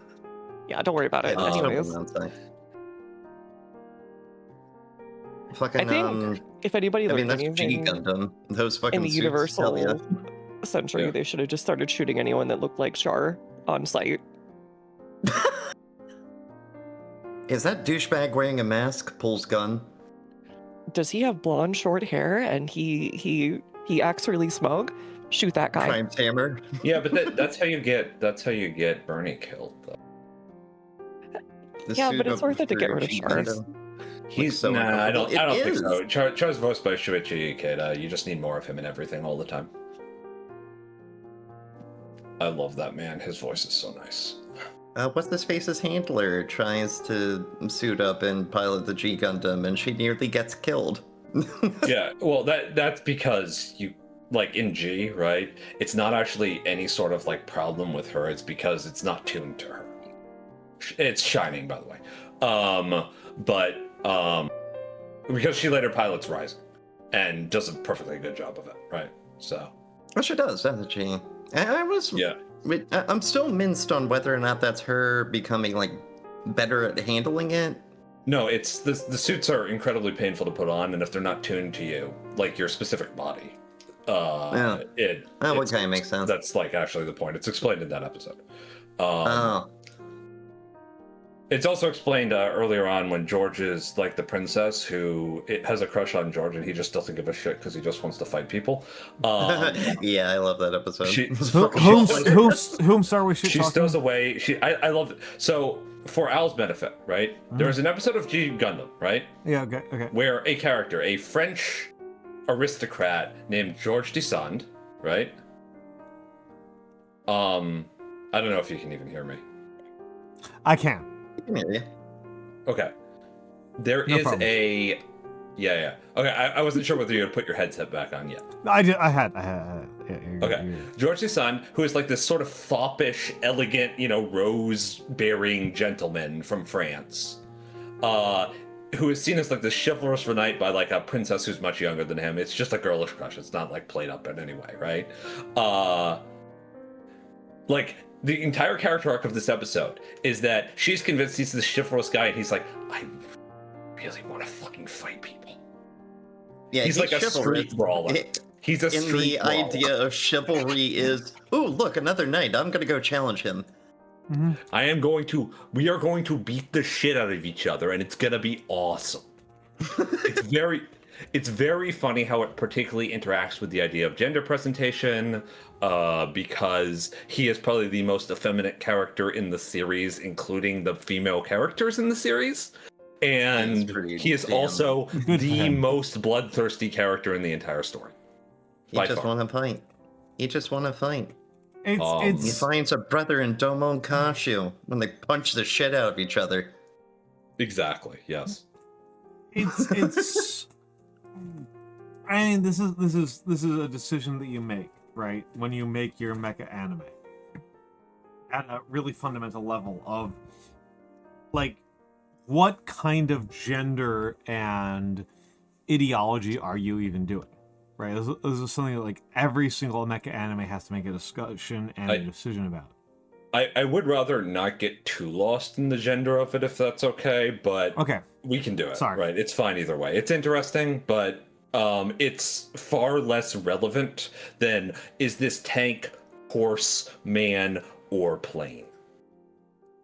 Right? That's actually like the thing that most goes into the way everything actually functions fundamentally. Is this naval? Is this ground? Right? If you want to talk about that sort of thing. Right? Those are the large scale conceits that are often made. Is this superheroes? Is another conceit that is often made. Right? Which have their own forms of gender expression as well. Right? Yeah. But I don't. I think it's an interesting. It's like to a certain extent, like to make this a little bit less like Theo, have a good night. A little bit less controversial. What is the power fantasy? Yes. Me in an attack helicopter against cavemen. Sorry. It's that's the answer is depends on the series because they're all different. Yes. No. I mean, again, I wasn't proposing this like a thing for the entire genre to answer. This is a thing that like individual entries into the genre have to answer on their own terms. Like if you are making Gundam, whatever, Gundam 1111, right? Yeah. Like, is this a like is your proposal for Gundam 1110? Mimi, fuck you. Is your proposal for Gundam 1110 like? Work off those carbs. I'm so drunk. I'm so drunk. Is your proposal... Hydrate 99K. What the fuck? Al, here's my suggestion. Do hand exercises. There is an entire... Mimi does this every single fucking time I show up into her channel.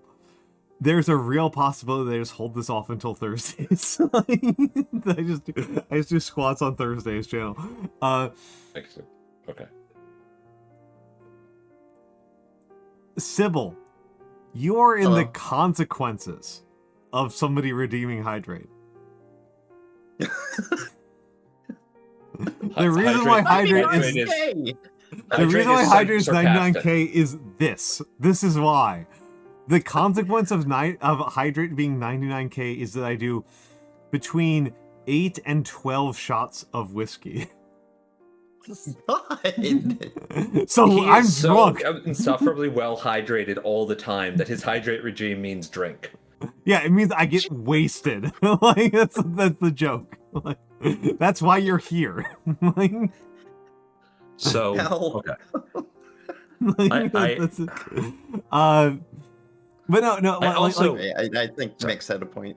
Sorry. No, it's okay. It's okay. It's quite all right. It's the.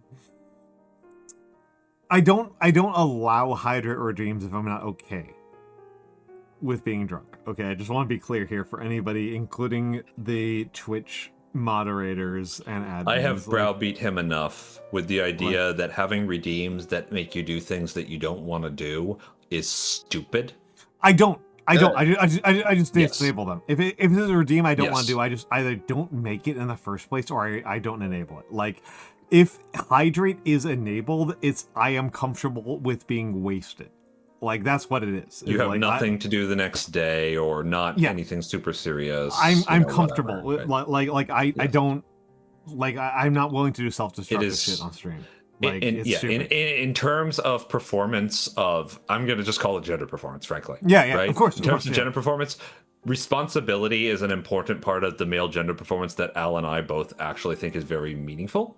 Yeah. And that means including not engaging in self-destructive impulsive behaviors.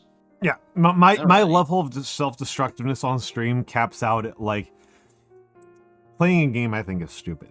Like, that's about, like, the cap on it. Well, no, actually, you know where it caps out? Mm-hmm. Streaming several hours longer than you want to because you got a raid. That's true. Raids are actually a bigger issue. Like, that's true. You're not wrong. But the where was I? Something about mecha genre. So I'm trying very hard here not to launch into any tirades that I have or that's any fair, sorts of. That's what your stream is not. I don't think it's appropriate. I don't want to speak over Mimi or Sybil or you, right? Mm-hmm. Even though I am a subject matter expert on this subject, that does not mean I'm the only one who has anything meaningful to say, right? And to be more clear about this, right? That, like, Mikks probably has more expertise on the mecha genre than almost anybody else in this chat. Like, this is not a universalizing statement. There are probably maybe, what would you say, 10 people on the planet? 10 people. There are other people in the VTubing space who easily give me a run for my money. Yeah. But within the people who are currently here, probabilistically nobody. And the reason why I bring this up is just like... Sorry, I'm looking through the chat to see if any of them are here. That's fair. Okay. The reason why I bring this up is just that, like, all of us as consumers have a stake in any artistic consumption, right? Like, me and Mimi and Sybil all have our own perspectives and stakes in the mecha genre. And even though Mikks has a really reasonable claim to having more expertise than any of the three of us, he doesn't actually have a bigger vote. He just... That's what I'm trying to say. Yes, that's what's very important for me to say. I also don't... I also really am very uncomfortable. I don't want to get into fights about why people should like things. This is a waste of everybody's time. Yeah. This is the reason why you think that the metalheads are dumbasses. Like, and I'm with you on that point. Like you think all of us are jackasses. Like, it's fair. It's reasonable. And So, but so the thing is, right? And this is a bit of a kind of the way I think about what I will broadly deem fiction. Storytelling as a broader sense, but I don't want to use that term because I think about this differently when it is non-fictional storytelling, like journalism, right? Because what Mimi said earlier about games involving the player, right? I believe very, very strongly in this, right? We don't know each other especially well, so I wouldn't expect you to know what like goes on in my head or what my positions are on these things, Mimi. But the thing that I am often accused of specifically is going to extremes, which is not. It's a fair cup. It is. I will not deny that my position is basically: are you the best at this ever? Like as a artist, is this the best example in the last 700 years of this idea? Is it not? Why are you acting like you have something to contribute? And obviously they do have something to contribute, and I'm glad they're contributing it, right? But there is a certain degree to which choosing your preferences and having things that match your preferences is often engaged with as though it is more significant than the impact that the media actually has on other artists who create art that follows up on that medium. I'm very much... I engage with fiction in a way that is almost genealogical. Yeah, I think that Mikks is a fucking psychopath on this concept, but yeah. I am. Yeah. I will not deny that I have a very extreme position, and this is part of why I'm trying to keep my mouth shut about it, right? Because I don't always think it's appropriate for me to start talking, especially when other people are expressing their engagement and what is meaningful to them, for me to say things like, yeah, but Nabokov did that in, whatever, and therefore why does this matter when I've seen it before? Mm-hmm. Yeah. Right. That's really not appropriate, I feel, and I try not to do that. The problem that I am presently running into with this discussion is that I do not feel like there is anything that I can say that meaningfully contributes to the discussion that is actually being had. Because we are not discussing the genre as it exists. We are not discussing the attributes of the genre. I feel we are discussing the impact of the genre on its audience. And the way the audience relates to the genre. Possibly. And I think that's a fine thing to discuss. It's just not where my own values lie in regards to this genre in particular, most fiction in general. I have a very high value for like games that use gameplay as part of the storytelling mechanism. But my perception on this is that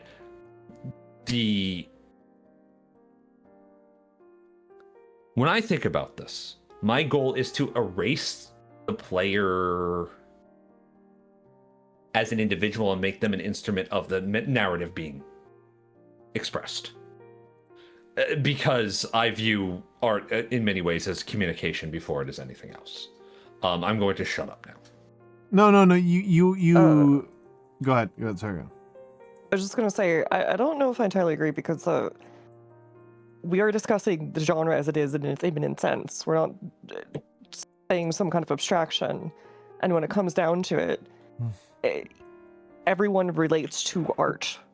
Period. And that is what makes the philosophical and artistic deliberations about what goes on have any kind of meaning in the first place. So I don't understand the abstraction here that you're trying to get to, because in the end, what is philosophy and art for if not for those people? I feel like I'm explaining myself poorly then. Apologize.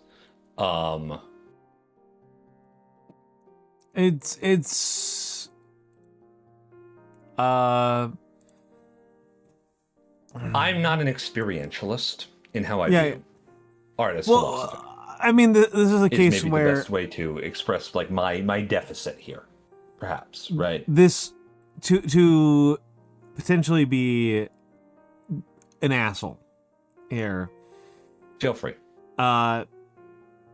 My understanding of what it means to talk about experience in art is that every single possible thought in the entire spectrum of all of the thoughts you could ever have, and opinions you could ever have, and expressions you could have about art, fit into experiences and deductions. And every single possible, like, let's say I watch original Gundam, okay? Abstractly. Like Almantas watches Gundam. Every single thing that is the text of the work of Gundam is an experience that I had. And so the non-experiential parts of Gundam are deductions that I had from the experiences, but still downflow from those experiences. And so it's very difficult for me to have any at all, like literally any conversation about Gundam, Armored Core, Go Lion that doesn't involve my experiences of those art pieces. Like, the text of the work is a subset of my experiences.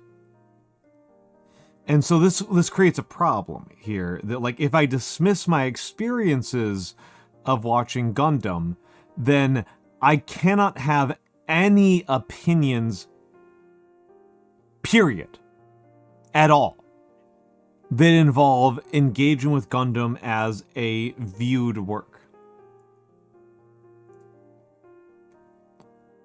That's kind of like where I run to like a little bit of a challenge here.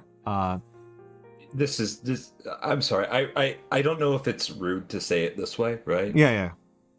This is why I feel like I am not explaining my point well. Yeah, this is what I'm bringing up right here. Like, this is what I'm bringing up here. I always feel like a total dick whenever I say that, because it sounds like I'm saying like, oh no, I make perfect sense. I'm just not doing it. Like, my point is so good. I'm just not doing a good job explaining it because you don't understand it. This is the horror right? of the world. The horror of the world is the analytical philosophers are not wrong to point out the problems we're having. Like, this is the horrible part. No, the worst nerds on the planet might actually be kind of right. Okay. Is it like, but yeah. Like the issue here is that we are skipping right towards, is it possible? Right? That's not, I don't care.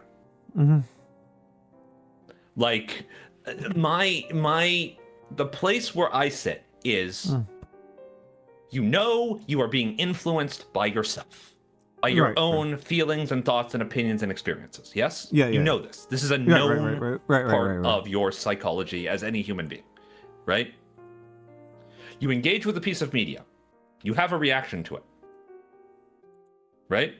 You have a reaction to it. What is the next step?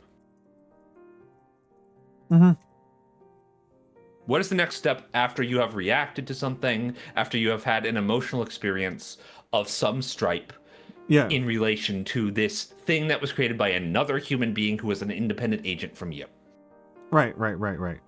What do you do next is the question that, this is an abstract question, just to clarify. Right. No, again, I this don't is need an answer for this. No.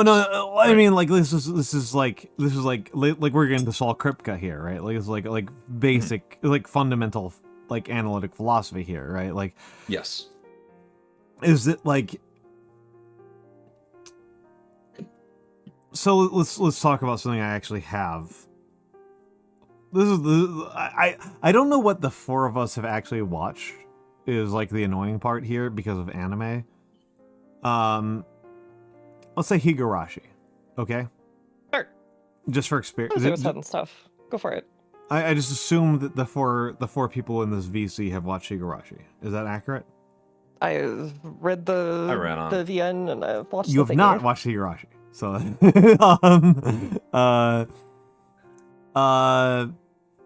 don't know. Has everybody here seen, like, I don't know? This is a big What's problem it? with weebs, right? I'm trying to think of a good example of, like, any piece of media that we have all seen.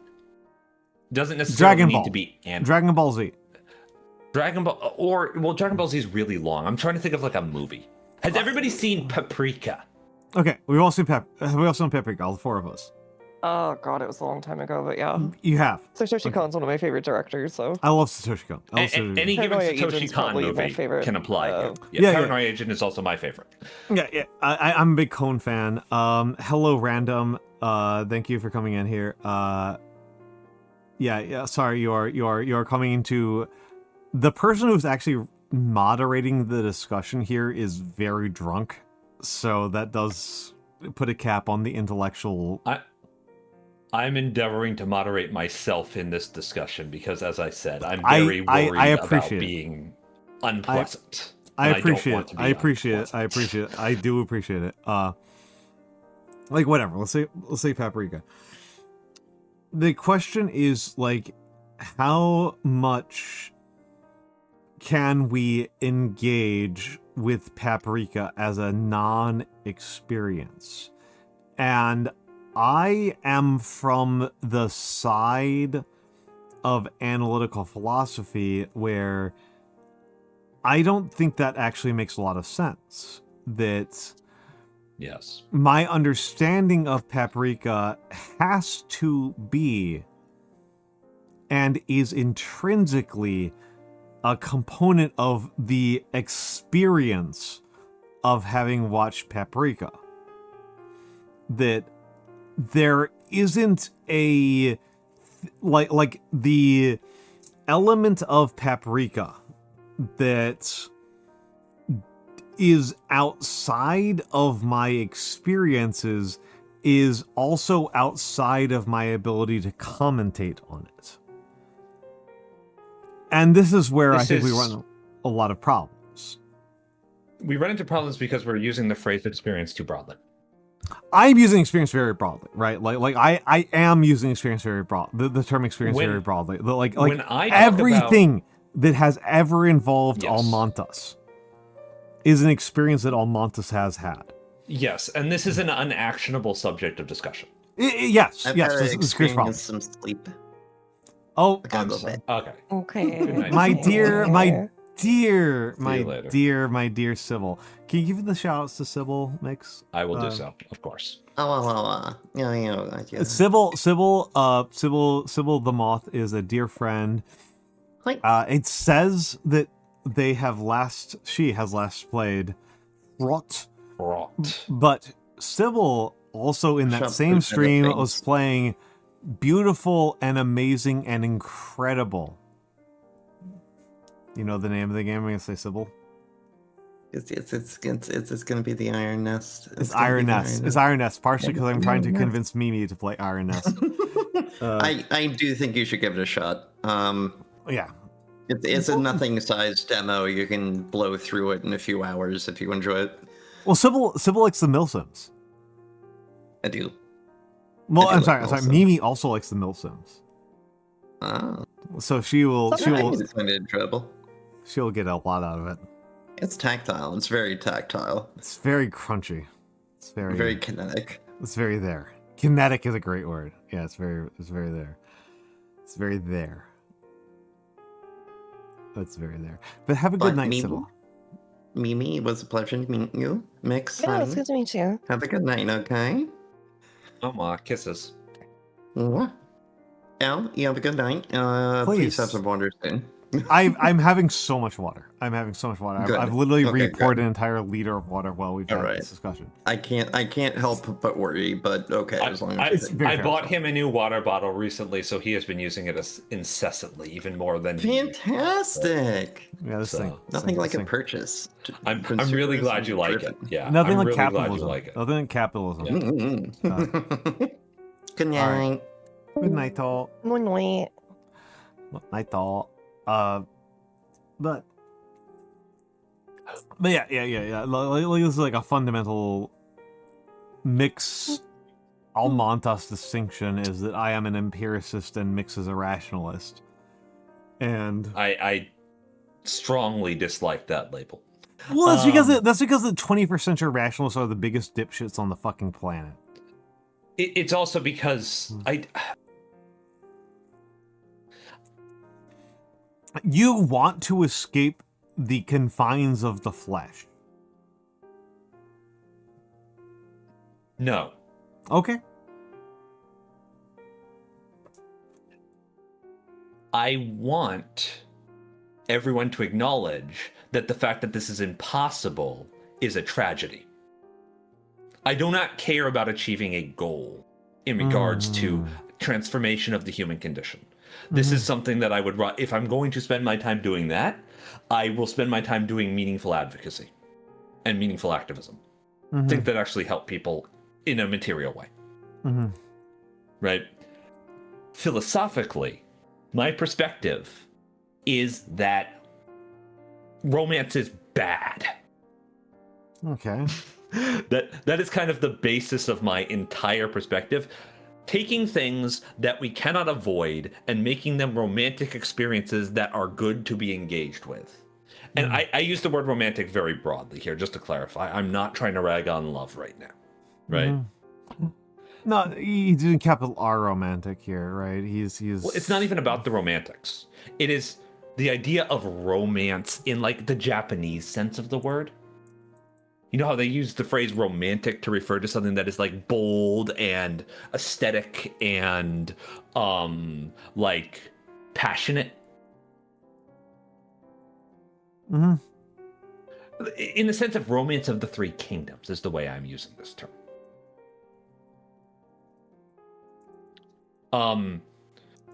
My concern, my concern lies with the need that humans seem to have that causes them a great deal of pain for things to be special and meaningful and emotionally rewarding to them. And how difficult it seems for people to accept the mundanity of reality. And this is a very difficult concept for me to elucidate upon in any meaningful way that makes any sense to anybody. And this is a deeply frustrating thing to me. I'm trying not to be frustrated about it. I get it. Where I draw the distinction between I appreciate this thing because of its qualities, its qualitative values. Yes. Right? That I will now qualify, which may be entirely through the lens of my own experience, as it may be.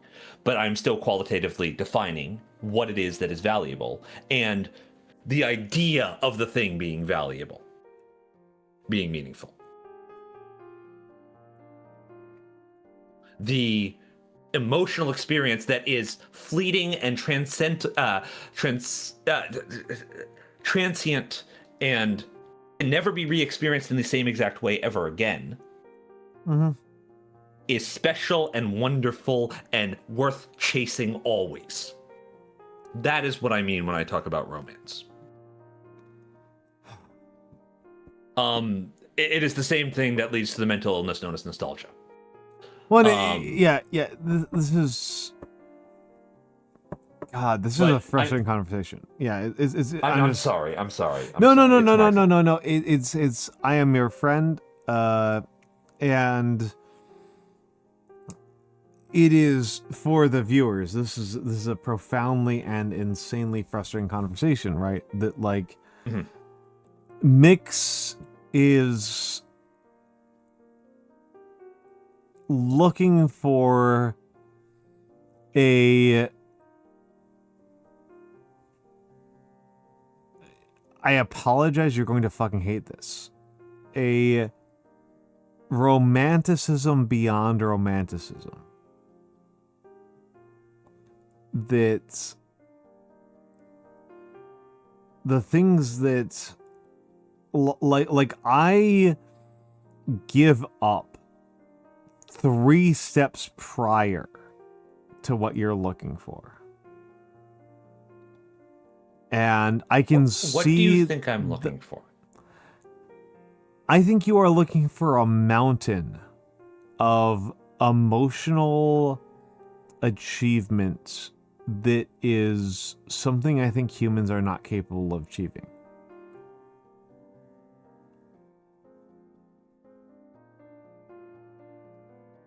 And why do you think this? Because I do not understand. Okay, I am drunk, so I may not be good at this. Okay, don't worry about it if it's not. Yeah. No. I think it's an interesting engagement though. But like,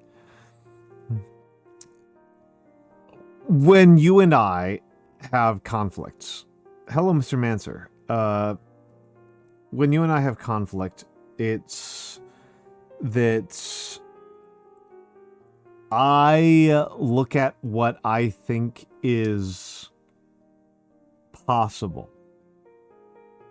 And I draw a boundary there, and then I recalibrate all of my emotions in relationship to that boundary. And I think this specifically is the thing that you find offensive.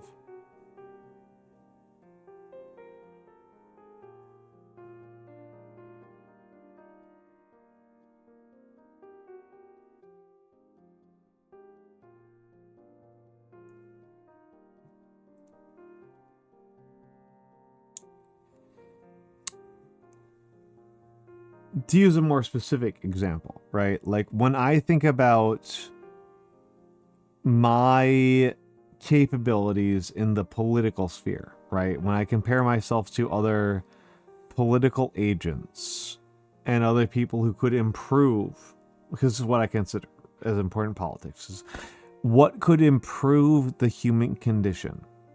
What could make being alive a better thing to live through? I think about what I have power over as a middle class dipshit. And I draw my horizon there, and then I draw what is my achievement in relationship to that horizon as an individual asshole. That, like, I could have done this much, and this is how much I have done. And I have reached 30% of what a person in my position could potentially have done, and that feels pretty good. And that's where I draw the limitations of what I think is worth doing with a human life. I think this is extremely orthogonal to what you are looking for.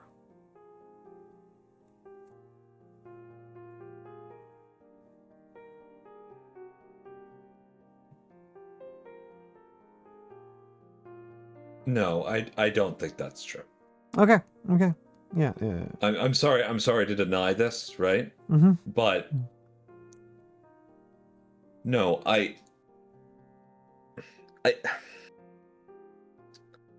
I'm not sure. I think you are giving me considerably more depth and credit to the statements that I am making. And reading in a deeper emotional desire that I may or may not possess. Right? By your own standards. I want people to stop being dreamers when they could actually actually do things and talk about things that they are doing. I want people to stop talking about hypothetical things that they could be doing, that they would like more, instead of actually trying to work towards those things. That is what I want out of other people. What I want out of myself, fundamentally, is to do things that I can be proud of, or not do anything at all. And I do not consider the latter a defeat. Inaction is not defeat to me. Inaction is self-restraint. It is not avoiding failure through which I do not take action. It is avoiding harm through which I do not take action. I have what is perhaps a bloated understanding of the amount of harm that I can do. But I'm willing to acknowledge that this is one of my weaknesses as a human being. Well, it's But when it comes to the much more petty examples here, right? Because this, honestly, I'm going to be totally honest with you. This is not the inner secrets of the universe that I am talking about here. I am talking about the way in which people communicate about their own experiences and interests. That is what I am concerned with. And this is not a normal people versus fandom space sort of thing. This is about the irrecognizability that people present their ideas of what things mean, what meaning is, what their philosophies are, right? Nobody involved in this conversation is in any way incomprehensible except perhaps me. Okay, I'll keep rolling. Yeah, keep rolling the tape. Yeah. But from my perspective, the sort of person who goes and sees Fast and the Furious 20 and has a great time is an alien. The kind of person who loves watching movies as long as they're both drunk and high is an alien. Who says these things unironically. It's great if you're drunk. It's a great time if you're high. Right? Whoa, okay. Holy shit, hold on. Hi, Grimmy. Raiders. Hi, Raiders. Do you have the shouts? I got the Mikks? shout-outs. Yes, I Thank you very much. Welcome in, Raiders. My name is Almantas VT. Grimmy, I appreciate the raid and run. What were you doing for a quick aside? Because the last stream of yours I caught was the Legos. You were watching the Lego thing. Welcome in, Raiders. Hello. My name is Almantas VT. I am a former professor of sociology. Because I have a bunch of people here who have not seen me before. This is what I do. I am a calligrapher. I have handwriting. This is actually my little handwriting. That is not a joke. This is what my handwriting looks like. I am in the midst of a very inebriated conversation about the conceit of what good art should be. Let me say hello to the Raiders. Welcome in Gregory TP. Welcome in LD_Strider. Welcome in Grimmy. Welcome in Mochi_Lin. Welcome in Osmalcat013. Terzagi _ Shadow X97. Silky Rain. Vlad plays Vlad _ games. Sinister Aish, Faded _ Phantasm, Ken Masters 28, and Fortune X, and Unisoar, and just underscore SSAM, and Lackey underscore, I'm sorry, not underscore, Lackey987, and J Scoresby, and Ryo Dragon, and DJ Grim Loki, and Djuski, and Baron Gear Moo, and Raditical, and Lord Vampire 333, and Thought Finger, and thank you to the follows. Hold on, there's a lot of follows in here. Holy moly.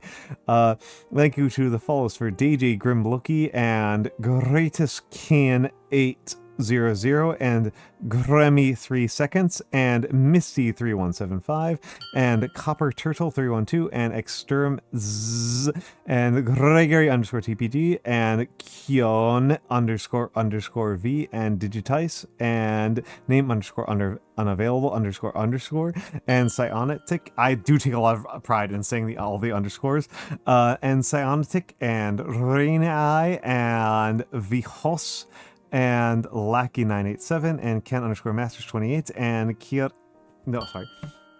Strife. Oh my god, the sound's so going. Yeah, the sound is so going. And Bucket underscore Frogged, and wow, so many people. Homie 1066, great year, 1066. That's an interesting one to go for.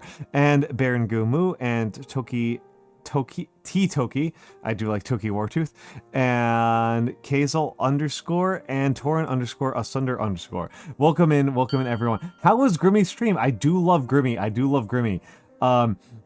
For the Raiders, I am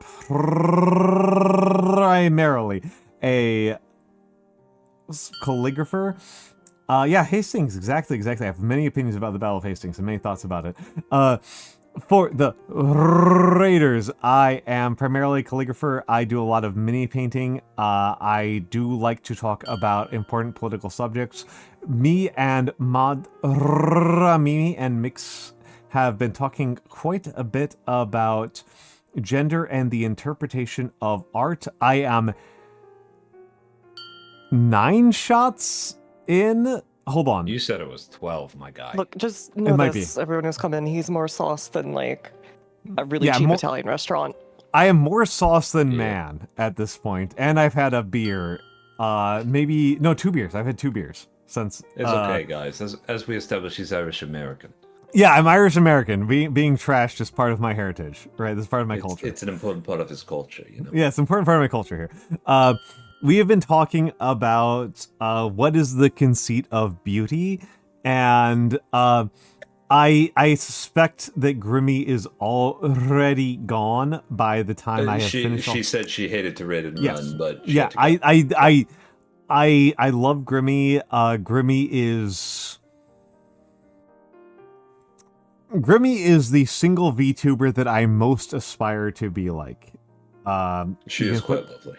You can put that on the on the record here that like I admire her quite a lot. Hello Turtle Shane, and hey, I'll have to hit her with the following.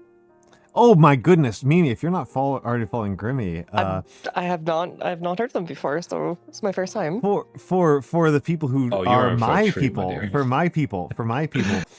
Grimmy is an extremely ADHD lady who has an important commonality with me, which is veganism, and a less commonality, but more important, which is that Grimmy grew up in California conspiracy theory culture, is where she comes from. Oh god, and, wait. Mm-hmm.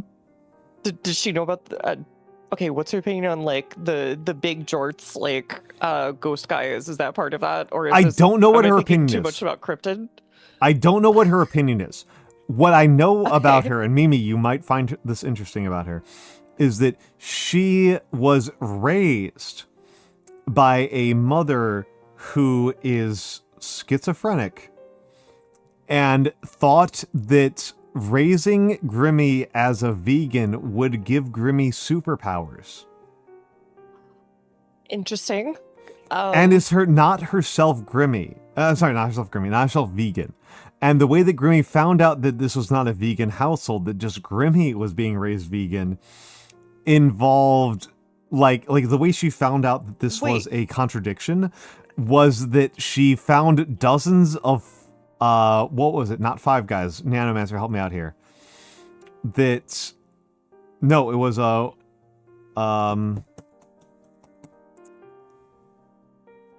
was it? What was it? In-N-Out. It was In-N-Out wrappers. Grimmy found dozens. In-N-Out it was In-N-Out in the Cali area. Thank you, Nyanomancer, for joining us. Thank you, Nyanomancer, for joining us. I know. Wait, hold on. So is this like based on the Scott Pilgrim like bit where there's like the super vegan X or something? Like what was the? To a certain extent, I feel like the Scott Pilgrim bit was based on Grimmy's life. Like, okay. Yeah, Nano would know much better than me, right? About what? The Fresno Nightcrawlers? I love those guys. About Grimmy, Yo, the Fresno Nightcrawlers. That's what I was thinking. What about her? They're so cute. They're so everything. cute. Okay, tell me everything about them. Give me their life story. Genuinely, the I've been Fresno like. Nightcrawlers was almost certainly a pair of pants that was blowing about in the LA air. No. Okay, so thank funny. you. They're real. Thank you, L_Alaska They're real. Jack_L. Her mother was also a breatharian phase and tried to become a cult leader without success. 100 bits. Okay. Oh god. Mimi, I think you will understand this better than the average VTuber will. Grimmy's mom, on top of believing that making Grimmy vegan would give her superpowers, and also believing that marrying a Native American man after Grimmy was born would give Grimmy superpowers. Right? Okay, I've not hit the hard part. Grimmy's mother believes that she is soulmates with. I will give you 2 guesses at who Grimmy's mother believes she's soulmates with. Okay, what you told me about sounds like a little insane enough already, but like if I was just gonna go on like the usual thing out here, boomers, for example, it would be something like Marilyn Manson or like it would be it's not something really weird like Nixon or something, right? Okay, you are so far off base that I am not even going to force you here on this. And I appreciate that I have you on here because of all of my VTubing friends, I think there's like 50% of them would not know who the fuck I'm talking about. Are you braced? Are you sitting down? I'm ready. I'm sitting down. Strengthen your core. Benjamin Netanyahu. Tightening. I didn't even know that. Why? I want to cry thinking about this. It's so insane. It's so insane. No, Grimmy has tweets about this. Like, this is how Grimmy learned about Benjamin Netanyahu, is that her mother thought that she was soulmates with Benjamin Netanyahu.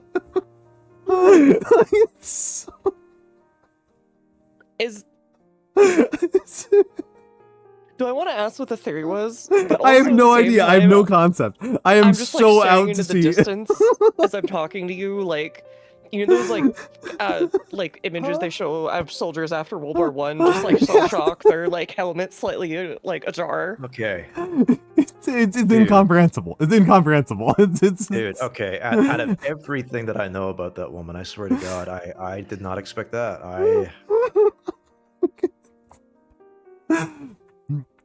It's incomprehensible to me. It's. I was starting to get a little sleepy, but now I'm like wide awake again. Like what the? Yeah, me too. I'm like, you know what happens to Lawrence Fishburne in the first Resident Evil movie? He gets like sliced into like a billion pieces with the lasers, right? Yeah. I'm feeling like that right now. I'm feeling exactly like that. Oh. No. Like, thank you, Zone Kami, and thank you for other folks for backing from the Grimmy raid for backing me up on this. But like, I No, this is like the difference between like when VTubers say like, "Oh, I'm like going schizo." Like, no, this is like actual schizo. Like Grimmy grew up in. That's good at least. Grimmy grew up in like a latter and like distant part of the cube from the movie Cube. Is like, and so I appreciate very much that she has managed to achieve the level of sanity necessary to be a VTuber. I mean, to be fair, you don't need a ton of that, but. Well, it's a very low, like again, like it's she was starting from a very deep pit. It's again, Grimmy is one of my favorite VTubers. I have an incredible affection for Grimmy V2. I wish I was more like her, bluntly. Like but also, like, I appreciate how strong she is and how much she has overcome and the challenges, and I am so impressed with how kind she is. Like, she's been raising like 50 fucking feral kittens. Did she have pictures of them? Because I kind of want to. She has so many. She has so many. And many of them are named after VTubers. It kind of reminds me of there's a Korean guy who runs a YouTube channel. That's called Common literally Salmon like and Resident Evil. Are you shitting me? Or something, and he gets like a gazillion cats that show up at his fish farm, his family fish farm, and I don't know how he has like the restraint to not like adopt every last one of them. Because he already takes care of like nearly 20 of them, and then like there's another like 15 or 20 that just hang around the property at any given time. Let me make sure I'm not missing out on any sort of let me make sure I did miss out on 3 people. Turtle Sheen, hello, and also welcome into Gilmadesh and Genosake _, welcome in. No, Grimmy is an amazing voice actor, and she is much more important from my considerations, a kind, generous, and giving woman. Those are attributes that I have a profound admiration for. And she does a lot to take care of all those cats. So for any of my folks, please follow Grimmy. If I am trying to imitate anybody from my own perspective as a VTuber, it is Grimmy. But for any of the people from Grimmy, I hope that does something for you. Thank you, Legion247 and Toxic Raider 357 and Hyper 1 Doom for the follows. Yeah, Turtle Sheen, I think I actually know you. I think I've known you for a moment. Again, I'm mostly a calligrapher. This was ostensibly at some point a stream about beavers not dying of dehydration, but we have gotten really deep into the minds of what is beauty. And so I'm also wasted. So that's where we're at. Hello, Vetelina. But yes, if any of you need to raid and run, please feel free to do so. I hate that sometimes people feel captive to my streams. That feels horrible to me. But yes. It keeps me in a cage. I mean, you have your own streams, you fucker. Bro. You do. Look, like, it's fine. Like, yeah, I could leave, but I'm just that bird in the cage that's like, it's all I've ever known. Yeah. This is institutionalization, right? This is institutionalization. No, please, obviously, if you need to pass out at some point. For the people who have rated, I am at somewhere between 8 and 12 drinks tonight because somebody redeemed Hydrate, and that's what happens. He is also drunken like quite a lot of water. Don't. Yeah, worry. I've had like 2 liters of water. I'm fine. I'm not gonna like die tomorrow, but I am drunk. Like the chance of me being hungover tomorrow we're probably under 20%. Lower than I thought. I haven't had a true major hangover in like 20 years.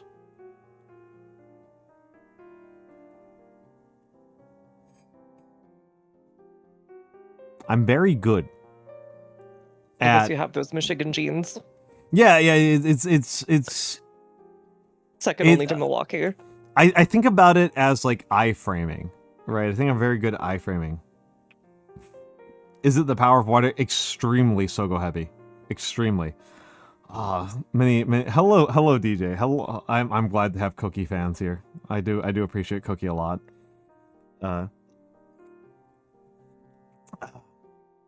We're going to ads in a moment. I will probably not leave for very long. We're already on ads. Oh, ad break ends. Ad Okay. break in progress. I will use the bathroom extremely quickly, but I'll be back.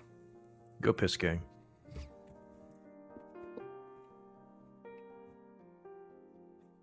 Chat, I guess, could we get some Go Piss girls in chat, please?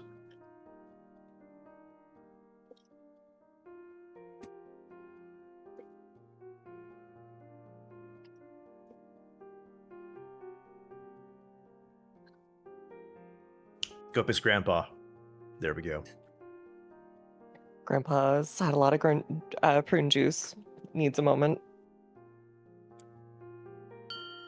Why is it that old people drink like a ton of prune juice anyways? How do they get juice out of a prune? It's already a dried fruit. You just like soak them, I think. So it's like prune tea? I will tell you sure. one of the reasons, right, for prune juice. Right, prune juice offers as a inhibitor to constipation. Ah, That's okay. like kind of the origin of the. Oh, it's like stereotype. fiber or something. Okay, sure. Yeah, sure. it's highly fibrous. Yeah, I it's highly fibrous, and you Gotta don't have keep the to old chew people it. regular and all that. Yes, Also, about and yourself, guests. Here, how about I let you guys start off first? Here, how about this? I just pick. Nyanomancer, how about you go first? I don't exist. Give your life story and/or they all know who quick he is. hello. He's one of Remy's good friends, and they all know. Who Oh, It's okay, everybody's okay. imagination. I'm the most powerful cat What who was about you, also a Mikks? loser in the entirety of Twitch.tv. No one. I stand alone on the apex of power. I am back.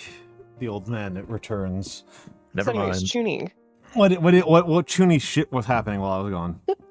No, you know how it is. Well, someone was requesting me all give a little intro or something, and I was letting Nyanomancer and Mikks go first, and Mikks started getting very Chuny with it. I was about to say Vanishment This World. Oh, that was Nyano. Nyano is a cat who is also a wizard, you see. It's right? true. It's very important to understand that he is a cat who is also a wizard. He is not a wizard cat. He is a cat who is also a wizard. Yes. Right? The percentage of times that I've gotten this correct is about 50%. Indeed. Which I think is Indeed, pretty of good. course, I think that's pretty good. I think that's pretty good from my perspective. For yes, I am simply just an old man. Also, thank you Moonblade M and Legend 247 for the follows. Thank you. And hello Makaba. Oh, my knee! And Thrive Wolf. Thank you for being here. And Star Spangled Shitlog. Thank you for the follow. Yeah. So what happens when you eat the July 4th fireworks? And Panda Poltergeist. Hello. Thank you for the follow. These are... I have complicated feelings. No, Mokaba? Yes, that was literally the name of the person. Star Spangled Shitlog. They literally talked right before you. As an extremely American person, I have somewhat complicated feelings about my relationship with my United States of America and what we are doing here as a country, right? Like what is our purpose and why am I alive? is a kind of it's a question I don't feel like I have straightforward answers for. Listen, shitlog, dab me up, brother. Yeah, it should log. And in case anybody is confused about, I have finished off a bottle of Royal Broccola, and I've had a bunch of shots of Bullet whiskey, and 2 beers. So I'm leaning towards sober at the moment. Yes, I can tell us who the guests are. The guests are from left to right on my perspective. They are Madramimi. Madramimi is elf. Madramimi is elf. She has a lot of experiences. She's a mill brat, if you do not mind me saying that about you. Madramimi is a military brat, and she streams at a lot of the same times as me. She was on my winning team for the tournament. I was get dunked on. What? Don't worry about it. Keep going. You were gunner on the winning tournament of Guns of Icarus. Me and her and Big Mama Chunk were the winners of the most recent Guns of Icarus VTuber tournament. She does a lot of cyberpunk, as you can tell from the shout out, but also front mission. And I appreciate front mission for like a month and a half. You did. That's a lot, man. That's a lot, my dude. And she does Japanese study streams. Mikks is second. I've actually not ever seen Mimi play a military FPS. I've never seen that. No, I primarily play like tactical games. I play like lots of RPGs. I play some fighting games and so on and so forth. But I play a lot of stuff on hard because I love getting like kind of punched in the stomach repeatedly. It's a profound. I also just enjoy doing just like challenges and stuff like that.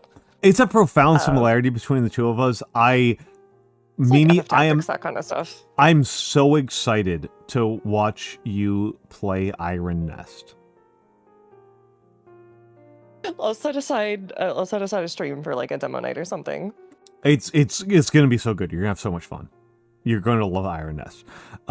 Next is Mikks. Mikks is Bird. Mikks is Bird. He disclaims the state of being streamer. Primarily a moderator for a bunch of streamers, including me. And Mikks and I have a lot of really interesting headbutting over how we interpret and interact with art.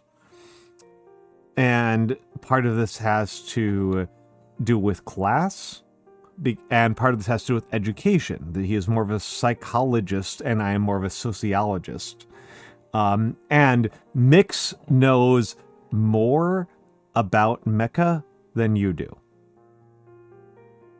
This is not. I know more about musicals than you do, but that's just a quite trait possible. of being a gay man. Yeah, I was about to say, like if you are also a gay man, this may not be true.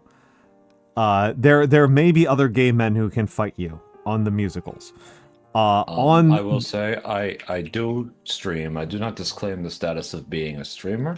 I disclaim the status of being a VTuber because I don't really try very hard. So, and most of you try a lot harder than I do, right? Yeah, fair. And the last do not be surprised when I know some stuff about some stuff and have had a lot of experiences. I am old. Yeah. It is alarming how much he knows about mecha. It is genuinely like alarming. And the last but not least is the wizard who is also a cat. Well, he's not going to respond until you do it right. I'm never going to do it right. Okay, you're never going to get a reaction, my man. True. Nyanomancer. The cat wizard and the wizard cat. He is both of these things simultaneously. It is powerful. It is many of these things combined. He is so knowledgeable about wizarding and catting. He knows so much, and it is powerful and incredible. And I am just an old man who happens to be taken hostage by the wizard cat. That's how this works. Nyanomancer. I've hidden your death in a needle, which is in an egg, which is in a tree, which is on an island, which is far, far, far to the north.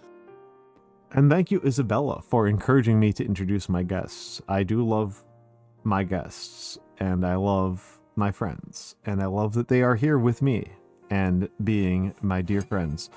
This is only because he's drunk, though. Yeah, true. I have no love We have if to drive I'm him not home drunk. after this. He has no love whatsoever for me when he's not drunk. You have to drive me And I home. can't see how he could. The literal 5 feet between my streaming station and my bed. Yeah. Room. Hello, Emmerich Draws. Hello, Blood Blue. I also should say thank you for the follows to Panda Poltergeist and Astro_Minotaur, and thank you, Mokaba, for the stream streak. But yes. This was a conversation about aesthetics because this is kind of part of the fun, right? Is it like I have opinions about aesthetics, and I tend to come from a sociological perspective, and my deep fundamental desire is that people have a nice time. And I am angry and frustrated that there are things that stand between a person and having a nice time that can be solved. This angers me and frustrates me greatly. And you know what? Fuck it. There are many viewers here, so I will say a fundamental point here. I think the transphobes are fucking psychopaths and should be thrown in a volcano. And it is fucking insane and out of balance with all of the things that we want to exist about the world, that we do not treat people better. And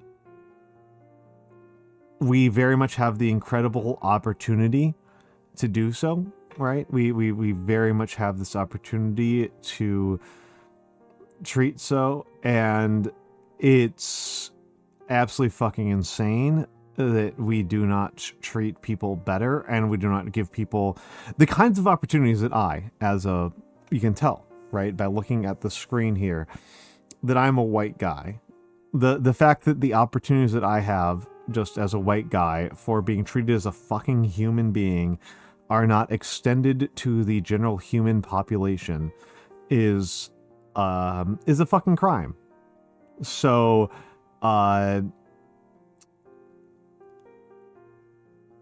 if you think that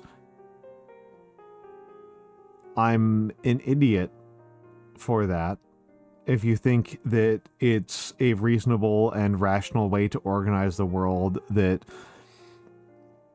people of different races, genders, and relationships to cisness are treated differently, if you think that's a rational way to live in this life, fuck off. I feel like I don't need to. I don't feel any need to be kind about that. So yeah, that's who I am. That's who I am. Hi, Digital Duke. Oh my! How are you awake, Digital Duke? How in the world are you awake? It is 6 a.m., my man. I know it's It's 6 a normal a.m., time for but people to it's be awake. like. Give a shout out to Digital Duke. Digital Duke has one of my favorite artists, one of my favorite models on all of VTubing. Hello, Nando. Hello, Nando. Yeah, Ace Combat 5. Hell yeah, brother. Hell yeah, brother. But Okay, but did they take it all the way? I That's have no- all I care about here. Mimi, I think you'll probably appreciate this, that I only just started playing Ace Combat 4. Yeah, have fun with it. Like 2 weeks ago. I mean, I'm enjoying it a lot. I'm loving it. Mimi, you and Digital Duke, you'll probably appreciate this, that I have a friend, IRL, a non-VTubing friend, who has been trying to encourage me to play Ace Combat since like 2005. So, if you want the funniest start with 5, because you get to hear Puddle of Mud screaming, "Take it all the way!" Incredible. As the license opening. Okay, incredible, If you incredible. want, Yeah. like, the most standard possible Ace Combat experience, start with 4. Yeah. If you want peak, in my opinion, and you really love Spanish guitar, play Ace Combat 0. If you liked anything I was talking about with knights dueling in the sky earlier, and mercenaries and so on, that's going to be yours. If you want basically production IG doing Ghost in the Shell designs and transhumanism, 3 is your best bet. If you like Penal Battalion, 7 is your thing.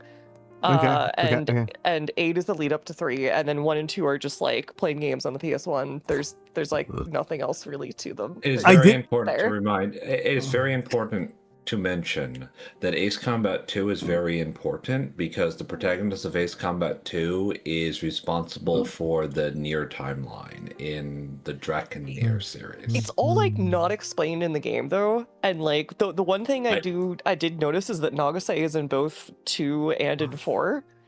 And then she like actually is a real character in actually she's in 3 too. She ends up as a freaking pilot for a commercial airliner, and that's supposed to be in the future. She's like the glue sticking this all together.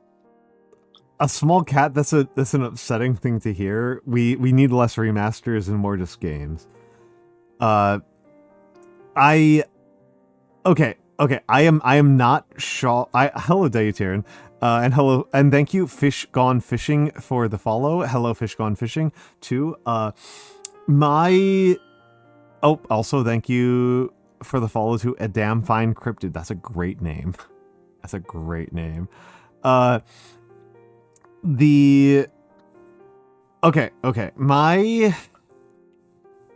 I did not finish actually the funniest part about all of this, which is that my Ace Combat friend, the one who's been trying to convince me to play Ace Combat for 20 years. It's been me. It was not you. What? Nyanomancer. You don't understand this guy. Okay. You don't understand my buddy.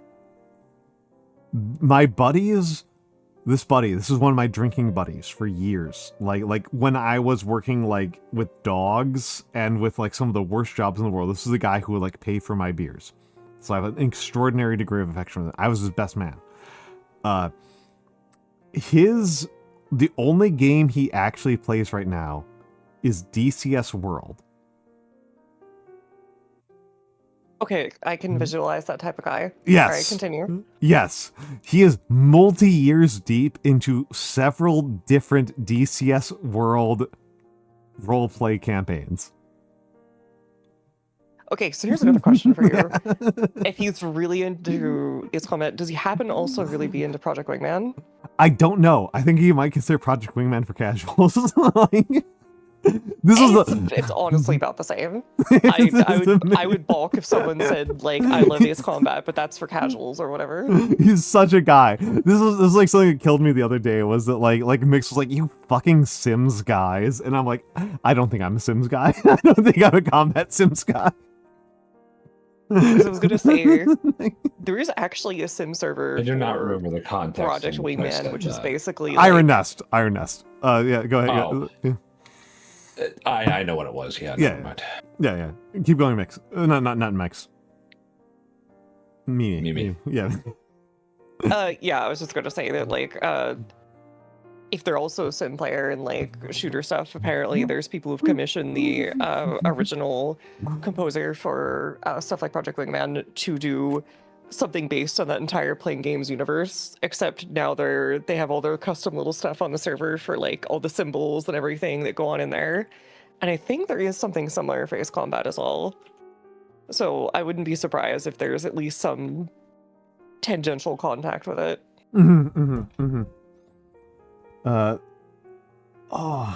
It's such a type of guy, and it's fun, very funny to me as like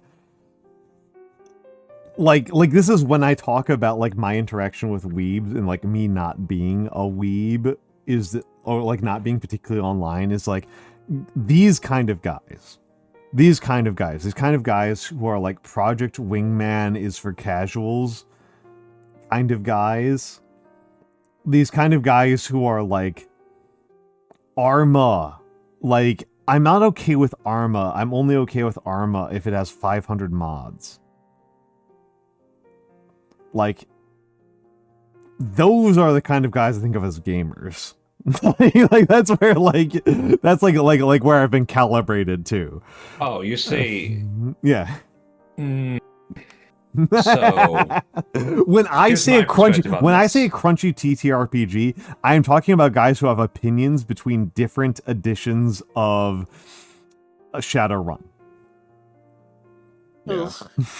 Okay. like my perspective on this is that these guys are not quote unquote gamers.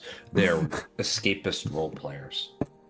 They're basically furries. It's basically the same thing. Well, I mean, what it is, right, is that like as much as I am like a math guy, these are arithmetic guys, right? That In a way, what they are is they are trying to curate a experience that perfectly matches their preferential view of reality. And that is what I feel like the goal is here ultimately. It's like Skyrim modders and stuff. They're not trying to create a more interesting narrative experience. They're not trying to create a more interesting narrative. They are trying to simulate a reality that is more in line with their expectations of it. Or alternatively, their preferences in regards to it. Right. Well, I'm sorry. Brief aside here. Duke, yes, I will be at Offkai.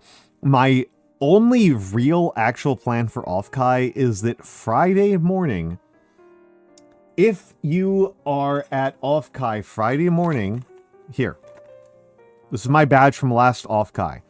If you are at Offkai Friday morning, I will be in the lobby doing calligraphy. If you want a calligraphy name tag like this at Offkai, that is Friday after I wake up from whatever insane hangover I have from my Thursday night. I will wake up on Thursday, I will get dressed, and I will be at Offkai in the lobby area doing calligraphy name tags. That is my Offkai plan. Saturday, I literally do not have a plan for it at all. I will show up to the parties I am invited for. That is my plan for Offkai. So I will be there legitimately. This is not a joke. You will probably be able to tell who I am.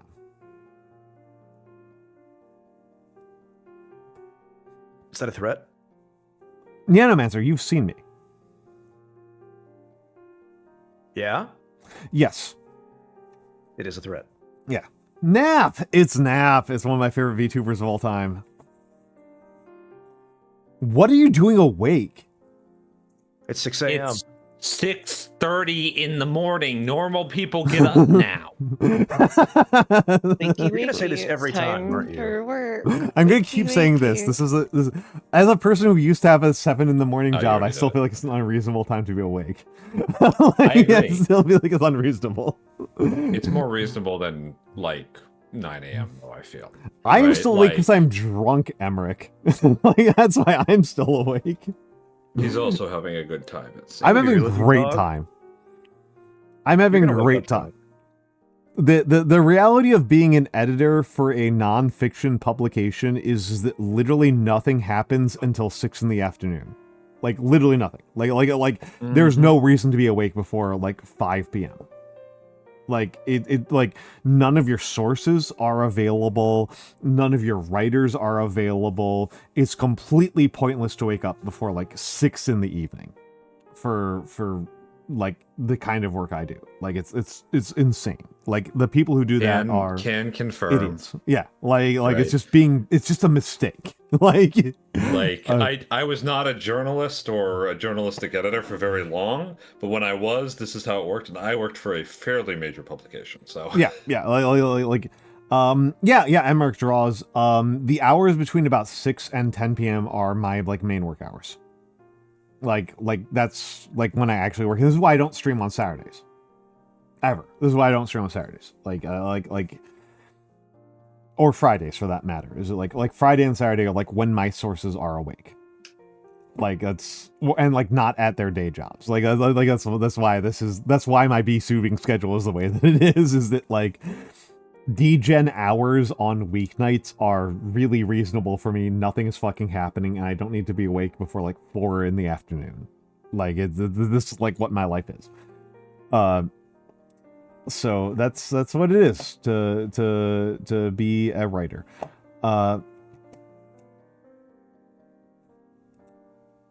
Yes, correct, Emmerich, correct. You are not wrong. You are not wrong about that. That is actually what my life is like. That's actually what my life is like. I'm going to enjoy Offkai. I do try to treat Offkai as a little bit like a work trip. But yeah, I if you want a again, if you want a calligraphy name tag, this is my handwriting. I will do calligraphy name tags. It's not a formal thing. I will just be doing it. The rest of the Offkai, I will do whatever. Emmerich, I'm going to be mean here about my country. If you are not already an American, I don't recommend going to Offkai.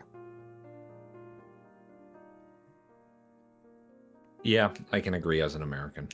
Yeah, like if you are I appreciate the friends who are coming here who are not, but also like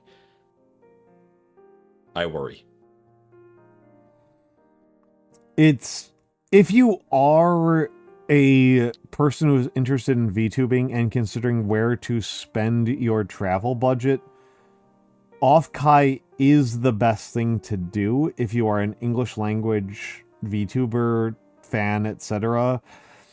But if you are worried, if you are not an American, this is not a good one. And it's not because it's Offkai, it's because of the American government. Whatever Podge is doing in Niagara is... I should go to that, but that does seem to be the better opportunity for the American adjacent... Yeah, the non-American English language VTubing adjacent conglomerates. Just go to Canada.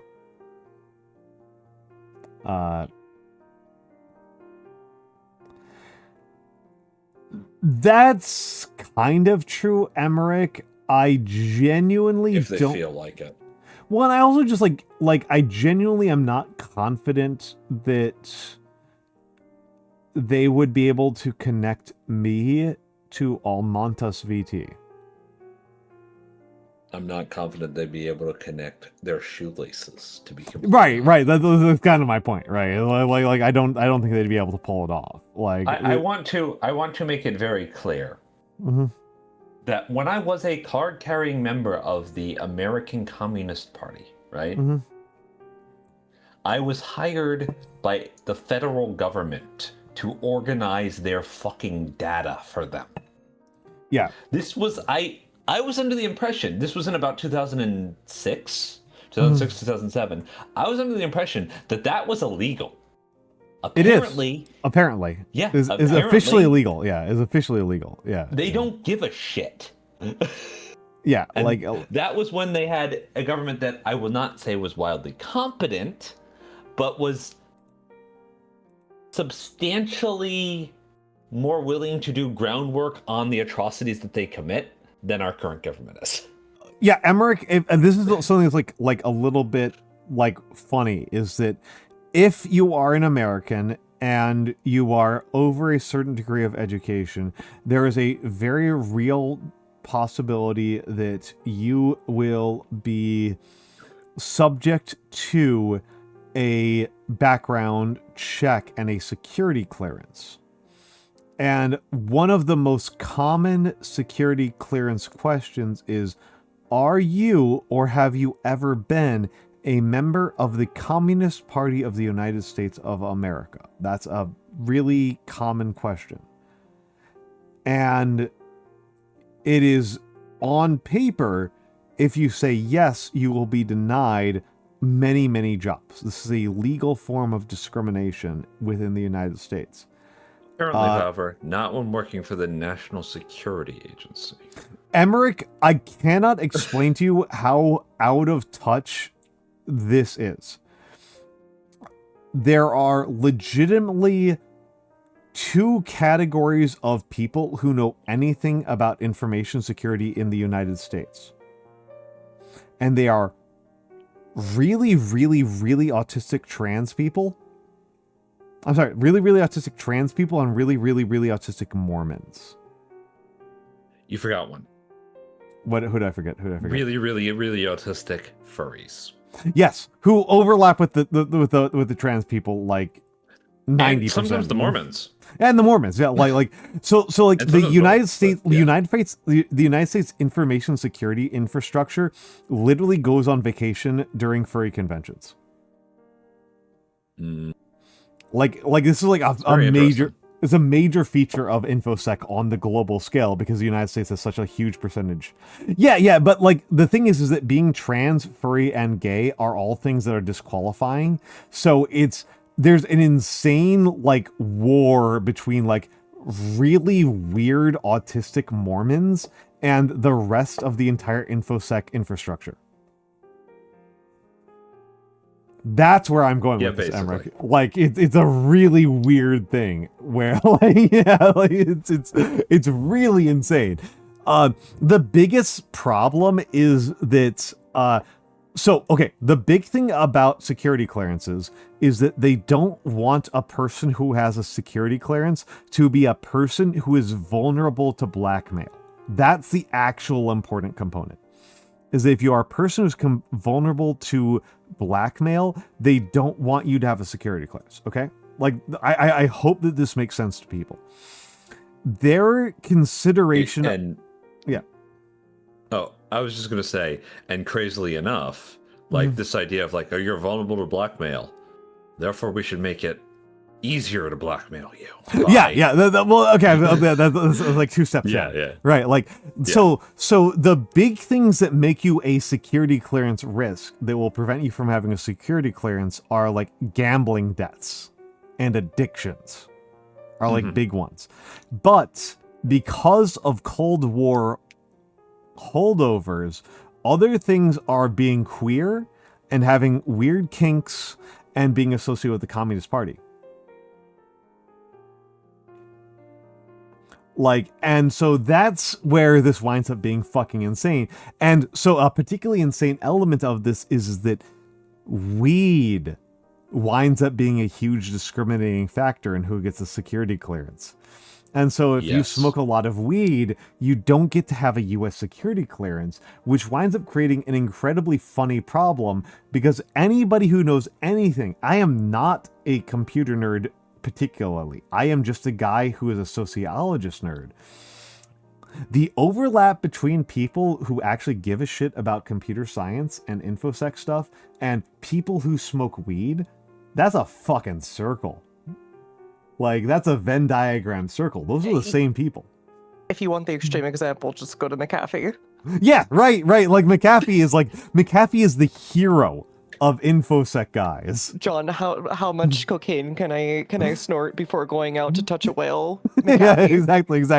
Yeah, these guys are the John McAfee, the guy who claimed to have consensual sex with a whale because he was that high, is like the hero to InfoSec guys, and all of those guys are barred from working in InfoSec.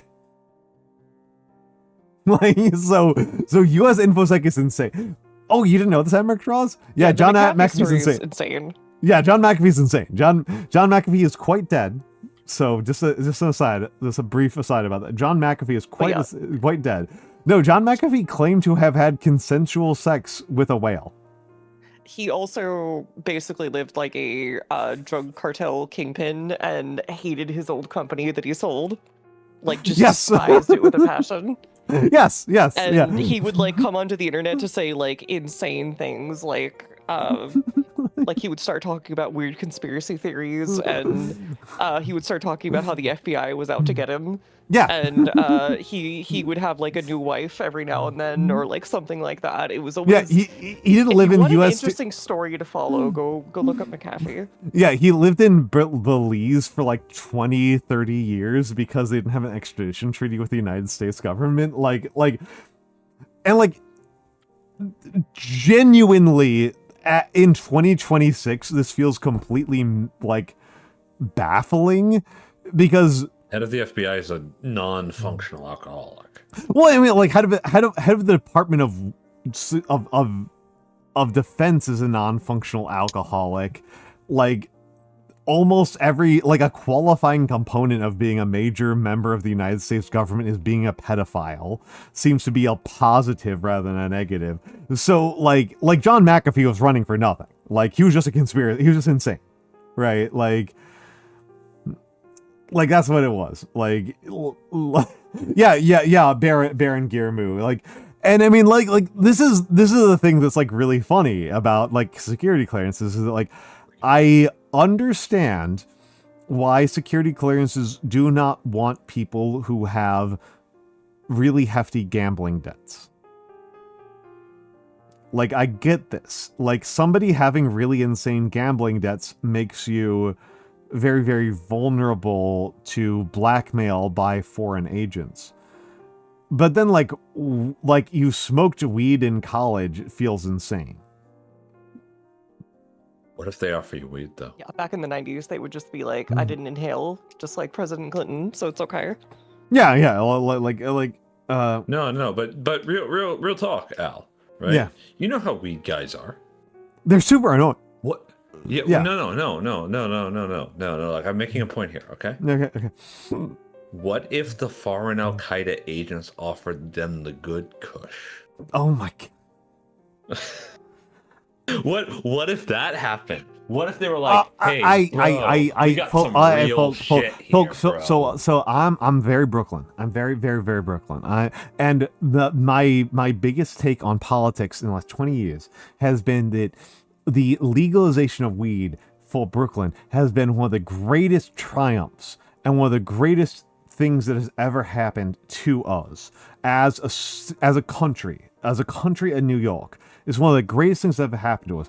And the reason why it's one of the greatest things that ever happened to us is that the weed guys, when they offer you weed and you say, nah, I'm good, they don't assume you're a cop anymore. Yeah, they don't assume you're that's a cop. The best part. Fucking, that's the best fucking part. Like, it's so good. They don't get on your ass for being straight edge either, which is very relieving. Very relieving. Oh my god, it's a benefit. I'm so grateful. I am so grateful that we are through the era of weed being a thing that is done by cool rebels. Yes, it's no longer a cool rebel thing. If you ever watched season 2 of What We Do in the Shadows, the part where one of the psychic vampires is a weed guy is incredible. It's exactly accurate. Like, I don't give a shit if you smoke weed. I just don't actually enjoy it very much. I think it smells like shit and looks like shit, and I don't really like it around me. Right? Yeah. I don't give a shit though. I actually don't. I give unless the drug is actually harmful to you in a real meaningful way, when even engaged with it all, like heroin or Adderall if you don't have ADHD. I really don't care. I really don't care. And even then, it's kind of hard for me to care that much. I don't really. Hey, Mark, that's the most insane thing you've ever fucking said. The most insane thing you've ever said. Spiritual role model. I hope so. I hope that's what being a cool rebel looks like now. It's Colin Robinson. Then they can't see Colin me Robertson. And I don't have to interact with them. Colin Robertson. It's. Well, I mean, Veg, I do appreciate that. I do wish that folks would stop smoking it outside my fucking first floor Brooklyn street-facing apartment. Oh, God. I know how you feel. I do wish I didn't smell it that much. I had a freaking neighbor who would not stop for like months and months and months. Refuse every single time someone came up to him and was like, "Look, we know you're smoking weed. Just do it outside. Go to the corner. It'll all be okay." Refused. It went through every vent, went through every corner, got into like everything. Everything just smelled like weed constantly, and like I just was constantly gagging endlessly because it was just so nasty smelling. The truth is, my biggest opposition to weed specifically is that I do not like being around high people. Oh, okay. I am going to grab one more beer. Because you have sobered up, it sounds like. I am. I'm like almost. beer? I'm like 80% sober right now, so I'm gonna try to smooth out the curve a little bit with one more beer. That's where I'm at right now. So I'll be back Just as long as your stomach can take it, my guy. I can. The stomach is fine. The stomach stuff is fine. Also, Veg, Go get your hello. duff. And Weevil, hello. But yes, Weeb. enjoy What's my weeb? coworkers. I'll be back in a moment. He will return. So, I have a particular interaction with this, which is that I find that high people just tend to amp up the parts of people that I don't really like engaging with, such as the desire to touch everything or be amazed by everything. I don't really find it particularly charming because I'm a stick in the mud, no fun wet blanket, I guess. Here's what I'll say is it's great for stories when you're the only sober one at most parties, like I was in like high school or whatever. But like, also, after about the 5th time you've amazed someone by telling them their entire life story because they forgot the previous 4 times they told you, you do start to wonder if they're okay. Yeah, I mean, they are okay usually. I mean, I stopped drinking when I was like 25. Because my doctor told me, hey, this shit is why you're getting migraines and also it could kill you. So I stopped. Just like hard stopped. I can drink sake and soju, but not like rice wines, corn wines are fine, right? Nothing with tannin. I have to avoid like alcohols with high tannin counts and stuff like that, basically. But so I will say that one thing that being sober in places where lots of people are drunk or high has done for me is it has made me a lot of friends by being the designated driver, right? It has made me a lot of friends by being the guy who will buy people drinks and not even bother drinking himself and then will give you a ride home, right? But yeah. How is Nando slandering me? Nothing. It was just saying that, you know, hey, like, did Almantas already? Is Almantas gonna have another brag about not having a hangover? And I was like, no, he's way ahead of you. Already did that. If you brag. I mean, realistically, where I'm currently at, on the drinking is, I would say 20% chance of having a hangover. I say as I'm cracking up another Brooklyn Summer Ale. Yeah, but my hangover probability is quite low at this point. Not 0%, but it's under 50%. She got like a little like skillet thing and just cook for some breakfast on stream for us and like pour a little beer in there as like little flavor. Mimi, you are adding variables to my future 2 weeks that are unaccountably difficult. I'm just saying with like sausage it would work, right? I mean, that's easy to eliminate, right? That's like an easy one for me to manage. Because I am vegan. So easy for me to manage that one. No, the honest truth is that Al should get a little like little electric induction skillet of some sort. I actually do have an induction. I do actually have an induction stovetop that I Yes. have used on stream. I don't do it very often because my streaming room, which is my bedroom, is carpeted. And cooking in a white carpet room is yeah, it's fair. Terrifying. You can do tea ceremony. You can do tea stuff. You don't really drink tea though, right? So a little. And I've cooked a little bit on I'll keep the stream. content for myself then. I've cooked a little bit on stream. The one that I've done, I didn't do it this year. Was but a couple of times in the past I have done dumplings. Making like 100 dumplings. That. Yeah, I like doing that. I just haven't done it in a minute. And again, it's kind of a question of like, what do I want to cook on stream? And cooking streams are kind of complicated, and as much as I like cooking, I don't think they always make the best content, as envious as I might be of, say, like onigiri. Ian, Oh no, absolutely not. this is a challenge. I trying to figure that out. I did a Valentine's Day stream earlier this year just for fun. That was like part of it was making like cookies and like various shapes and stuff, like chocolate chip cookies for everybody. Mm-hmm. And man, it is really hard to get the frickin', especially when you're at a computer, to get the right angles and have it actually even look like presentable and all that kind of stuff. If you really want to do it, like, I know a lot about this for certain reasons that Alan Niano probably have figured out already, as I said, certain reasons and not explicitly named her name. But if you really want to do cooking content, you kind of have to invest in an entire setup for it, which includes some very expensive hardware that is expensive for literally no reason. Like Alton Brown's new setup for his new show on YouTube or whatever is basically what I kind of imagine, because they show you all the equipment in the background. It's still doing the good eat style.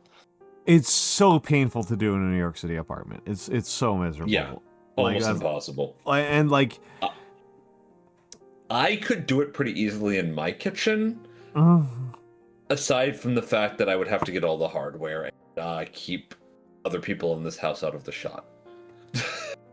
That's the hard part, right? Are you truly confident that your brother would not want to? Oh no, I'm truly confident that he probably would. Except he does not really like being on camera. Oh, he hates it. He hates it. He hates it. Yeah, Mikks' brother is a great cook. My brother is vegan. He is a very good cook. He is much smarter and more accomplished than me in every way. So, hi Nagi. Mods, I was shout just out talking Nagi. about you. Yeah. I got it. Do it. Yeah. But yes. It is a snake. The snake. This is Nagi. She's my best friend in the entire world. She's very special and precious, and also she's why I know anything about any sort of technology whatsoever. Yeah. Because she shares everything that she learns with me. So. Yes. I get to learn Please. If I paint models, but Nagi actually knows anything, so yeah, go follow her, not me. I'm just a dirt bag. How about you follow both of them, and you also follow Niano, and you also follow Mimi? You can ignore me. I don't matter. Yeah. But yes. No, it's something like I love cooking. Cooking is actually the art form I feel the strongest and most confident about of all of the art forms I participate in. And even with that, I still don't do it very much on stream. I do bake. Emmerich, one of the funniest ideas I had that I've never followed through on was to have a separate camera that would like at the start of stream I would make a dough ball, and then I would just have a camera that was like pointed at the dough ball and would just do a little picture in picture that would follow it as it rose. And then it turns out that the problem was that one of my biggest rate limiting factors as a streamer is my USB hub.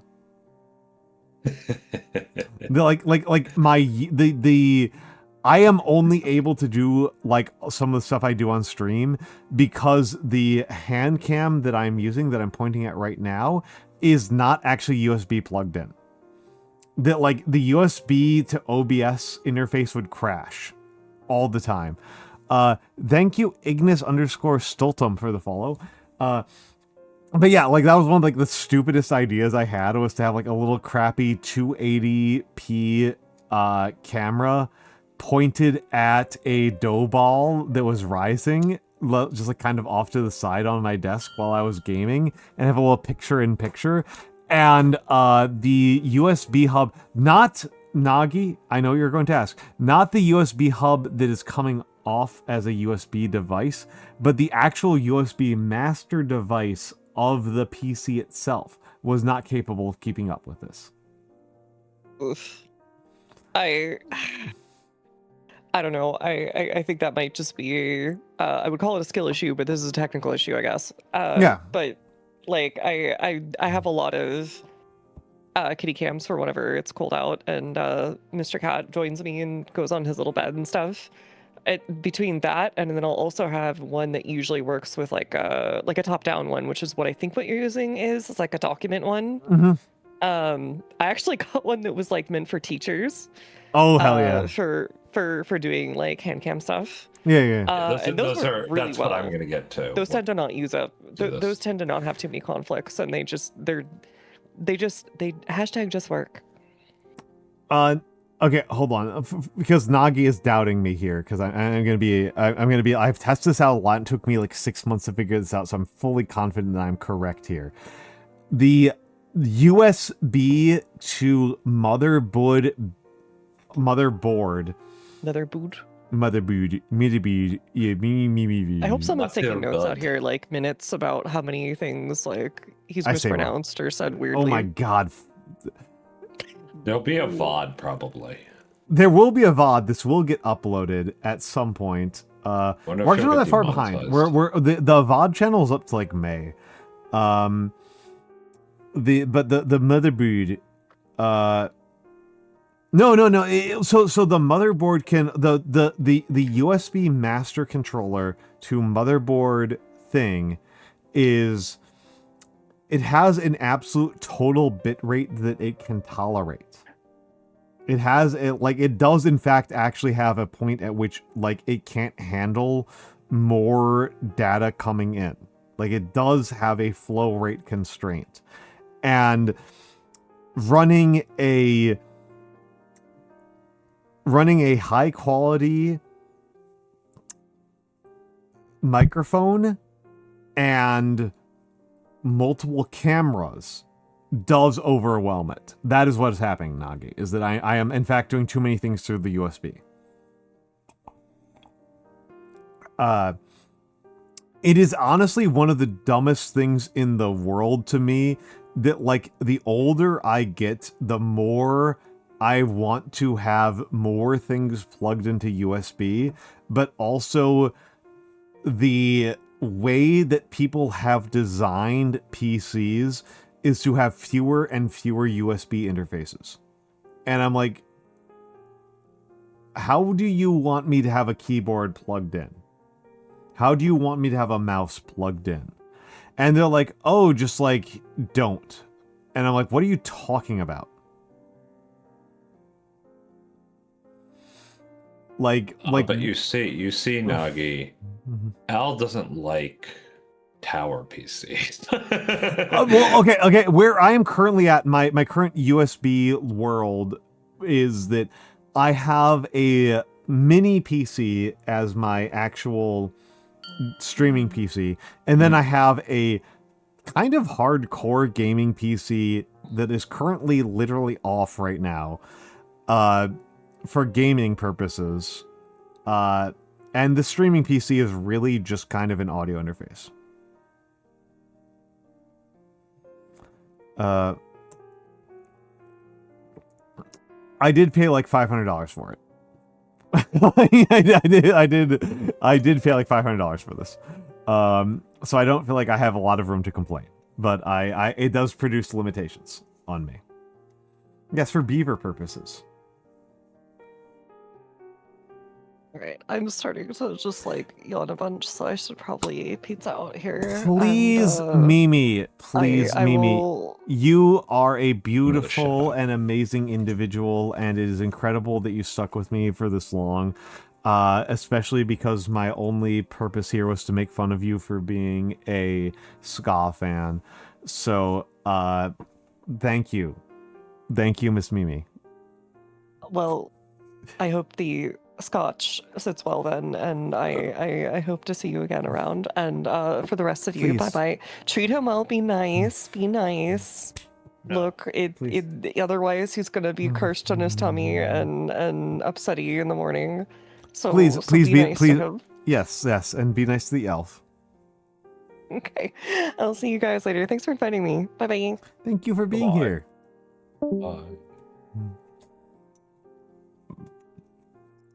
Love that elf. She's very smart.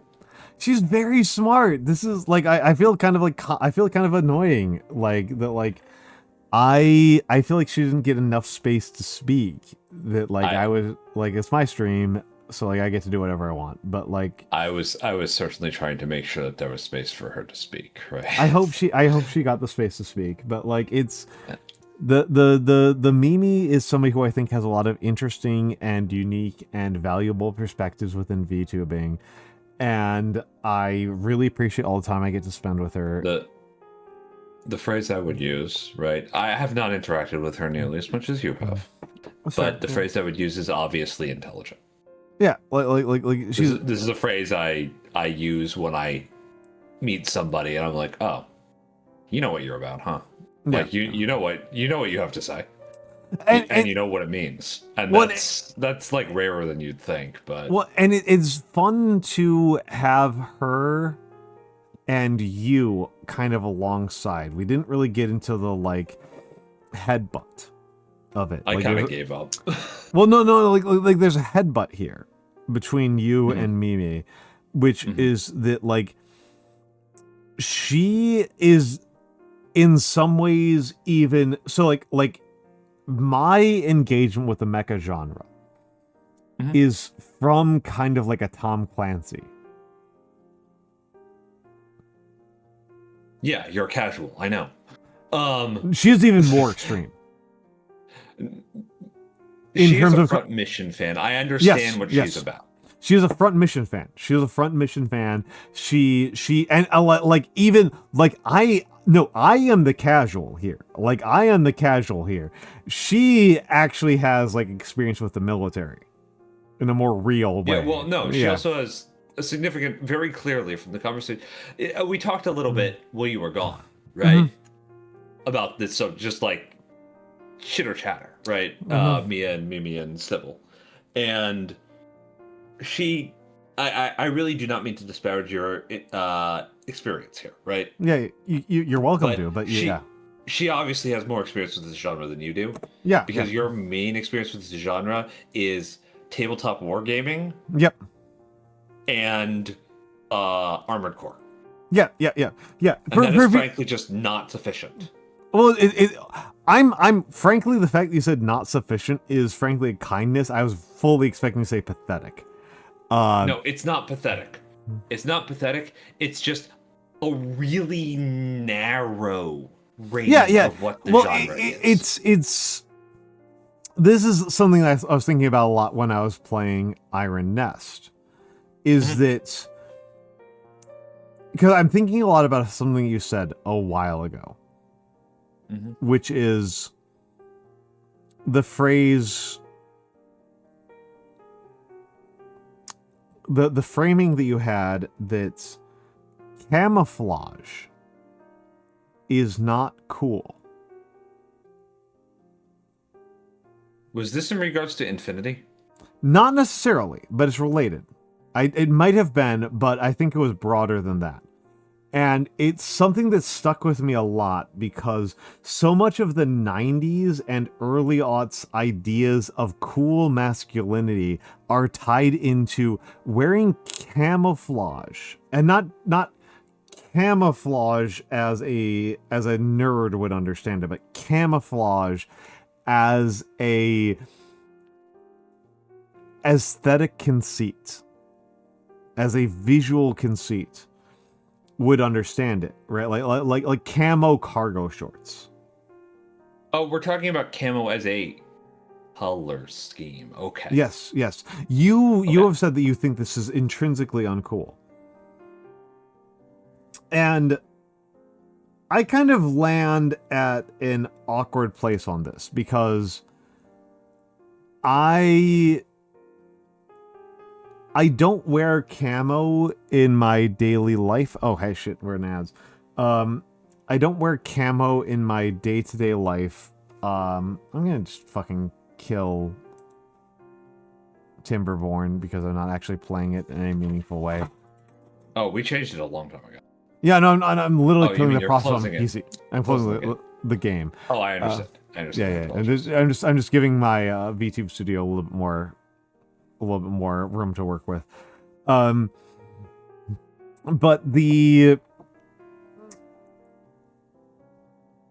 what I am kind of reading into this a little bit is I on the very specific case of camouflage, I'm largely with you. That like camouflage itself, camo shorts, camo shirts, etc. are not cool. I see a guy wearing camo cargo shorts and I'm like, whatever. I don't think about it very hard.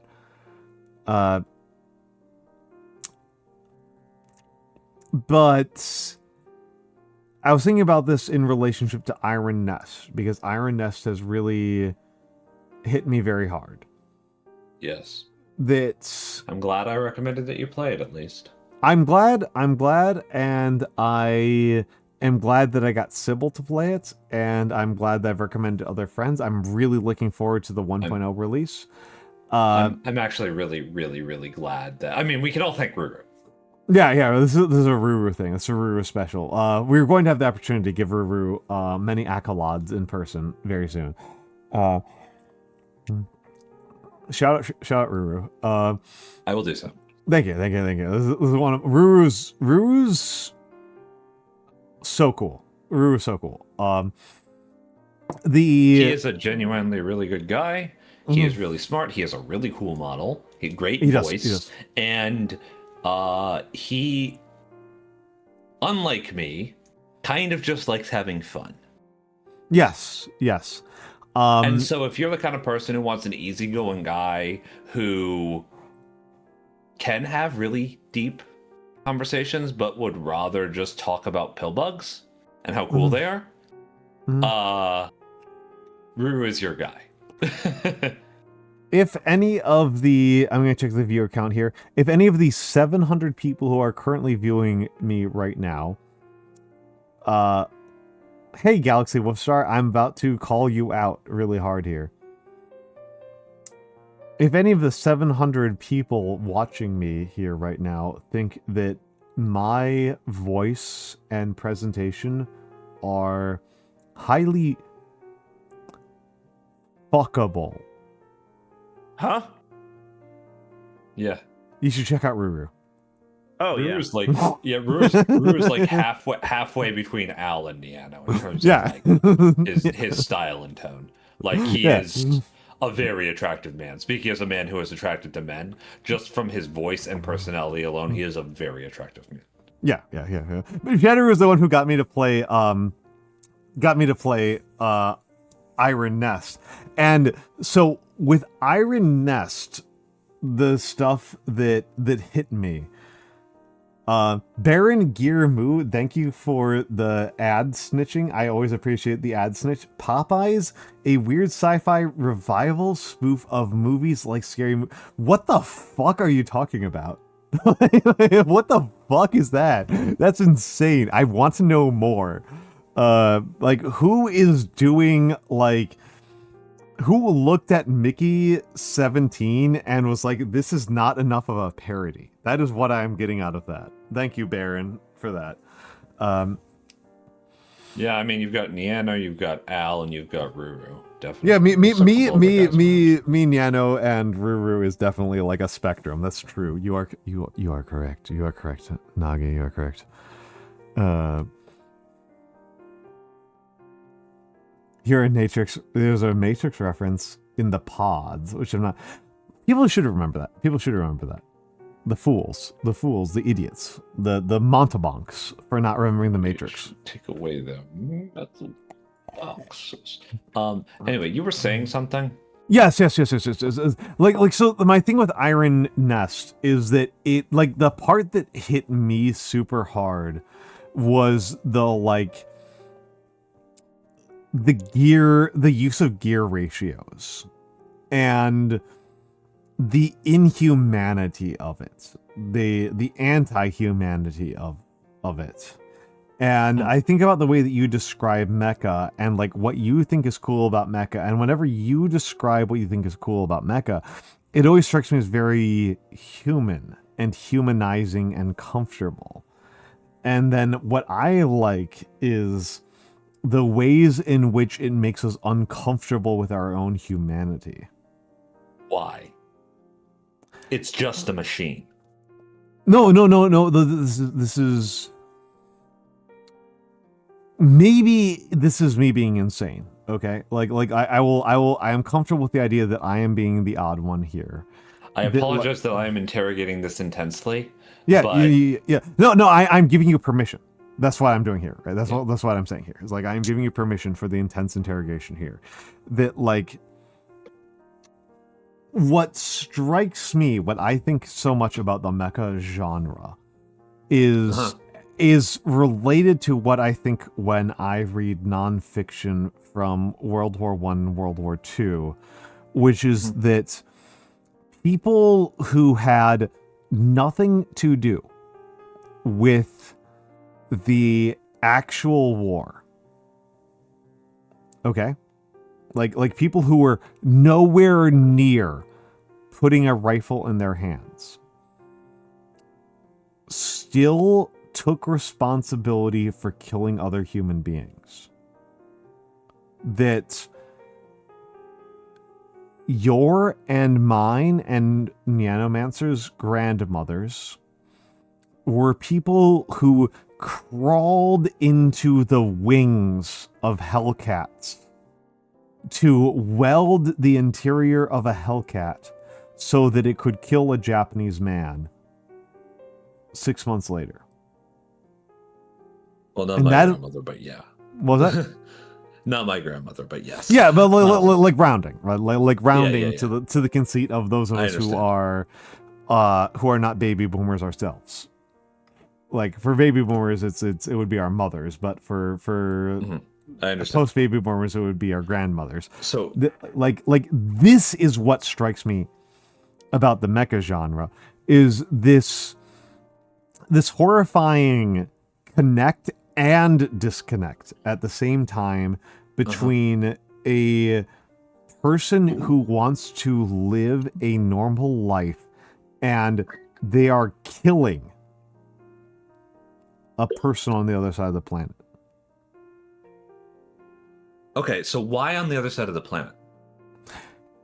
Because when I have read medieval and earlier nonfiction and accounts and poetry, there is a emotional connect between the person responsible for the killing and the person who is killed. And the creation, the way that industrial warfare creates this disconnect. Is this scope coming from? This is why I'm interested. It's because I'm not sure. Because the truth is, the examples of actual mecha stories, not games that attempt to be a grand strategy game, and thus imitate the scale of real world wars in a way that is narratively convenient for the audience, right? Yeah. Okay. Do not do this. Okay. This is not what they are. They are space opera. Well, I mean, this is the reason why you and I have this huge gulf. Right? This is the nature of the gulf. Sorry, can I go finish the thought? Apologies. I'm sorry. No, it's okay. It's not a big deal. I just have been trying to finish this thought for a couple hours now. Right. When you say mecha genre, Mm-hmm. I feel Ruru does this too to bring up somebody else who I know. Yeah. It feels like you were referring to 3 things. Okay. Three properties exactly.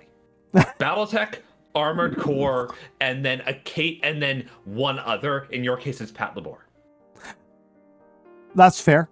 I think it's actually fair. And I can understand why you would have this interpretation of what the genre is for and what it's accomplishing and what it can do. Mm-hmm.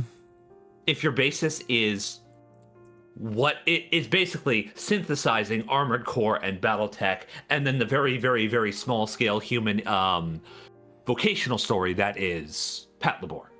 Yeah. Which is about what is the place of technology in society. Yeah. That's what Pat Labor is about. Well, I mean, right? I don't agree on that specifically, but let's keep going. We'll move past that. It's one of the large number of things that Pat Labor is about. Fundamentally, is about conversations about vegetables. Fundamentally, it's about vegetables. That is what Pat Labor is fundamentally about. What I'm specifically trying to say, Pat Labor is about civics, but that's what technology is civics. Yeah. Like, it is. It is. It is. Yeah. It is. No, it is. Yeah. It's important to remember that Pat Labor is a sitcom. It's important. That's what I'm saying, right? It's a vocational sitcom. And I think that's part of why you like it so much, because it is funny. Well, I like funny, but it's also, you and I actually haven't talked about this a lot, and especially not Nano, especially not the other people in the chat here. Civics is profoundly important to me in ways that I find difficult to express. So I don't talk about it very often because I don't know what to say. Because, like, I don't know what to tell people about, like, your life is in many ways dictated by who is the most annoying person to show up to a city council meeting. Sure. Like, that's like that. really annoying to talk about and not actually very fun. So I don't talk about it very often, even though it's profoundly important to me. I mostly just do not think it's as rare in media as it could be, right? Regardless, this is a little bit of an aside. The point is more, I have named 3 things. Yeah. Out of something in the range of 578. That I could talk about. That's not even getting into all the fucking video games and arcade games and tabletop games and indie pen and paper games and all this sort of shit, right? And one-off action figures that gain some sort of cultural significance and stuff like that, right? And what this is like is, to me, right? And again, I really don't want to, like, sound unpleasant or reductive of your position, because I do respect it. No, I do. To be said from your position that is very valuable, but it is also largely hypothetical. Okay. Go ahead. I do have a counter. This is kind of like saying, I'm going to use the superhero genre as another big dumb genre that exists that I know stuff about, right?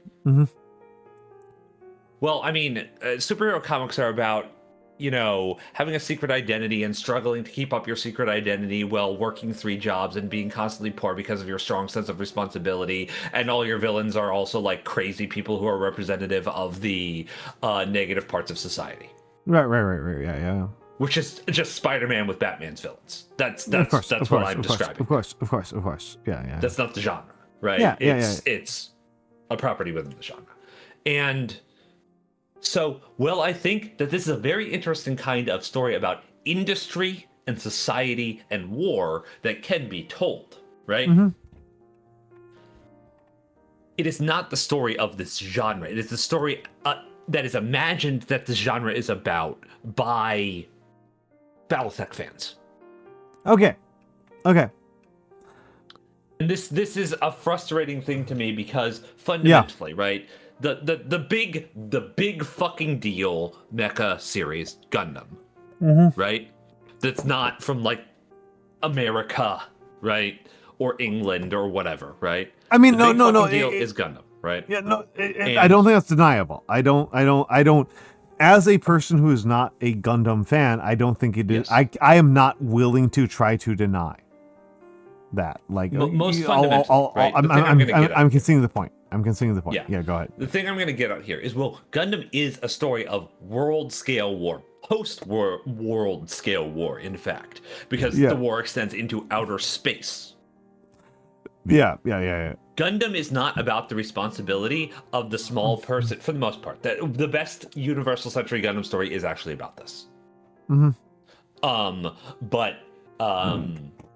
Gundam is about how, without sufficient self-reflection on our responsibility towards basically man and nature, no matter what developments we make, we will continue to make the same mistakes ad infinitum, and the scale of our destruction will only increase. That is what it is about. It is a very, very, very, very, very Japanese story. Yeah, this is something that, like, to kind of like broaden out and catch people who are maybe weeaboo-ish but have not read a lot of Japanese nonfiction or Japanese literary fiction. Japanese politics since 1945 has been about a concert of problems, and us as Americans, okay? So we've got 3 Americans in the VC right here. Us as Americans should be very sympathetic to this. What did it mean? What did World War II mean? That is a huge percentage of Japanese literature, contemporary manga, and contemporary politics. Is what did it mean for World War II to happen? And for us Americans, right? For us Americans, the dangerous thing that us Americans have to think about and confront is that it is very, very slippery and easy to view World War II, as Emmerich is throwing baguettes at us, is very easy for us as Americans to view World War II as a vindication of our entire project. And it is very hard for Japanese people to view World War II as a condemnation of their entire project.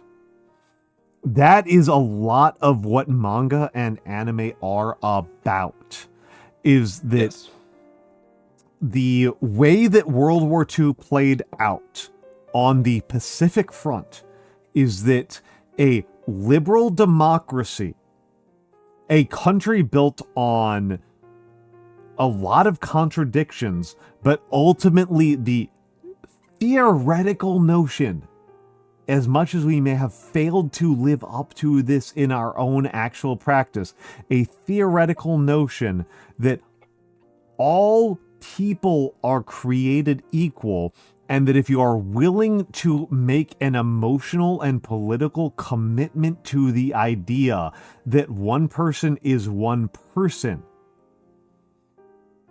regardless of their race, religion, etc. That is the American contestation, is that all of those people are equal. Going up against a country that views it as a grievance that they are not already given everything. That is the Japanese contestation. That is what the Japanese political hypothesis was going into World War I, was that they are the heirs of Amaterasu, and that anything that stands between them and having everything that they could imagine that they could want is an affront to the nature of the universe. So the collision between the world is about one human equals one human versus the concept of divine right. That is what the war in the Pacific kind of came down to. And Japanese people kind of have to struggle with the fact that the way that this played out, I'm being very empathetic here. The way that this played out was that millions of people fucking died. Yes. And died in brutal and horrible and stupid and unjust ways.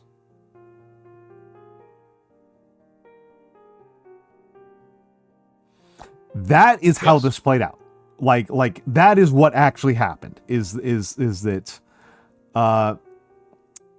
Emmerich, this is a political fight inside Japan. This is a political fight inside Japan. Progressives certainly want to talk about this more in Japan. We will just say that. Yes.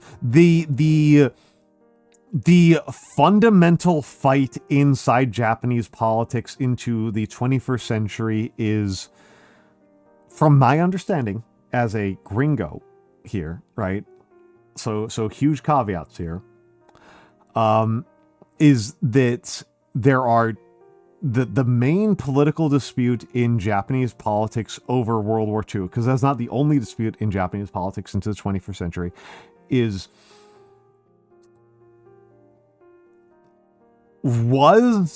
did our country, Japan, from a Japanese perspective, from a Japanese person speaking here, did our country commit a horrifying series of atrocities guided by a ludicrous and stupid and self-destructive ideology?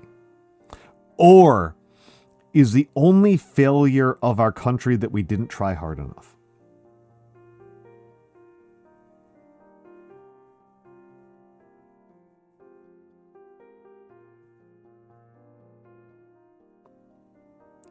That is the core.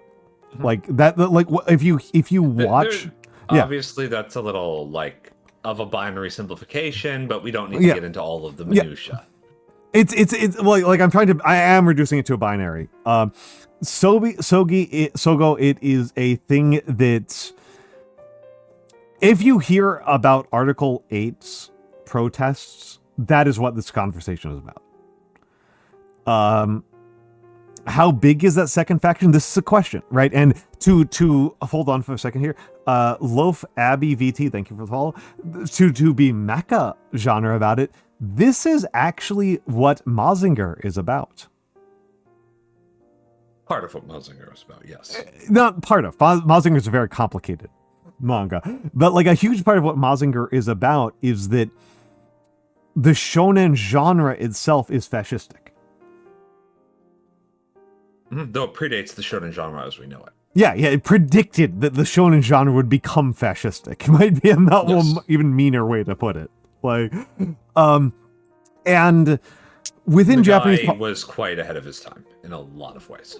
This is different countries have their own left-right divide, and the left-right divide from the Japanese leftists that I have talked to is a divide over, like, was Japan's mistake in World War II that they wanted to conquer the world, or was their mistake that they didn't crush the communists hard enough?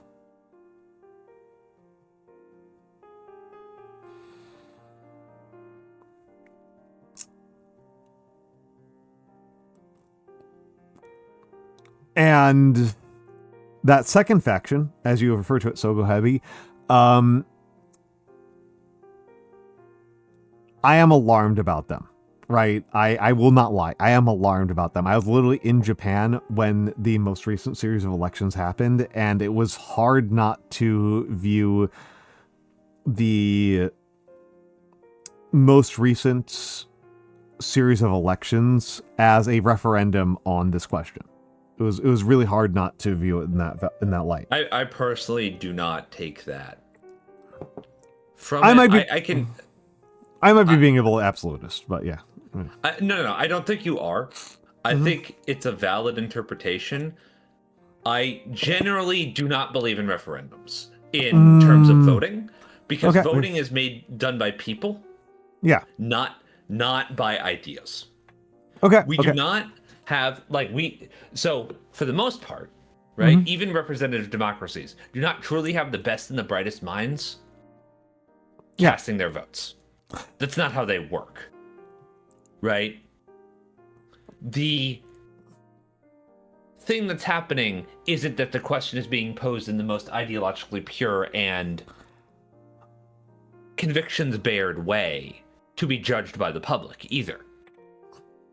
What's happening is personalities are duking it out to see who can have the best rhetorical argument. Well, Or rather, the rhetorical argument that best reaches the largest number of people who give a shit enough to go and vote for something. And this is a little realpolitik, I will admit. Right? My perspective here is a little cynical and it's a little pessimistic. But I think it's very important. It's very important not to judge the way a society votes simply as a sociological construct, but also as the product of human psychology. Okay. I will admit that I am doing a lot of apologize. simplification here. I do want to respond to what Vetalina has said here, because I think that what Vetalina has said here is actually really an interesting It is. a really interesting intervention. Vetalina, would you mind saying which country you are from, both as a reminder to me and as a reminder to the other people in chat? Because I think that's actually valuable, because I know you're not American. But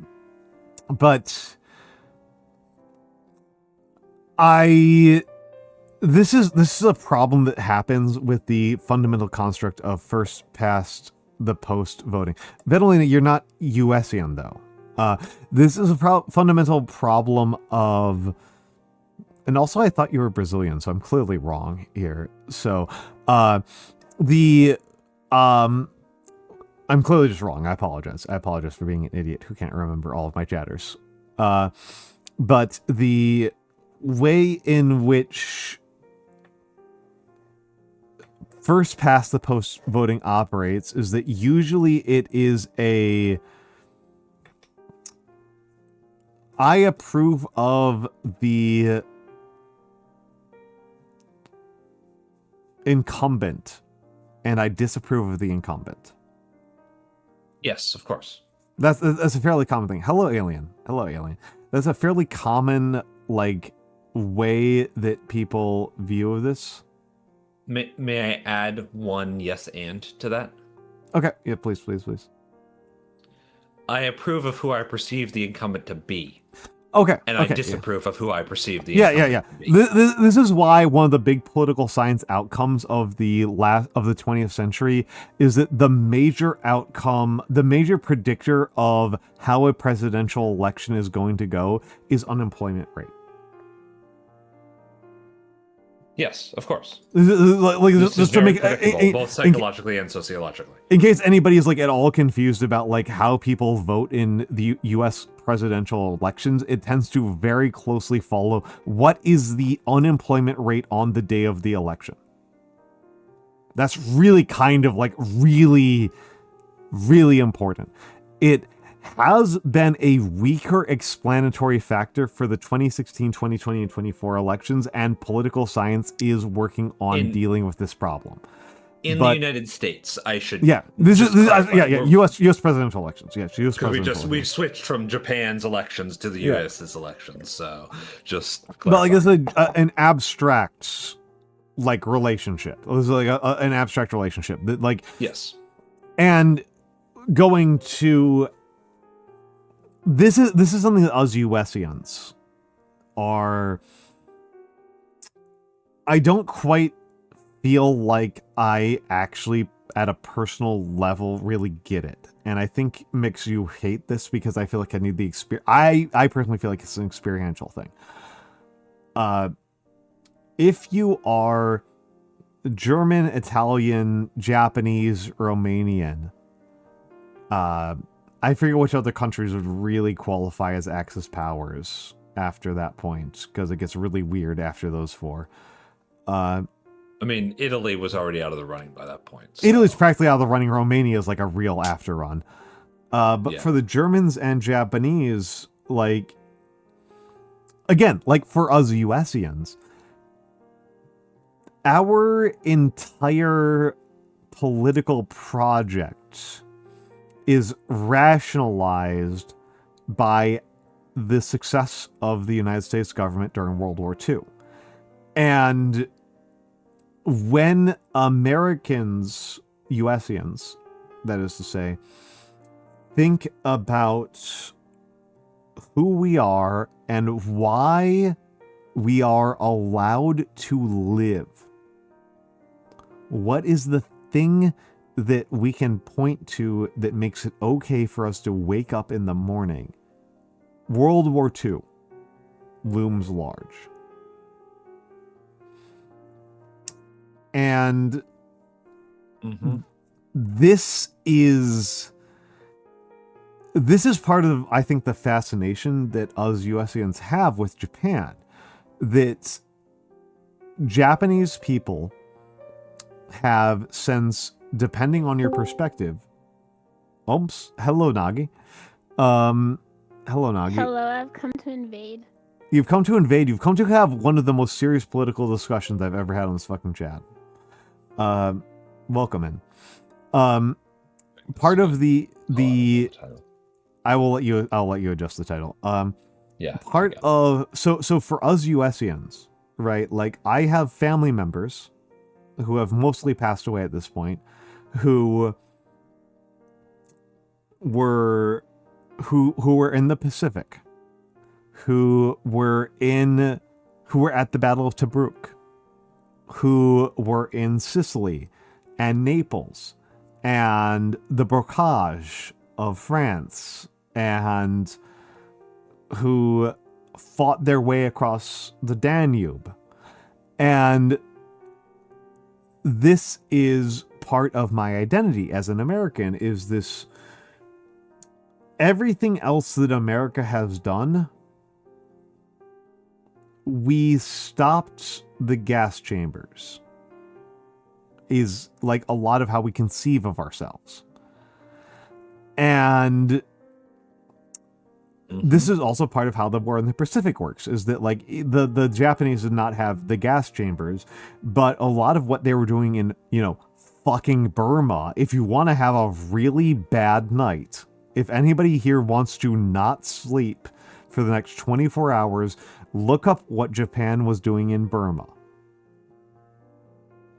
Japan was, like, Yeah. entirely off the rocker. There's, like, reports from, like, German soldiers back in the day actually operating in the areas the Japanese people were also in China, who were appalled at what they were seeing the Japanese doing there. And those were some people that didn't have the best moral ethics ethics themselves. I just have to say that, right? Like, it is quite nice to get somebody who is not coming from the American educational background in on this conversation, actually. You have to say that, like, for this specific story or anecdote there, it is important to understand that the German army, for the most part, was a relatively professional army. Like, the thing is, Okay, yes. I'm going to go. I'll let you finish your statement, Nagi, but I will contest you. But keep going. Okay. Yeah. No, it's like, the thing is, like, there is, like, a different kind of understanding of the terms of engagement in, like, European forces versus Asia, Southeast Asia. Like, they like the whole idea of no holds barred a lot. Like, this is when push comes to shove, they just, like, go fucking apeshit, so to speak. Like, it's pretty crazy out there. Well, okay, Alien, you are hitting on something that, like for us Americans, for us USians, we think of ourselves often as the heroes of the story about the gas chambers. The part about the European engagement with this that winds up being really frustrating. I'm not gonna lie here. Okay, so to make sure that people kind of understand a little bit of, like, why I am so annoyed all the fucking time. I am a, like, super fucking left-wing guy. I am a Zoran Mamdani is a traitor to the working class. Of the woke, Yeah, dude, I am like insane. Yeah, like I am. The crazy thing is that I'm even worse than you. That's the I am- actual crazy thing. I am genuinely fucking annoying, is what I kind of want people to understand here. I'm genuinely fucking annoying here, and the people who annoy me still exist. And one of the things that I have run into repeatedly, and because I think there might be some people who may have heard this before, is the Waffen SS did not exist.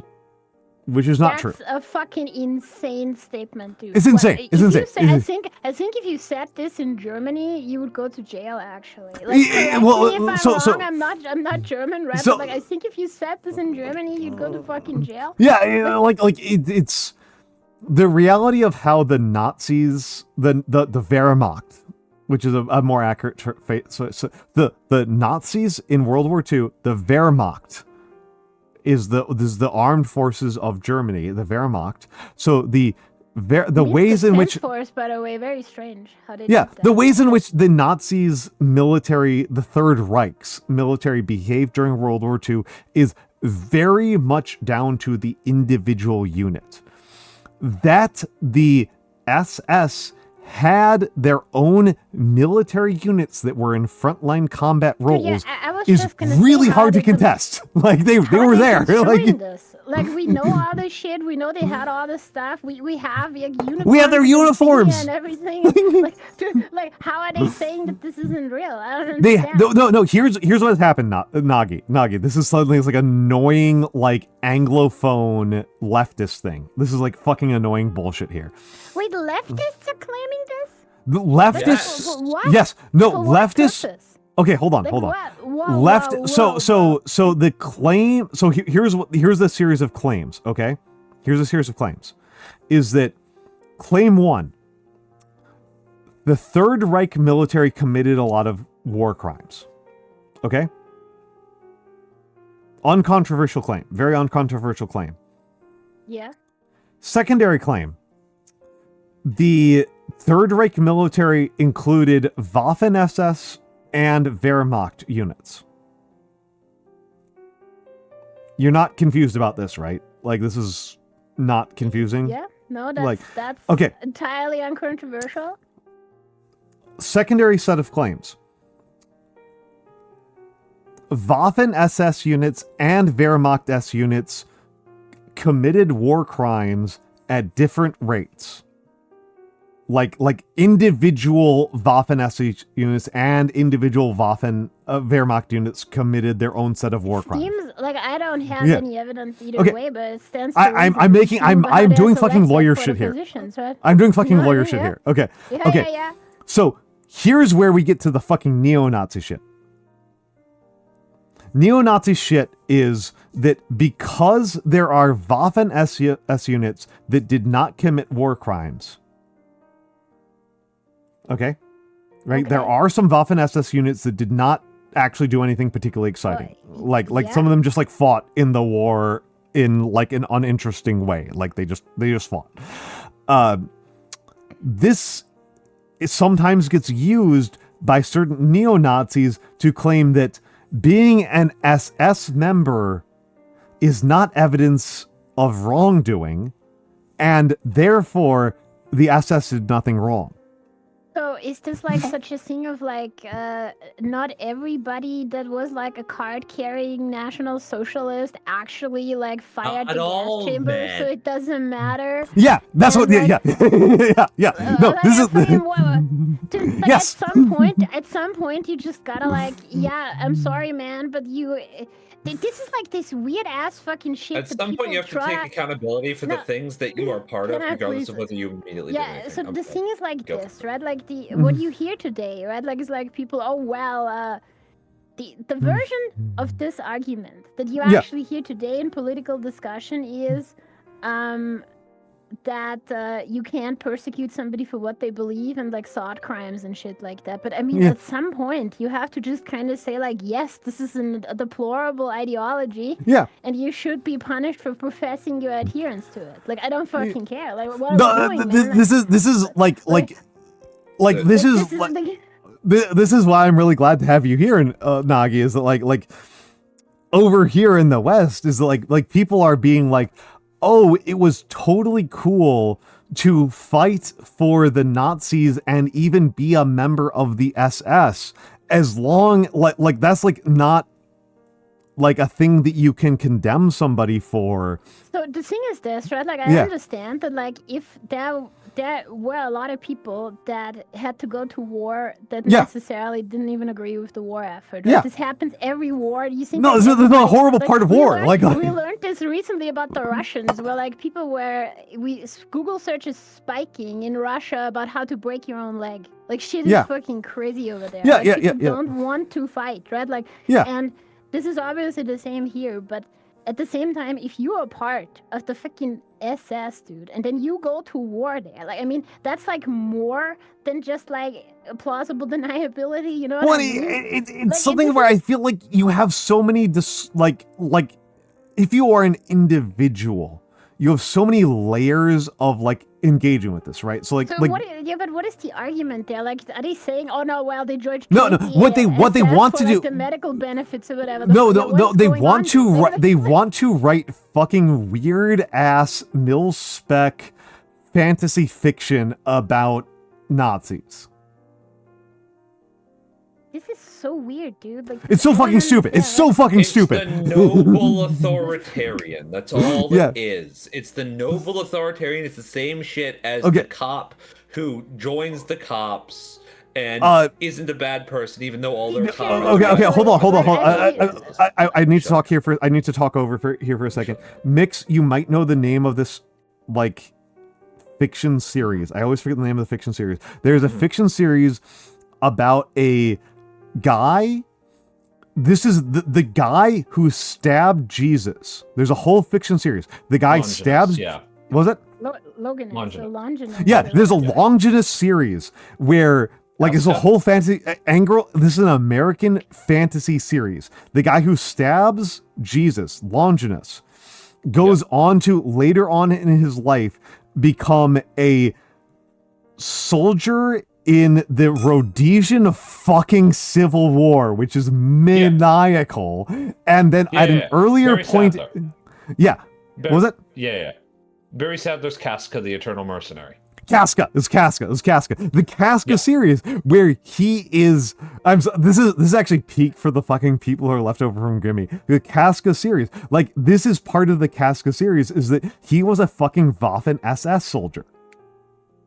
This is the guy who survived stabbing Jesus in 30 CE, goes on to serve in the Waffen SS. And he's morally righteous. What, is he just immortal because he stabbed Jesus? Or is that what yeah, like this is like he's cursed. Okay. He's cursed. Like for stabbing Jesus, he becomes an immortal soldier. And he somehow serves for every like evil army in all of human history, but is somehow like a moral like good guy. I don't know what the fuck lesson we're ever supposed to take from this. This is like airport novel for dads. Don't let Barry Sadler man. Like I just like there is this weird ass kind of like I mean I kind of understand what they're saying there, like but at the same time I don't think that. As I said, right, like the issue with this stuff is that the version that you see today of the argument is like basically some kind of guy coming out and being like, I cannot be persecuted for my absolutely odious beliefs until I actually like commit terrible crimes against humanity. And I'm like, dude, he's basically advertising for that shit. Like, can we not do that? Like. Yeah. Go listen. As somebody who's read the entire fucking series in question here. You poor bastard. They're not that good. But yeah, keep going. They're really bad. They're pretty poor, mediocre, like Pulp Fiction at best, right? Yeah. They're airport dad novels. Yeah. Is the instrumentality of God. That is okay. Yeah. The point of the series is that Casca Longinus is necessary. Yes. Yeah. Because everything happens for a reason, including atrocities. Stop questioning it. Yeah. Okay. Which is not entirely the best thing to take away from something like that. I will say, it is a waste of a really good premise. Because the premise isn't even that great, like from a constructive perspective. But I do think the idea of the guy who literally stabbed Jesus, cursed to serve in every evil military, is pretty interesting philosophically. It's pretty good. I just this is his really this don't is like hell. that message. Well, the message is John. Like, the message like is Clancy an shit. Intellectual message, right? Like, where No, it it's is. like, It hey, is. bro, Yeah. like the stuff happens. Who cares? Right? Like bad things happen. They just do. It's like the God wanted this shit to happen. Like, what are we supposed to take from this? What is this for? Like, I don't understand. Yeah, no. Baron Gear Moo, you like the colonizing. We didn't even mention this. Like one of like a fairly significant percentage of his story is that like he serves under, because this is part of the thing that's like actually an interesting thing for thinking about the authoritarian personality, is that he is never the god emperor of mankind. He is always a lieutenant. He is a lieutenant in the conquest of the Aztecs, and he gets a super hot Native American wife. Wait, is he an Aztec or is he a Spaniard? No, he is a fucking Roman. He's a Roman. No, but like, is he serving On the Spanish side. Aztecs or the Spaniards? He's on the Spanish side. He serves on the Spaniards. You could construe both of these sides. But this is a part that makes this like whole story insane to me, is that like he's immortal, and no matter what happens, he survives any conflict, which is part of the reason why it's kind of interesting and like works well that he serves in the Rhodesian military. Like he's on the Rhodesian side, because like the Rhodesians are some of history's greatest losers. Yes. Like they are the continuation of the Confederacy into the 20th century. Like they're losers and failures. Like really so he's on the loser side of the war. He doesn't need to be on the winning side every time. The really fat. I mean, he's on the losing side in a lot of cases. Most of the time, honestly, I think most of the time he is. Like the Aztec that's side, the he's actually rarely on the winning interesting side. Okay, I'm gonna be real. This is a situation where this story being more fundamentally childish would actually just make it better. Okay, Aliens has hit it so hard. Like he's minions. The yellow minion. He's minions. Basically. He's fucking minions. He's minions not made by the cowards who decided that the minions just have a like employment gap between 1938 and 1945. Like if the minions like that's what's going on here. Like you're so true for this, Aliens. Is that actually real? Do they have that employment Yes, they do. gap? They do have an employment gap in the 30s and 40s. Yeah, they do. So that means they still serve the Chinese. We don't know. We don't know. It's an employment gap. I will say. Well, that is cowardly. It's also intensely funny. It's really funny. It is super funny. It's super good. But yeah. Yeah. It's. I'm just still amazed that there's people that claim that, like, because there's all kind of denialism, right? Like, no. Nagi, to give you an extent of how SS not existing is like that's Nagi, to give you an extent of how stupid this is. I have been railroaded in communist groups because that's like the weirdest thing. No, why do the hold on. lefties and the commies do this? Hold on, Like, I haven't finished my thought. I haven't finished my thought here. I'm Was I pointed out that like I talked about casualties in World War II, and I said casualties in the Wehrmacht and casualties in the Waffen SS as like different groups, and I got run out of the room for acknowledging that the Waffen SS had different paperwork than the Wehrmacht. What, that there was a discrepancy Yeah. for people that were actively selected for Yeah. their actual adherence to, because they're different units. Like there are leftists who are like the existence in the English language. Sorry, I need to finish my thought here. I apologize, No, please Mikks. do.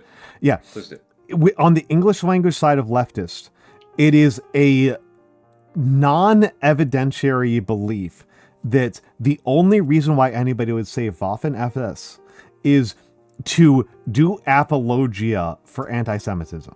Yes. Okay, you've answered my question. Yeah. Can you explain this? Okay, so again, like working backwards here, like it's overcorrection. Yeah, and then Mikks is right here. It's overcorrection. So like working backwards here, right? Like the Wehrmacht and the SS both had units that committed a lot of war crimes, a lot. But also, both of them had had units that did not commit any meaningful number of war crimes, like exceptionally, like that were just like Possibly unremarkable. just due to lack of opportunity.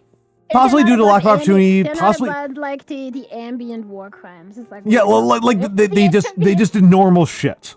Like war is horror, and like they just did normal shit. Like in the case of the Waffen SS, the trend that I tended to see when I looked at the numbers, which has been 15 years since I actually looked at the numbers, so apologies here. The French Waffen SS units tended to commit exceptional war crimes, and the Norwegian SS units tended to be unremarkable to lower than average. And so this is meaningless, right? Like this is just like the reason why the Waffen SS statistics. It's just statistics. I'm still waiting for the anti-Semitism link here, right? Like no, the anti-Semitism link is that to certain types of American leftists acknowledging or even stating that the Waffen SS existed as its own military deployment that was segregated from one, the other parts of the SS, to the general Wehrmacht, is itself an act of anti-Semitism. And why is this? Because there is a percentage of. Can I ask you, like, is this because they want to insinuate that everybody is just as bad as each other and saying that it's a stupid thing. It's a stupid thing where there is a percentage of people. This is what we're talking about. What me and Mikks are talking about. There's a percentage of people who will look at the small number of Waffen SS units that were not remarkable in their war crime commitments, and then they will try to create a generalization. So what they are doing is, if you actually point out the fact that there was like statistically like unremarkable units here, then they actually like immediately fucking create a construct in their mind of you where you are next going to excuse the actual work. That's like the fucking stupidest thing. It's so annoying. This is why I'm so annoyed. You understand why I'm so annoyed, Nagi? Like I have seen this tendency with many topics where basically like you see this in people that are very like imagine these hardcore leftist kind of discussions. They will respond to certain phrases like trigger words. Yes. Like, That's exactly what happened. You're correct. Completely synthesize your position in their minds, and it's like shuts down their rational thinking capabilities.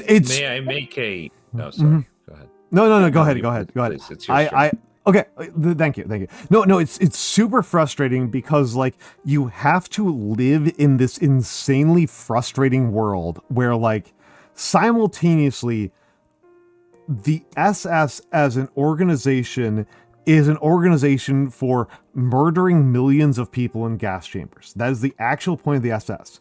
And then there's a Waffen SS, which is this weird elect super unit that the German government is using for frontline combat operations that is frankly unremarkable within the context of frontline combat operations.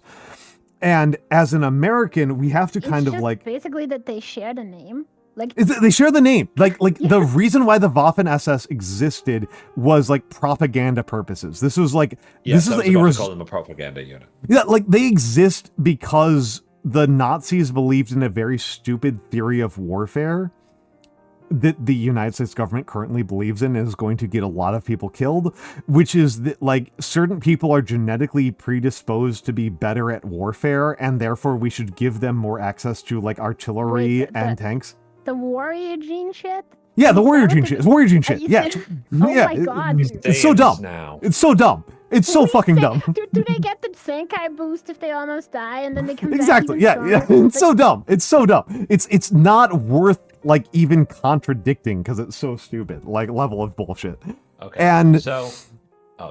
Yeah. So it's so fucking frustrating. Like many units in the Wehrmacht committed horrifying war crimes, and many units in the Waffen-SS committed horrifying war crimes, but they're not evenly distributed. Individuals in either the Wehrmacht or the Waffen-SS did not commit horrifying war crimes.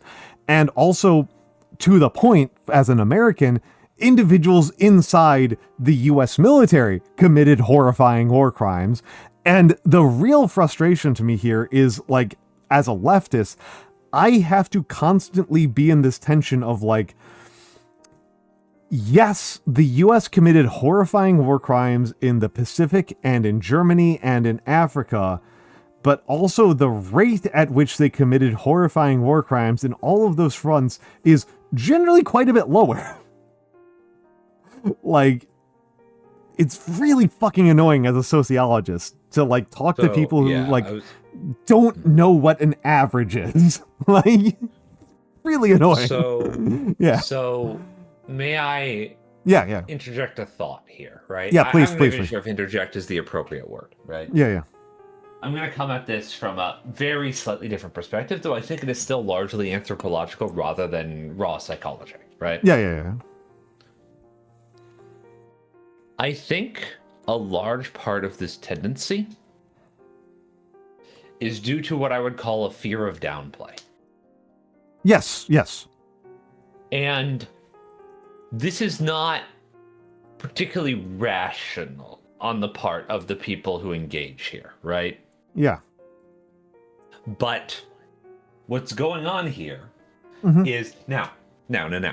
First off, I want to say, I fully understand the value of collecting data for the sake of getting a clear picture sociologically of things that have happened in history. Yeah. And events that are occurring in present times and whatever, right? I fully understand the value of this. I will also say, just for the sake of disclaimer, that there are some really fucking obnoxious statistic nerds. Oh my god. Who think this is an end into itself.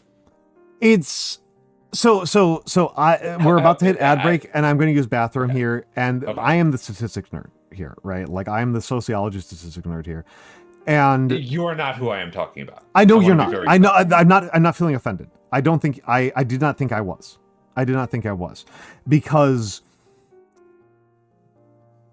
this is a thing that has been studied. There is actually a relationship between the actual observed quantities of horrifying, terrible war crimes committed and the ways in which a military is trained, organized, the civilian infrastructure that leads to that training, etc. Like, this is like we know this, and I fucking hate admitting this as a leftist. I fucking hate admitting this.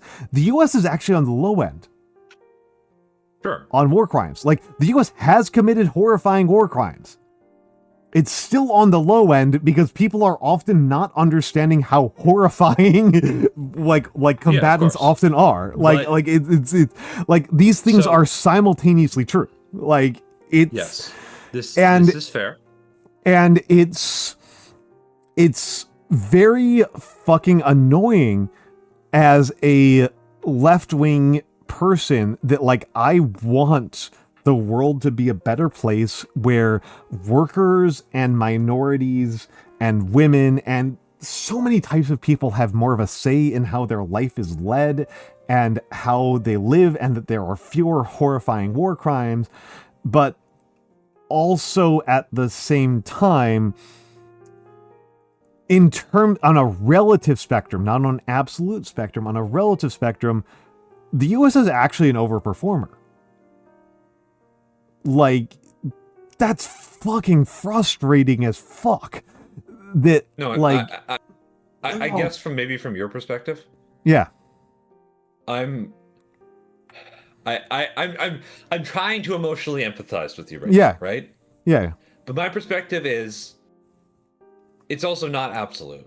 But my perspective is that ultimately, sorry, please go ahead. I'm sorry. No, I think the issue here is that, like, this is like a trap in itself to make this comparison or a contest because like they are statistically an overperformer compared to like stuff that is even more horrible, right? Like let's be blunt here. Let's be blunt here. The fucking IDF, right? Like let's be fucking blunt here. Like the American the ratio of civilian to combatant casualties during the U.S. attack on Fallujah was under 100th of what the IDF posts in their attacks on Lebanon. Like the thing is essentially, right, like that this is like the definition of whataboutism to bring this up. No, this is why I go nuts. Like this is why I go nuts about it. Literally like, oh yeah, it turns out that the US committed horrible war crimes, but because like somebody else committed even more, then we're okay, right? Like, where's that shit? It's so frustrating. It's so fucking frustrating. It's like the US has committed horrible war crimes, but they've also committed considerably less war crimes than most of the comparison examples we can. So on an absolute sample, it's utterly unacceptable. And on a relative sample, it's also very good, which is horrifying. Oh, I hate it. I hate it so much. Except a relative sample only exists within the context of like horrifying. Anything at all acceptable within the context of statistics. Yes. This doesn't matter in reality because reality is not an absolute place, but killing one person is killing one person. It doesn't matter if somebody else has killed 20 people. Yes. You still killed one person. You're still going to jail. Nah, dude, like if you kill one guy, that's okay, because like Jeffrey Dahmer got like I don't know how many, so like who cares, right? Yeah. No. Like this is so fucking frustrating because like again, like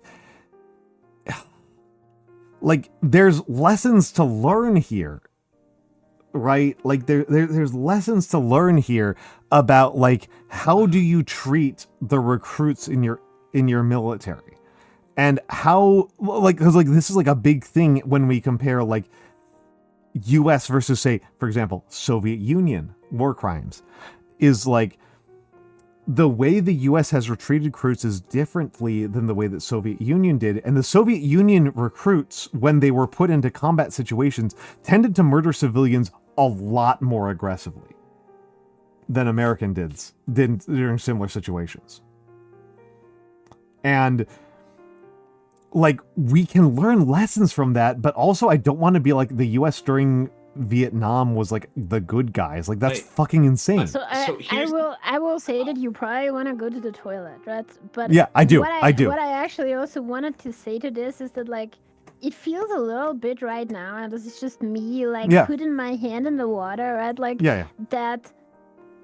Especially what you see from the American side, right? Like from the American side, like it feels a little bit like, turns out ambiently everybody just thought that in war everything's allowed, you know, like the classic fucking.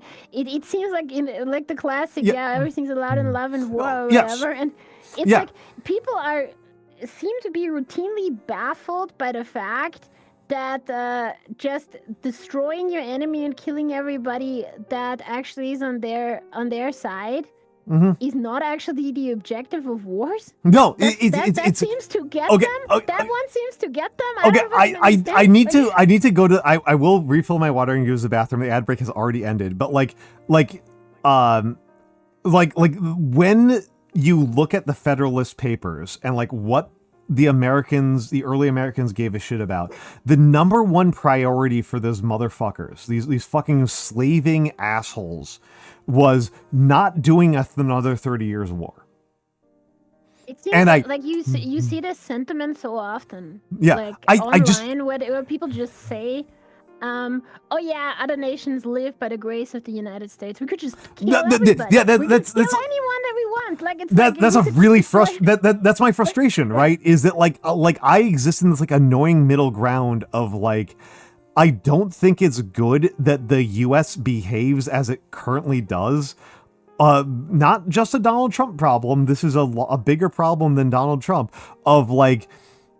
Donald Trump clearly wants praise for not just killing everyone. Yeah. Like there's appalled by the fact that's that what every like, authoritarian. There are like fucking Colby. Praise me for restraining myself from killing all. Well, my enemies. like Why fucking do I not get praise? fucking Colby, who is one of the advisors to the president, literally yesterday was saying that like we should be like, it is a moral wrong. It is a moral and universal wrong for anybody to think that mid-level powers have any say in international democracy, which is fucking insane when, as an American, I'm currently witnessing US interests being blocked by the vote of a single mid-level power. Not a coalition of mid-level powers, but a single mid-power.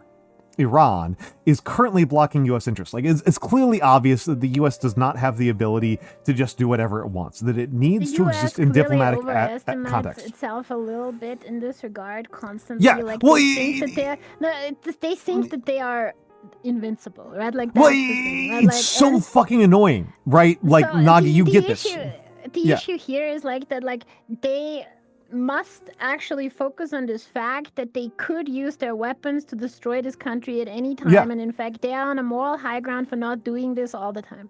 Like, it's so that. Well, it's so fucking annoying, right? Is that like the world that we currently exist in is one in which the United States is a uniquely powerful power that is capable of killing people anywhere it wants to, whenever it wants to. This is just like, if you want to debate that, there are a lot of Iranian generals that you can ask who are currently 6 feet under the ground. And like, this is just currently an accurate fact about the world, that we live in a monopolar world. If you, like, the big debate that people bring up is the People's Republic of China. I have read Xi Jinping's statements. He does not believe that the People's Republic of China is actually a peer power with the United States. This is different from believing that the United States has the right and the prerogative to dictate the foreign policy of every other country on the planet. That's fucking psychotic. That is a huge leap from... There's a huge leap from the United States is the most powerful country on the planet to the United States is literally invincible. There is like this thing where like... It's a huge leap. Yeah, sorry, Nagi, yeah. I don't know, like, it feels to me like a lot of people, especially in America, feel that they are being intruded upon by not generally like being recognized as the most powerful in the room at all times. And that, like, the expectation of them seeing other nations as equal is demeaning to them in some way, shape, or form. It's super... Like, okay. So my own perspective on this, right, is that I think it's actually pretty fair to view the United States as a uniquely powerful country. Like, I look at other world empires, like, because I spent a lot of time studying, like, Sparta and China and stuff like this, and, like, the U.S. is in, like, a pretty unusual a pretty unusual point. This is, like, really weird compared to, like, even ancient Rome.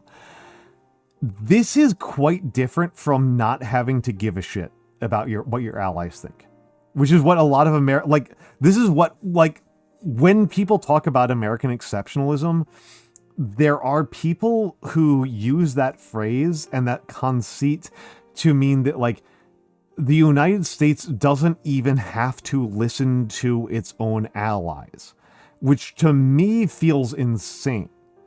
The US is unusually powerful, but part of that power is downstream of Rwanda and Germany and the United Kingdom and France and so on, all believing that the US is the leader. Like, the people who are like, oh, the US doesn't even have to listen to, say, Poland or France, I feel like these people are fucking lunatics, because they don't understand how US power actually manifests. They just... Sorry, Mikks, please go. We've overridden you 3 times. So go ahead, Mikks. Yeah. Okay, listen. I feel, and I apologize if this sounds a little dismissive. Yeah. I feel as though this conversation is engaging in a lot of incredulity about something that is very, very fucking easy to understand. That's true. We're fucking frustrated by dumbasses is what me and Nagi are doing. That's what's happening, dude. Yes. No, I understand why they think this. It's just really... Do you understand why they think this? I have a theory. I don't know if I'm accurate, but I have a theory. But Okay. keep going. Okay, Because I will tell you. I'll tell you my theory first, because my theory is the stupidest one. Okay. My theory People might be have stupid, no but go ahead. concept. People have no concept on large of like how nation's power manifests actually and what that is. People don't even know what soft power is, right? Like, Oh my God, thing yeah, is yeah. The thing is essentially that they see this as basically playground politics, and because the U.S. has the biggest stick, they're the leader. And this is how stupid this is, right? Like, there is like, I think you could probably go deeper into the analysis, but I don't know what you would gain from that, honestly. Mikks, go ahead. You said you had a theory? My theory is very stupid. My theory is very, very stupid, which is that this is a a conflict over gender. That this is downstream God, of this my is theory. gonna get woke as shit. I'm being so woke. I'm being so been doing woke. this all stream. Everything is just gender. That's just how it works. Yeah, like the when people. So these are we have a certain percentage of the population who believe that the correct way for the world to work is that there are husbands and wives and children, and those are the three types of people that are allowed to exist in the universe, and that from their perspective, the way that it works is that a husband gets to say what he wants, and the wives and the children get to follow. Those are that's how this works. The husband says something and the wives and the children have to follow. And if the wife or the children doesn't follow, they get beat. And the question over whether or not you're properly performing masculinity is in your ability to create bruises and broken bones on your wives and children. And these are these people view the United States as the husband, and they view Germany and the United Kingdom and India as their wives. Okay, so I'm going to explain my perspective, my theory on this, right? And it is actually something of column A, column B here, right? So I do think it is a matter of men. I do not think it is a matter of the family unit, and I do not think it is a matter of gender binaries or the concept of husbands and wives. I do not think that, or children. I do not think that this is significant. I think that that is in fact downstream of what I'm about to talk about. Which is, there is a failure to comprehend the concept of leadership. Okay. Fundamentally, psychologically, people believe that the leader is the strongest ape. Okay. Yep. I'm actually the strongest with you. ape can beat all of the other apes in any kind of contest, any kind of fight. No other ape can hold a candle to him. That's why he's the leader. That's just how it's supposed to work. And the reason he's the leader is because he can't be challenged. Yes. Okay. I'm actually largely with you. All challengers do so at their own peril. Yeah. And it is by the magnanimousness of this great ape, this ape who is the big, strong leader, that the other apes be allowed to prosper. Okay. Yeah. Without this big, strong ape, no one would be strong enough to fight the other big, strong ape from the other group of apes. Because none of them can defeat, none of the apes who follow this ape can defeat that ape. Therefore, they could never hope to defeat his rivals. Yeah, I'm actually largely with you. I'm actually largely with you. This is, I am definitely inserting a lot of gender into this, but I think like this conceit of like they have this like weird dumbass power scaling conceit is important. Yes, here, right? Like specifically, the part at which gender enters into this is not. I believe I was using very masculine terminology there, and there's a reason for that. It is because these concepts of the biggest, strongest ape have been associated with maleness. Okay, yeah. They are not natively male. Okay. Yeah. No, I'm with you. I'm with you. And so here's the really important part. Okay, here's the really important part that these fucking people do not understand, and this is what frustrates me to no end. Yeah. What is that big strong ape going to do by himself? Yes. Yeah. No. What This is the point. value is his position as the leader if no one follows him? No, this is the biggest weakness of fascistic organizations, right? Is that Yes. of autocratic? Yeah, this is the big fundamental weakness. Yeah, definitely. Like a lot of actual there's this kind of unspoken understanding that the biggest ape, as you put it, is owed the followership of the other people. Nagi. Like that is just a thing that is kind of understood, and like when like more authoritarian-minded people speak, it like you can feel the tones through everything they say. That the biggest, strongest ape is owed the followers, and him not having followers means that there's foul play happening. There's foul. Yes, there's something wrong with the universe. There's injustice. There's this idea that this is the natural thing of things, because the way that I phrase it often is like I always get this feeling that like there's a lot of people there that believe that ultimately only the law of the jungle is the only valid one, and if the law of the jungle is not intact or reflect somewhere in the actual social structure today, then we have been denatured to a level where it is malignant. That's basically what I this okay. I need to pee so badly, but yes, Nagi. This is no. I'm gonna finish the thought here. And then I'm gonna go. Will not even listen for anyone else. I'm taking out the headphones. So the thing with that Nagi is hitting on, I think is really interesting. Is that this is the biological intervention into how Nazism works. Is that Hitler's ideology was evolutionarily based, and that the existence, this is the reason why I hated the Jews so much, is that the Jews are an intervention, an unfair intervention to the natural order of the universe, the natural order of the universe being a constant conflict of nation against nation with no respect for whomst is whomst. And this is the reason why the Jews have to be killed, is because they are preventing the actual natural order from occurring. Okay, now I go piss. So, the thing that I want to note about this, right, is that there is a very, very fucking obvious weakness to this entire argument. Okay. It is so screamingly fucking obvious, right? Let's hear it. If you are so big and strong and good, why can't you do anything yourself? Why do you need followers? What do you need them for? What are they for?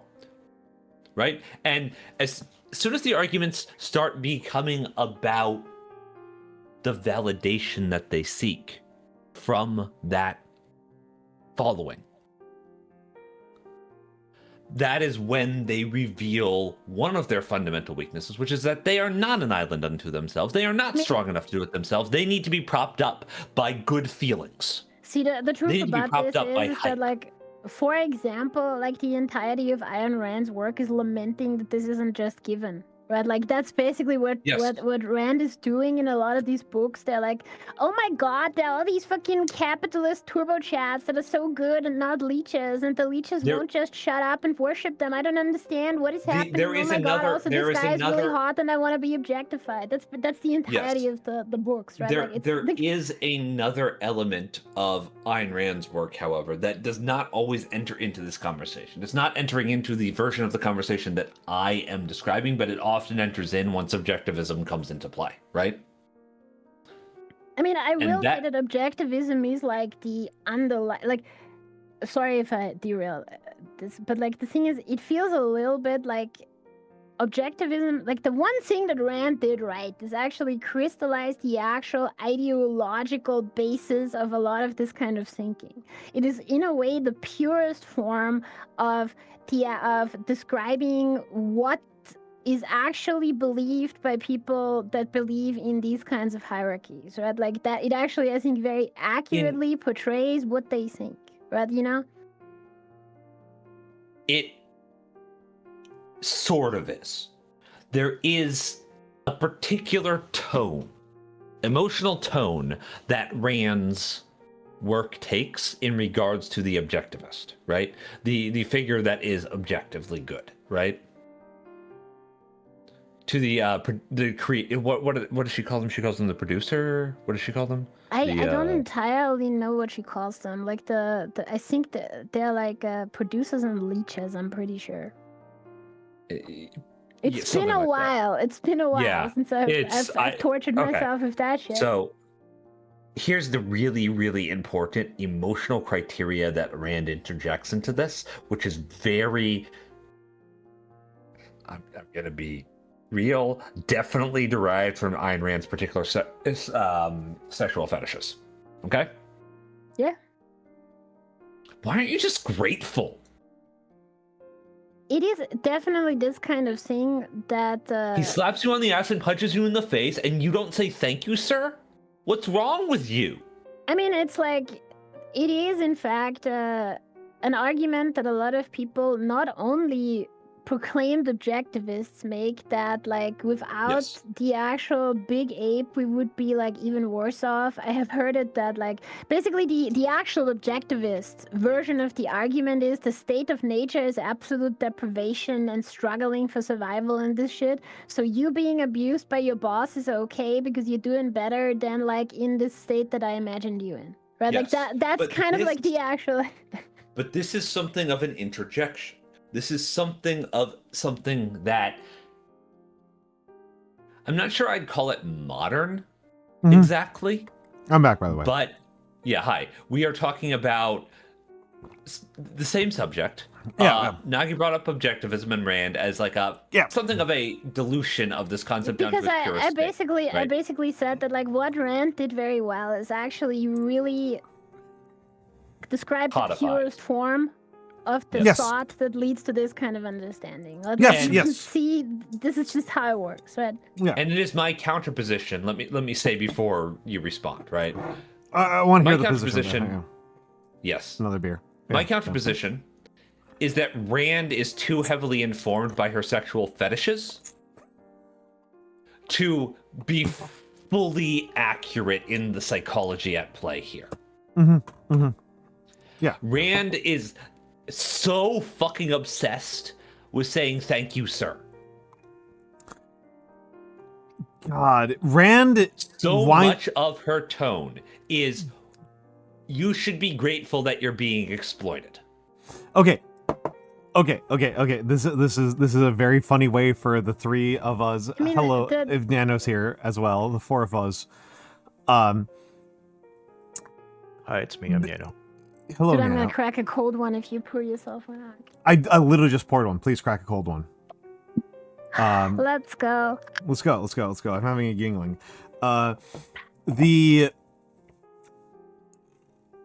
She winds up in a completely insane position because one of those hot takes that I heard on Twitter years ago that has like always stuck with me for years and years and years is so many of these trad wives could be solved by just understanding consensual BDSM. Or CNC or whatever. Right? Yeah, or CNC. So, these are just a whole shitload of women with like CNC? Consensual non-consent. Yeah. Oh. Not computer numerically controlled routing devices. Whatever the fuck, like, it's a different thing. Yeah, like this is like a solvable problem with like basic understandings of kink. I do agree. I want to say one thing though about the Ayn Rand stuff. I think I don't remember. I think this is a scene from The Fountainhead. I might be incorrect. I think I'm incorrect actually. Now that because it blends together in my mind, right? There's this scene. No, it's about John Galt. I'm pretty sure. So the thing is where John Galt gets tortured by the government, right? Like with the electroshock scene. And in this scene, like in case you've never read Rand's work, this gives you a pretty good fucking understanding of how insane it is, right? Like this is definitely also one of her fetishes. And we're not trying to make fun of her. This is a fetishistic work. Like all her work is intensely fetishistic. But it's really fucking annoying. She's such a prototype of the internet. Yeah, but keep going. The important thing here is, right, in this actual thing, the government has seized John Galt, the capitalist turbo chat of the book that is actually, like, taking all the other cool capitalists away, and the world is falling into disarray because without these superhumans, they cannot sustain themselves. And this is actually what happens in the end of the book, where they go back to the Dark Ages. But the thing is this. They get tortured by the government with an electroshock device. During this torture, the electroshock device breaks. And they bring in an engineer, but he is so stupid because he's not a capitalist turbochat that he cannot fix it. And so John Galt, as a superhuman, knows this, and he explains to them how to fix the electroshock device so that they can torture him more.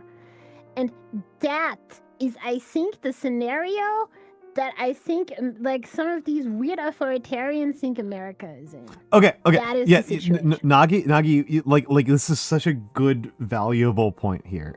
Also, hello, gods, Throbbie's Throngler. Thank you for having a great name here and reminding me of That's Throbbie's the Strongler. the Throngler, one of the cuter cats that Grimmy has. The Throngler. The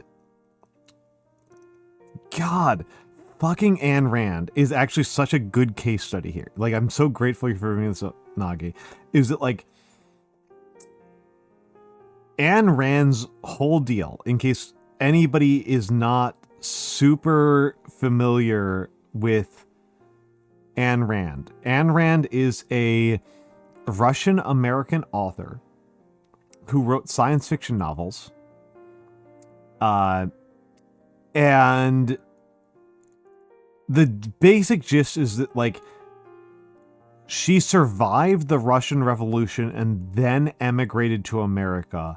And the contrast between living inside Russia circa 1919 versus living in the United States circa 1950 was a little bit mind-breaking. And also, at the same time, she was a super subby bottom. This is true. She had a lot of kinks around being dominated and raped. The issue is essentially that she brings these kinks into every single piece of her writing, and it actively contradicts her message in, like, her actual objectivist writings. It's God's Throbby fairly Strongler. intrusive. I'm actually not particularly bothered by somebody having a bunch of, like, kinks around. Oh my gosh, she's like, yeah, I'm not particular. Oh, we got a raid. We got a raid from Beryl. Hello, Beryl. Who I believe. Hi, Beryl. Hello, Beryl. Hello, Beryl. One of dear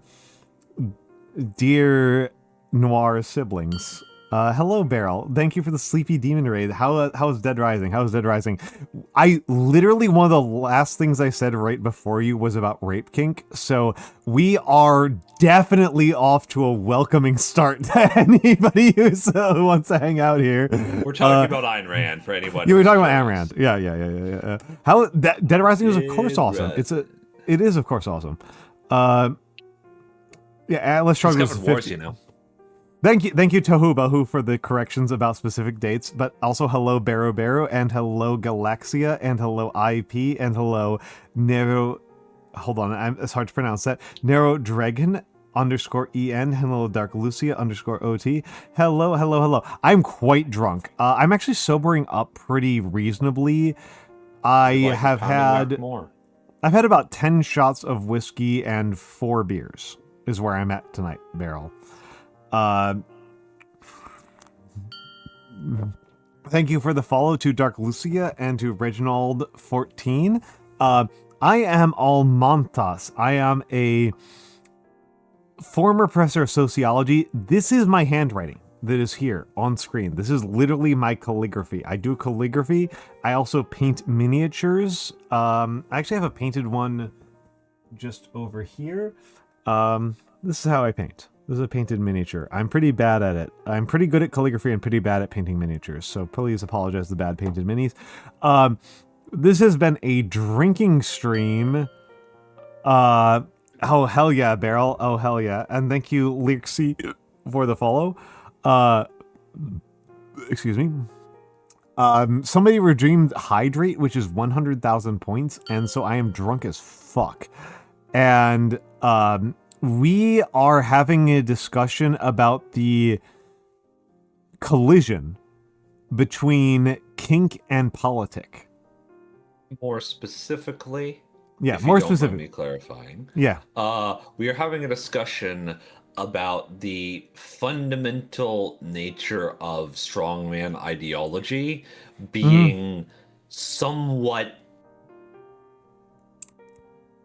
insane and based in a lot of impossible contradictions. And based on a lot of this is impossible how this is all contradictions. very frustration. It's very inducing frustrating for all of us. It's very frustrating inducing to the four of us who are on channel and are capable of knowing what a fantasy is versus a reality. And when you have that conceit of understanding, like, this is a scene that I am performing and it is not reality, it becomes really annoying to watch somebody rewrite the entire history of your country and the entire politics of your country to be,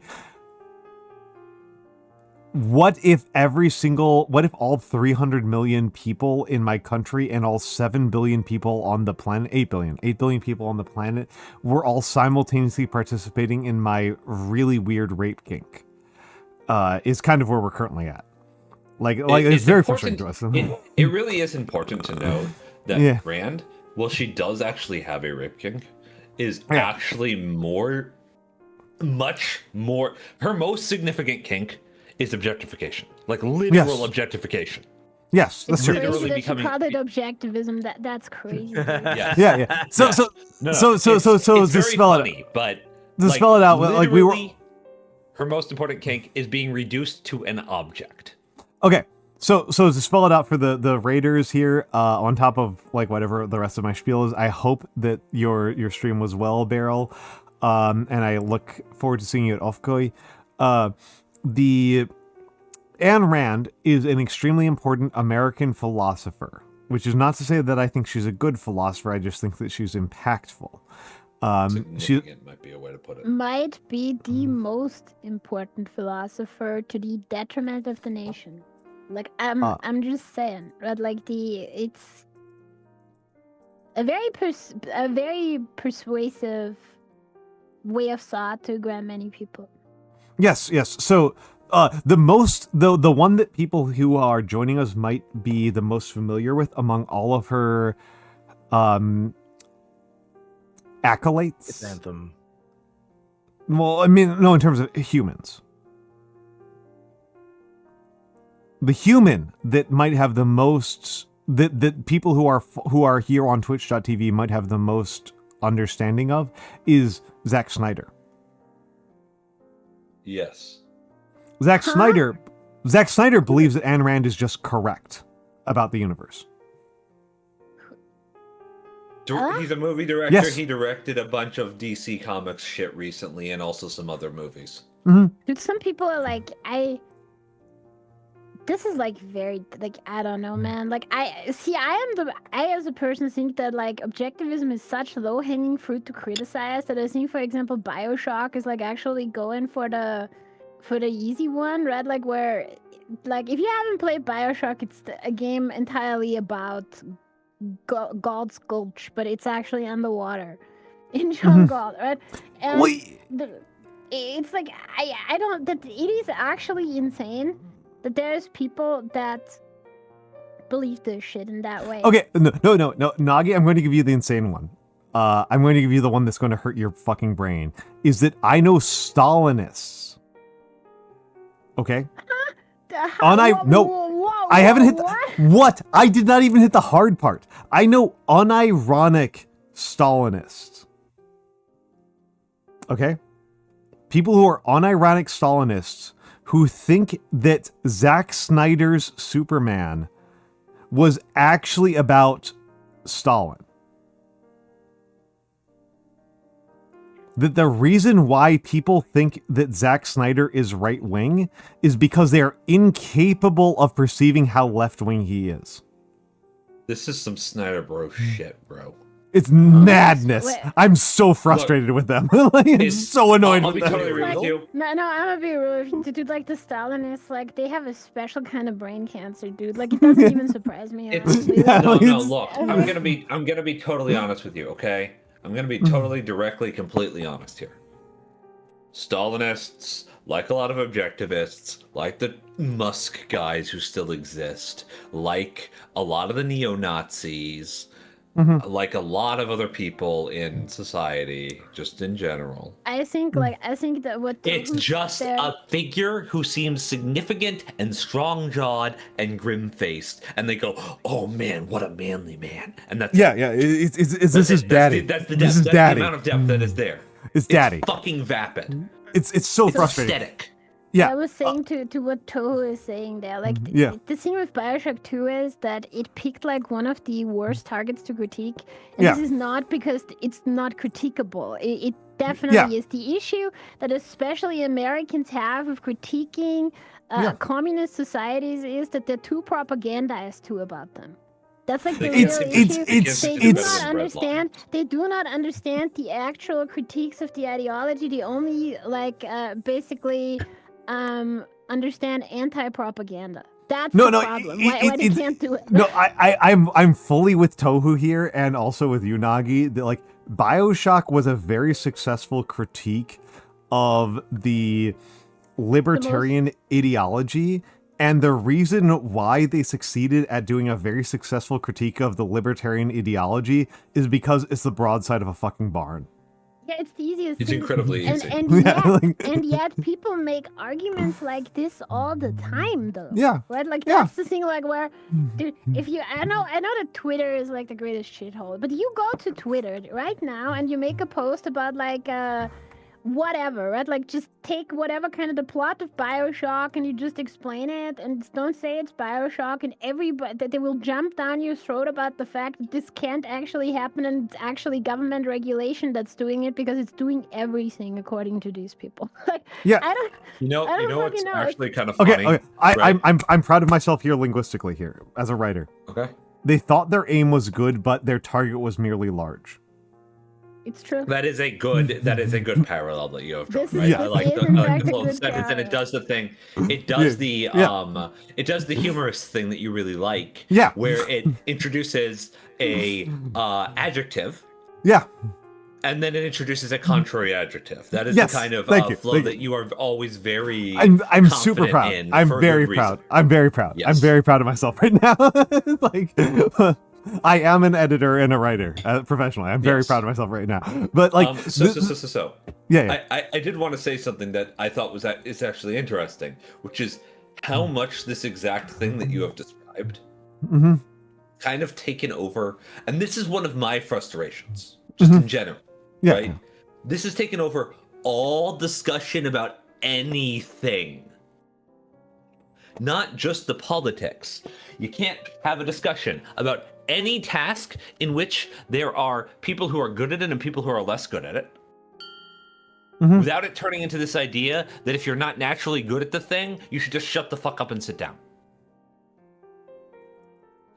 And what's crazy to me, what's utterly insane about this to me, is how often this fucking switches between people who are like established and powerful and like wealthy saying this shit, and people who just don't want to actually apply themselves in any way to anything. And are upset at the expectation that they might have to like spend time learning to play the violin or sing if they want to get good at it. And that it's just unfair that there are people who have spent time learning to play the violin and those people aren't them. It's wild to me how much down, like in the Twitter space particularly, right? How much there is this idea that taking the time to get good at something is an impossible task. And I understand the argument from like the socioeconomic perspective of nobody has fucking time to do anything anymore. I get that, right? Yeah. But specifically, like I've been seeing this a lot in fighting games specifically. But this is like your bugbear. This is your bugbear right now. Is the my fighting present games bugbear bullshit. is how fucking stupid the fighting game discourse is. It's so dumb. It's so boring. It's so predictable.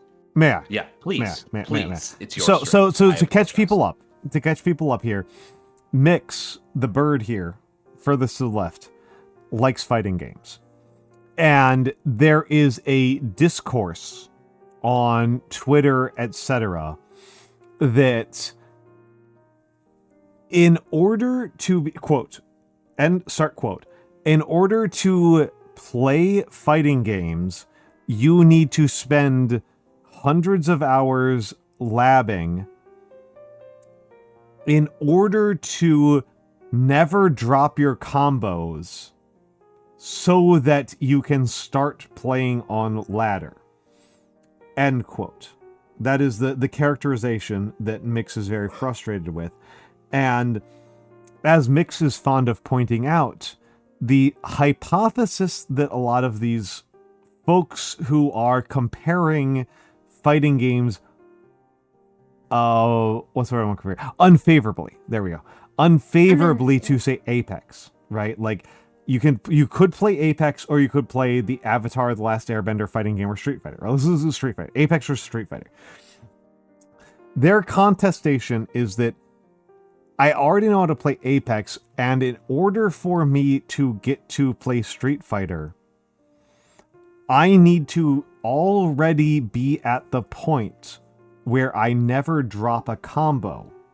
And what Mikks is fond of pointing out, and I think he is right to point this out, is that actual full-level professional Street Fighter players drop their combos regularly.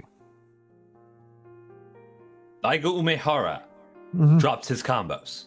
It happens. If you've watched another way of like, putting this, top 10 player play on ladder, they drop their fucking combos. Another way of putting this is that these are people who are starting from, say, Apex or CSGO, and their expectation for starting in a fighting game is that their aim labs is they have never missed a shot. I mean, I will say... Tohu is correct, yeah. It's insanity. It's ludicrous, Even in other games, this is like a thing that's very common. Like, people pretend like actually playing a video game correct is to be perfect. They do this in every game.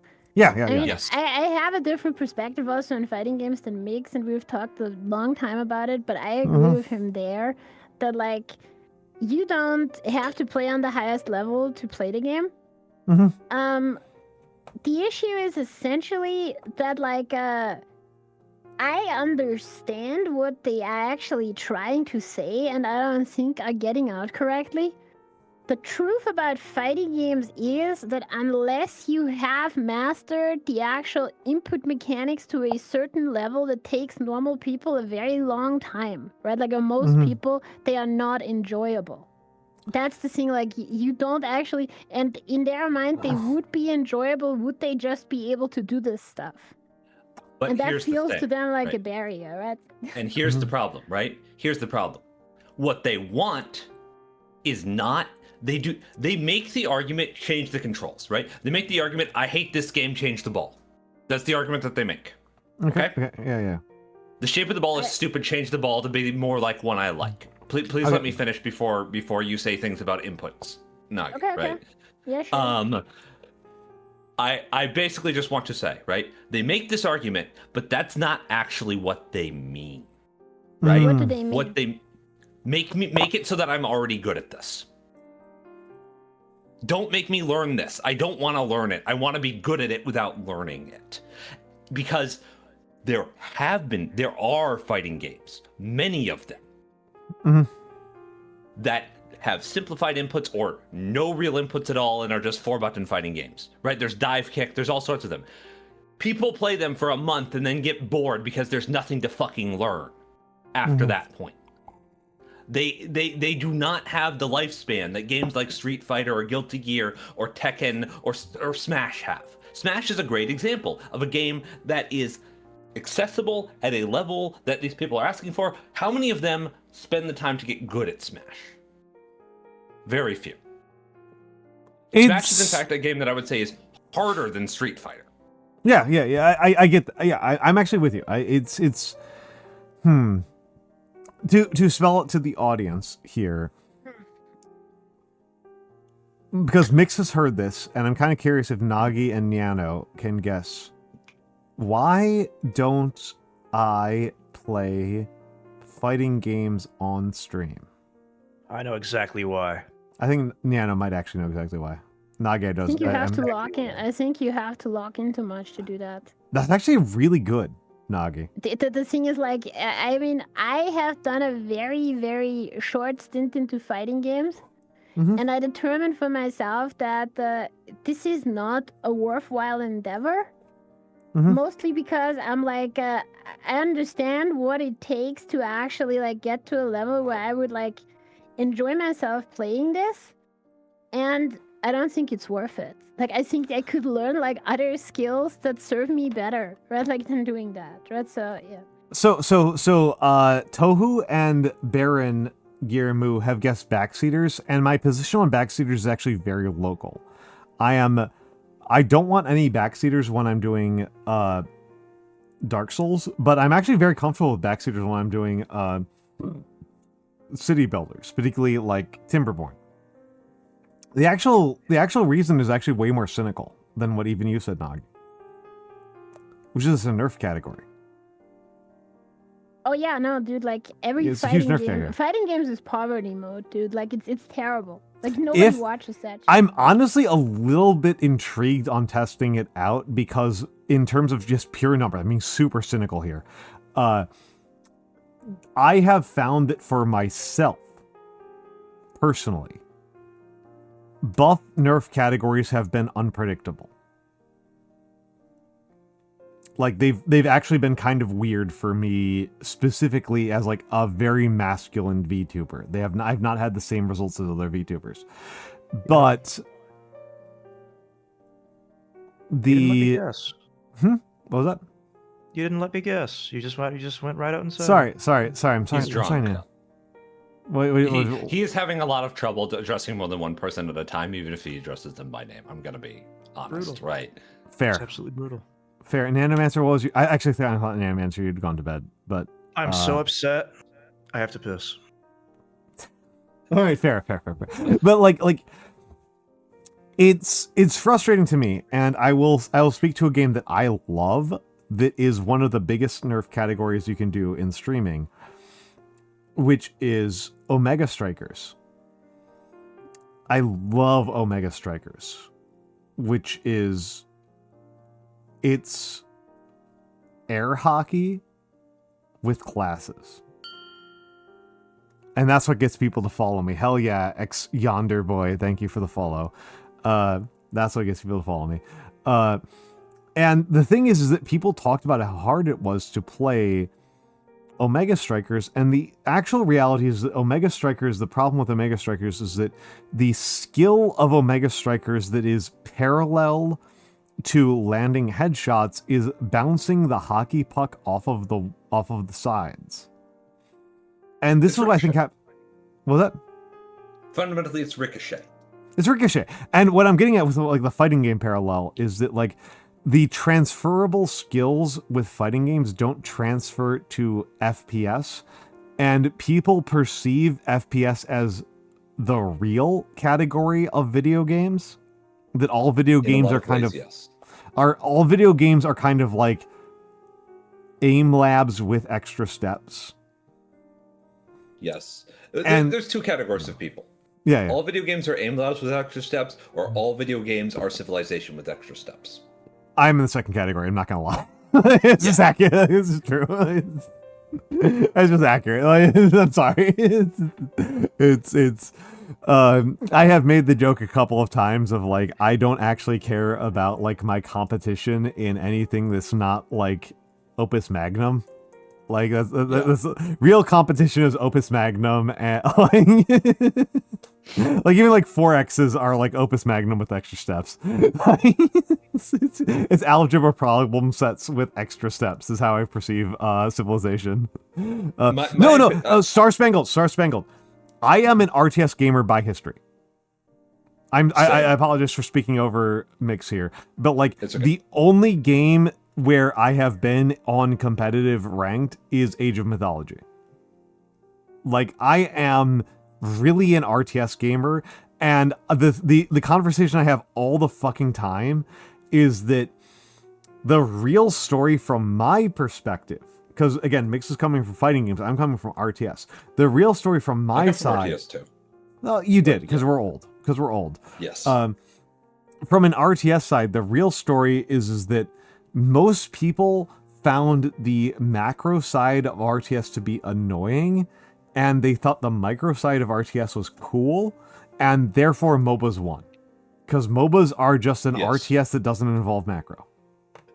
There is a conversation that goes on sociologically about video games, right? Mm-hmm. And I don't think that this is very good. I mentioned it to you the other day, Al. Yeah. But the micro meso macro conundrum, right? Or macro meso micro, as I think it's usually said, right? Because macro starts MA. And I think that this is reductive and a little bit silly, and a desire to taxonomize things that are not necessarily that easily taxonomized. But if we're talking about broad character appeal, it's much better than like whether something's a shooter or a fighting game. Right? What skills it's testing, being skills of macro, skills of meso, or skills of micro. Mm-hmm. Right? A lot of... So, I wanted to do two things, right? Yeah. I wanted to first off say that I think that the value of fighting games to a streamer is that they make really good content. They just don't do well. They don't do well. They're probably not worth doing unless you really like them, basically, is how I feel. Right? And it's very easy to pigeonhole yourself as a fighting game streamer. So I would not suggest doing that unless, again, you really like fighting games. Yeah. I want to repeat what I said earlier in chat, basically, right?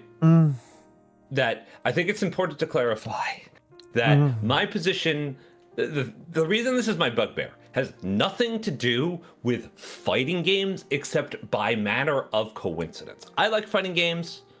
Blah, blah, blah. It doesn't matter, right?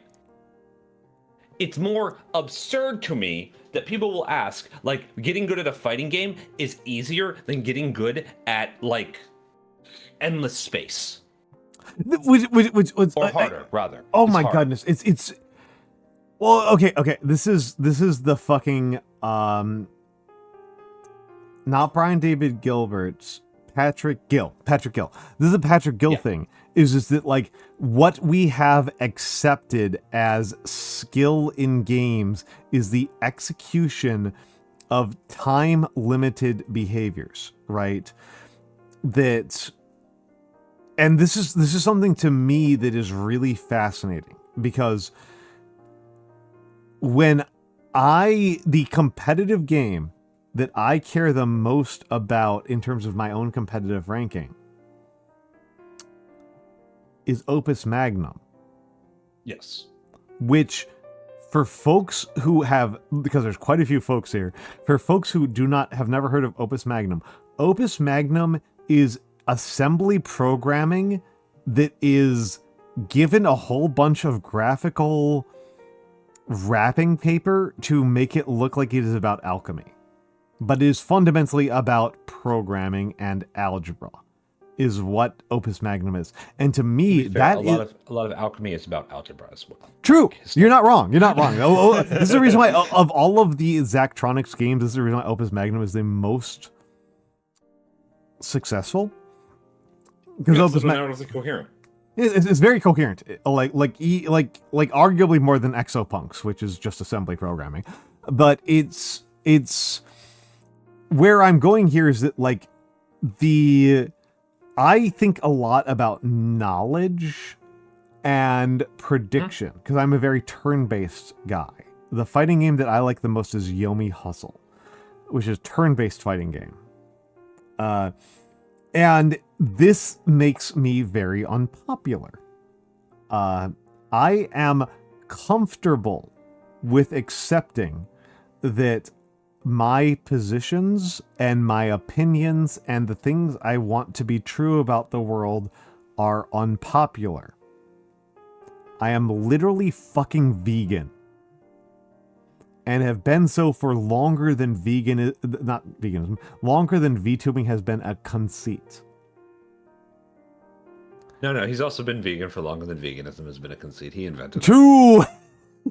His social security number is 2.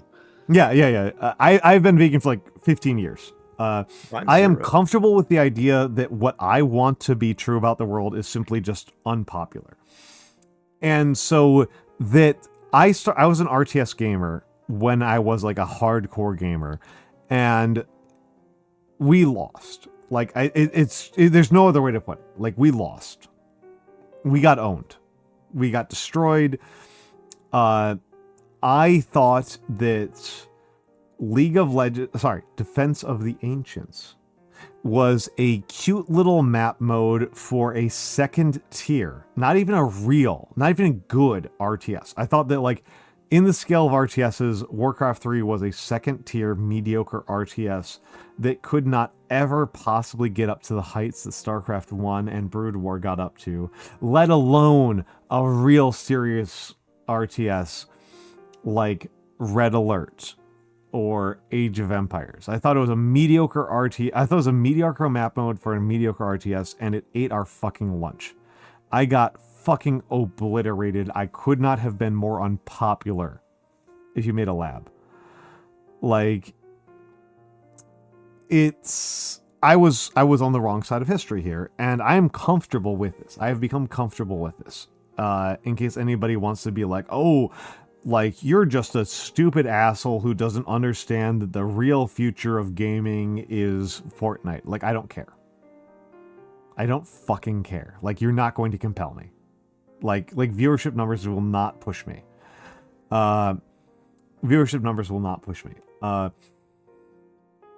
Nando, I love Nando. Hold on, I have to give a shout out to Nando. My Wait, dear... you can't. I won't. Okay, fine. I won't.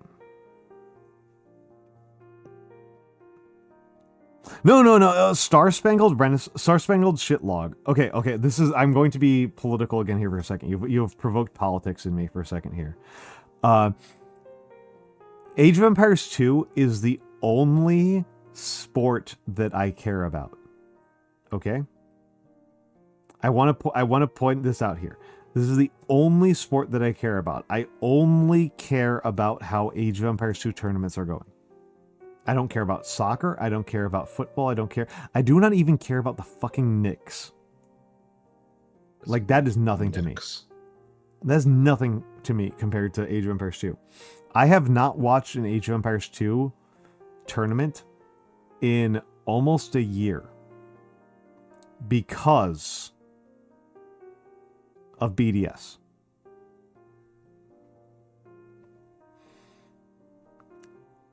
Xbox, as a corporate environment, is using their assets to support the genocide in Gaza, and therefore I do not watch. And it hurts me. I pray for the day that Microsoft and Xbox give up their support of genocide so that I can start watching T90 videos again. Like, I'm so fucking curious. No, Nando, we've talked about this before. Like, you get my position. Like, I'm so fucking curious about what the fuck happened that Hera lost a tournament. Hera losing an S-tier tournament is, like, mind-boggling to me. And I want to know what the fuck happened, and I want to watch those replays, but I'm not going to fucking watch them until this ends. So, there you go. There you go. Nando's one of my dear friends, and I will join him for Go streams. I'll join him for Go streams, but not for Age of Empires 2 for this reason. But, this is where I am at. Like, I want to know what the fuck happened. How did Hera lose an S-tier tournament? Like, he's on a 15-year winning streak. In case people are curious about this, because I think this is extremely funny, the best Age of Empires 2 player that has ever lived, I will not accept arguments because you are fucking wrong, is a Palestinian man named Hera. And there was a 10+ year streak where after he moved from Canada to Argentina, where he just did not lose tournaments. And earlier this year, he finally lost a tournament. I'm so fucking curious as to what the fuck happened, but I've got to acknowledge the BDS. I've got to acknowledge it. I've got to acknowledge the boycott, divest, and sanction. Like, it's bare minimum of being a human being. I have to acknowledge it. So, I'll find out what happened after what happens. After something else happens. Good lord. I am willing to hear it secondhand, Nando. God, what the fuck happened? Nando went Nando, oh god, my god. Hera's so good. Okay, thank you, Nando. Don't give in. Don't give in. Don't give in. Yeah. Just remember this phrase, Al, okay? Mhm. Just remember this phrase. Overconfidence is a slow and insidious killer. You're Let's right. talk about more things that Nagi hates. Also, thank you, Masco Lixon, for the follow. Thank you for the You for the don't fo- want to start the discussion on that one. Okay. No, Nagi, I think this is a very short discussion, which is very simple, which is at an intellectual level as a streamer, I feel like that game would be pretty good for me. And then it turns out to not be. Nobody gives a shit. Which one? Darkest Dungeon? Yeah, Darkest Dungeon. Nobody gives a shit. You mean people don't like watching it? Not when I do it. Lack of That's contrast. I think it's like Nagi. This is like something like I think like you and I need to be like hyper aware of is like the gender of it all. Again with the fucking gender bullshit, dude. Like it happens all the time. It's constant. We can't escape it. We can't escape it. It is like water to a fish.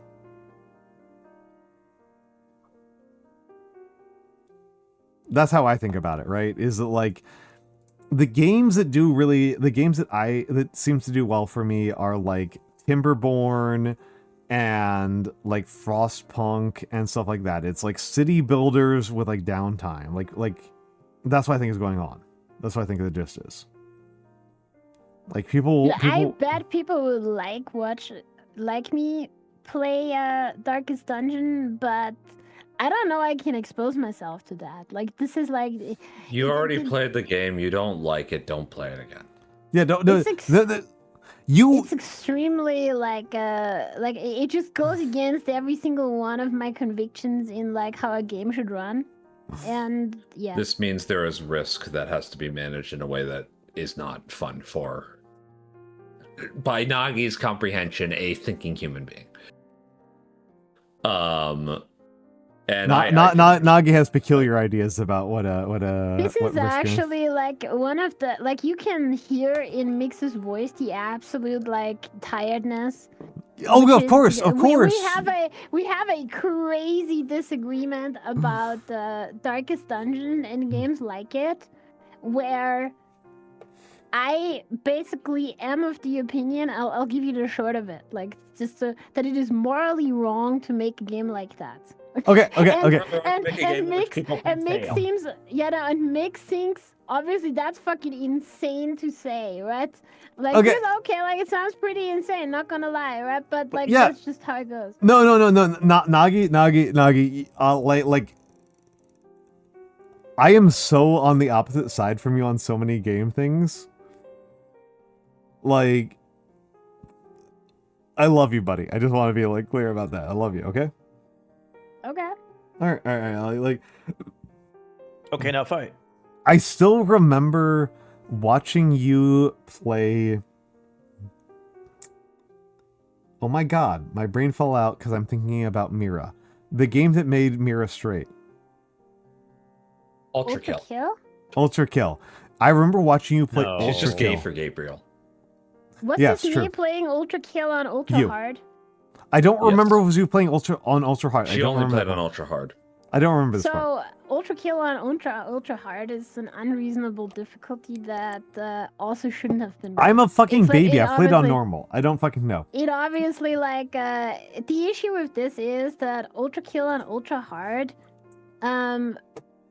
bends the numbers to a way where the game mechanics stop working, and people trick themselves into believing that overcoming that shit is important or like some kind of test of courage and skill or whatever the Okay, fuck. Right? okay. Like, No, well, no, no, all no. I see is like a broken game. Like I don't. No. My thing that I remember from watching you play Ultra Kill.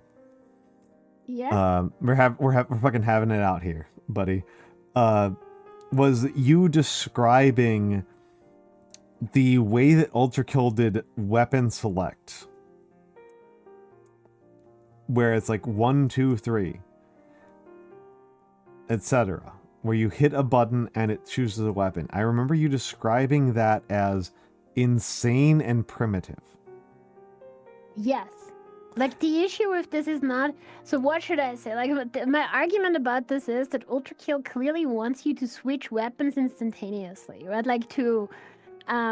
this is actually a common critique that I have of games that expect this of you. This is also Yes. why I think Devil May Cry, at least the older ones, are complete misengineering feats. It's insane to me that this is real. The first time I played Devil May Cry, I was not aware that you were supposed to switch weapons because it is so hard to do. Okay. And this is the same thing in Ultra Kill. Having to press the one button 3 times to get the version of the weapon you want in a split second is an absurd idea. Like, Okay. I don't know what the hell, right? Like, Okay. This is my thing here, right? Is it like, admittedly, I have not beaten Ultra Kill and I'm not that good at Ultra Kill. I found it pretty easy to set up Ultra Kill so that I could hit one button and get exactly the weapon I wanted. And hearing you say that one button to one weapon was incoherent and insane, like, broke my fucking brain. We are like... but it is not. But it 8 is not. months Like, later. because We're like 8 months later. Every weapon has 3 versions, right? Mm-hmm. And those are effectively different weapons that have different capabilities. And so you actually don't have 3, you have 9. And I will you admit have- that the way I did this was I disabled the weapons I didn't like is what I did. but yeah, go, keep going. Yeah, so like, and you have 3 buttons for 9 weapons that you need at a moment's notice. And that just is, in my opinion, insufficient for a control. Okay. This is actually where I was confused, right? Is it like, I thought your problem is that, like, you press 1 and you get pistol. And your problem is that you press 1 and you get 1 of 3 pistols. That I don't get the red pistol, I get the Yeah. blue pistol. And Okay. I want the red pistol. I personally, when I played Ultra Kill, I just kind of set it up such that if I hit 1, I got the blue pistol, and there just simply wasn't a red pistol. It just, like, didn't exist. But that's kind of how I set up controls. And I remember watching you and just being, like, flabbergasted and being like, the only alternative that I can imagine is the, like, Turok 1 style weapon wheel, where there's only, like, forward and backward. There are 2 buttons for weapons. There's forward and backward. I thought that's what we were talking about. So I apologize. Nagi. I have been imagining a worse version of Nagi for, like, 8 months. Oh my god, dude. Like, Yeah. Nagi, to be fair, right? Mm-hmm. And this is not really to, like, justify anything here. You do often make arguments to the point of, why does this game not respond to my thoughts? No, let Nagi be mean to me. Let Nagi be mean to me. Ultimately, that's what would be best, but it's like, whatever. Like, obviously, we can't have that, right? Like, Yeah. It's mostly about the fact that there is, like, a game that clearly wants you to, like, switch weapons on the fly and do crazy tricks, and then the actual control scheme that the game chooses for that contradicts itself, right? Like, so somebody start emoting Spin Snake. That's the important part here. You have to have my emotes if you want Spin Snake. I don't currently have spin sync mouse. Yeah, please. There, see. That's correct. That's correct. No, and it's. So this is actually something I'm kind of curious about, right? Because like this is, I have hit on this issue when I've like had discussion with Mikks, of like immersion in games, where like I don't think too hard about the controls unless like my immersion in the game outpaces the control's ability to meet that immersion. Thank you for the follow, Scuttlebutt64. Good name. And like the one that I think of as the most canonical is actually an insane one, which is Tabletop Simulator. Which is, I will play Tabletop Simulator and I will start to get frustrated that I can only control the game with my left hand, with my right hand and not with my left hand. I'll start to get annoyed that like I can't. I have rifle. zero immersion in Tabletop Simulator. I'm gonna be honest. It drives me insane. Tabletop Simulator's level of immersion radically outpaces my computer. It's the only game where I've really truly had this experience. Other games, it's like facsimiles of this experience where I'm like, I feel like I am holding a hand of cards in my left hand, but no, I actually need to interact with it with my right hand, and I am utterly convinced that this is because Tabletop Simulator reduces the degree of fidelity that the aesthetic of the game has to a bunch of math. I don't think this is reasonable. I just don't think this is. I think that it's. I have a solution. Yeah. What's up now? VR. This is the only game I care about having VR in. You can play it in VR, yeah. This is the only game I truly want VR in, is Tabletop Sim. No, Mikks, listen, I'm saying that because the man wants to use both his hands, we're going to let him use both his hands. I'm aware. Mikks Schwartz, too. Hello. This is the only game where I truly care about this, whereas in most games, I don't think about it. Right? Like I play like Payday or Warframe and it's like, you know, I press WASD and like I move forward or to the left or to the right. Like I am doing that. Like I feel like I am in the character. Tabletop Sim like does drive me a little bit insane on this front. And where was I going? Other than the fact that I apologize to being unfair to Nagi for misinterpreting what her complaints about Ultrakill were. Other than Keep that, doing it. What was that? Keep doing it. She's my friend. I want to be fair to my friends. Never. I know Nyanomancer. My dear beloved Nyanomancer. Oh, he's about to go into it with me. I can feel it. What was that? Nothing. I didn't say a word. Understandable. I'm quite drunk. Good Lord, I can hear the cicadas. But, dear beloved Nyanomancer, I understand that you are a different man than I am. Indeed. I merely wish what is best for you. I want you to have the greatest time possible. I know that you do not always feel the same about me, and that's simply something that I must accept about the shape of the universe. It's true. I wish for your destruction every hour of every day. It's true. It's true. Because you're older than me, and wizards can't have that. It's true. It's true. It's true. But yes. Where the fuck was I? What the fuck was I talking about? You were talking about the structure of control schemes and immersion. Yeah. Yes. Well, it's actually not a super interesting discussion, even though I kind of like to have it largely with you, Mikks, because I don't think it would be very fruitful. My opinion is that immersion is stupid. My opinion is that immersion is what happens when you accept that pressing W causes you to move forward. You don't move forward. A representation of a character who is not you and will never be you and can never be you moves forward. When I hear you say you don't experience immersion, what I understand is that you say that pressing W causes the pixels to change arbitrarily. No, pressing W causes a remote controlled drone to move in the direction that you have distantly commanded it to. Okay, that's actually like within my concept of immersion. That's actually like inside of that. Yes, I'm aware that every time I say anything about how I perceive the world, it's actually that's just actually within this blanket concept that I've applied to everything from everybody all the time. I have a pretty extreme conceit. I have a pretty extreme conceit here of like what non-immersion means. I will admit it is not just you. This is not the only thing you've done this to me with.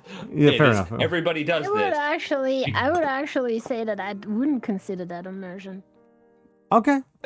Yes, but you, Nagi, have a different perception of immersion that you disagree with me on a different way, right? Like, the actual issue here is that my opinion is that everything is very specific. Mm-hmm. And there are specific words that should be used to refer to things specifically. Immersion means emotional investment to the degree that you are engaging in imaginative escapism. Mm-hmm. Mm-hmm. That is what this concept means. Everything else is superfluous, comparatively. Superfluous. Mm-hmm. Escapism and immersion are inherently tied together in my mind, to the degree that you are not consciously and constantly aware of what you are doing, where you are, who you are, and what is going on. Mm-hmm. And when I talk about this, what I am saying is that I am never not aware that I am playing a video game. Mm. I am never not aware that I am watching a movie. I am never not aware that this is not real. I am not going to cry because the movie is sad. Yes. And what this comes down to is that the best word I have for this is immersion. Psychologically speaking, it is not accurate. However, everybody talks about their fucking immersion as though it is like this lovely process of playing pretend. It's just role playing to them. Everything is just role playing. Everybody just wants to role play all the time. It feels like. Somebody, in fact, even said earlier in the chat, well, isn't what we do just engage in escape as roleplay as humans? Isn't that the entire point of living? And I was just like sitting there in my chair wanting to die. because you and Mimi were having a very good conversation and I did not want to interrupt. And that is a frustration of streaming, right? Is it like sometimes there's multiple parallel conversations happening and many of them are beautiful and it's challenging to figure out what is the one you want to follow up on. And I know that you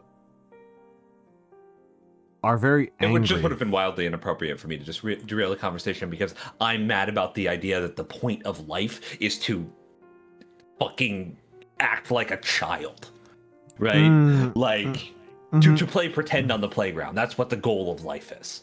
Right?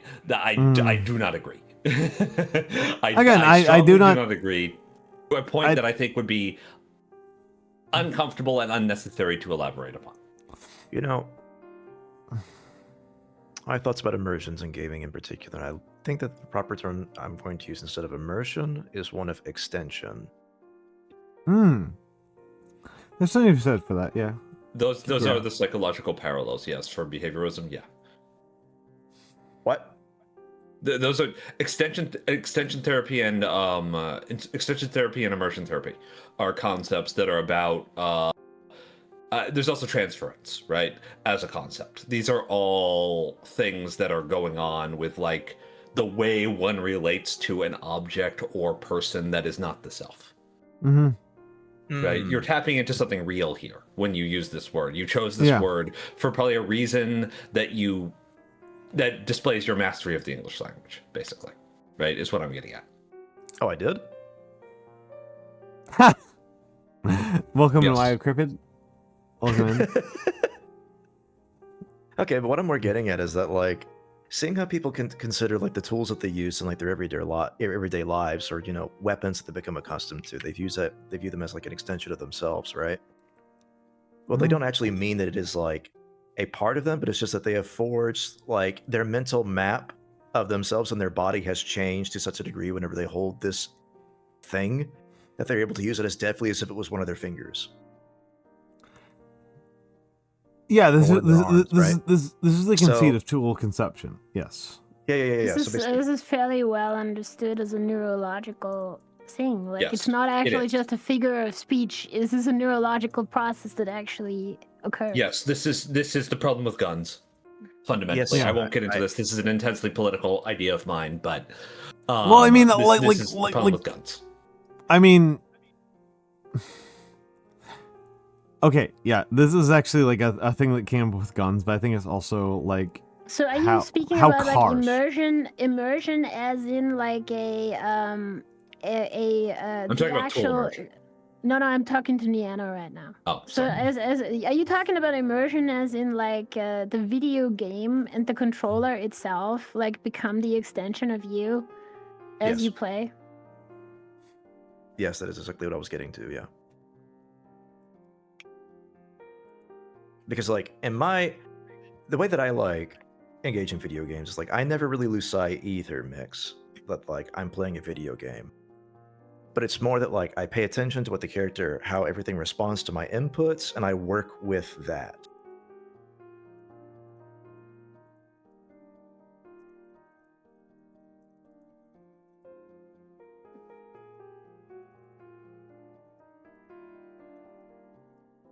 So it's like Yes. that's what I would like consider. Like I don't really like get. I immersed in understand games. that. I get extended into them. Does that make any sense? It does, but you are. I understand how this works, right? I am not even especially adverse to the idea of people experiencing immersion, but it feels like whenever I try to explain my perception of this, it is met with this sort of like, oh no, what you're actually doing is this, and I know this because that's what I do. And it's like, but no, you don't, because everyone clearly is much more invested in this shit than I am at a emotional, cognitive, neurological level in the tool being special in some way. There being something special about playing the piano. The piano itself is a spiritual entity that interfaces with the spiritual entity that is yourself. And that there is meaning to this in some way. That there is some sort of depth that is being created that must be there for me as well, because otherwise I wouldn't be a human being, is how the argument tends to play out. It must be this way because that's just how it works. And I don't really know how I'm supposed to react to it. There is no sentimental value being created for me when I engage with an object, a tool, a game, or a piece of media. This doesn't matter to me. All that matters to me is that I see the thing and I understand the thing fully.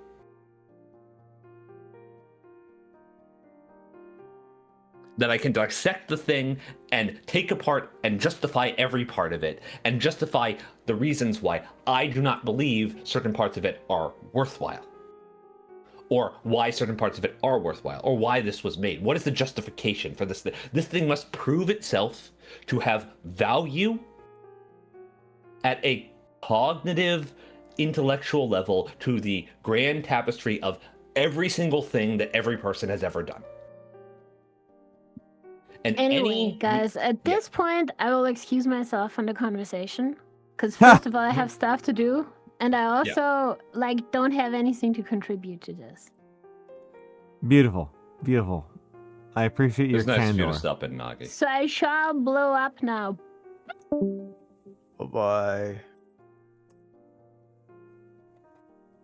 Goodbye, Miss Snake. That was abrupt.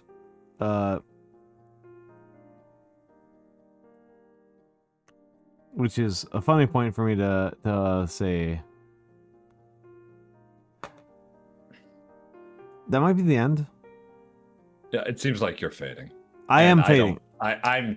It's just going to turn into me talking about things that literally nobody can relate to or care about. I'm not gonna lie. There's a really dumb perspective I have on this, which is that YouTube doesn't like having a greater than 12-hour uploads, Oh, yeah, no, that's and we're at 11 and a half hours. So that feels like a good point. I don't have like a further follow up from there, so it feels like a good time to end here. I agree. Which is very I funny. would even say prune out all of my stupid bullshit, frankly. So I will not, because that requires work, fair. and I'm lazy. Just let me embarrassing myself. So Yeah, hell yeah. That's what we're here for. no, it's really not. But okay, we are here for me embarrassing myself. Sure, if you want. Yeah, not necessarily you. You can do whatever you want. I get to do whatever I want. We are, I will probably not be hungover. I'm actually not particularly drunk. I'm a little bit exhausted, Mikks Schwartz. I'll probably be fine. There are my socials. There is my Discord. Thursday at 10 p.m. US Eastern, I will be streaming painting. I will paint a miniature. There's a non-trivial percentage that I may instead do calligraphy because I am behind on my calligraphy. Galaxy Wolfstar, we're at 11.5 hours. That's a good point to stop. I feel like I'd be dragging it out for pointless reasons. Oh, wow. That's follower goal of 3,800, which was not what I thought was the follower goal. Bad Wolf 128, thank you for being the 3,800th follower. Very kind of you. It will almost certainly be a Roman. Yes, Galaxy Wolfstar. I can still roll my R's as I do without rolling any of my R's right there. I can still, while I'm very drunk, roll my R's. Wow. Okay, I've lost it now. Maybe you can. I might not be able to. I did it before. I did it just a few seconds ago, and now I'm failing. There we go. There we go. Galaxy Wolf style. There we go. There we go. I can kind of do it. I just have to do it with a little bit more force. But thank you all for being here. It will probably be a Roman mini. I do have some Infinity minis to showcase and perform and execute. There is the streamer schedule. Me and Shark Ray will be doing a game of Infinity, my obsession for the last couple of months, on Friday.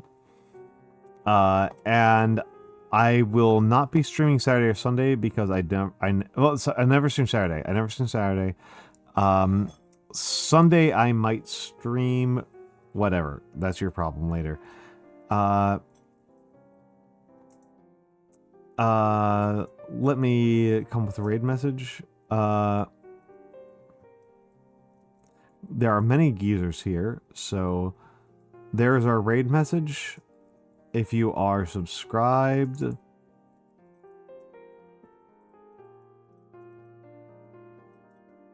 here's the raid message. If you are subscribed, thank you TT_Sasuke8 for the follow. That's very kind of you. We are going to raid. Let's see if I can spell her name right purely from memory. Looks like I did it right. We're going over to Mirabelle's. Good morning, Mabel. Congratulations on being awake. Yes, you have come in at the absolute last second of me being awake. I'm fucking cooked. I love you, buddy. People Mabel is one of my dear friends and also a dear friend of who we are raiding. I love Mabel and I love Mirabelle. Yeah, I love you, buddy. I'm drunk. This is the end. Good night.